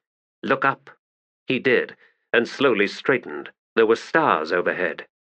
"We're in a gully," the man continued. "It will be dawn before we climb out of it. Then it's 5, maybe 6 days across the Panpots and Odan. The Malazans will be after us, of course, so we will have to be careful. Rest a while, drink some water. The sun is a demon and will steal your life if it can. Our route will take us from one place of water to the next, so we need not suffer." "You know this land," Karsa said. "I do not." He raised his sword. "But know this, I will not be taken prisoner again." "That's the spirit," the lowlander replied. "That is not what I meant." The man laughed. "I know. If you so wish it, once we are clear of this gully, you may go in any direction you like. What I have offered you is the best chance of surviving. There is more than recapture by the Malazans to worry about in this land. Travel with me, and you shall learn how to survive. But as I said, the choice is yours. Now, shall we proceed?" Dawn arrived to the world above before the two fugitives reached the end of the gully. While they could see bright blue sky overhead, they continued walking through chill shadows. The means of exit was marked by a tumbled scree of boulders where a past flood had undercut one wall sufficiently to trigger a collapse. Clambering up the slope, they emerged onto a heat-blasted land of weathered crags, sand-filled riverbeds, cacti and thorny bushes, the sun blindingly bright, making the air shimmer in all directions. There was no one in sight, nor was there any sign that the area was inhabited by anything other than wild creatures. The lowlander led Karsa southwestward, their route circuitous, making use of every form of cover available and avoiding ridges or hilltops that would set them against the sky. Neither spoke, saving their breath in the enervating heat as the day stretched on. Late in the afternoon, the lowlander halted suddenly and turned. He hissed a curse in his native language, then said, "Horsemen!" Karsa swung round, but could see no one in the desolate landscape behind them. "Feel them underfoot," the man muttered. "So Mebra has turned. Well, one day I will answer that betrayal." And now Karsa could sense, through the calloused soles of his bared feet, the tremble of distant horse hoofs. "If you'd suspected this Mebra, why did you not kill him?" "If I killed everyone I was suspicious about, I'd have scant company. I needed proof, and now I have it." "Unless he told someone else. Then he's either a traitor or stupid. Both lead to the same fatal consequence. Come, we need to make this a challenge for the Malazans." They set off. The lowlander was unerring in choosing paths that left no footprints or other signs of passage. Despite this, the sound of the riders drew ever nearer. "There's a mage among them," the lowlander muttered as they raced across yet another stretch of bedrock. If we can avoid them until nightfall, Karsa said, then I shall become the hunter and they the hunted. There's at least 20 of them. We're better off using the darkness to stretch the distance between us. See those mountains to the southwest? That is our destination. If we can reach the hidden passes, we will be safe. We cannot outrun horses, Karsa growled. Come dark, I will be done running. Then you attack alone, for it will mean your death. Alone, that is well. I need no lowlander getting underfoot. The plunge into night was sudden. Just before the last light failed, the two fugitives, slipping onto a plain crowded with enormous boulders, finally caught sight of their pursuers. 17 riders, 3 spare horses. All but 2 of the Malazans were in full armor, helmed and armed with either lances or crossbows. The other 2 riders were easily recognizable to Karsa, Silgar and Damask. Karsa suddenly recalled that the night of their escape from the compound, the stocks had been empty. He'd thought little of it at the time, assuming that the 2 prisoners had been taken inside for the night. The pursuers had not seen the 2 fugitives, who quickly moved behind the cover of the boulders. I have led them to an old campground, a lowlander at Karsa's side whispered. Listen, they're making camp. The 2 who weren't soldiers. Yes, the slave master and his guard. They must have taken that Otateral anklet off him. He wants you badly, it seems. Karsa shrugged. And he will find me. Tonight. I am done with those 2. Neither will see the dawn. This I swear before Urugal. You cannot attack 2 squads on your own. Then consider it a diversion and make good your escape, lowlander. With that, the Teblor swung about and made his way towards the Malazan camp. He was not interested in waiting for them to settle. The crossbowmen had ridden all day with their weapons cocked. They would probably be replacing the wrapped cords at this very moment, assuming they followed the practice that Karsa had seen among the squads of the Ashok regiment. Others would be removing saddles and tending to the horses, whilst most of the remaining soldiers would be preparing to cook meals and raise tents. At most, there would be 2 or 3 guards establishing a picket around the camp. Karsa paused behind a huge boulder just beyond the Malazans. He could hear them setting up their position for the night. The Teblor collected a handful of sand and dried the sweat from his palms. Then he hefted his blood sword in his right hand and edged forward. 3 fires had been lit using dung, the hearths ringed with large rocks to cut the light cast out by the flickering flames. The horses stood within a rope corral, 3 soldiers moving among them. A half-dozen crossbowmen sat nearby, their weapons dismantled on their laps. 2 guards stood facing the plain of boulders, one positioned slightly behind the other. The soldier closest to Karsa held a drawn short sword and a round shield. His companion 6 paces behind him, a short bow, arrow-nocked. There were, in fact, more guards at the pickets than Karsa would have liked, one visible on each other flank of the encampment. The bowman was so positioned as to permit him a field of fire for every one of them. Crouched before a fire pit near the center of the camp were Silgar, Damask, and a Malazan officer, the latter with his back to Karsa. The Teblor silently worked his way around the boulder. The guard closest to him was looking to the left at the moment, 5 paces to close in a charge. The bowman had turned in his restless scanning towards the guard at the far end of the camp. Now.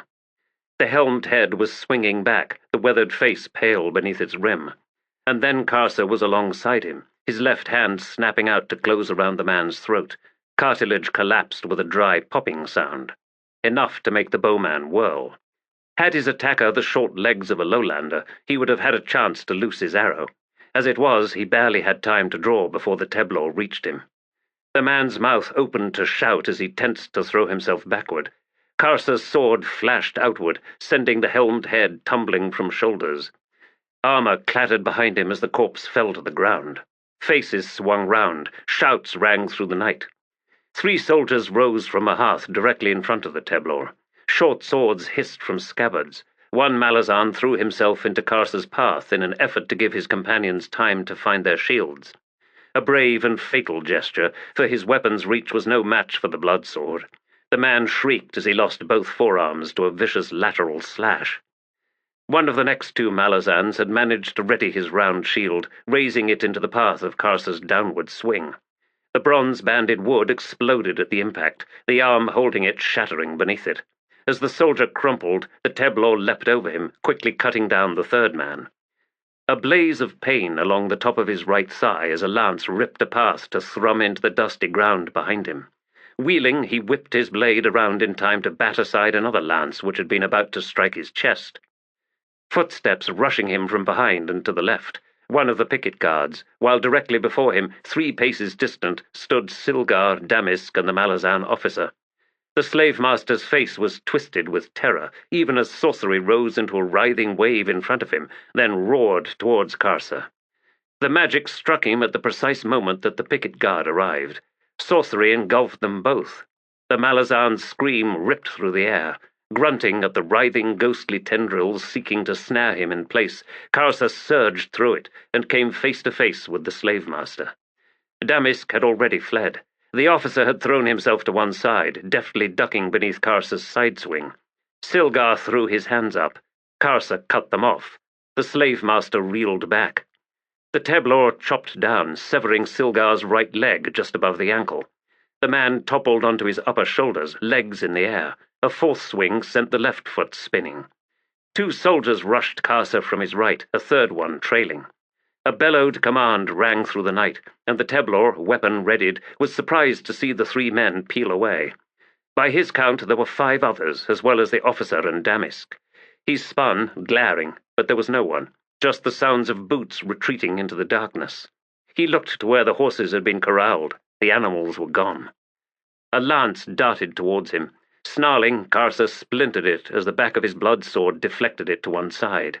He paused, then padded over to Silgar. The slave-master had curled into a tight ball.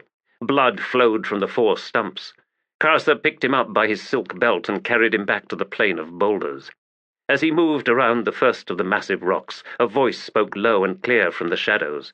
"This way." The Teblor grunted. "You were supposed to have fled. They will regroup, but without the mage we should be able to elude them." Karsa followed his companion deeper into the studded plain. Then, after 50 or so paces, the man stopped and turned to the Teblor. "Of course, with your prize leaving a trail of blood, there will be little trouble in following us. Do something with him now." Karsa dropped Silgar to the ground, kicked him onto his back. The slave-master was unconscious. "He will bleed to death," the lowlander said. "You have your revenge. Leave him here to die." Instead, the Teblor began cutting strips from Silgar's talaba, tying them tight about the stumps at the ends of his arms and legs. "There will still be some leakage, which we shall have to live with," Karsa growled. "I am not yet done with this man." "What values senseless torture?" Karsa hesitated, then he sighed. "This man enslaved an entire tribe of Teblor. The Sunyd spirit is broken. The slave-master is not as a soldier. He has not earned swift death. He is as a mad dog, to be driven into a hut and killed. So kill him. I shall, once I have driven him mad." Karsa lifted Silgar once more, throwing him over a shoulder. "Lead us on, lowlander." Hissing under his breath, the man nodded. 8 days later, they reached the hidden pass through the Panpotson Mountains. The Malazans had resumed their pursuit, but had not been seen since 2 days past, indicating that the efforts to evade them had succeeded. They ascended the steep, rocky trail through the course of the day. Silgar was still alive, fevered and only periodically aware. He had been gagged to prevent him making any sounds. Karsa carried him on his shoulder. Shortly before dusk, they reached the summit and came to the southwest edge. The path wound down into a shadowed plain. At the crest, they sat down to rest. "What lies beyond?" Karsa asked as he dropped Silgar to the ground. "I see naught but a wasteland of sand below." "And so it is," his companion replied in a reverent tone. "And in its heart, the one I serve." He glanced over at Karsa. "She will, I think, be interested in you." He smiled. "Teblor?" Karsa scowled. "Why does the name of my people amuse you so?" "Amuse? More like appalls. The Fen had fallen far from their past glories, yet they remembered enough to know their old name. You cannot even make that claim. Your kind walked this earth when the Tlani Mas was still flesh. From your blood came the Barghast and the Trell. You are Delum and Toblakai." "These are names I do not know," Karsa growled, "even as I do not know yours, lowlander." The man returned his gaze to the dark lands below. "I am named Leoman, and the one I serve, the chosen one to whom I will deliver you, she is Sha'ik." "I am no one's servant," Karsa said. "This chosen one, she dwells in the desert before us. In its very heart, Toblakai, in Raraku's very heart." Book 2. Cold Iron. There are folds in this shadow, hiding entire worlds. Call to Shadow. Felisin.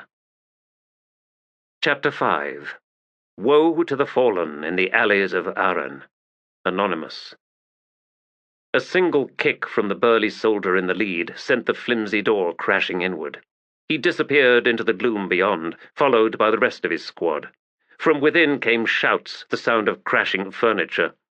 Gamut glanced over at Commander Blistig. The man shrugged. "Aye, the door was unlocked. It's an inn, after all, though such a lofty title for this squalid pit is stretching things somewhat. Even so, it's a matter of achieving the proper effect." "You misunderstood me," Gamut replied. "I simply cannot believe that your soldiers found him here." Unease flitted across Blistig's solid, broad features. "Aye, well, we've rounded up others in worse places, Fist. It's what comes of—" he squinted up the street, "of broken hearts. Fist, the title still clambers into my gut like a starving crow." Gamut frowned. "The Adjunct has no time for broken-hearted soldiers, Commander. It was unrealistic to arrive here expecting to stoke the fires of vengeance. Can't stoke cold ashes, though don't take me wrong, I wish her the lady's luck." "Rather more is expected of you than that," Gamut said dryly. The streets were virtually deserted at this time of day, the afternoon heat oppressive. Of course, even at other times, Aren was not as it once had been. Trade from the north had ceased. Apart from Malazan warships and transports, and a few fisher boats, the harbour and river mouth were empty. This was, Gamut reflected, a scarred populace. The squad was re-emerging from the inn, carrying with them a rag-clad, feebly struggling old man. He was smeared in vomit, the little hair he had left hanging like grey strings, his skin patched and grey with filth. Cursing at the stench, the soldiers of Blistig's Aren Guard hurried their burden towards the cart's bed. "It was a miracle we found him at all," the commander said. "I truly expected the old bastard to up and drown himself." Momentarily unmindful of his new title, Gamut turned and spat onto the cobbles. "This situation is contemptible, Blistig. Damn it, some semblance of military decorum, of control, hood take me, should have been possible." The commander stiffened at Gamut's tone. The guards gathered at the back of the cart all turned at his words. Blistig stepped close to the Fist. "You listen to me, and listen well," he growled under his breath, a tremble shivering across his scarred cheeks, his eyes hard as iron. "I stood on the damned wall and watched, as did every one of my soldiers. Pormqual running in circles like a castrated cat, that historian and those two Wiccan children wailing with grief. I watched, we all watched, as Coltaine and his seventh were cut down before our very eyes. And if that wasn't enough, the High Fist then marched out his army and ordered them to disarm. If not for one of my captains delivering intelligence concerning Malik Rel being an agent of Sha'ik's, my guard would have died with them. Military decorum? Go to hood with your military decorum, Fist." Gamut stood unmoving at the commander's tirade.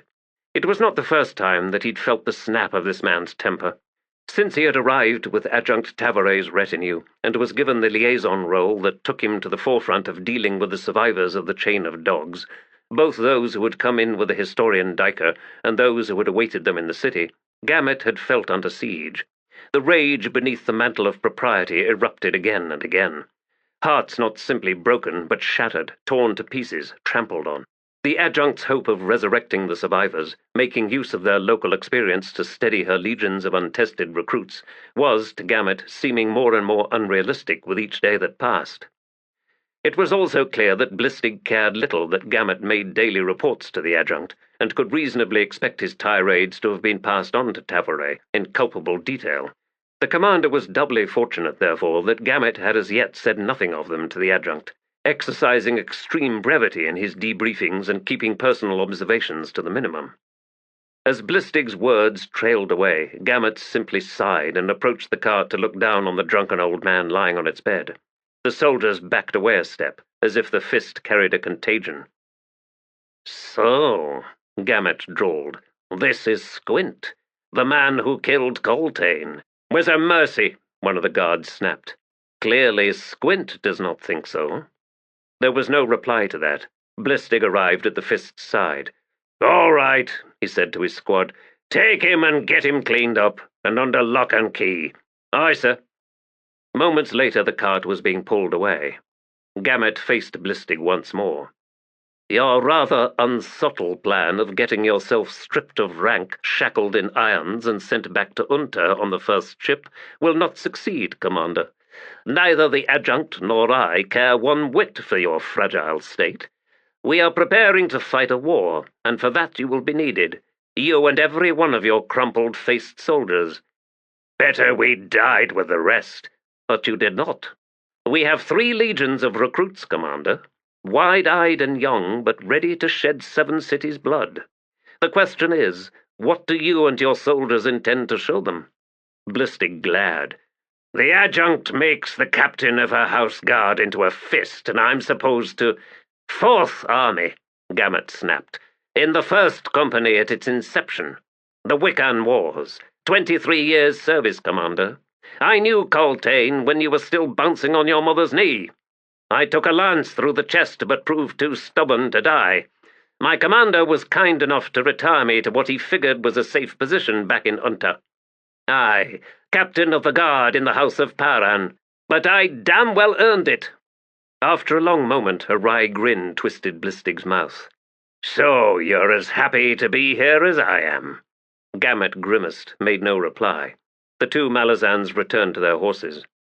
Swinging himself onto the saddle, Gamut said, "We're expecting the last transport of troops from Malaz Island sometime today. The Adjunct wants all the commanders assembled in her council chambers at the 8th bell." "To what end?" Blistig asked. "If I had my way, to see you drawn and quartered. Just be there, Commander." The vast mouth of the Menik River was a brown, turgid swirl that reached half a league out into Aren Bay. Leaning on the transport's starboard railing just behind the forecastle, Strings studied the roiling water below, then lifted his gaze to the city on the river's north shore. He rubbed at the bristles on his long jaw. The rusty hue of his beard in youth had given way now to grey, which was a good thing as far as he was concerned. The city of Aren had changed little in the years since he had last seen it, barring the paucity of ships in the harbour. The same pall of smoke hanging over it, the same endless stream of sewage crawling the currents into the seeker's deep, through which the broad-beamed, sluggish transport now sailed. The newly issued leather cap chafed the back of his neck. It had damned near broken his heart to discard his old one, along with his tattered leather surcoat, and the sword belt he'd stripped from a Faladan guard who no longer needed it. In fact, he had retained but one possession from his former life, buried down in the bottom of his kit bag in his berth below decks, and he had no intention of permitting its discovery by anyone. A man came alongside him, leaned casually on the rail and stared out over the water to the city drawing ever nearer. Strings offered no greeting. Lieutenant Ranal embodied the worst of Malazan military command. Noble-born, commission purchased in the city of Quan, arrogant and inflexible and righteous, and yet to draw a sword in anger. A walking death sentence to his soldiers, and it was the Lord's luck that Strings was one of those soldiers. The lieutenant was a tall man, his Quan blood the purest it could be, fair-skinned, fair-haired, his cheekbones high and wide, his nose straight and long, his mouth full. Strings had hated him on sight. "It is customary to salute your superior," Ranal said with affected indifference. "Saluting officers gets them killed, sir." "Here on a transport ship?" "Just getting into the habit," Strings replied. "It has been plain from the start that you have done this before, soldier. Ranal paused to examine the supple black knuckles of his gloved hands. "Hood knows you're old enough to be the father of most of those Marines sitting on the deck behind us. The recruiting officer sent you straight through. You've not trained or sparred once, yet here I am, expected to accept you as one of my soldiers." Strings shrugged, said nothing. "That recruiting officer," Ranal went on after a moment, his pale blue eyes fixed on the city, "said she saw from the start what you'd been trying to hide. Oddly, she considered it, you to be more precise, a valuable resource, even so much as to suggesting I make you a sergeant. Do you know why I find that odd?" "No, sir, but I'm sure you will tell me." "Because I think you were a deserter." Strings leaned far forward and spat down into the water. "I've met more than a few, and they've all got their reasons, and no two of them alike. But there's one thing they all have in common." "And what is that?" "You'll never find them in an enlistment line, Lieutenant. Enjoy the view, sir." He turned away and wandered back to where the other Marines sprawled on the midship deck. Most had long since recovered from their seasickness, yet their eagerness to disembark was palpable. Strings sat down, stretched out his legs. "Lieutenant wants your head on a plate," a voice murmured beside him. Strings sighed and closed his eyes, lifting his face to the afternoon sun. "What the lieutenant wants and what he gets ain't the same thing, Korik." "What he'll get is the bunch of us right here," the Seti half-blood replied, rolling his broad shoulders, strands of his long black hair whipping across his flat-featured face. "The practice is to mix recruits with veterans," Strings said. "Despite everything you've heard, there's survivors of the chain of dogs in yon city over there. A whole shipload of wounded Marines and Wiccans made it through, I've heard. And there's the Aren Guard and the Red Blades. A number of coastal Marine ships straggled in as well. Finally, there's Admiral Knox's fleet, though I imagine he'll want to keep his own forces intact." "What for?" another recruit asked. "We're heading for a desert war, aren't we?" Strings glanced over at her, frighteningly young, reminding him of another young woman who'd marched alongside him a while ago. He shivered slightly, then said, "The Adjunct would have to be a fool to strip the fleet. Knox ready to begin the reconquest of the coast cities. He could have started months ago. The Empire needs secure ports. Without them, we're finished on this continent." "Well," the young woman muttered, "from what I've heard, this Adjunct might be just what you said, old man. Hood knows she's noble-born, ain't she?" Strings snorted, but said nothing, closing his eyes once more. He was worried the lass might be right. Then again, this Tavore was sister to Captain Paran, and Paran had shown some spine back in Darujistan. At the very least, he was no fool. "Where'd you get the name Strings, anyway?" the young woman asked after a moment. Fiddler smiled. "That tale's too long to tell, lass." Her gauntlets thudded down onto the tabletop, raising a cloud of dust. Armor rustling, sweat soaking the underpadding between her breasts, she unstrapped her helmet and, as the wench arrived with the tankard of ale, dragged out the rickety chair and sat down. Street urchin messenger, delivering a small strip of green silk which bore, written in a fine hand, the Malazan words, "Dancer's Tavern, Dusk." Lastara Yil was more irritated than intrigued. The interior of Dancer's Tavern consisted of a single room, the four walls making some ancient claim to whitewashed plaster, remnants of which now clung to the adobe bricks in misshapen, wine-stained patches, like a map of a drunkard's paradise. The low ceiling was rotting before the very eyes of owner and patron, dust sifting down in clouds lit by the low sun that cast streams of light through the front window's shutters. Already the foam-threaded surface of the ale in the tankard before her sported a dull sheen. There were but 3 other patrons, 2 bent over a game of slivers at the table closest to the window, and a lone, mumbling, semi-conscious man slumped against the wall beside the piss trench. Although early, the Red Blade captain was already impatient to see an end to this pathetic mystery, if mystery it was meant to be. She'd needed but a moment to realize who it was who had set up this clandestine meeting. And while a part of her was warmed by the thought of seeing him again, for all his affectations and airs he was handsome enough, she had sufficient responsibilities to wrestle with as Tene Baralta's aide. Thus far, the Red Blades were being treated as a company distinct from the Adjunct's punitive army, despite the fact that there were few soldiers available with actual fighting experience. and even fewer with the backbone to put that experience to use. The disordered apathy rife in Blistig's Aren guard was not shared by the Red Blades. Kin had been lost in the chain of dogs, and that would be answered. If. The Adjunct was Malazan, an unknown to Lostara and the rest of the Red Blades. Even Tene Baralta, who had met her face-to-face on 3 occasions, remained unable to gauge her, to take her measure. Did Tavore trust the Red Blades? Maybe the truth is already before us. She's yet to give our company anything. Are we part of her army? Will the Red Blades be permitted to fight the whirlwind? Questions without answers. And here she sat, wasting time. The door swung open. A shimmering grey cloak, green-tinted leathers, dark sun-burnished skin, a wide, welcoming smile. "Captain Lostara Yill, I am delighted to see you again." He strode over, dismissing the approaching serving wench with a casual wave of one gloved hand.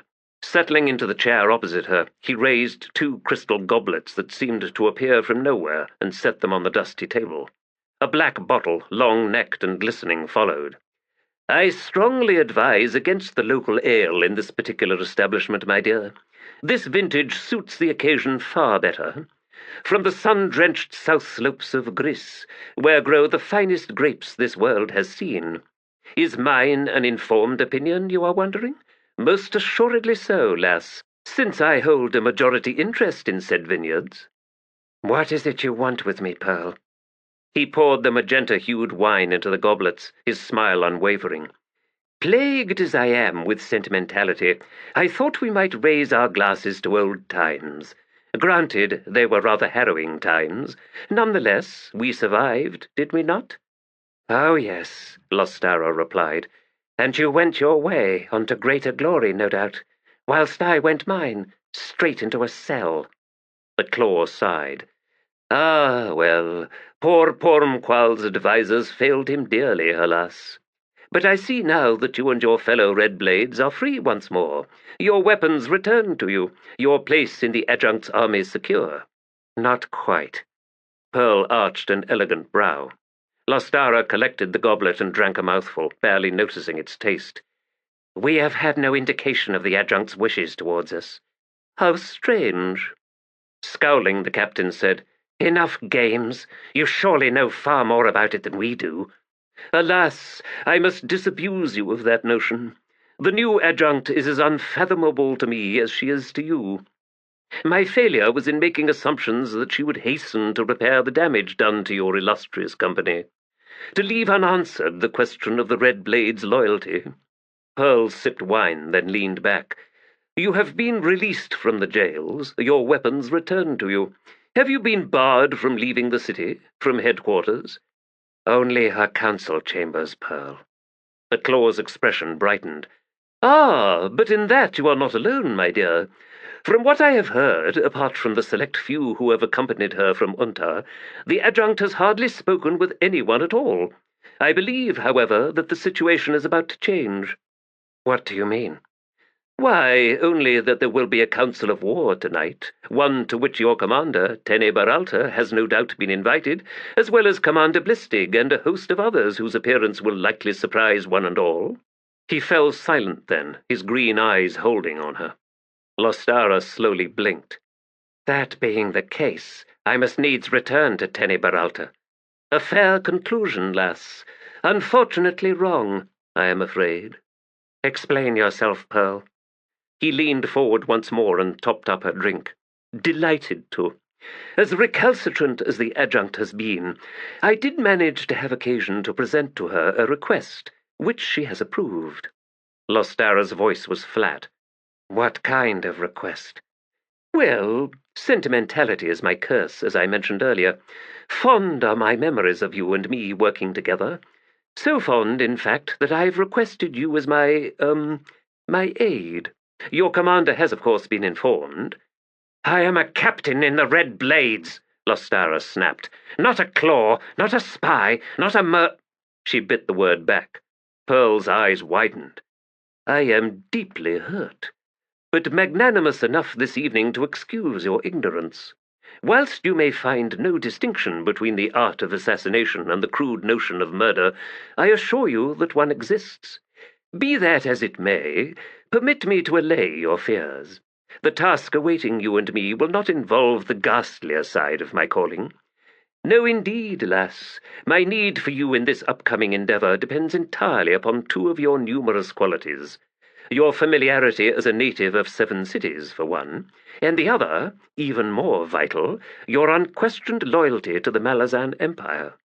Now, while you could in no way argue the veracity of the former, it now falls to you to reassert your claim to the latter. She stared at him for a long moment, then slowly nodded. I see. Very well, I am at your disposal. Pearl smiled once more. Wonderful! My faith in you was absolute. What is this mission we are to embark upon? Details will be forthcoming once we have our personal interview with the Adjunct this evening. She straightened. You have no idea, do you? His smile broadened. Exciting, yes? So you don't know if it will involve assassination. Assassination? Who knows? But murder?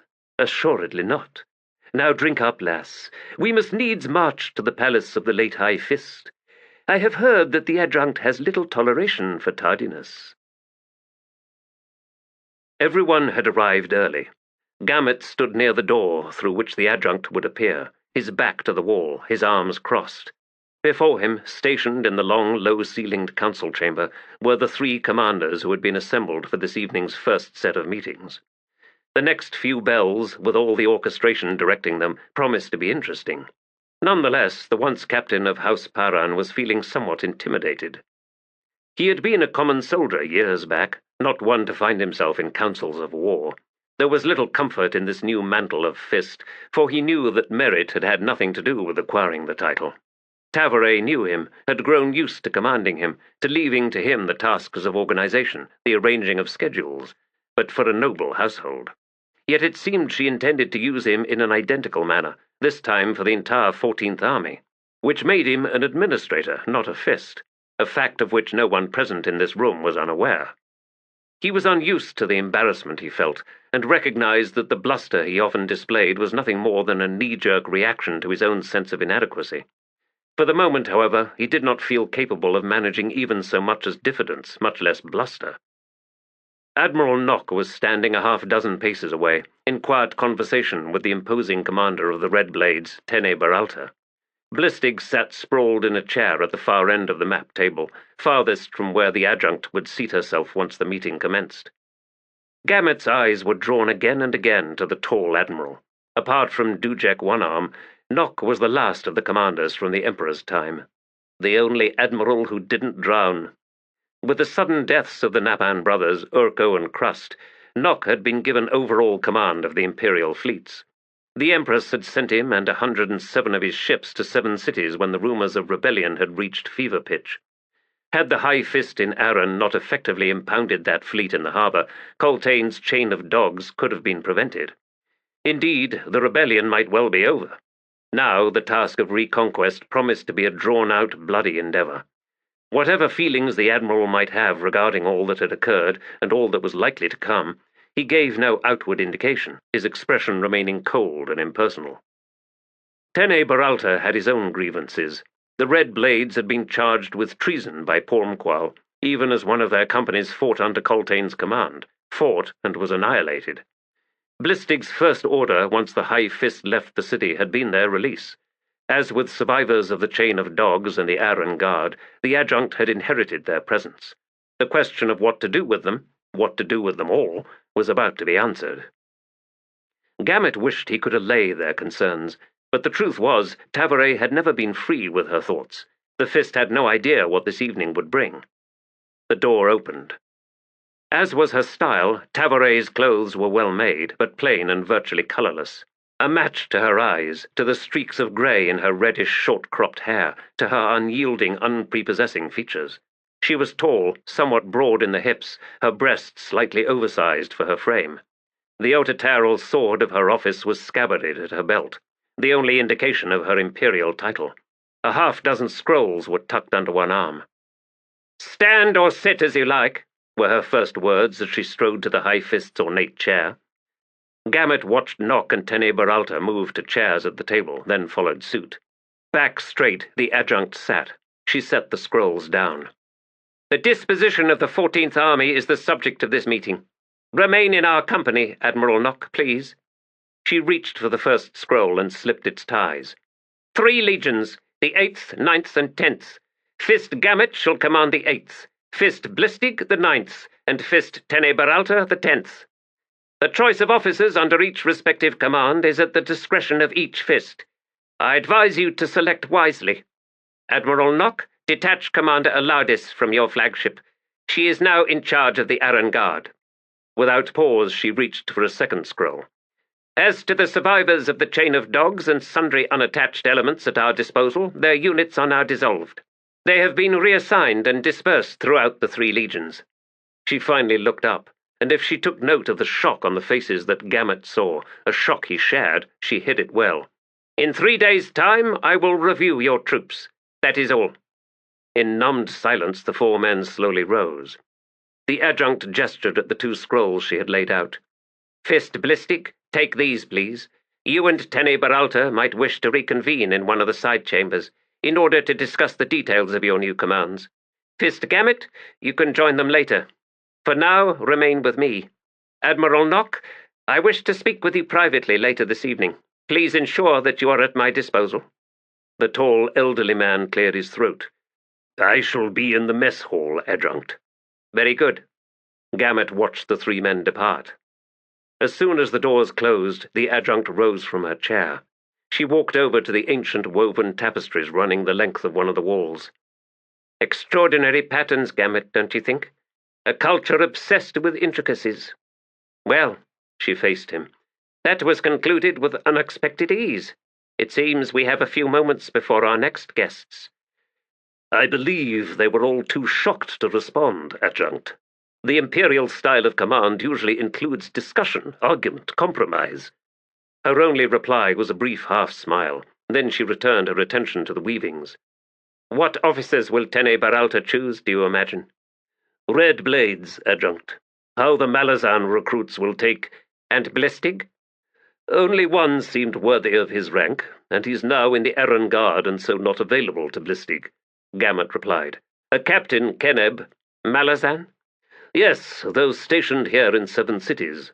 He lost his troops, Adjunct, to the renegade Corbelo Dom. It was Keneb who warned Blistig about Malik Rel." "Indeed. So apart from Captain Keneb?" Gamut shook his head. "I feel for Blistig at the moment." "Do you?" "Well, I didn't say what I was feeling, Adjunct." She faced him again. "Pity?" "Some of that," he allowed after a moment. "Do you know what bothers Blistig the most, Fist?" "Witnessing the slaughter." "He may well claim that and hope that you believe it, but you are wrong to do so. Blistig disobeyed a High Fist's order.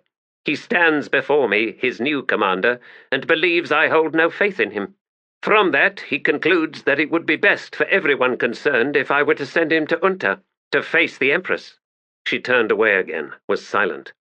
Gamut's thoughts raced, but he finally had to conclude that Tavore's thoughts proceeded on levels too deep for him to fathom. "What is it you wish me to tell him?" "You think I wish you to tell him something from me? Very well. He may have Captain Keneb." A side door swung open, and Gamut turned to see 3 Wiccans enter. 2 were children, the 3rd one not much older. While the Fist had yet to meet them, he knew who they must be. Nether and Nil, the witch and the warlock, and the lad with them is Temel, the eldest among the warrior youths Coltaine sent with the historian. Only Temel seemed pleased at having been summoned into the Adjunct's presence. Nil and Nether were both unkempt, their feet bare and almost grey with layers of dirt. Nether's long black hair hung in greasy ropes. Nil's deer-hide tunic was scarred and torn. Both held expressions of disinterest. In contrast, Temel's war gear was immaculate, as was the mask of deep red face paint denoting his grief, and his dark eyes glittered like sharp stones as he drew himself to attention before the Adjunct. But Tavore's attention was on Nil and Nether.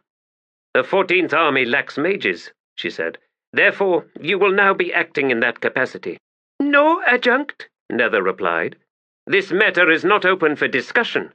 Nil spoke. "We want to go home," he said, "to the Wiccan Plains." The adjunct studied them for a moment, then, gaze unwavering, said, "Temel, Coltaine placed you in charge of the Wiccan youths from the 3 tribes present in the chain of dogs. What is the complement?" 30, the youth replied. "And how many Wiccans were among the wounded delivered by ship to Aren?" 11 survived. "Thus 41 in all. Are there any warlocks among your company?" "No, Adjunct." "When Coltaine sent you with the historian Dyker, did he attach warlocks to your company at that time?" Temel's eyes flicked to Nil and Nether for a moment, then his head jerked in a nod. "Yes." "And has your company been officially dissolved, Temel?" "No." "In other words, Coltaine's last command to you still obtains." She addressed Nil and Nether once more. "Your request is denied. I have need of both you and Captain Temel's Wiccan lancers." "We can give you nothing," Nether replied. "The warlock spirits within us are silent," Nil added. Tavore slowly blinked as she continued to regard them. Then she said, "You shall have to find a means of awakening them once more. The day we close to battle with Sha'ik and the Whirlwind, I expect you to employ your sorcery to defend the legions. Captain Temel, are you the eldest among the Wiccans in your company?" "No, Adjunct. There are 4 warriors of the Foolish Dog, who were on the ship bearing the wounded." "Do they resent your command?" The youth drew himself straighter. "They do not," he replied, his right hand settling on the grip of one of his long knives. Gamut winced and looked away. "You 3 are dismissed," the adjunct said after a moment. Temel hesitated, then spoke. "Adjunct, my company wishes to fight. Are we to be attached to the legions?" Tavore tilted her head. "Captain Temel, how many summers have you seen?" 14. The adjunct nodded. "At present, Captain, our mounted troops are limited to a company of City volunteers, 500 in all. In military terms, they are light cavalry at best, scouts and outriders at worst. None have seen battle, and none are much older than you. Your own command consists of 40 Wiccans, all but 4 younger than you. For our march northward, Captain Temel, your company will be attached to my entourage, as bodyguards. The ablest riders among the Ceti will act as messengers and scouts. Understand, I have not the forces to mount a cavalry engagement. The 14th Army is predominantly infantry." "Coltaine's tactics." "This is no longer Coltaine's war," Tavore snapped. Temel flinched as if struck. He managed a stiff nod, then turned on his heel and departed the chamber. Nil and Nether followed a moment later. Gamut let out a shaky breath. The lad wanted to bring good news to his Wiccans. "To silence the grumbling from the 4 foolish dog warriors," the adjunct said, her voice still holding a tone of irritation. "Aptly named indeed. Tell me, Fist, how do you think the discussion between Blistig and Tene Beralta is proceeding at this moment?" The old veteran grunted. "Heatedly, I would imagine, Adjunct. Tene Beralta likely expected to retain his Red Blades as a discreet regiment. I doubt he has much interest in commanding 4,000 Malazan recruits." "And the Admiral, who waits below in the mess hall?" "To that I have no idea, Adjunct. His taciturnity is legend." "Why, do you think, did he not simply usurp High Fist Pormqual? Why did he permit the annihilation of Coltaine and the 7th, then of the High Fist's own army?" Gamut could only shake his head. Tavore studied him for another 6 heartbeats, then slowly made her way to the scrolls lying on the tabletop. She drew one out and removed its ties. "The Empress never had cause to question Admiral Nock's loyalty." "Nor Dujek One-Arms," Gamut muttered under his breath. She heard and looked up, then offered a tight momentary smile. "Indeed. One meeting remains to us." Tucking the scroll under one arm, she strode towards a small side door. "Come." The room beyond was low-ceilinged, its walls virtually covered in tapestries. Thick rugs silenced their steps as they entered. A modest round table occupied the center, beneath an ornate oil lamp that was the only source of light. There was a second door opposite, low and narrow. The table was the chamber's sole piece of furniture. Tavore dropped the scroll onto its battered top as Gamut shut the door behind him. When he turned, he saw that she was facing him. There was a sudden vulnerability in her eyes that triggered a clutching anxiety in his gut, for it was something he had never before seen from this daughter of House Paran. "Adjunct?" She broke the contact, visibly recovered. "In this room," she quietly said. "The Empress is not present."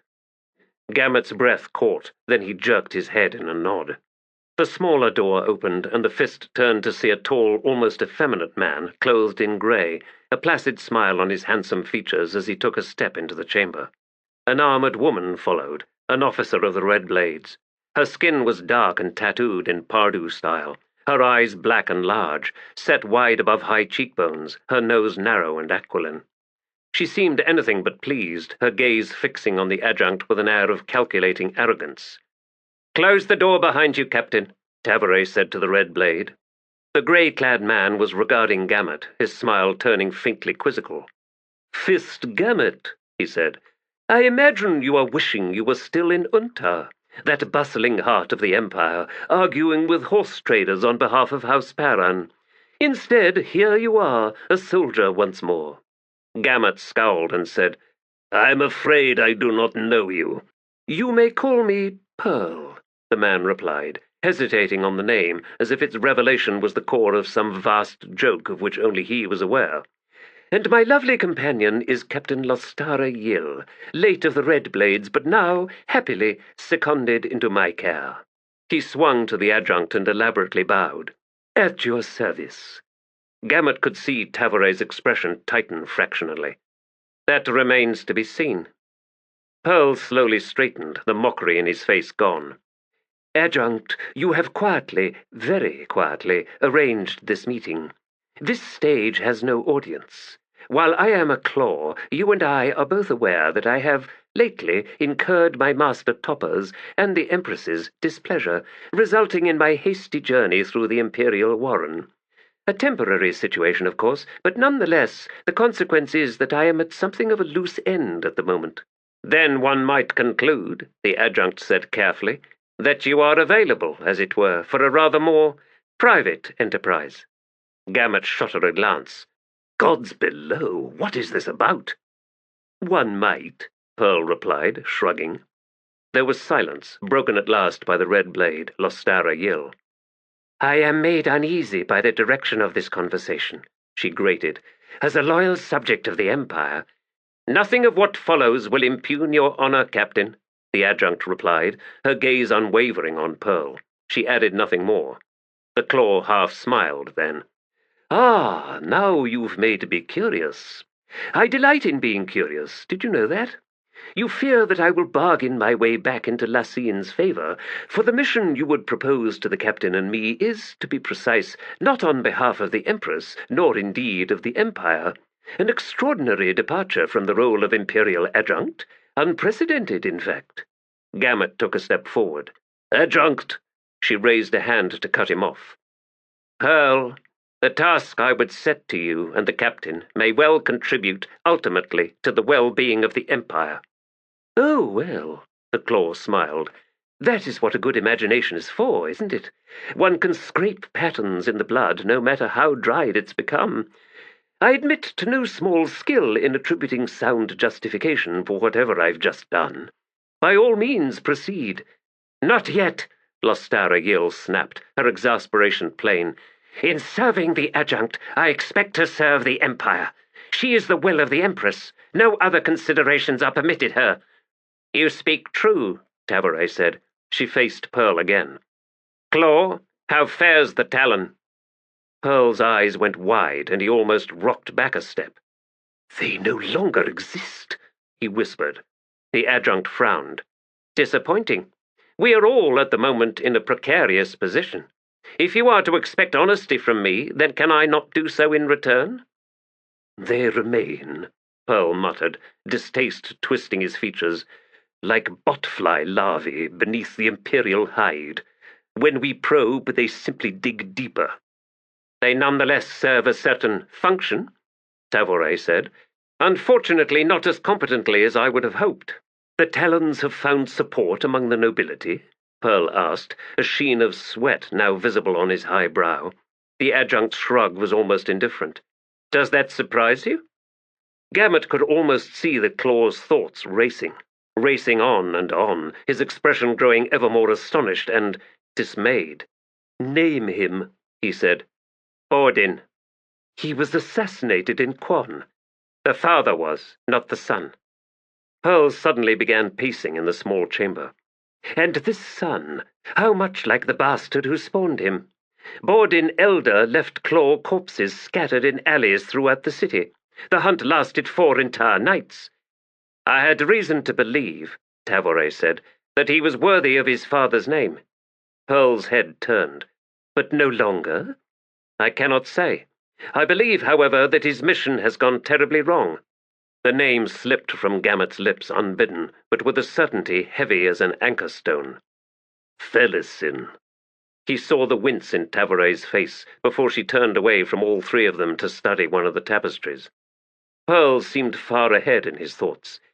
When was contact lost, Adjunct, and where? The night of the uprising, she replied, her back to them still. The mining camp called Skull Cup. But there had been a loss of control for some weeks before then. She gestured at the scroll on the table. Details, potential contacts.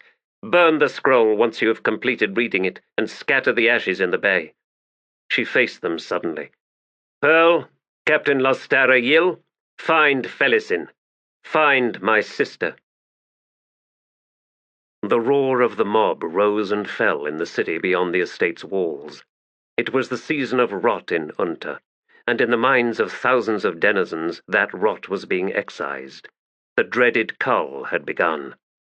Captain Gamut stood by the gatehouse, flanked by 3 nervous guards. The estate's torches had been doused, the house behind them dark, its windows shuttered. And within that massive structure huddled the last child of Paran, her parents gone since the arrests earlier that day, her brother lost and presumably dead on a distant continent, her sister, madness had come once again to the Empire, with the fury of a tropical storm. Gamut had but 12 guards, and 3 of those had been hired in the last few days, when the stillness of the air in the streets had whispered to the captain that the horror was imminent. No proclamations had been issued, no imperial edict to fire-lick the commoners' greed and savagery into life. There were but rumors racing through the city's streets, alleys, and market rounds like dust devils. The Empress is displeased. Behind the rot of the Imperial Army's incompetent command, you will find the face of the nobility. The purchase of commissions is a plague threatening the entire Empire. Is it any wonder the Empress is displeased? A company of red blades had arrived from 7 cities, cruel killers, incorruptible and far removed from the poison of noble coin. It was not difficult to imagine the reason behind their appearance. The first wave of arrests had been precise, almost understated, squads in the dead of night. There had been no skirmishes with house guards, no estates forewarned to purchase time to raise barricades or even flee the city. And Gamut thought he knew how such a thing came to pass. Tavore was now the adjunct to the Empress. Tavore knew her kind. The captain sighed, then strode forward to the small inset door of the gate. He drew the heavy bolt, let the iron bar drop with a clank. He faced the 3 guards. Your services are no longer required. In the murder hole you'll find your pay. 2 of the 3 armored men exchanged a glance. Then, one of them shrugging, they walked to the door. The 3rd man had not moved. Gamut recalled that he'd given his name as Colin, a Quan name and a Quan accent. He had been hired more for his imposing presence than anything else, though Gamut's practiced eye had detected a certain confidence in the way the man wore his armor, seemingly indifferent to its weight, hinting at a martial grace that belonged only to a professional soldier. He knew next to nothing of Colin's past, but these were desperate times, and in any case none of the 3 new hirelings had been permitted into the house itself. In the gloom beneath the gatehouse lintel, Gamut now studied the motionless guard. Through the tidal roar of the rampaging mob that drew ever closer came shrill screams, lifting into the night a despairing chorus. "Make this easy, Colin," he said quietly.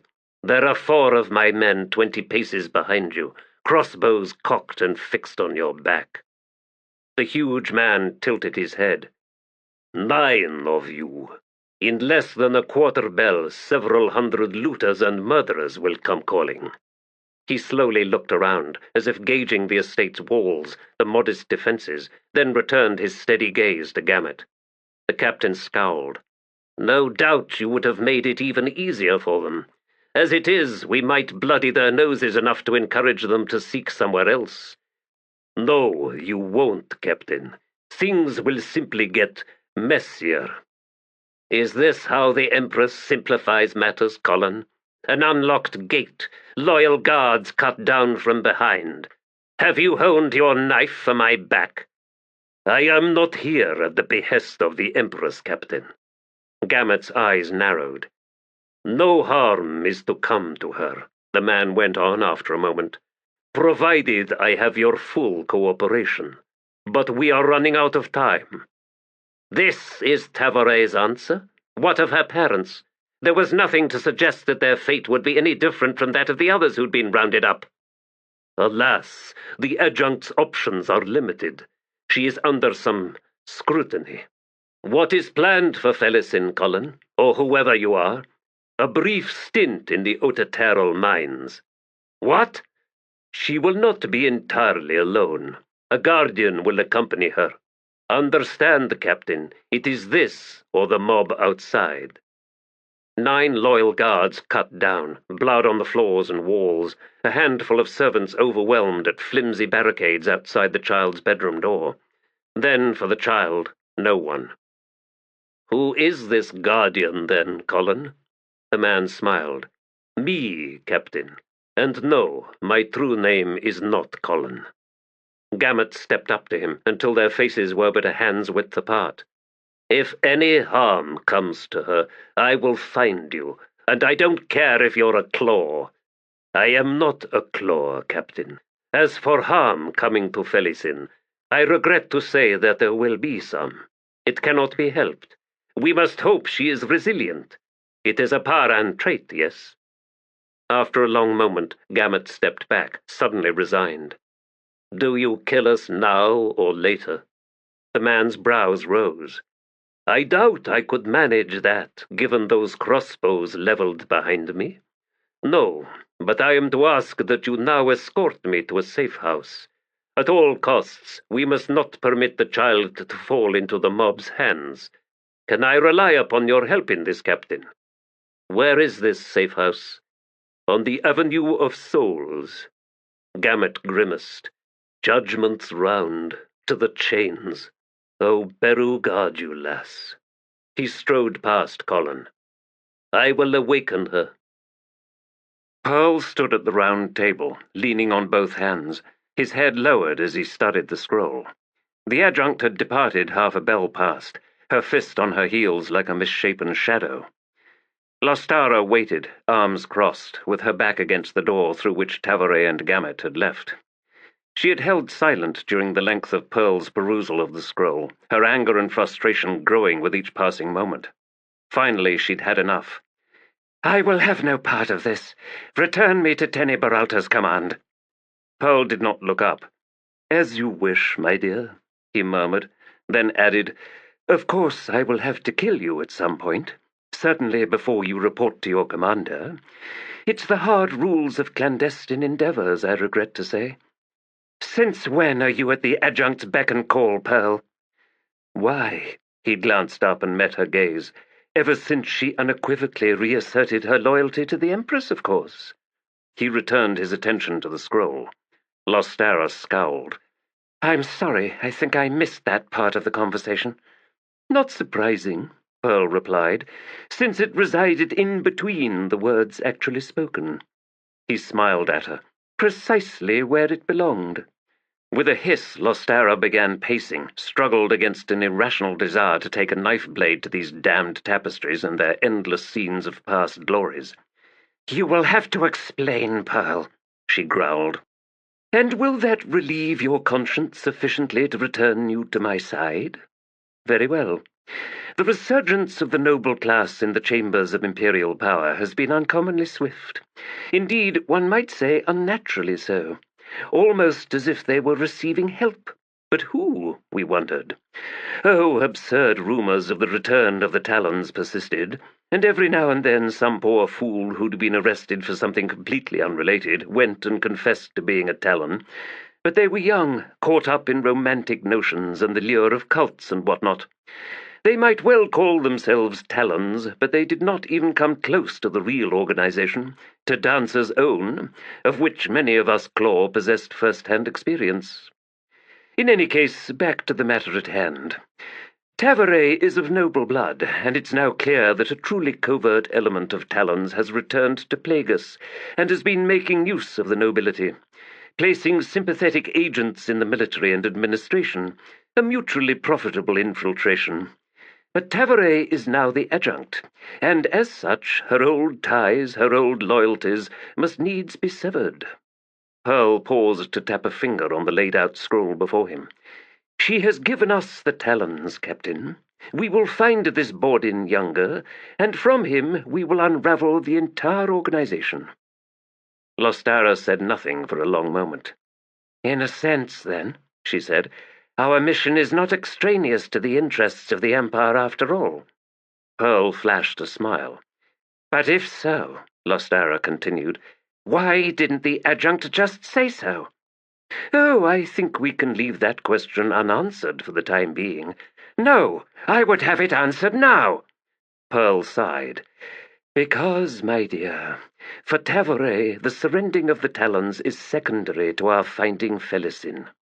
And that is extraneous, and not only extraneous, but also damning. Do you think the Empress would smile upon this clever little scheme, the lie behind this all-too-public demonstration of the new Adjunct's loyalty? Sending her sister to the Otaterral mines? Hood take us all, that's a hard woman. The Empress has chosen well, has she not? Lostara grimaced. Chosen well? Based on what, though? Indeed she has. Aye, I agree. It's a fair exchange in any case. We save Felisin and are rewarded with a principal agent of the Talons. The Empress will no doubt wonder what we were doing out on the Otaterral Isle in the first place. You will have to lie to her, won't you? Pearl's smile broadened. We both will, lass, as would the Adjunct and Fist Gamut if it came to that. Unless, of course, I take what the Adjunct has offered me. Offered me personally, that is. Lostara slowly nodded. You are at a loose end. Yes, out of favor with the Clawmaster and the Empress, eager to make reparations. An independent mission. You somehow latched onto the rumor of a true Talon and set off on his trail. Thus, the credit for unraveling the Talons is to be yours and yours alone. Or ours, Pearl corrected, if you so desire. She shrugged. We can decide that later. Very well, Pearl. Now, she moved to his side, what are these details with which the Adjunct has so kindly provided us? Admiral Nock had been facing the hearth, his gaze on its cold ashes. At the sound of the door opening, he slowly turned, his expression as impassive as ever. Thank you, the Adjunct said, for your patience. The Admiral said nothing, his level gaze shifting to Gamut for a moment. The midnight bell's muted echoes were only now fading. The Fist was exhausted, feeling fragile and scattered, unable to meet Nock's eyes for very long. This night he'd been little more than the Adjunct's pet, or worse, a familiar. Tacitly conjoined with her plans within plans, bereft of even so much as the illusion of a choice. When Tavore had first drawn him into her entourage, shortly after Felisin's arrest, Gamut had briefly considered slipping away, vanishing in the time-honored tradition of Malazan soldiers who found themselves in unwelcome circumstances. But he hadn't, and his reasons for joining the Adjunct's corps of advisers, not that they were ever invited to advise, had, upon ruthless self-reflection, proved less than laudable. He had been driven by macabre curiosity. Tavore had ordered the arrests of her parents, had sent her younger sister into the horrors of the Otaterral mines, for her career's sake. Her brother Paran had in some way been disgraced on Genebakis. He had subsequently deserted. An embarrassment, granted, but surely not sufficient to warrant Tavore's reaction. Unless...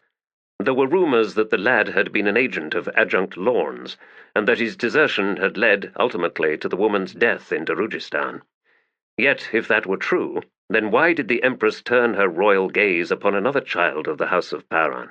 Why make Tavore the new Adjunct? Fist Gamut? He blinked. Adjunct? State yourself, please. I would have some final words with you, but they can wait for the time being."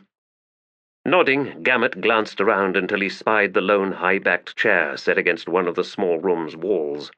It looked anything but comfortable, which was probably an advantage given his weariness. Ominous creaks sounded when he settled into the chair, and he grimaced. "No wonder Pormqual didn't send this one off with all the rest," he muttered.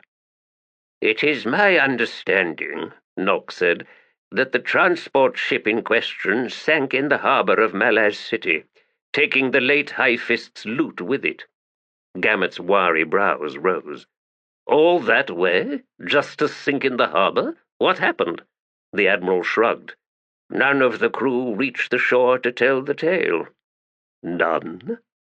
Nock seemed to note his skepticism, for he elaborated. "Malaz harbour is well known for its sharks. A number of dories were found, all awash but otherwise empty." The Adjunct had, uncharacteristically, been permitting the exchange to continue, leading Gamut to wonder if Tavore had sensed a hidden significance to the mysterious loss of the transport ship. Now she spoke. "It remains, then, a peculiar curse. Unexplained founderings, empty dories, lost crews. Malaz harbour is indeed notorious for its sharks, particularly since they seem uniquely capable of eating victims whole, leaving no remnants whatsoever." "There are sharks that can do just that," Nock replied. "I know of at least 12 ships on the muddy bottom of the harbour in question." "Including the Twisted," the Adjunct drawled.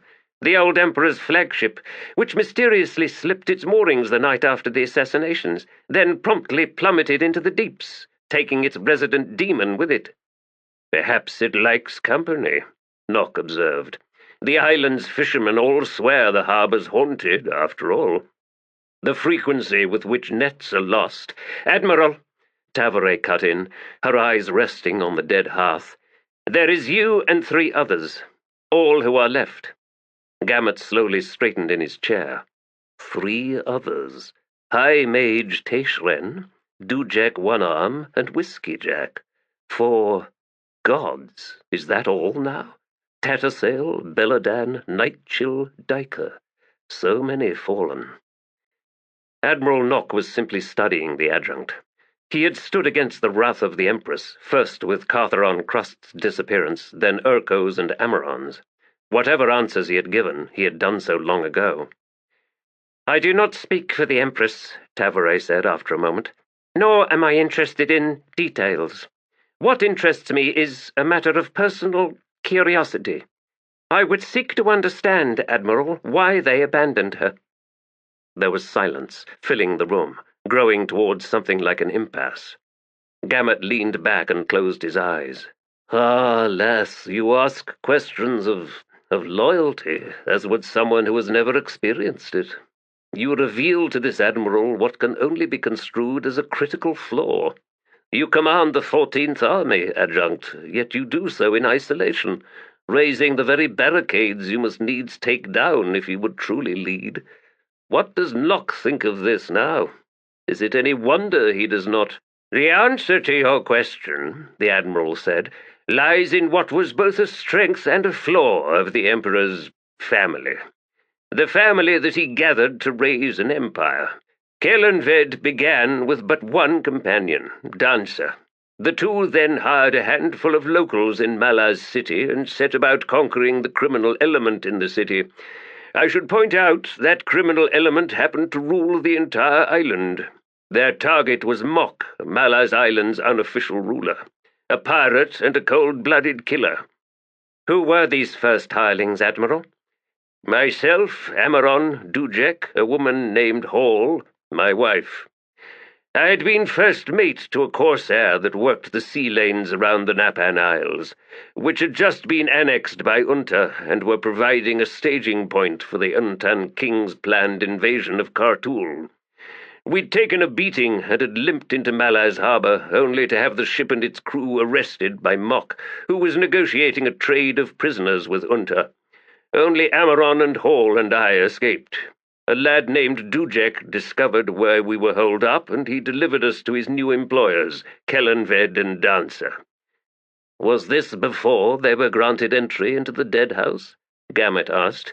Aye, but only just. Our residency in the dead house rewarded us with, as is now clearly evident, certain gifts. Longevity, immunity to most diseases, and other things. The dead house also provided us with an unassailable base of operations. Dancer later bolstered our numbers by recruiting among the refugee Napans who'd fled the conquest, Cartharon Crust and his brother Urko, and Surly, Lassine. 3 more men were to follow shortly thereafter, Tok Elder Dasem Ultor, who was, like Kellanved, of Dalhani's blood, and a renegade High Septarch of the Drek cult, Teishren, and finally Daika. He half smiled at Tavore. The family, with which Kellanved conquered Malaz Island. Swiftly done, with minimal losses. Minimal? Your wife? Gamut said. Yes, her. After a long moment he shrugged and continued. To answer you, Adjunct, unknown to the rest of us, the Napans among us were far more than simple refugees. Surly was of the royal line. Crust and Urko had been captains in the Napan fleet, a fleet that would have likely repelled the Untans if it hadn't been virtually destroyed by a sudden storm. As it turned out, theirs was a singular purpose, to crush the Untan hegemony, and they planned on using Kellanved to achieve that. In a sense, that was the first betrayal within the family, the first fissure. Easily healed, it seemed, since Kellanved already possessed imperial ambitions, and of the 2 major rivals on the mainland, Unter was by far the fiercest. Admiral, Tavore said, I see where this leads. Surly's assassination of Kellanved and Dancer shattered that family irrevocably, but that is precisely where my understanding falters. Surly had taken the Napan cause to its penultimate conclusion. Yet it was not you, not Teishren, Daika, Dasem Ultor, or Tok Elder who disappeared. It was Napans. Barring Amaron, Gamut pointed out. The Admiral's lined face stretched as he bared his teeth in a humorous grin. Amaron was half Napan. So it was only the Napans who deserted the new Empress? Gamut stared up at Nock, now as confused as Tavore. Yet Surly was of the royal Napan line? Nock said nothing for a long time, then he sighed. Shame is a fierce, vigorous poison. To now serve the new Empress, complicity and damnation. Crust, Urko, and Amaron were not party to the betrayal, but who would believe them? Who could not help but see them as party to the murderous plot? Yet in truth, his eyes met Tavore's. Surly had included none of us in her scheme. She could not afford to. She had the claw, and that was all she needed. And where were the talons in all this? Gamut asked, then cursed himself. Ah, gods, too tired. Nock's eyes widened for the first time that night. You've a sharp memory, Fist. Gamut clamped his jaws tight, sensing the Adjunct's hard stare fixing on him. The Admiral continued, I am afraid I have no answer to that. I was not in Malaz City on that particular night, nor have I made inquiries to those who were. The talons essentially vanished with Dancer's death. It was widely believed that the claw had struck them down in concert with the assassinations of Dancer and the Emperor. The Adjunct's tone was suddenly curt. Thank you, Admiral, for your words this night. I will keep you no longer. The man bowed, then strode from the room. Gamut waited with held breath, ready for her fiercest castigation. Instead, she simply sighed. You have much work ahead of you, Fist, in assembling your legion. Best retire now. Adjunct, he acknowledged, pushing himself to his feet. He hesitated, then with a nod strode to the door. Gamut, he turned. Yes? Where is Tamba? She awaits you in your chambers, Adjunct. Very well. Good night, Fist. And to you, Adjunct. Buckets of salt water had been sloshed across the cobbled centre aisle of the stables, which had the effect of damping the dust and sending the biting flies into a frenzy, as well as making doubly rank the stench of horse piss. Strings, standing just within the doors, could already feel his sinuses stinging. His searching gaze found 4 figures seated on bound rolls of straw near the far end. Scowling, the bridge burner shifted the weight of the pack on his shoulder, then headed over. "Who was the bright spark missing the old smells of home?" he drawled as he approached. The half-Seti warrior named Korik grunted, then said, "That would be Lieutenant Ranal, who then had a quick excuse to leave us for a time." He'd found a flap of hide from somewhere and was cutting long strands from it with a thin-bladed pig sticker. Strings had seen his type before, obsessed with tying things down, or worse, tying things to their bodies. Not just fetishes, but loot, extra equipment, tufts of grass or leafy branches, depending on the camouflage being sought. In this case, Strings half expected to see twists of straw sprouting from the man. For centuries, the Seti had fought a protracted war with the city-states of Quan and Liheng, defending the barely inhabitable lands that had been their traditional home.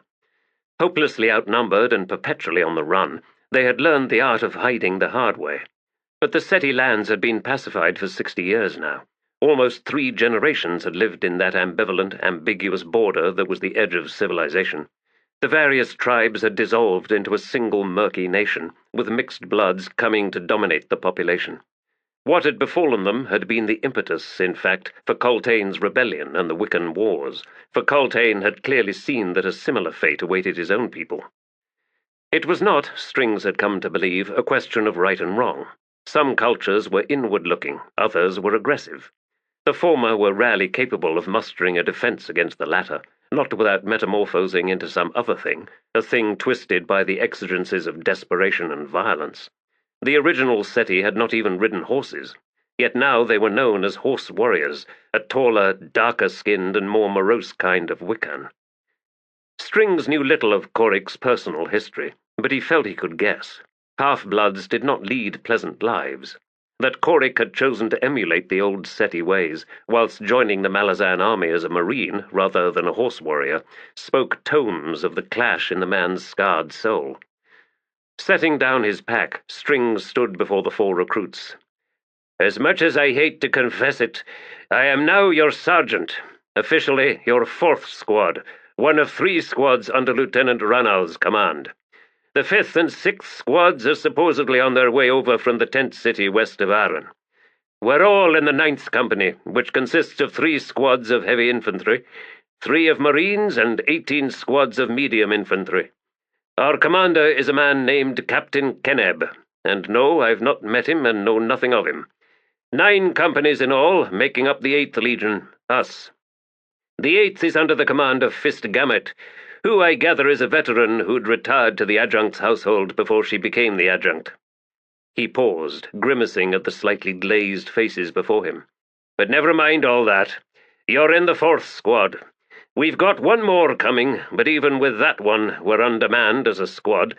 But so are all the others, and before you ask, I ain't privy to the reasons for that. Now, any questions yet?" 3 men and 1 young woman sat in silence, staring up at him. Strings sighed and pointed to the nondescript soldier sitting to Korik's left. "What's your name?" he asked. A bewildered look, then, "My real name, Sergeant, or the one the drill sergeant in Malaz City gave me?" By the man's accent and his pale, stolid features, Strings knew him as being from Liheng. That being the case, his real name was probably a mouthful. 9, 10, or even 15 names all strung together. "Your new one, soldier." "Ta." Korik spoke up.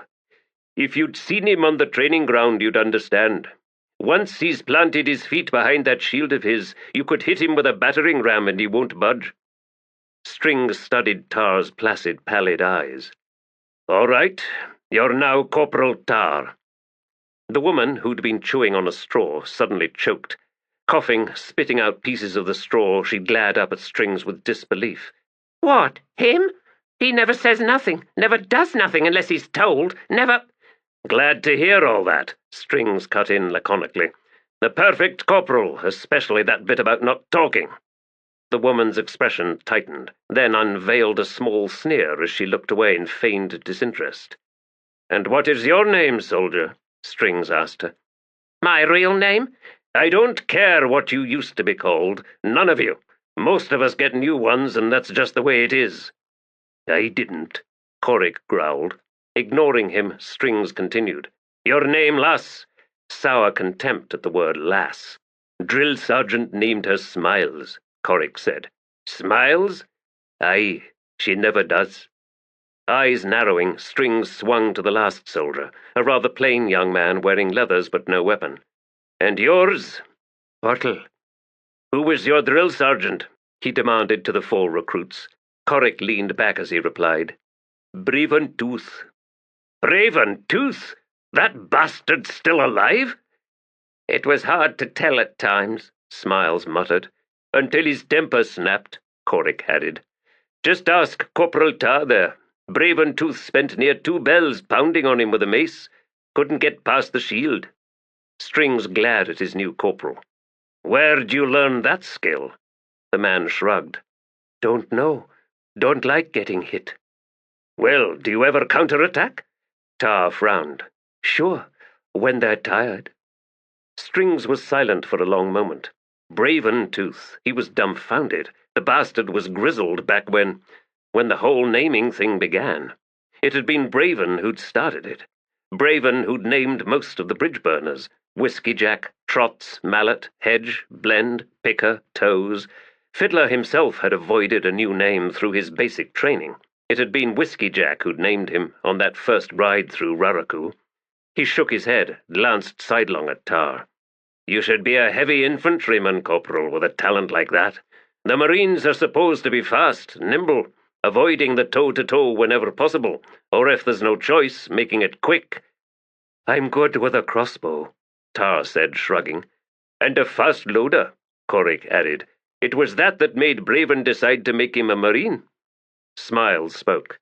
So who named Tooth, Sergeant? I did, after the bastard left one of his in my shoulder the night of the brawl. The brawl we all later denied happening. God, so many years ago now. I have no idea, he said. He shifted his attention back to the man named Bottle. Where's your sword, soldier? I don't use one. Well, what do you use? The man shrugged. This and that. Well, Bottle, someday I'd like to hear how you got through basic training without picking up a weapon. No, not now. Not tomorrow either. Not even next week. For now, tell me what I should be using you for. Scouting. Quiet work. As in sneaking up behind someone. What do you do then? Tap him on the shoulder? Never mind. This man smells like a mage to me, only he doesn't want to advertise it. Fine, be that way. We'll twist it out of you sooner or later. I do the same kind of work, Smiles said. She settled a forefinger on the pommel of one of the 2 thin-bladed knives at her belt. But I finish things with these. So, there's only 2 soldiers in this outfit who can actually fight toe-to-toe? You said one more is coming, Corrick pointed out. We can all handle crossbows, Smiles added, except for Bottle.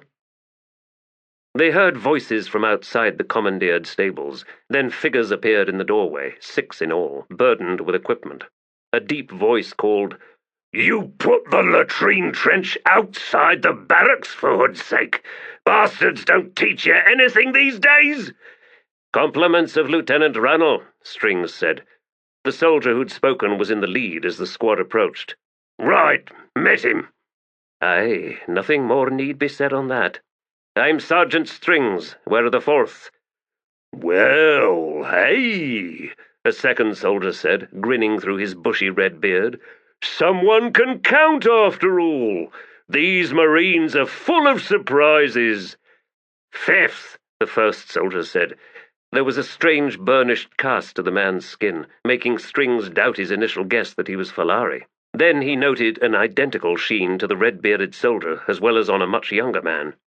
I'm Gessler, the first soldier added, temporarily sergeant of this next to useless squad.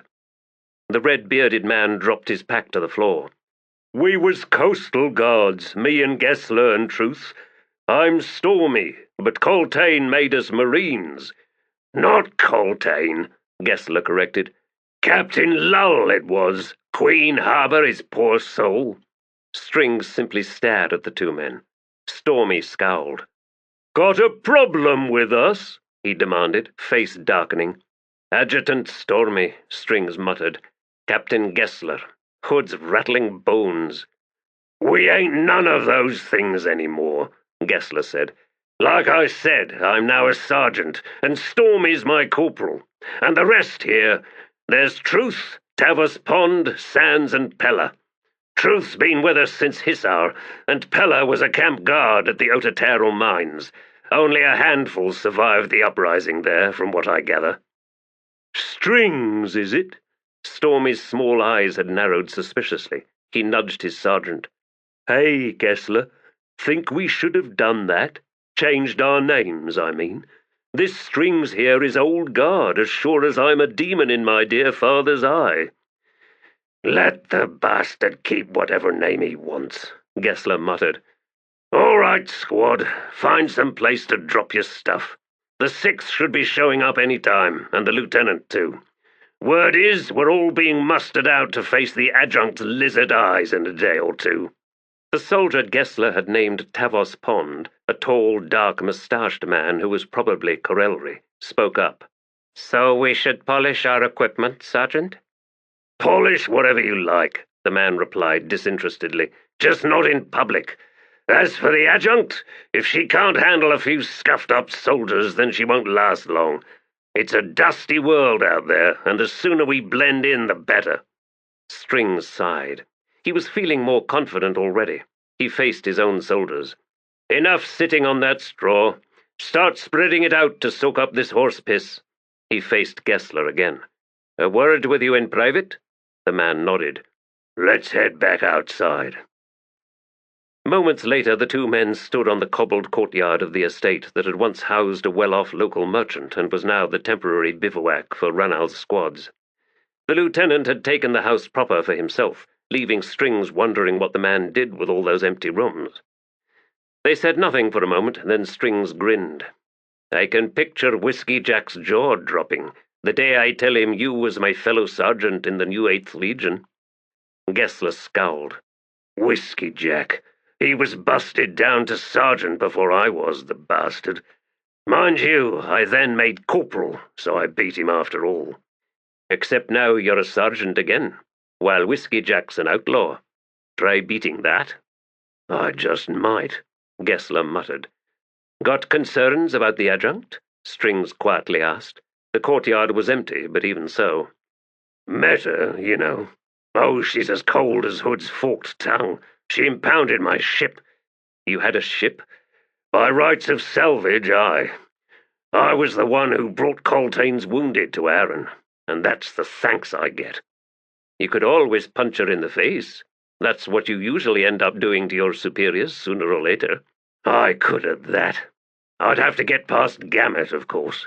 The point I was making is this. She's never commanded anything more than a damned noble household, and here she's been handed 3 legions and told to reconquer an entire subcontinent.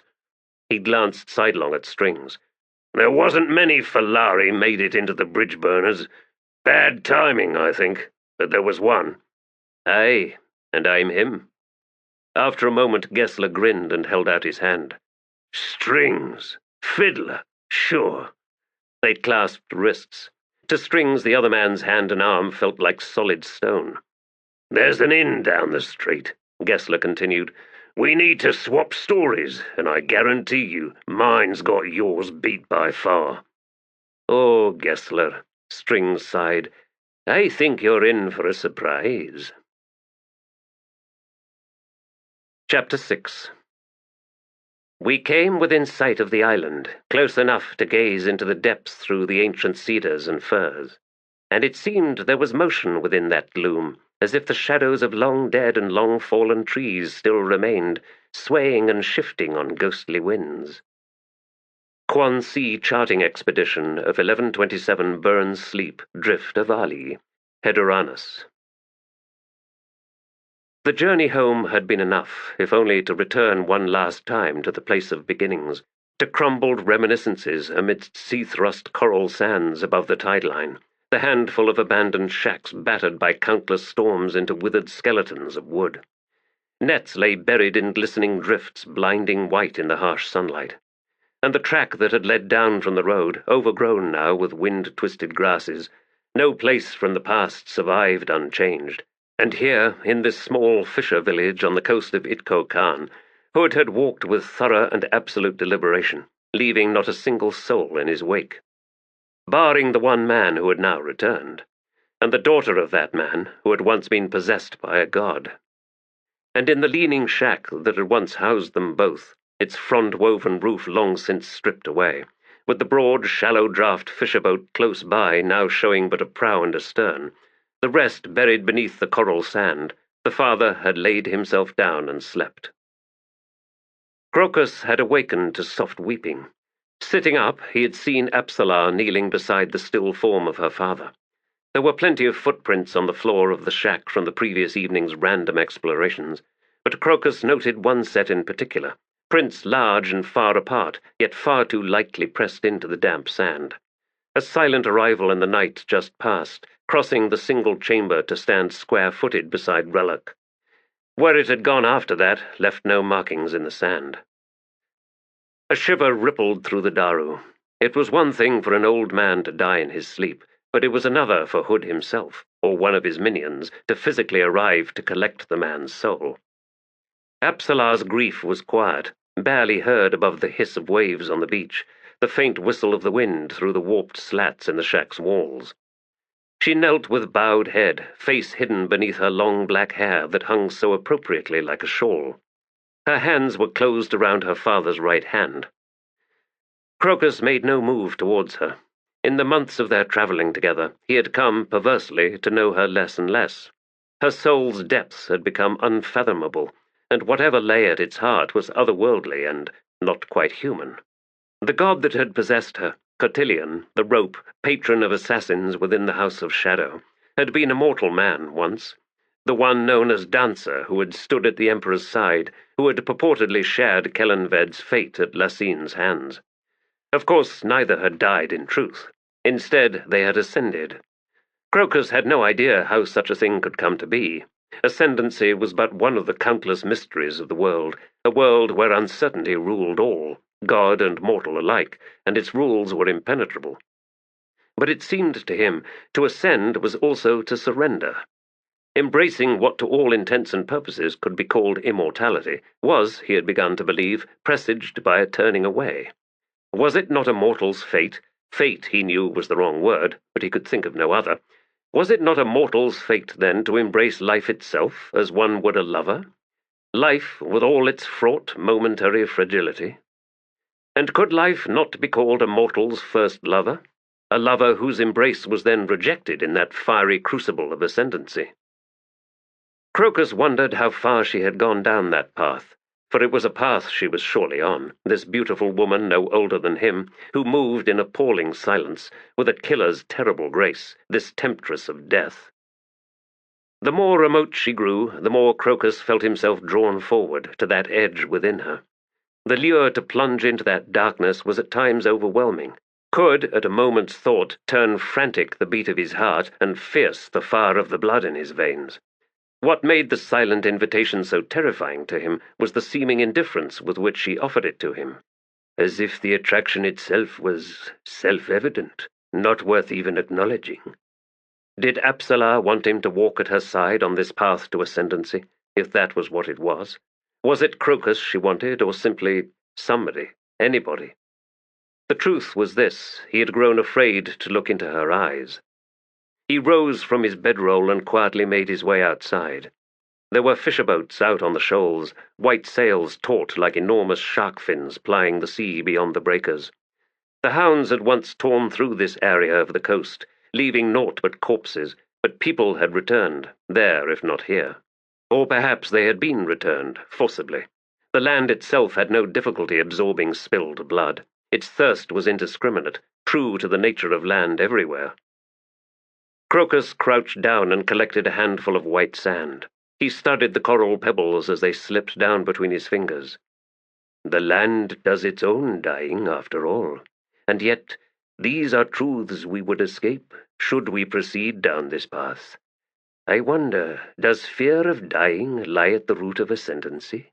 If so, then he would never make it, for somewhere in all that had occurred, all that he had survived in coming to this place, Crocus had lost that fear.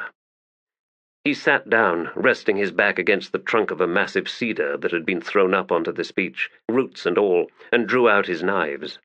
He practiced a sequenced shift of grips, each hand reversing the pattern of the other, and stared down until the weapons, and his fingers, became little more than blurs of motion. Then he lifted his head and studied the sea, its rolling breakers in the distance, the triangular sails skidding along beyond the white line of foam.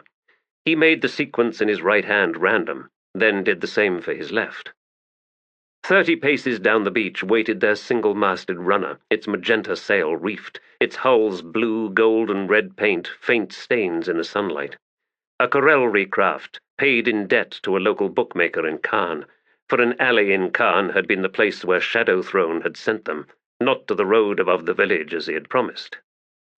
The bookmaker had paid the debt in turn to Apsala and Crocus for a single night's work that had proved, for Crocus, brutally horrifying. It was one thing to practice passes with the blades, to master the deadly dance against ghosts of the imagination, but he had killed 2 men that night. Granted, they were murderers, in the employ of a man who was making a career out of extortion and terror. Apsala had shown no compunction in cutting his throat, no qualms at the spray of blood that spotted her gloved hands and forearms. There had been a local with them to witness the veracity of the night's work. In the aftermath, as he stood in the doorway and stared down at the 3 corpses, he'd lifted his head and met Crocus's eyes. Whatever he saw in them had drained the blood from the man's face. By morning, Crocus had acquired a new name, Cutter. At first, he had rejected it. The local had misread all that had been revealed behind the Daru's eyes that night. Nothing fierce. The barrier of shock fast crumbling to self-condemnation. Murdering killers was still murder, the act like the closing of shackles between them all, joining a line of infinite length, one killer to the next, a procession from which there was no escape. His mind had recoiled from the name, recoiled from all that it signified. But that had proved a short-lived rectitude. The 2 murderers had died indeed, at the hands of the man named Cutter. Not Crocus, not the Daru youth, the cut purse who had vanished, probably never to be seen again. The delusion held a certain comfort, as cavernous at its core as Apsala's embrace at night, but welcome all the same. Cutter would walk her path. Aye, the Emperor had dancer, yes. A companion, for a companion was what was needed, is needed. Now she has Cutter, Cutter of the Knives, who dances in his chains as if they were weightless threads. Cutter who, unlike poor Crocus, knows his place, knows his singular task, to guard her back, to match her cold precision in the deadly arts. And therein resided the final truth. Anyone could become a killer, anyone at all. She stepped out of the shack, wan but dry-eyed. He sheathed his knives in a single fluid motion, rose to his feet and faced her. "Yes," she said. "What now?" Broken pillars of mortared stone jutted from the undulating vista. Among the 6 or so within sight, only 2 rose as tall as a man, and none stood straight. The plain's strange colourless grasses gathered in tufts around their bases, snarled and oily in the grey, grainy air. As Kalam rode into their midst, the muted thunder of his horse's hoofs seemed to bounce back across his path, the echoes multiplying until he felt as if he was riding at the head of a mounted army. He slowed his charger's canter, finally reining in beside one of the battered columns. These silent sentinels felt like an intrusion on the solitude he had been seeking. He leaned in his saddle to study the one nearest him. It looked old in the way of so many things within the warren of shadow, forlorn with an air of abandonment, defying any chance he might have of discerning its function. There were no intervening ruins, no foundation walls, no cellar pits or other angular pocks in the ground. Each pillar stood alone, unaligned. His examination settled on a rusted ring set into the stone near the base, from which depended a chain of seized links vanishing into the tufts of grass. After a moment, Kalam dismounted. He crouched down, reaching out to close his hand on the chain. A slight upward tug.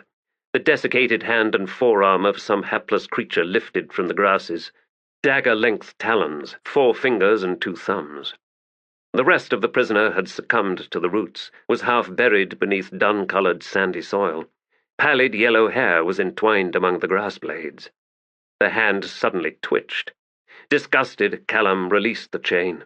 The arm dropped back to the ground. A faint subterranean keening sound rose from the base of the pillar. Straightening, the assassin returned to his horse. Pillars, columns, tree stumps, platforms, staircases leading nowhere, and for every dozen there was one among them holding a prisoner, none of whom seemed capable of dying, not entirely. Oh, their minds had died, most of them, long ago, raving in tongues, murmuring senseless incantations, begging forgiveness, offering bargains, though not one had yet, within Callum's hearing, proclaimed its own innocence. As if mercy could be an issue without it. He nudged his horse forward once more. This was not a realm to his liking. Not that he'd in truth had much choice in the matter. Bargaining with gods was, for the mortal involved, an exercise in self-delusion. Callum would rather leave Quick Ben to play games with the rulers of this warren. The wizard had the advantage of enjoying the challenge.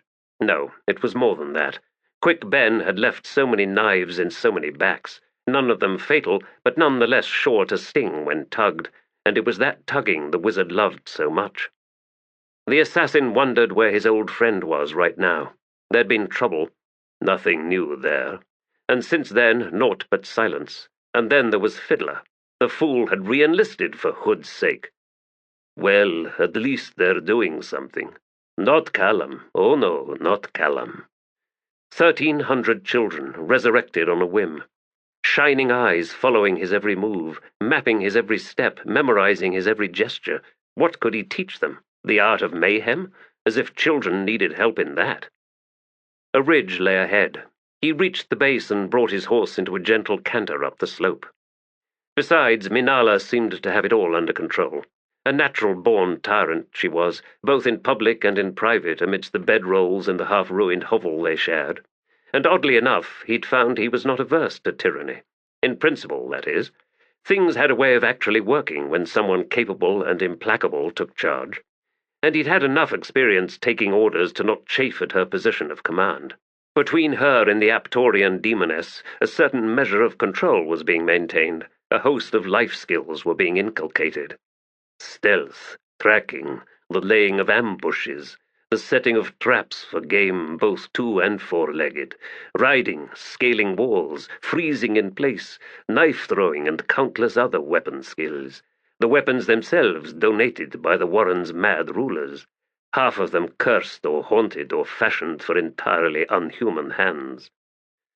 The children took to such training with frightening zeal, and the gleam of pride in Minala's eyes left the assassin chilled. An army in the making for Shadow Throne, an alarming prospect, to say the least. He reached the ridge, and suddenly reined in. An enormous stone gate surmounted the hill opposite, twin pillars spanned by an arch. Within it, a swirling grey wall. On this side of the gate, the grassy summit flowed with countless sourceless shadows, as if they were somehow tumbling out from the portal, only to swarm like lost wraiths around its threshold. Careful, a voice murmured beside Callum. He turned to see a tall, hooded and cloaked figure standing a few paces away, flanked by two hounds. Cotillion and his favoured two, Rude and Blind. The beasts sat on their scarred haunches, lurid eyes, seeing and unseeing, on the portal. Why should I be careful? The assassin asked. Oh, the shadows at the gate. They've lost their masters, but anyone will do. So this gate is sealed? The hooded head slowly turned. Dear Callum, is this a flight from our realm? How ignoble. I said nothing to suggest. Then why does your shadow stretch so yearningly forward? Callum glanced down at it, then scowled. How should I know? Perhaps it considers its chances better in yonder mob. Chances? For excitement. Ah, chafing, are you? I would never have guessed. Liar, Callum said. Minala has banished me. But you already know that, which is why you've come to find me. I am the patron of assassins, Cotillion said. "I do not mediate marital disputes." "Depends on how fierce they get, doesn't it?" "Are you ready to kill each other, then?" "No, I was only making a point." "Which was?" "What are you doing here, Cotillion?" The god was silent for a long moment. "I have often wondered," he finally said, "why it is that you, an assassin, offer no obeisance to your patron." Kalam's brows rose. "Since when have you expected it? Who'd take us, Cotillion? If it was fanatical worshippers you hungered for, you should never have looked to assassins. By our very natures, we're antithetical to the notion of subservience, as if you weren't already aware of that." His voice trailed off, and he turned to study the shadow-wreathed figure standing beside him.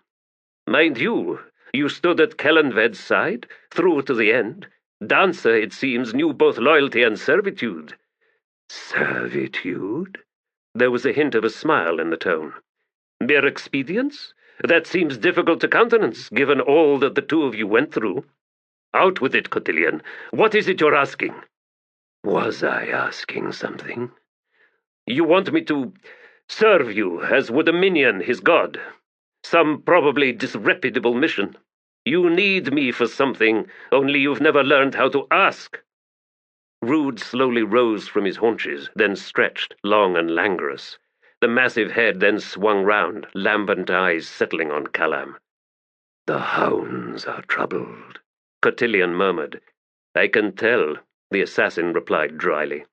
"I have certain tasks before me," the god continued, "that will consume much of my time for the near future, whilst at the same time certain other activities must be undertaken. It is one thing to find a loyal subject, but another entirely to find one conveniently positioned, as it were, to be of practical use." Kalam barked a laugh. "You went fishing for faithful servants and found your subjects wanting." "We could argue interpretation all day," Cotillion drawled. There was a detectable irony in the god's voice that pleased Kalam. In spite of his wariness, he admitted that he actually liked Cotillion. Uncle Cotillion, as the child Pahlk called him. Certainly, between the patron of assassins and Shadow Throne, only the former seemed to possess any shred of self-examination, and thus was actually capable of being humbled, even if the likelihood was in truth remote. "Agreed," Kalam replied. "Very well. Minala has no interest in seeing my pretty face for a time. Leaving me free, more or less. And without a roof over your head." "Without a roof over my head, aye. Fortunately, it never seems to rain in your realm." "Ah," Cotillion murmured. "My realm." Kalam studied Rude. The beast had not relinquished its steady stare. The assassin was growing nervous under that unwavering attention. "Is your claim, yours and Shadow Throne's, being contested?" "Difficult to answer," Cotillion murmured. "There have been trembles, agitation." "As you said, the hounds are troubled." "They are indeed." "You wish to know more of your potential enemy?" "We would." Kalam studied the gate, the swirling shadows at its threshold. "Where would you have me begin?" "A confluence to your own desires, I suspect." The assassin glanced at the god, then slowly nodded. In the half-light of dusk, the seas grew calm, gulls wheeling in from the shoals to settle on the beach. Carter had built a fire from driftwood, more from the need to be doing something than seeking warmth, for the Canese coast was subtropical, the breeze sighing down off the verge faint and sultry. The Daru had collected water from the spring near the trailhead and was now brewing tea. Overhead, the first stars of night flickered into life. Apsalar's question earlier that afternoon had gone unanswered. Carter was not yet ready to return to Darujistan, and he felt nothing of the calm he'd expected to follow the completion of their task. Relak and Apsalar had finally returned to their home, only to find it a place haunted by death, a haunting that had slipped its fatal flavor into the old man's soul, adding yet one more ghost to this forlorn strand. There was, now, nothing for them here. Carter's own experience here in the Malazan Empire was, he well knew, twisted and incomplete. A single vicious night in Malaz City, followed by 3 tense days in Khan that closed with yet more assassinations. The Empire was a foreign place, of course, and one could expect a certain degree of discord between it and what he was used to in Darujistan. But if anything, what he had seen of daily life in the cities suggested a stronger sense of lawfulness, of order and calm. Even so, it was the smaller details that jarred his sensibilities the most, that reinforced the fact that he was a stranger. Feeling vulnerable was not a weakness he shared with Apsalah. She seemed possessed of absolute calm, an ease, no matter where she was. The confidence of the god who once possessed her had left something of a permanent imprint on her soul. Not just confidence. He thought once more of the night she had killed the man in Khan. Deadly skills, and the icy precision necessary when using them. And, he recalled with a shiver, many of the god's own memories remained with her, reaching back to when the god had been a mortal man, had been dancer. Among those, the night of the assassinations, when the woman who had become empress had struck down the emperor. And dancer. She had revealed that much, at least, a revelation devoid of feeling, of sentiment, delivered as casually as a comment about the weather. Memories of biting knives, of dust-covered blood rolling like pellets across a floor. He removed the pot from the coals, threw a handful of herbs into the steaming water. She had gone for a walk westward along the white beach. Even as dusk settled, he had lost sight of her, and he had begun to wonder if she was ever coming back. A log settled suddenly, flinging sparks. The sea had grown entirely dark, invisible. He could not even hear the lap of the waves beyond the crackling fire. A cooler breath rode the breeze. Carter slowly rose, then spun round to face inland as something moved in the gloom beyond the fire's light. Apsalah? There was no reply. A faint thumping underfoot, as if the sands trembled to the passage of something huge and 4-legged. The Daru drew out his knives, stepping away from the flickering light. 10 paces away, at a height to match his own, he saw 2 glowing eyes, set wide, gold and seemingly depthless. The head and the body beneath it were darker stains in the night, hinting at a mass that left Carter cold. "Ah," a voice said from the shadows to his left.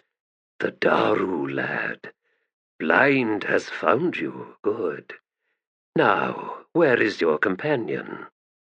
Carter slowly sheathed his weapons. "That damned hound gave me a start," he muttered.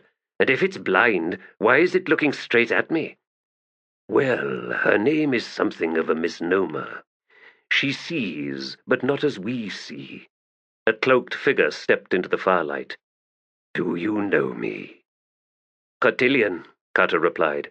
"Shadow Throne is much shorter." "Not that much, though perhaps in his affectations he exaggerates certain traits." "What do you want?" "I would speak with Apsalah, of course. There is the smell of death here. Recent, that is." "Relok, her father, in his sleep." "Unfortunate." The god's hooded head turned, as if scanning the vicinity, then swung back to face Carter. "Am I your patron now?" he asked. He wanted to answer no.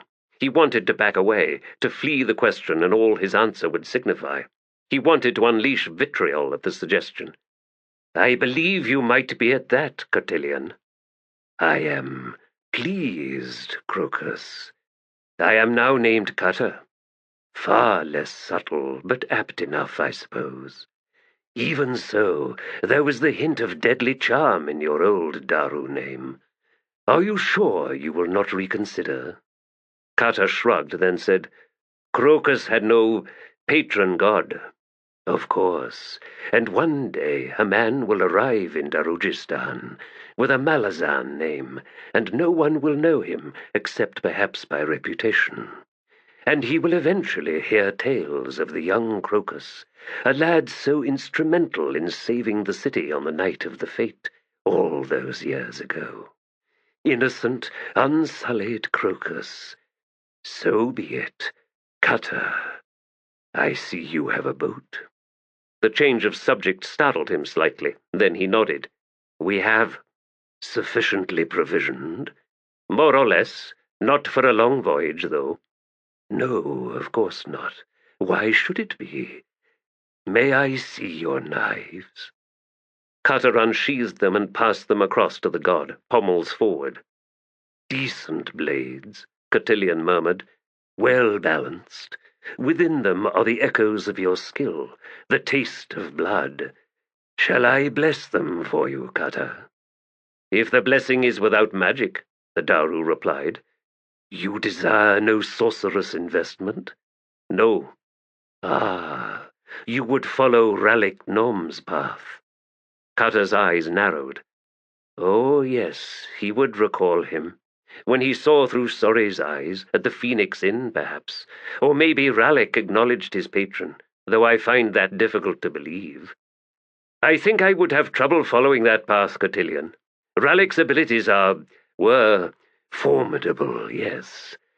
I do not think you need use the past tense when speaking of Ralik Nom, or Vorkan for that matter. No, I've no news, simply a suspicion. He handed the knives back. You underestimate your own skills, Clutter, but perhaps that is for the best. I don't know where Apsala's gone, Clutter said. I don't know if she's coming back. As it has turned out, her presence has proved less vital than expected. I have a task for you, Clutter. Are you amenable to providing a service to your patron? Isn't that expected? Cotillion was silent for a moment, then he laughed softly. No, I shall not take advantage of your inexperience, though I admit to some temptation. Shall we begin things on a proper footing? Reciprocity, Clutter. A relationship of mutual exchanges, yes? Would that you had offered the same to Apsala. Then he clamped his jaws shut. But Cotillion simply sighed. Would that I had. Consider this new tact the consequence of difficult lessons. You said reciprocity. What will I receive in return for providing this service? Well, since you'll not accept my blessing or any other investment, I admit to being at something of a loss. Any suggestions? I'd like some questions answered. Indeed. Yes, such as, why did you and Shadow Throne scheme to destroy Lassine and the Empire? Was it just a desire for revenge? The god seemed to flinch within his robes, and Clutter felt unseen eyes harden. Oh, my, Cotillion drawled. You force me to reconsider my offer. I would know, the Daru pressed on, so I can understand what you did to Apsala. You demand that your patron god justify his actions? It wasn't a demand, just a question. Cotillion said nothing for a long moment. The fire was slowly dying, embers pulsing with the breeze. Clutter sensed the presence of a second hound somewhere in the darkness beyond, moving restlessly. Necessities, the god said quietly. Games are played, and what may appear precipitous might well be little more than a feint. Or perhaps it was the city itself, Darujistan, that would serve our purposes better if it remained free, independent. There are layers of meaning behind every gesture, every gambit. I will not explain myself any further than that, Clutter. Do you regret what you did? You are indeed fearless, aren't you? Regret? Yes, many, many regrets. One day, perhaps, you will see for yourself that regrets are as nothing. The value lies in how they are answered. Clutter slowly turned and stared out into the darkness of the sea. I threw Opon's coin into the lake, he said. And do you now regret the act? I'm not sure. I didn't like their attention. I am not surprised, Cotillion muttered. I have one more request, Clutter said, facing the god again. This task you shall set me on. If I am assailed during it, can I call upon Blind? The Hound? The astonishment was clear in Cotillion's voice. Aye, Clutter replied, his gaze now on the huge beast. Her attention comforts me. That makes you rarer than you could imagine, mortal. Very well. If the need is dire, Call upon her, and she will come." Cutter nodded. "Now what would you have me do on your behalf?" The sun had cleared the horizon when Apsalar returned. After a few hours' sleep, Cutter had risen to bury Relic above the tide line. He was checking the boat's hull one last time when a shadow appeared alongside his own. "You had visitors," she said. He squinted up at her, studied her dark, depthless eyes. "Aye." "And do you now have an answer to my question?" Cutter frowned, then he sighed and nodded. "I do. Where to explore an island." "An island? Is it far?" "Middling, but getting farther by the moment." "Ah, of course." "Of course." Overhead, gulls cried in the morning air on their way out to sea. Beyond the shoals, their white specks followed the wind, angling southwestward. Cutter set his shoulder to the prow and pushed the craft back out onto the water. Then he clambered aboard. Apsalar joined him, making her way to the tiller. What now? A god had given him his answer. There had been no sunset in the realm that Tist Edur called the Nascent for 5 months. The sky was grey, the light strangely hued and diffuse. There had been a flood, and then rains, and a world had been destroyed. Even in the wreckage, however, there was life. A score of broad-limbed catfish had clambered onto the mud-caked wall, none less than 2 man-lengths from blunt head to limp tail. They were well-fed creatures, their silvery white bellies protruding out to the sides. Their skins had dried and fissures were visible in a latticed web across their dark backs. The glitter of their small black eyes was muted beneath the skin's crinkled layer. And it seemed those eyes were unaware of the solitary Tlan Imas standing over them. Echoes of curiosity still clung to Onrak's tattered, desiccated soul. Joints creaking beneath the knotted ropes of ligaments, he crouched beside the nearest catfish. He did not think the creatures were dead. Only a short time ago, these fish had possessed no true limbs. He was witness, he suspected, to a metamorphosis. After a moment, he slowly straightened. The sorcery that had sustained the wall against the vast weight of the new sea still held along this section. It had crumbled in others, forming wide breaches and foaming torrents of silt-laden water rushing through to the other side. A shallow sea was spreading out across the land on that side. There might come a time, Onrak suspected, when fragments of this wall were this realm's only islands. The sea's torrential arrival had caught them unawares, scattering them in its tumbling maelstrom. Other kin had survived, the Tlan Imas knew, and indeed some had found purchase on this wall, or on floating detritus, sufficient to regain their forms, to link once more so that the hunt could resume. But Korald Emorlan, fragmented or otherwise, was not amenable to the Tlan Imas. Without a bone-caster beside him, Onrak could not extend his Telan powers, could not reach out to his kin, could not inform them that he had survived. For most of his kind, that alone would have been sufficient cause for surrender. The roiling waters he had but recently crawled from offered true oblivion. Dissolution was the only escape possible from this eternal ritual, and even among the Logros, guardians of the First Throne itself, Onrak knew of kin who had chosen that path, or worse. The warrior's contemplation of choosing an end to his existence was momentary. In truth, he was far less haunted by his immortality than most Tlan Imas. There was always something else to see, after all. He detected movement beneath the skin of the nearest catfish, vague hints of contraction, of emerging awareness. Onrak drew forth his 2-handed, curved obsidian sword. Most things he stumbled upon usually had to be killed. Occasionally in self-defense, but often simply due to an immediate and probably mutual loathing. He had long since ceased questioning why this should be so. From his massive shoulders hung the rotted skin of an Enkaral, pebbled and colourless. It was a relatively recent acquisition, less than 1,000 years old. Another example of a creature that had hated him on first sight, though perhaps the black rippled blade swinging at its head had tainted its response. It would be some time, Onrak judged, before the beast crawled out from its skin. He lowered his weapon and stepped past it. The nascent's extraordinary continent-spanning wall was a curiosity in itself. After a moment, the warrior decided to walk its length, or at least until his passage was blocked by a breach. He began walking, hide-wrapped feet scuffing as he dragged them forward, the point of the sword inscribing a desultory furrow in the dried clay as it trailed from his left hand.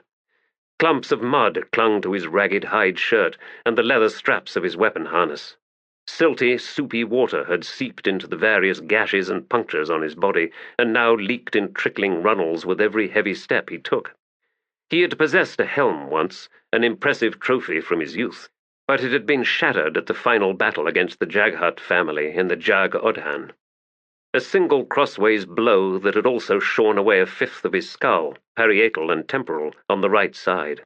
Jaghut women had deceptive strength and admirable ferocity, especially when cornered. The sky above him had a sickly cast, but one he had already grown used to. This fragment of the long fractured Tist Edur warren was by far the largest he had come across, larger even than the one that surrounded Tremolor, the Azath Odan house. And this one had known a period of stability, sufficient for civilizations to arise, for savants of sorcery to begin unravelling the powers of Korald Emorlan, although those inhabitants had not been Tist Edur. Idly, Onrak wondered if the renegade Tlani Mas he and his kin pursued had somehow triggered the wound that had resulted in the flooding of this world. It seemed likely, given its obvious efficacy in obscuring their trail. Either that or the Tist Edur had returned, to reclaim what had once been theirs. Indeed, he could smell the grey-skinned Edur.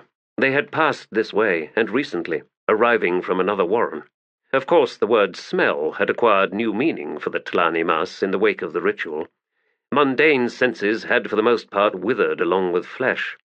Through the shadowed orbits of his eyes, for example, the world was a complex collage of dull colours, heat and cold, and often measured by an unerring sensitivity to motion.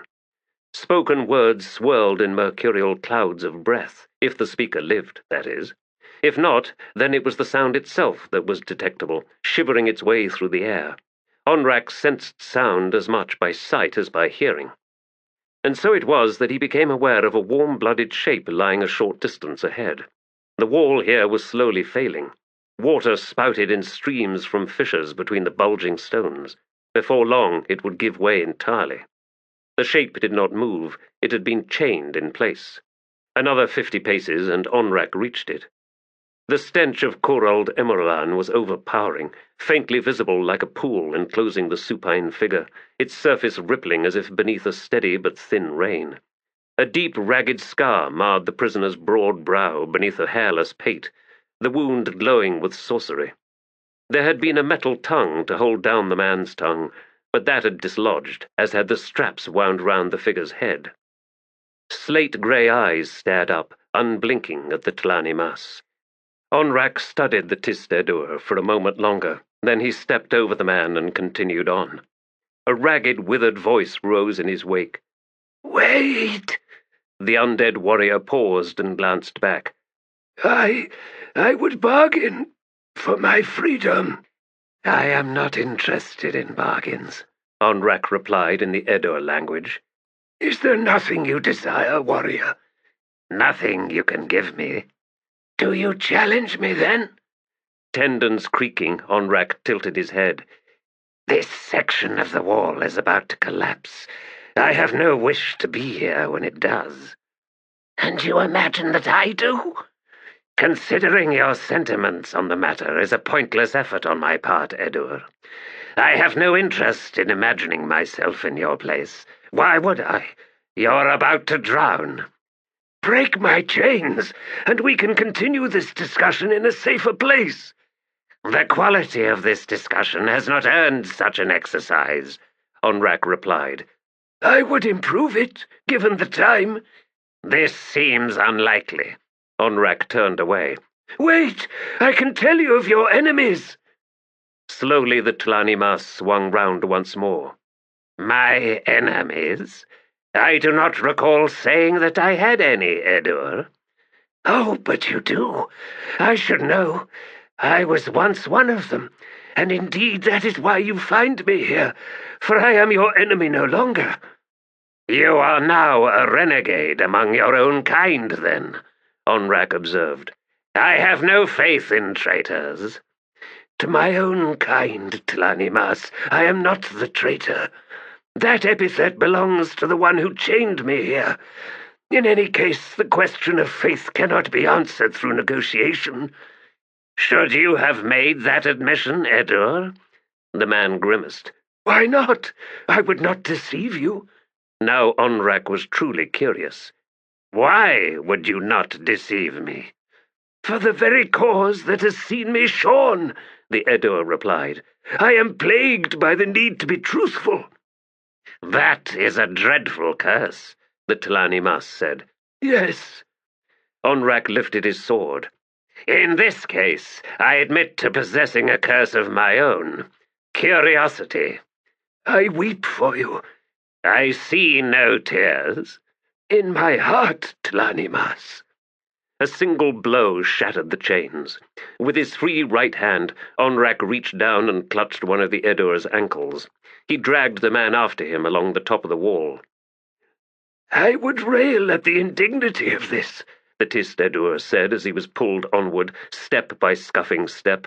Had I the strength to do so? Onrak made no reply. Dragging the man with one hand, his sword with the other, he trudged forward, his progress eventually taking them past the area of weakness on the wall. You can release me now, the Tist Edur gasped. Can you walk? No, but then we shall continue like this. Where are you going, then, that you cannot afford to wait for me to regain my strength? Along this wall, the Tlani Mas replied. There was silence between them for a time, apart from the creaks from Onrak's bones, the rasp of his hide-wrapped feet, and the hiss and thump of the Tist Edur's body and limbs across the mud-layered stones.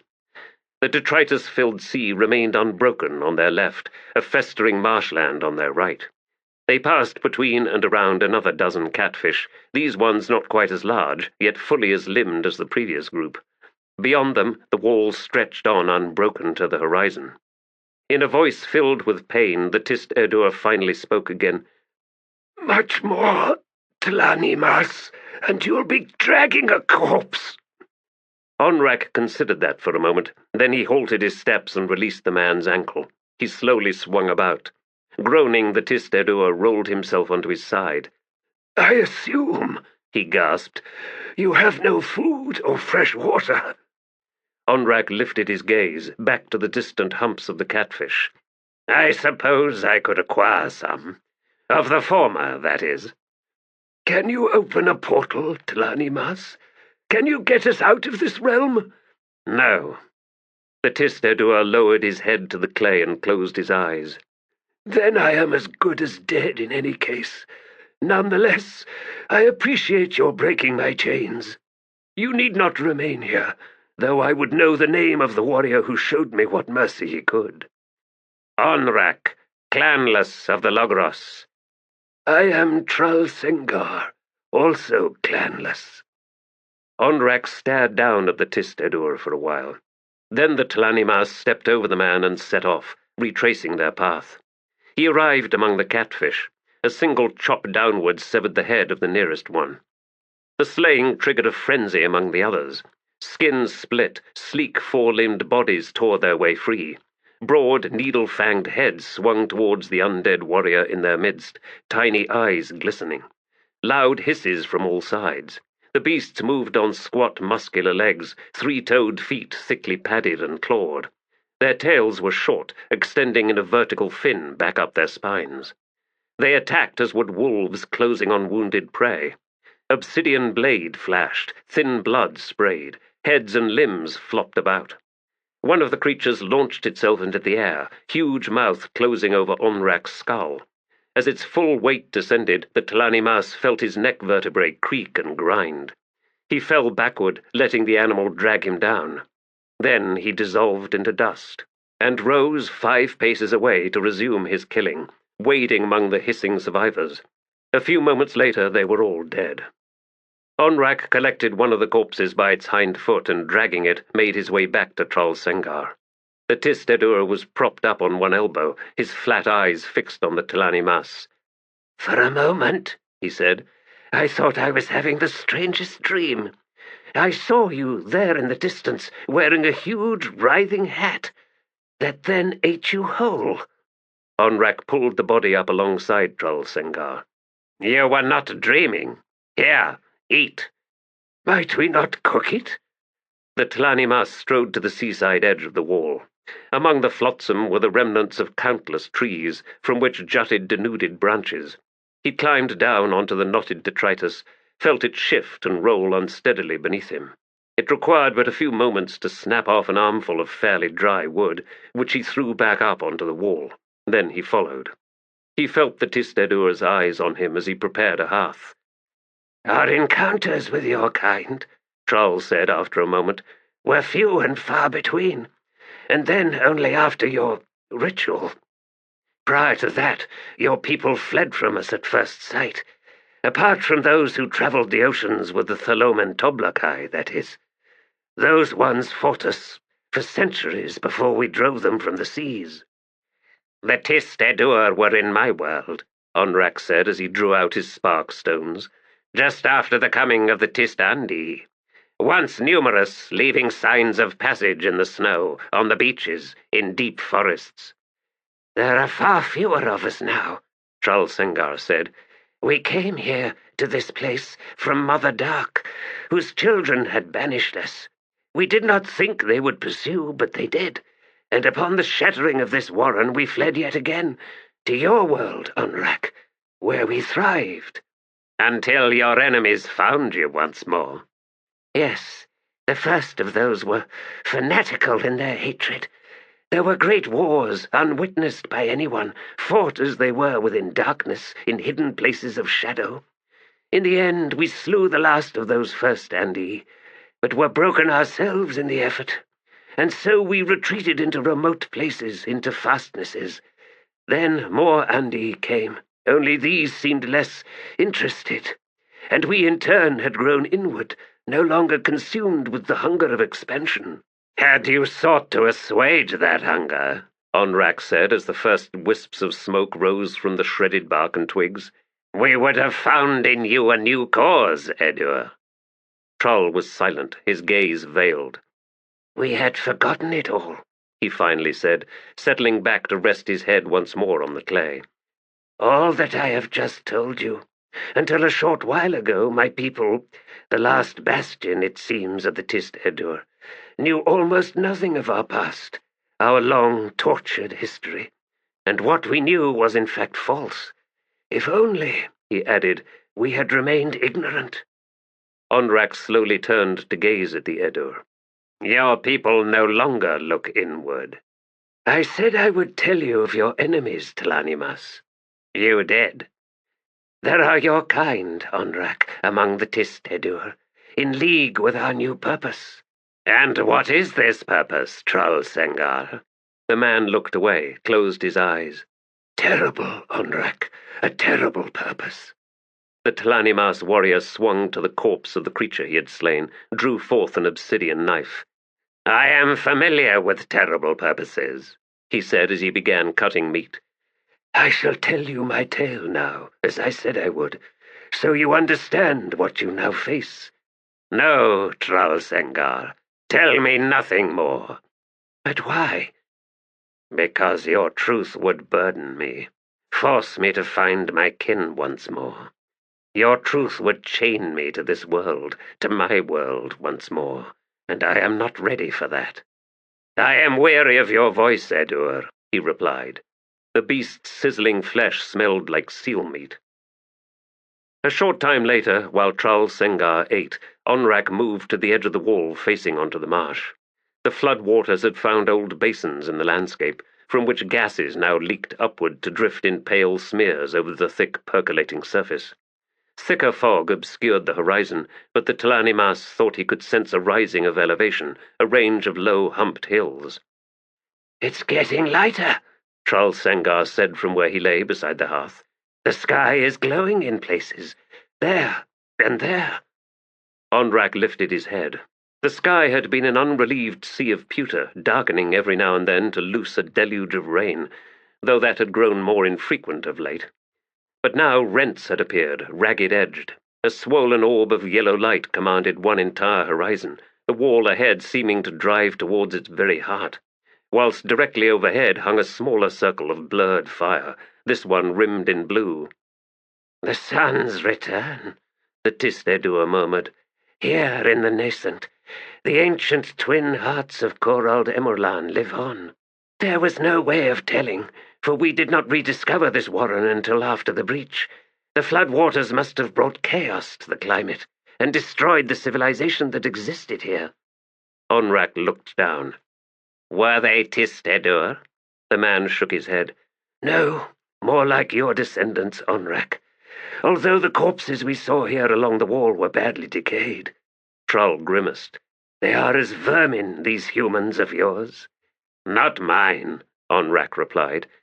"You feel no pride, then, at their insipid success?" The Telani Mas cocked his head. "They are prone to mistakes, Trull Sengar. The Logros have killed them in their thousands when the need to reassert order made doing so necessary.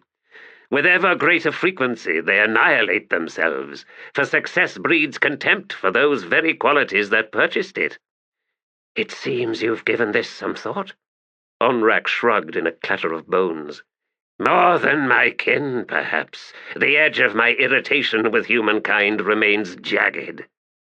The Tistedor was attempting to stand, his motion slow and deliberate.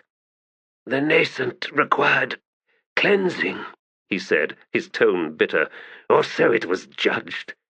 "Your methods," Onrak said, "are more extreme than what the Logros would choose." Managing to totter upright, Trull Sengar faced the Telani Mas with a wry grin. "Sometimes, friend, what is begun proves too powerful to contain. Such is the curse of success." Trull seemed to wince at the words, and he turned away.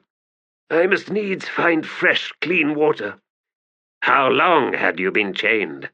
The man shrugged. "Long, I suppose. The sorcery within the shorning was designed to prolong suffering. Your sword severed its power, and now the mundane requirements of the flesh return." The suns were burning through the clouds, their combined heat filling the air with humidity. The overcast was shredding apart, vanishing before their very eyes. Onrak studied the blazing orbs once more. "There has been no night," he said. "Not in the summer, no. The winters, it's said, are another matter. At the same time, with the deluge, I suspect it is fruitless to predict what will come. Personally, I have no wish to find out."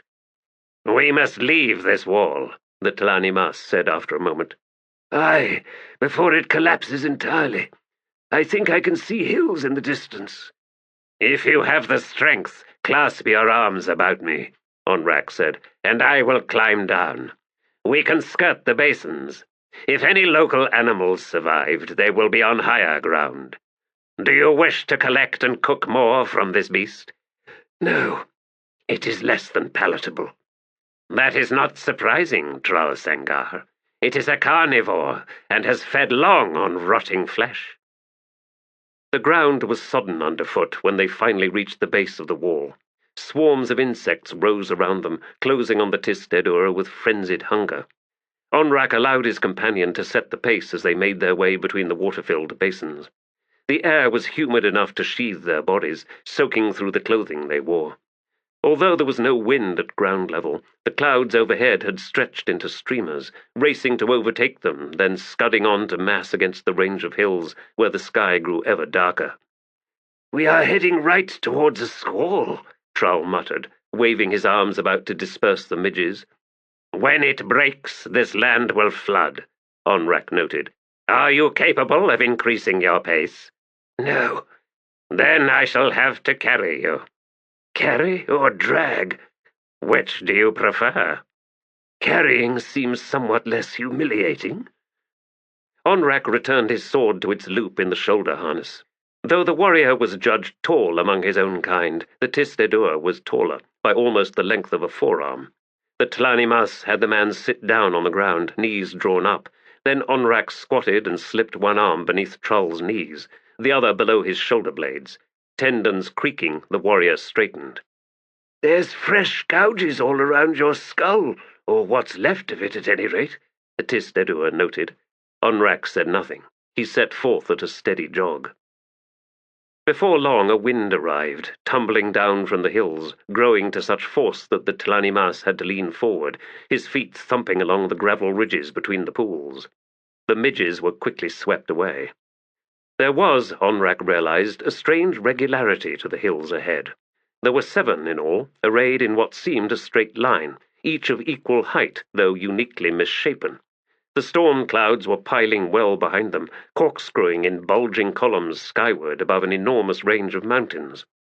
The wind howled against Onrak's desiccated face, snapped at the strands of his gold-streaked hair, thrummed with a low-pitched drone through the leather strips of his harness. Charles Sengar was hunched against him, head ducked away from the shrieking blast. Lightning bridged the heaving columns, the thunder long in reaching them. The hills were not hills at all. They were edifices, massive and hulking, constructed from a smooth black stone, seemingly each a single piece, 20 or more man-lengths high. Dog-like beasts, broad-skulled and small-eared, thickly muscled, heads lowered towards the 2 travellers and the distant wall behind them, the vast pits of their eyes faintly gleaming a deep, translucent amber. Onrak's steps slowed, but did not halt. The basins had been left behind, the ground underfoot slick with wind-borne rain but otherwise solid. The Tlanimas angled his approach towards the nearest monument. As they came closer, they moved into the statue's lee. The sudden falling off of the wind was accompanied by a cavernous silence, the wind to either side oddly mute and distant. Onrak set Trull Sengar down. The Tist Edua's bewildered gaze found the edifice rearing before them. He was silent, slow to stand as Onrak moved past him. "Beyond," Trull quietly murmured, "there should be a gate." Pausing, Onrak slowly swung round to study his companion. "This is your warren," he said after a moment. "What do you sense of these monuments?" "Nothing, but I know what they are meant to represent, as do you. It seems the inhabitants of this realm made them into their gods." To that Onrak made no reply. He faced the massive statue once more, head tilting as his gaze travelled upward, ever upward, to those gleaming amber eyes. "There will be a gate," Trull Sengar persisted behind him, "a means of leaving this world. Why do you hesitate, Tlanimas?" "I hesitate in the face of what you cannot see," Onrak replied. "There are 7, yes, but 2 of them are alive." He hesitated, then added, "And this is one of them." Chapter 7. An army that waits is soon an army at war with itself. Kellanved. The world was encircled in red, the hue of old blood, of iron rusting on a battlefield. It rose in a wall like a river turned on its side, crashing confused and uncertain against the rough cliffs that rose broken-toothed around the rim of Raraku. The holy desert's most ancient guardians, those bleached limestone crags, now withering beneath the ceaseless storm of the whirlwind, the raging goddess who could countenance no rival to her dominion, who would devour the cliffs themselves in her fury, whilst the illusion of calm lay within her heart. The old man, who had come to be known as Ghost Hands, slowly clambered his way up the slope. His aging skin was deep bronze, his tattooed, blunt and wide face as creased as a wind-clawed boulder. Small yellow flowers cloaked the ridge above him, a rare blossoming of the low-growing desert plant the local tribes called henbara. When dried, the flowers made a heady tea, mender of grief, balm against pain in a mortal soul. The old man scrabbled and scraped his way up the slope with something like desperation. No life's path is bloodless. Spill that of those blocking your path. Spill your own. Struggle on. Wade the growing torrent with all the frenzy that is the brutal unveiling of self-preservation. The macabre dance in the tugging currents held no artistry, and to pretend otherwise was to sink into delusion. Delusions. Heboric Light-Touch, once priest of Fenner, possessed no more delusions. He had drowned them one by one with his own hands long ago. His hands, his ghost hands, had proved particularly capable of such tasks. Whisperers of unseen powers, guided by a mysterious, implacable will. He knew that he had no control over them, and so held no delusions. How could he? Behind him, in the vast flat where tens of thousands of warriors and their followers were encamped amidst a city's ruins, such clear-eyed vision was absent. The army was the strong hands, now at rest but soon to raise weapons, guided by a will that was anything but implacable, a will that was drowning in delusions. Heboric was not only different from all those below, he was their very opposite, a sordid reflection in a mangled mirror. Henbara's gift was dreamless sleep at night, the solace of oblivion. He reached the ridge, breathing hard from the exertion, and settled down among the flowers for a moment to rest. Ghostly hands were as deft as real ones, though he could not see them, not even as the faint mottled glow that others saw. Indeed, his vision was failing him in all things. It was an old man's curse, he believed, to witness the horizons on all sides drawing ever closer. Even so, while the carpet of yellow surrounding him was little more than a blur to his eyes, the spicy fragrance filled his nostrils and left a palpable taste on his tongue. The desert sun's heat was bludgeoning, oppressive. It had a power of its own, transforming the holy desert into a prison, pervasive and relentless. Heboric had grown to despise that heat, to curse 7 cities, to cultivate an abiding hatred for its people. And he was trapped among them now. The whirlwind's barrier was indiscriminate, impassable both to those on the outside and those within, at the discretion of the chosen one. Movement to one side, the blur of a slight dark-haired figure, who then settled down beside him. Heboric smiled. I thought I was alone. We are both alone, ghost hands. Of that, Felicin, neither of us needs reminding. Felicin younger, but that is a name I cannot speak out loud. The mother who adopted you, lass, has her own secrets. What is that you have in your hands? Scrolls, the girl replied, from mother. She has, it seems, rediscovered her hunger for writing poetry. The tattooed ex-priest grunted. I thought it was a love, not a hunger. You are not a poet, she said. In any case, to speak plainly is a true talent. To bury beneath obfuscation is a poet's calling these days. You are a brutal critic, lass, Heboric observed. Call to shadow, she has called it. Or rather, she continues a poem her own mother began. Ah, well, shadow is a murky realm. Clearly she has chosen a style to match the subject, perhaps to match that of her own mother. Too convenient, ghost hands.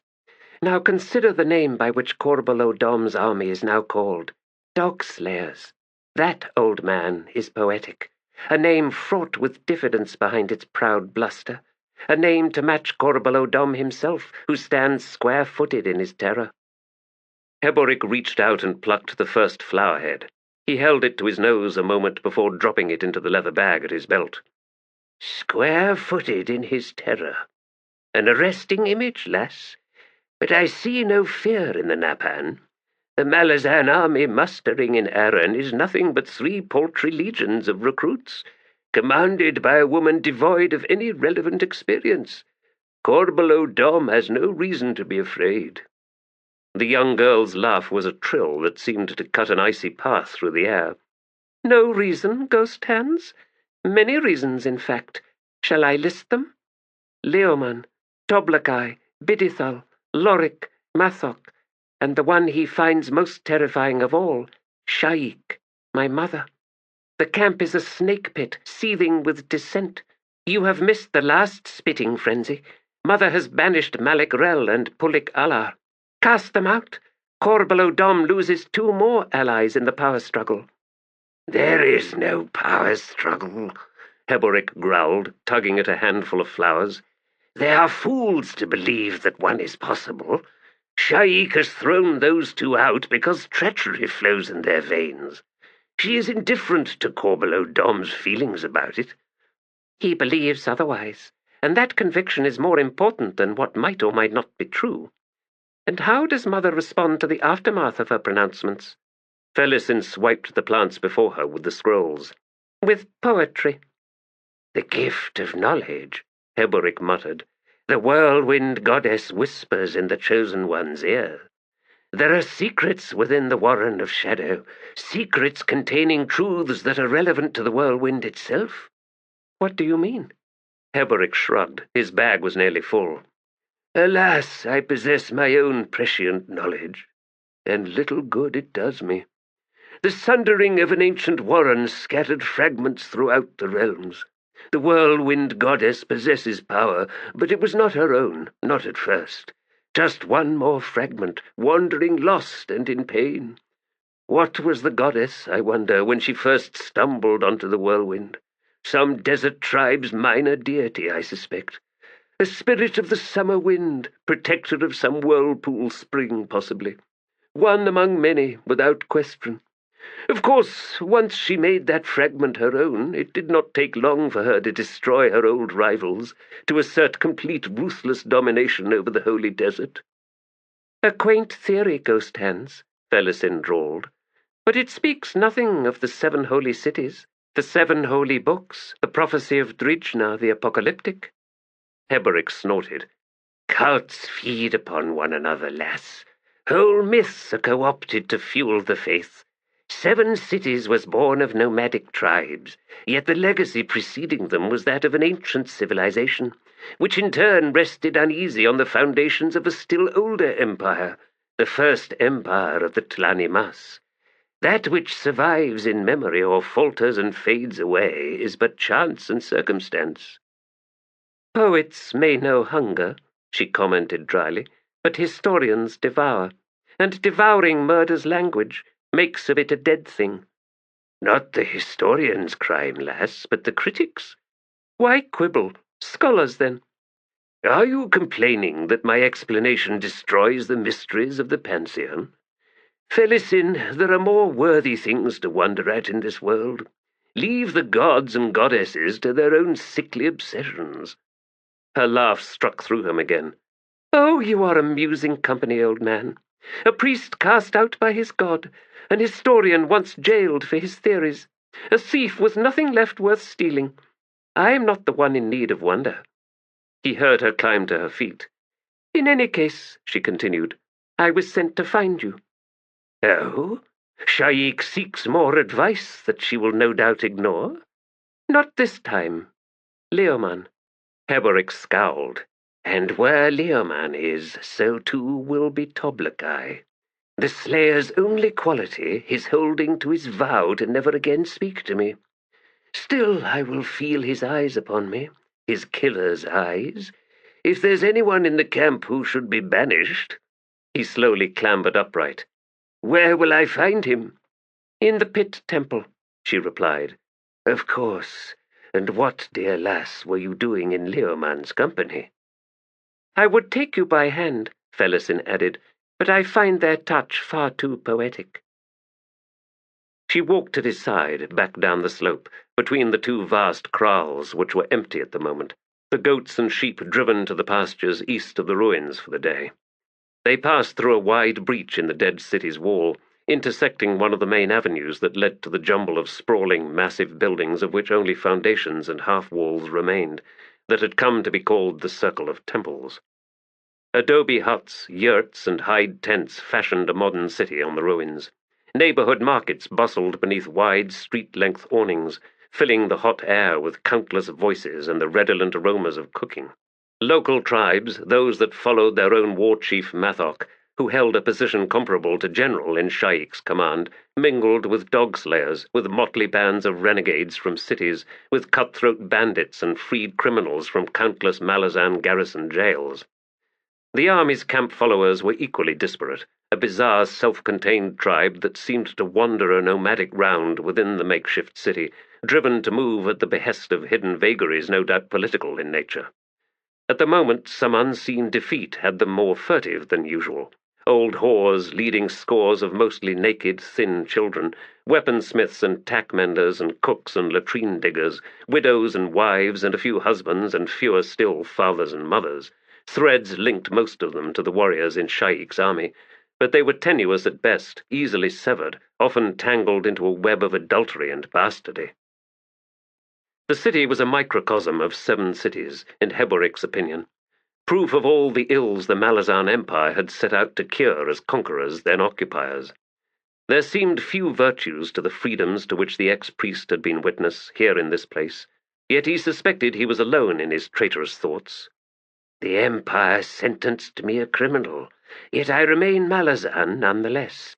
A child of the Empire, a reawakened devotee to the old Emperor's peace by the sword.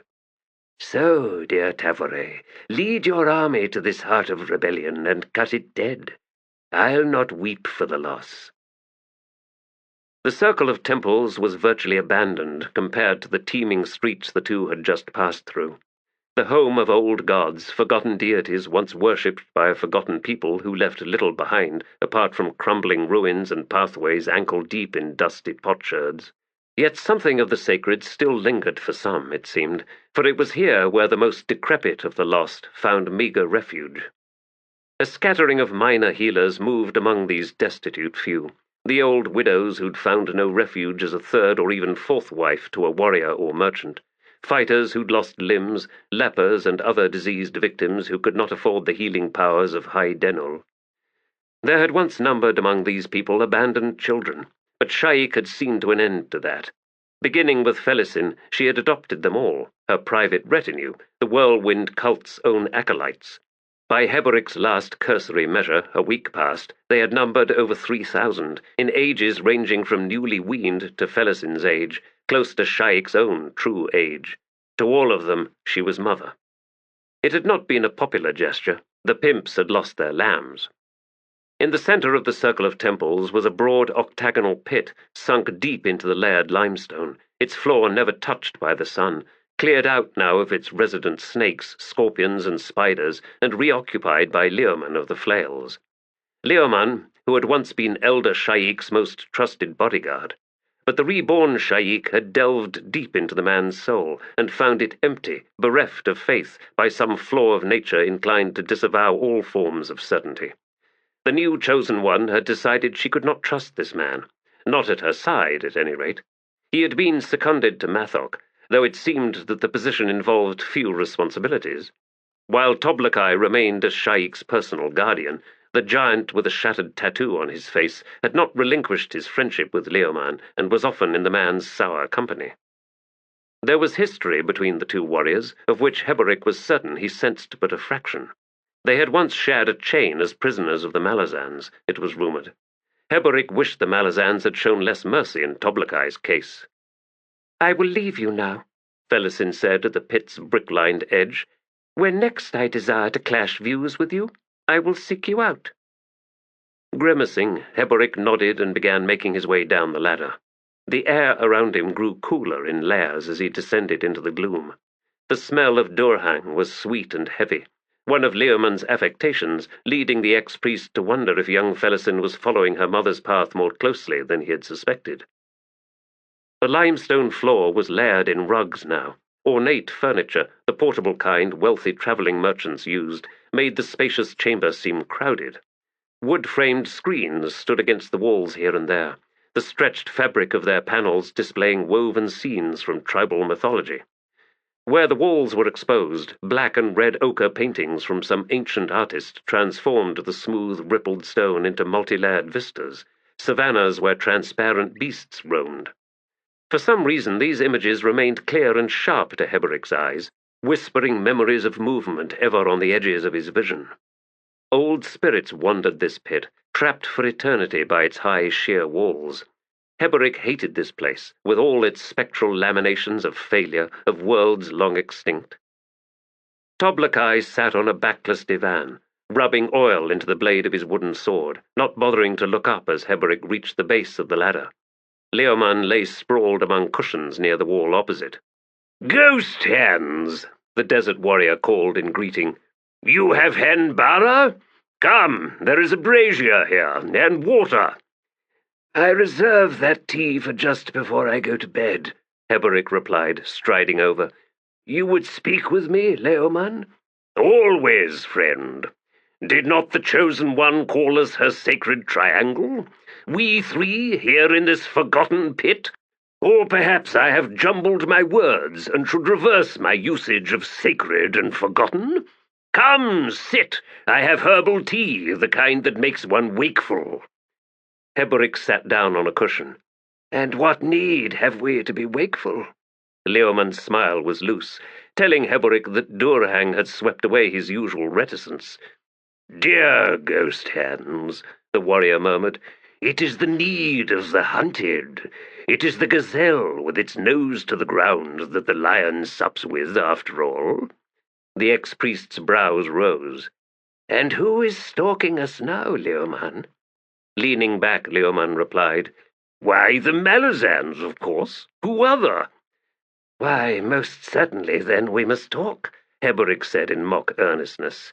"I had no idea, after all, that the Malazans were planning on doing us harm. Are you certain of your information?" Toblakai spoke to Leoman. "As I have told you before, this old man should be killed." Leoman laughed. "Ah, my friend, now that you are the only one of us three who still has the Chosen One's ear, as it were, I would suggest you relinquish that subject. She has forbidden it, and that is that. Nor am I inclined to agree with you in any case. It is an old refrain that needs burying."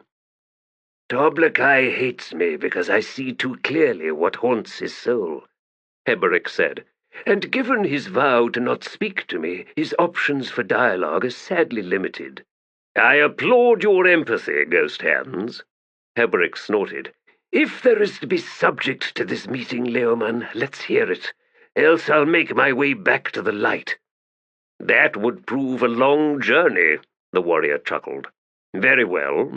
Bidithal is back to his old ways." "Bidithal, the High Mage? What old ways?" "His ways with children, Heboric, girls, his unpleasant hungers. Sha'ik is not all-knowing, alas. Oh, she knows Bidithal's old predilections. She experienced them first-hand when she was Sha'ik Elder, after all. But there are close to 100,000 people in this city now. A few children vanishing every week, easily passing virtually unnoticed. Mathok's people, however, are by nature watchful." Heboric scowled. "And what would you have me do about it?" "Are you disinterested?" "Of course not. But I am one man, without, as you say, a voice, while Bidithal is one of the three sworn to Sha'ik, one of her most powerful high mages." Leoman began making tea. "We share a certain loyalty, friend," he murmured, "the three of us here, with a certain child." He looked up then, leaning close as he set the pot of water on the brazier's grate, his veiled blue eyes fixing on Heboric.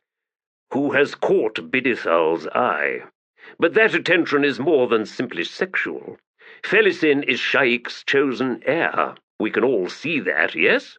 Bidithal believes she must be shaped in a manner identical to her mother, when her mother was Sha'ik Elder, that is. The child must follow the mother's path, Bidithal believes. As the mother was broken inside, so too must the child be broken inside." Cold horror filled Heboric at Leoman's words. He snapped a glare at Toblakai.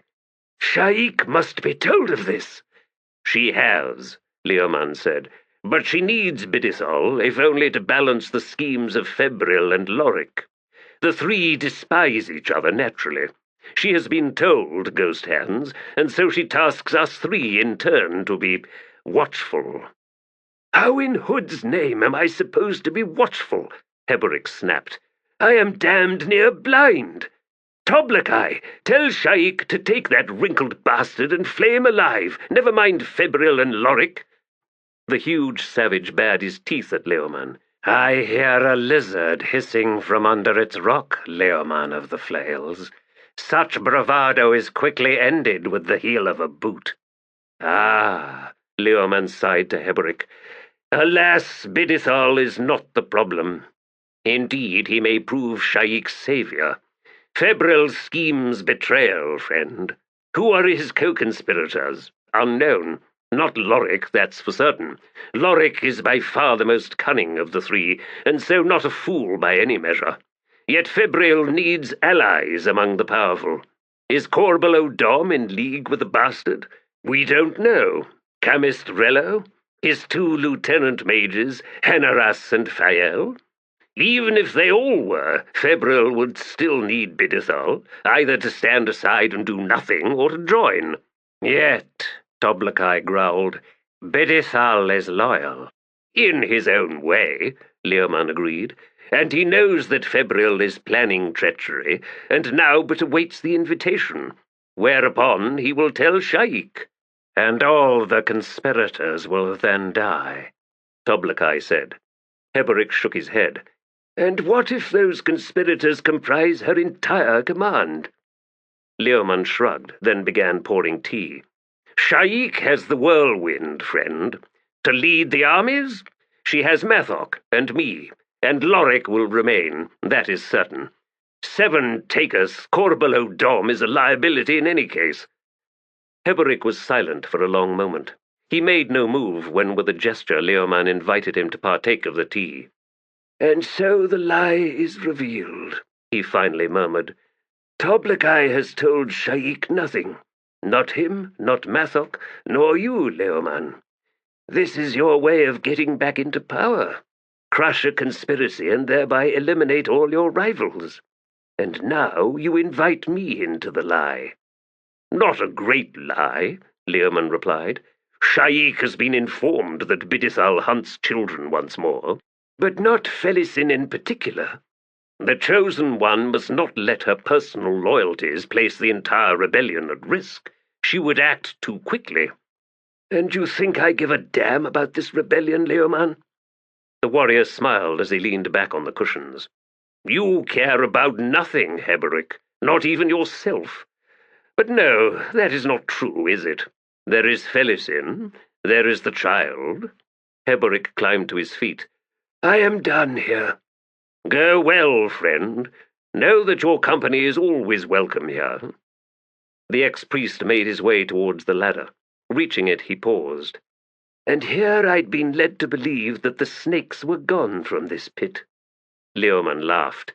"The cool air but makes them dormant. Be careful on that ladder, ghost hands." After the old man had left, Toblakai sheathed his sword and rose. "He will head straight to Sha'ik," he pronounced. "Will he?" Leoman asked, then shrugged. "No, I think not. Not to Sha'ik." Of all the temples of the native cults in 7 cities, only the ones raised in the name of a particular god displayed an architectural style that could be seen to echo the ancient ruins in the circle of temples. And so, in Heberick's mind, there was nothing accidental to Bidithal's choice of abode.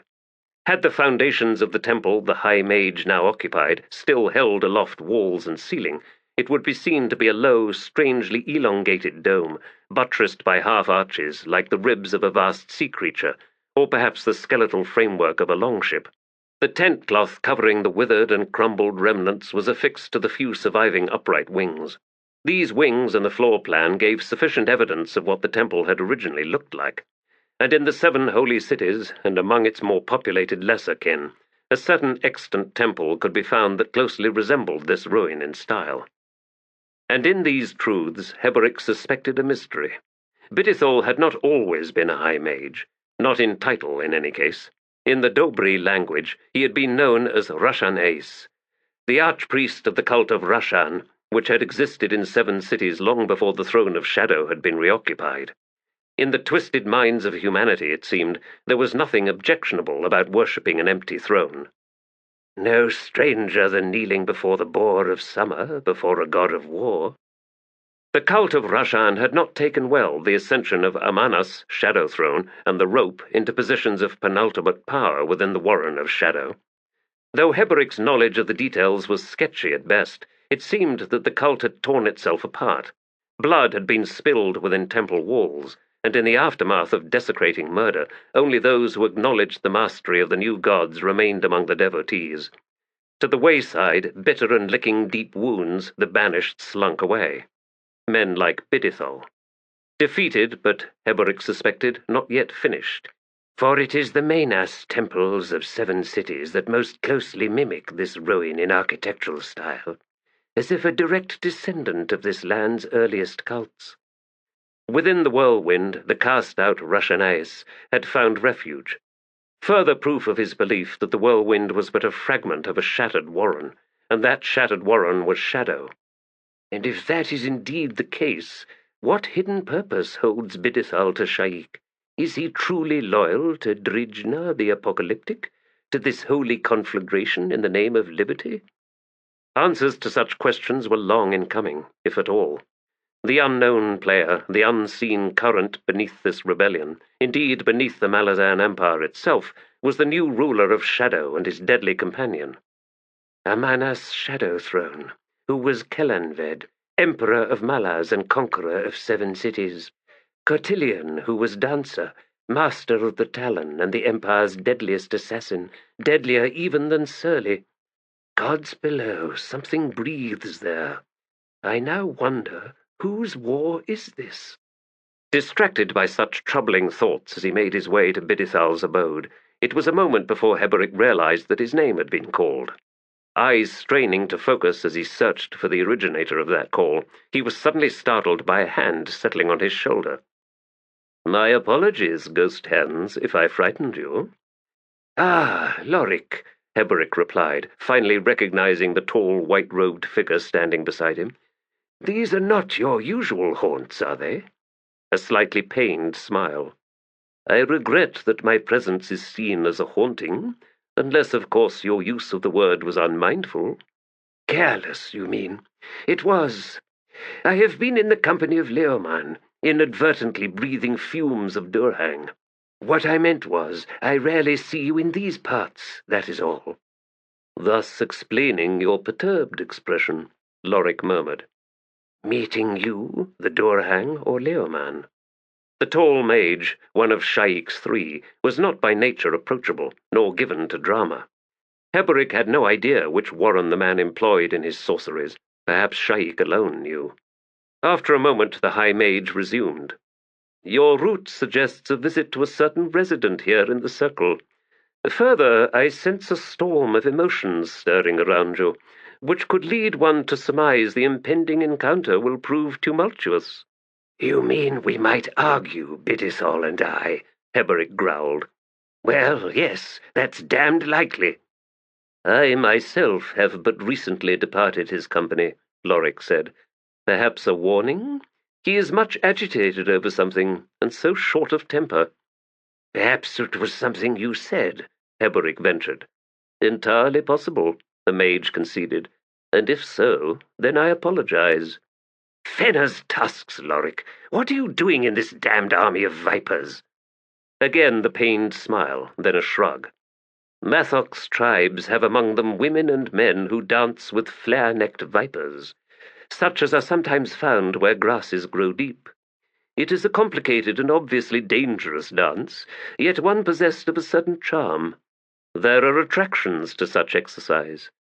"You enjoy taking risks, even with your life?"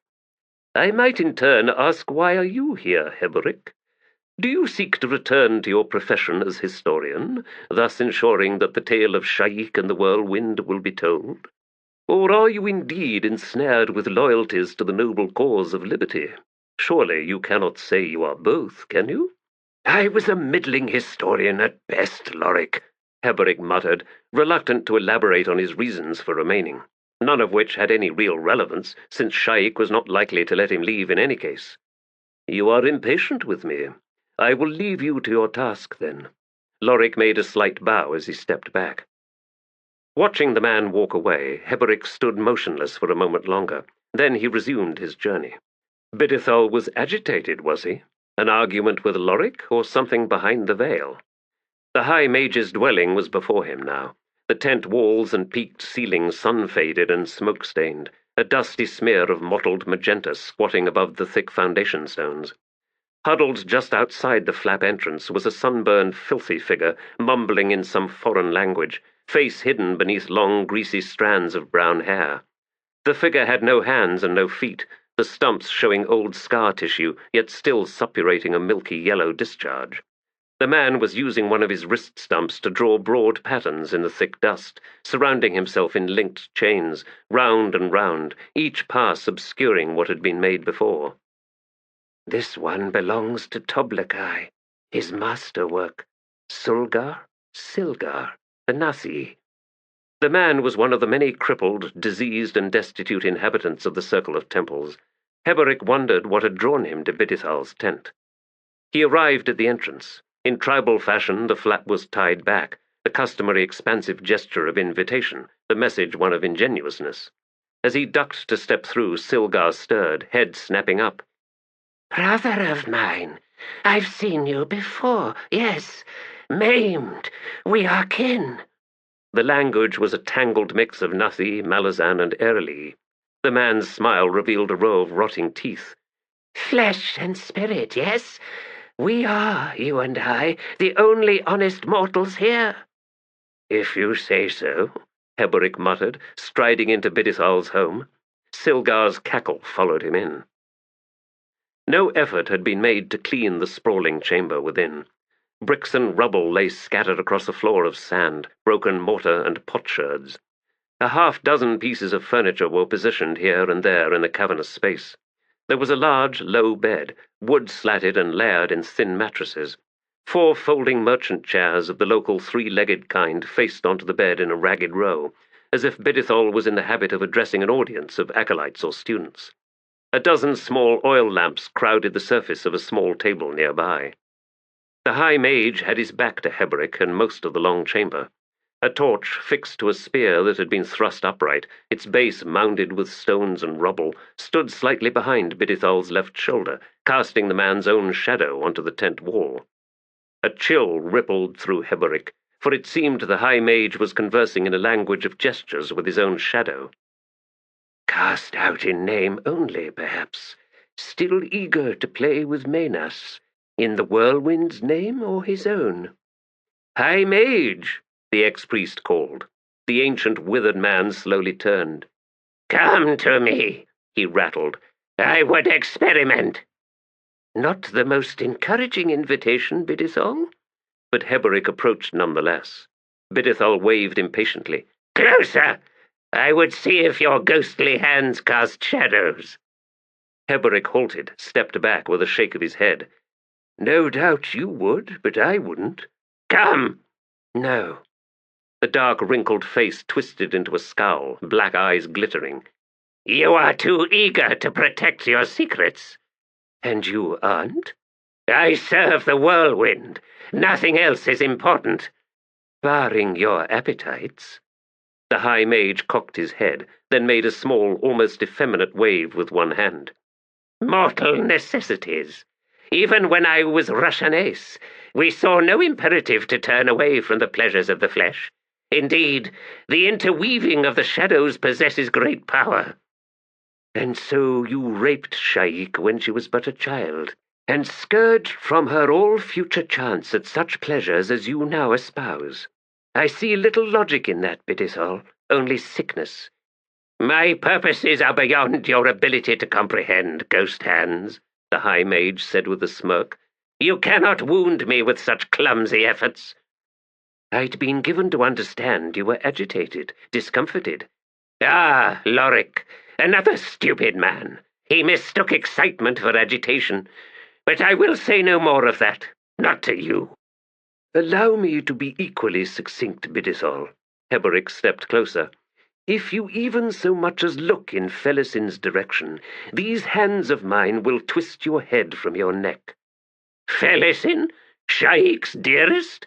Do you truly believe she is a virgin? Before Sha'ik returned, the child was a waif, an orphan in the camp.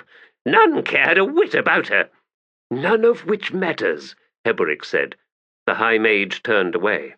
Whatever you say, Ghost Hands. Hood knows there are plenty of others. All now under Sha'ik's protection. Do you imagine she will permit such abuses from you? You shall have to ask her that yourself, Bidithol replied. Now leave me. You are guest no longer. Heboric hesitated, barely resisting an urge to kill the man now, this instant. Would it even be preemptive? Has he not as much as admitted to his crimes? But this was not a place of Malazan justice, was it? The only law that existed here was Sha'ik's. Nor will I be alone in this. Even Toblakai has vowed protection over Felisin. But what of the other children? Why does Sha'ik tolerate this, unless it is as Leoman has said? She needs Bidithal, needs him to betray Febril's plotting. Yet what do I care for all of that? This creature does not deserve to live. Contemplating murder? Bidithal murmured, his back turned once more, his own shadow dancing on its own on the tent wall. You would not be the first, nor, I suspect, the last. I should warn you, however, this temple is newly re-sanctified. Take another step towards me, ghost hands, and you will see the power of that. And you believe Sha'ik will permit you to kneel before Shadow Throne? The man whirled, his face black with rage. Shadow Throne? That foreigner? The roots of Manas are found in an elder warren, once ruled by... He snapped his mouth shut, then smiled, revealing dark teeth. Not for you. Oh no, not for you, ex-priest. There are purposes within the whirlwind. Your existence is tolerated, but little more than that. Challenge me, ghost hands, and you will know holy wrath. Heberic's answering grin was hard. I've known it before, Bidithal, yet I remain. Purposes? Perhaps mine is to block your path. I'd advise you to think on that. Stepping outside once more, he paused briefly, blinking in the harsh sunlight. Silgar was nowhere to be seen, yet he had completed an elaborate pattern in the dust around Heberic's moccasins. Chains surrounding a figure with stumps instead of hands, yet footed. The ex-priest scowled, kicking through the image as he set forth. Silgar was no artist. Heberic's own eyes were bad. Perhaps he'd seen only what his fears urged. It had been Silgar himself within the circle of chains the first time, after all. In any case, it was not important enough to make him turn back for a second look. Besides, his own steps had no doubt left it ruined. None of which explained the chill that clung to him as he walked beneath the searing sun. The vipers were writhing in their pit, and he was in their midst.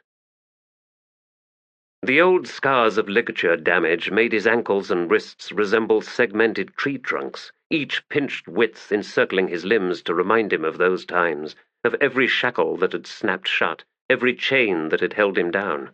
In his dreams the pain reared like a thing alive once more, weaving, mesmerizing through a tumult of confused, distraught scenes. The old Malazan with no hands and the shimmering, near-solid tattoo had, despite his blindness, seen clearly enough, seen those trailing ghosts, the wind-moaning train of deaths that stalked him day and night now, loud enough in Toblakai's mind to drown out the voice of Uragal, close enough to obscure his god's stone visage behind veil after veil of mortal faces, each and every one twisted with the agony and fear that carved out the moment of dying. Yet the old man had not understood, not entirely.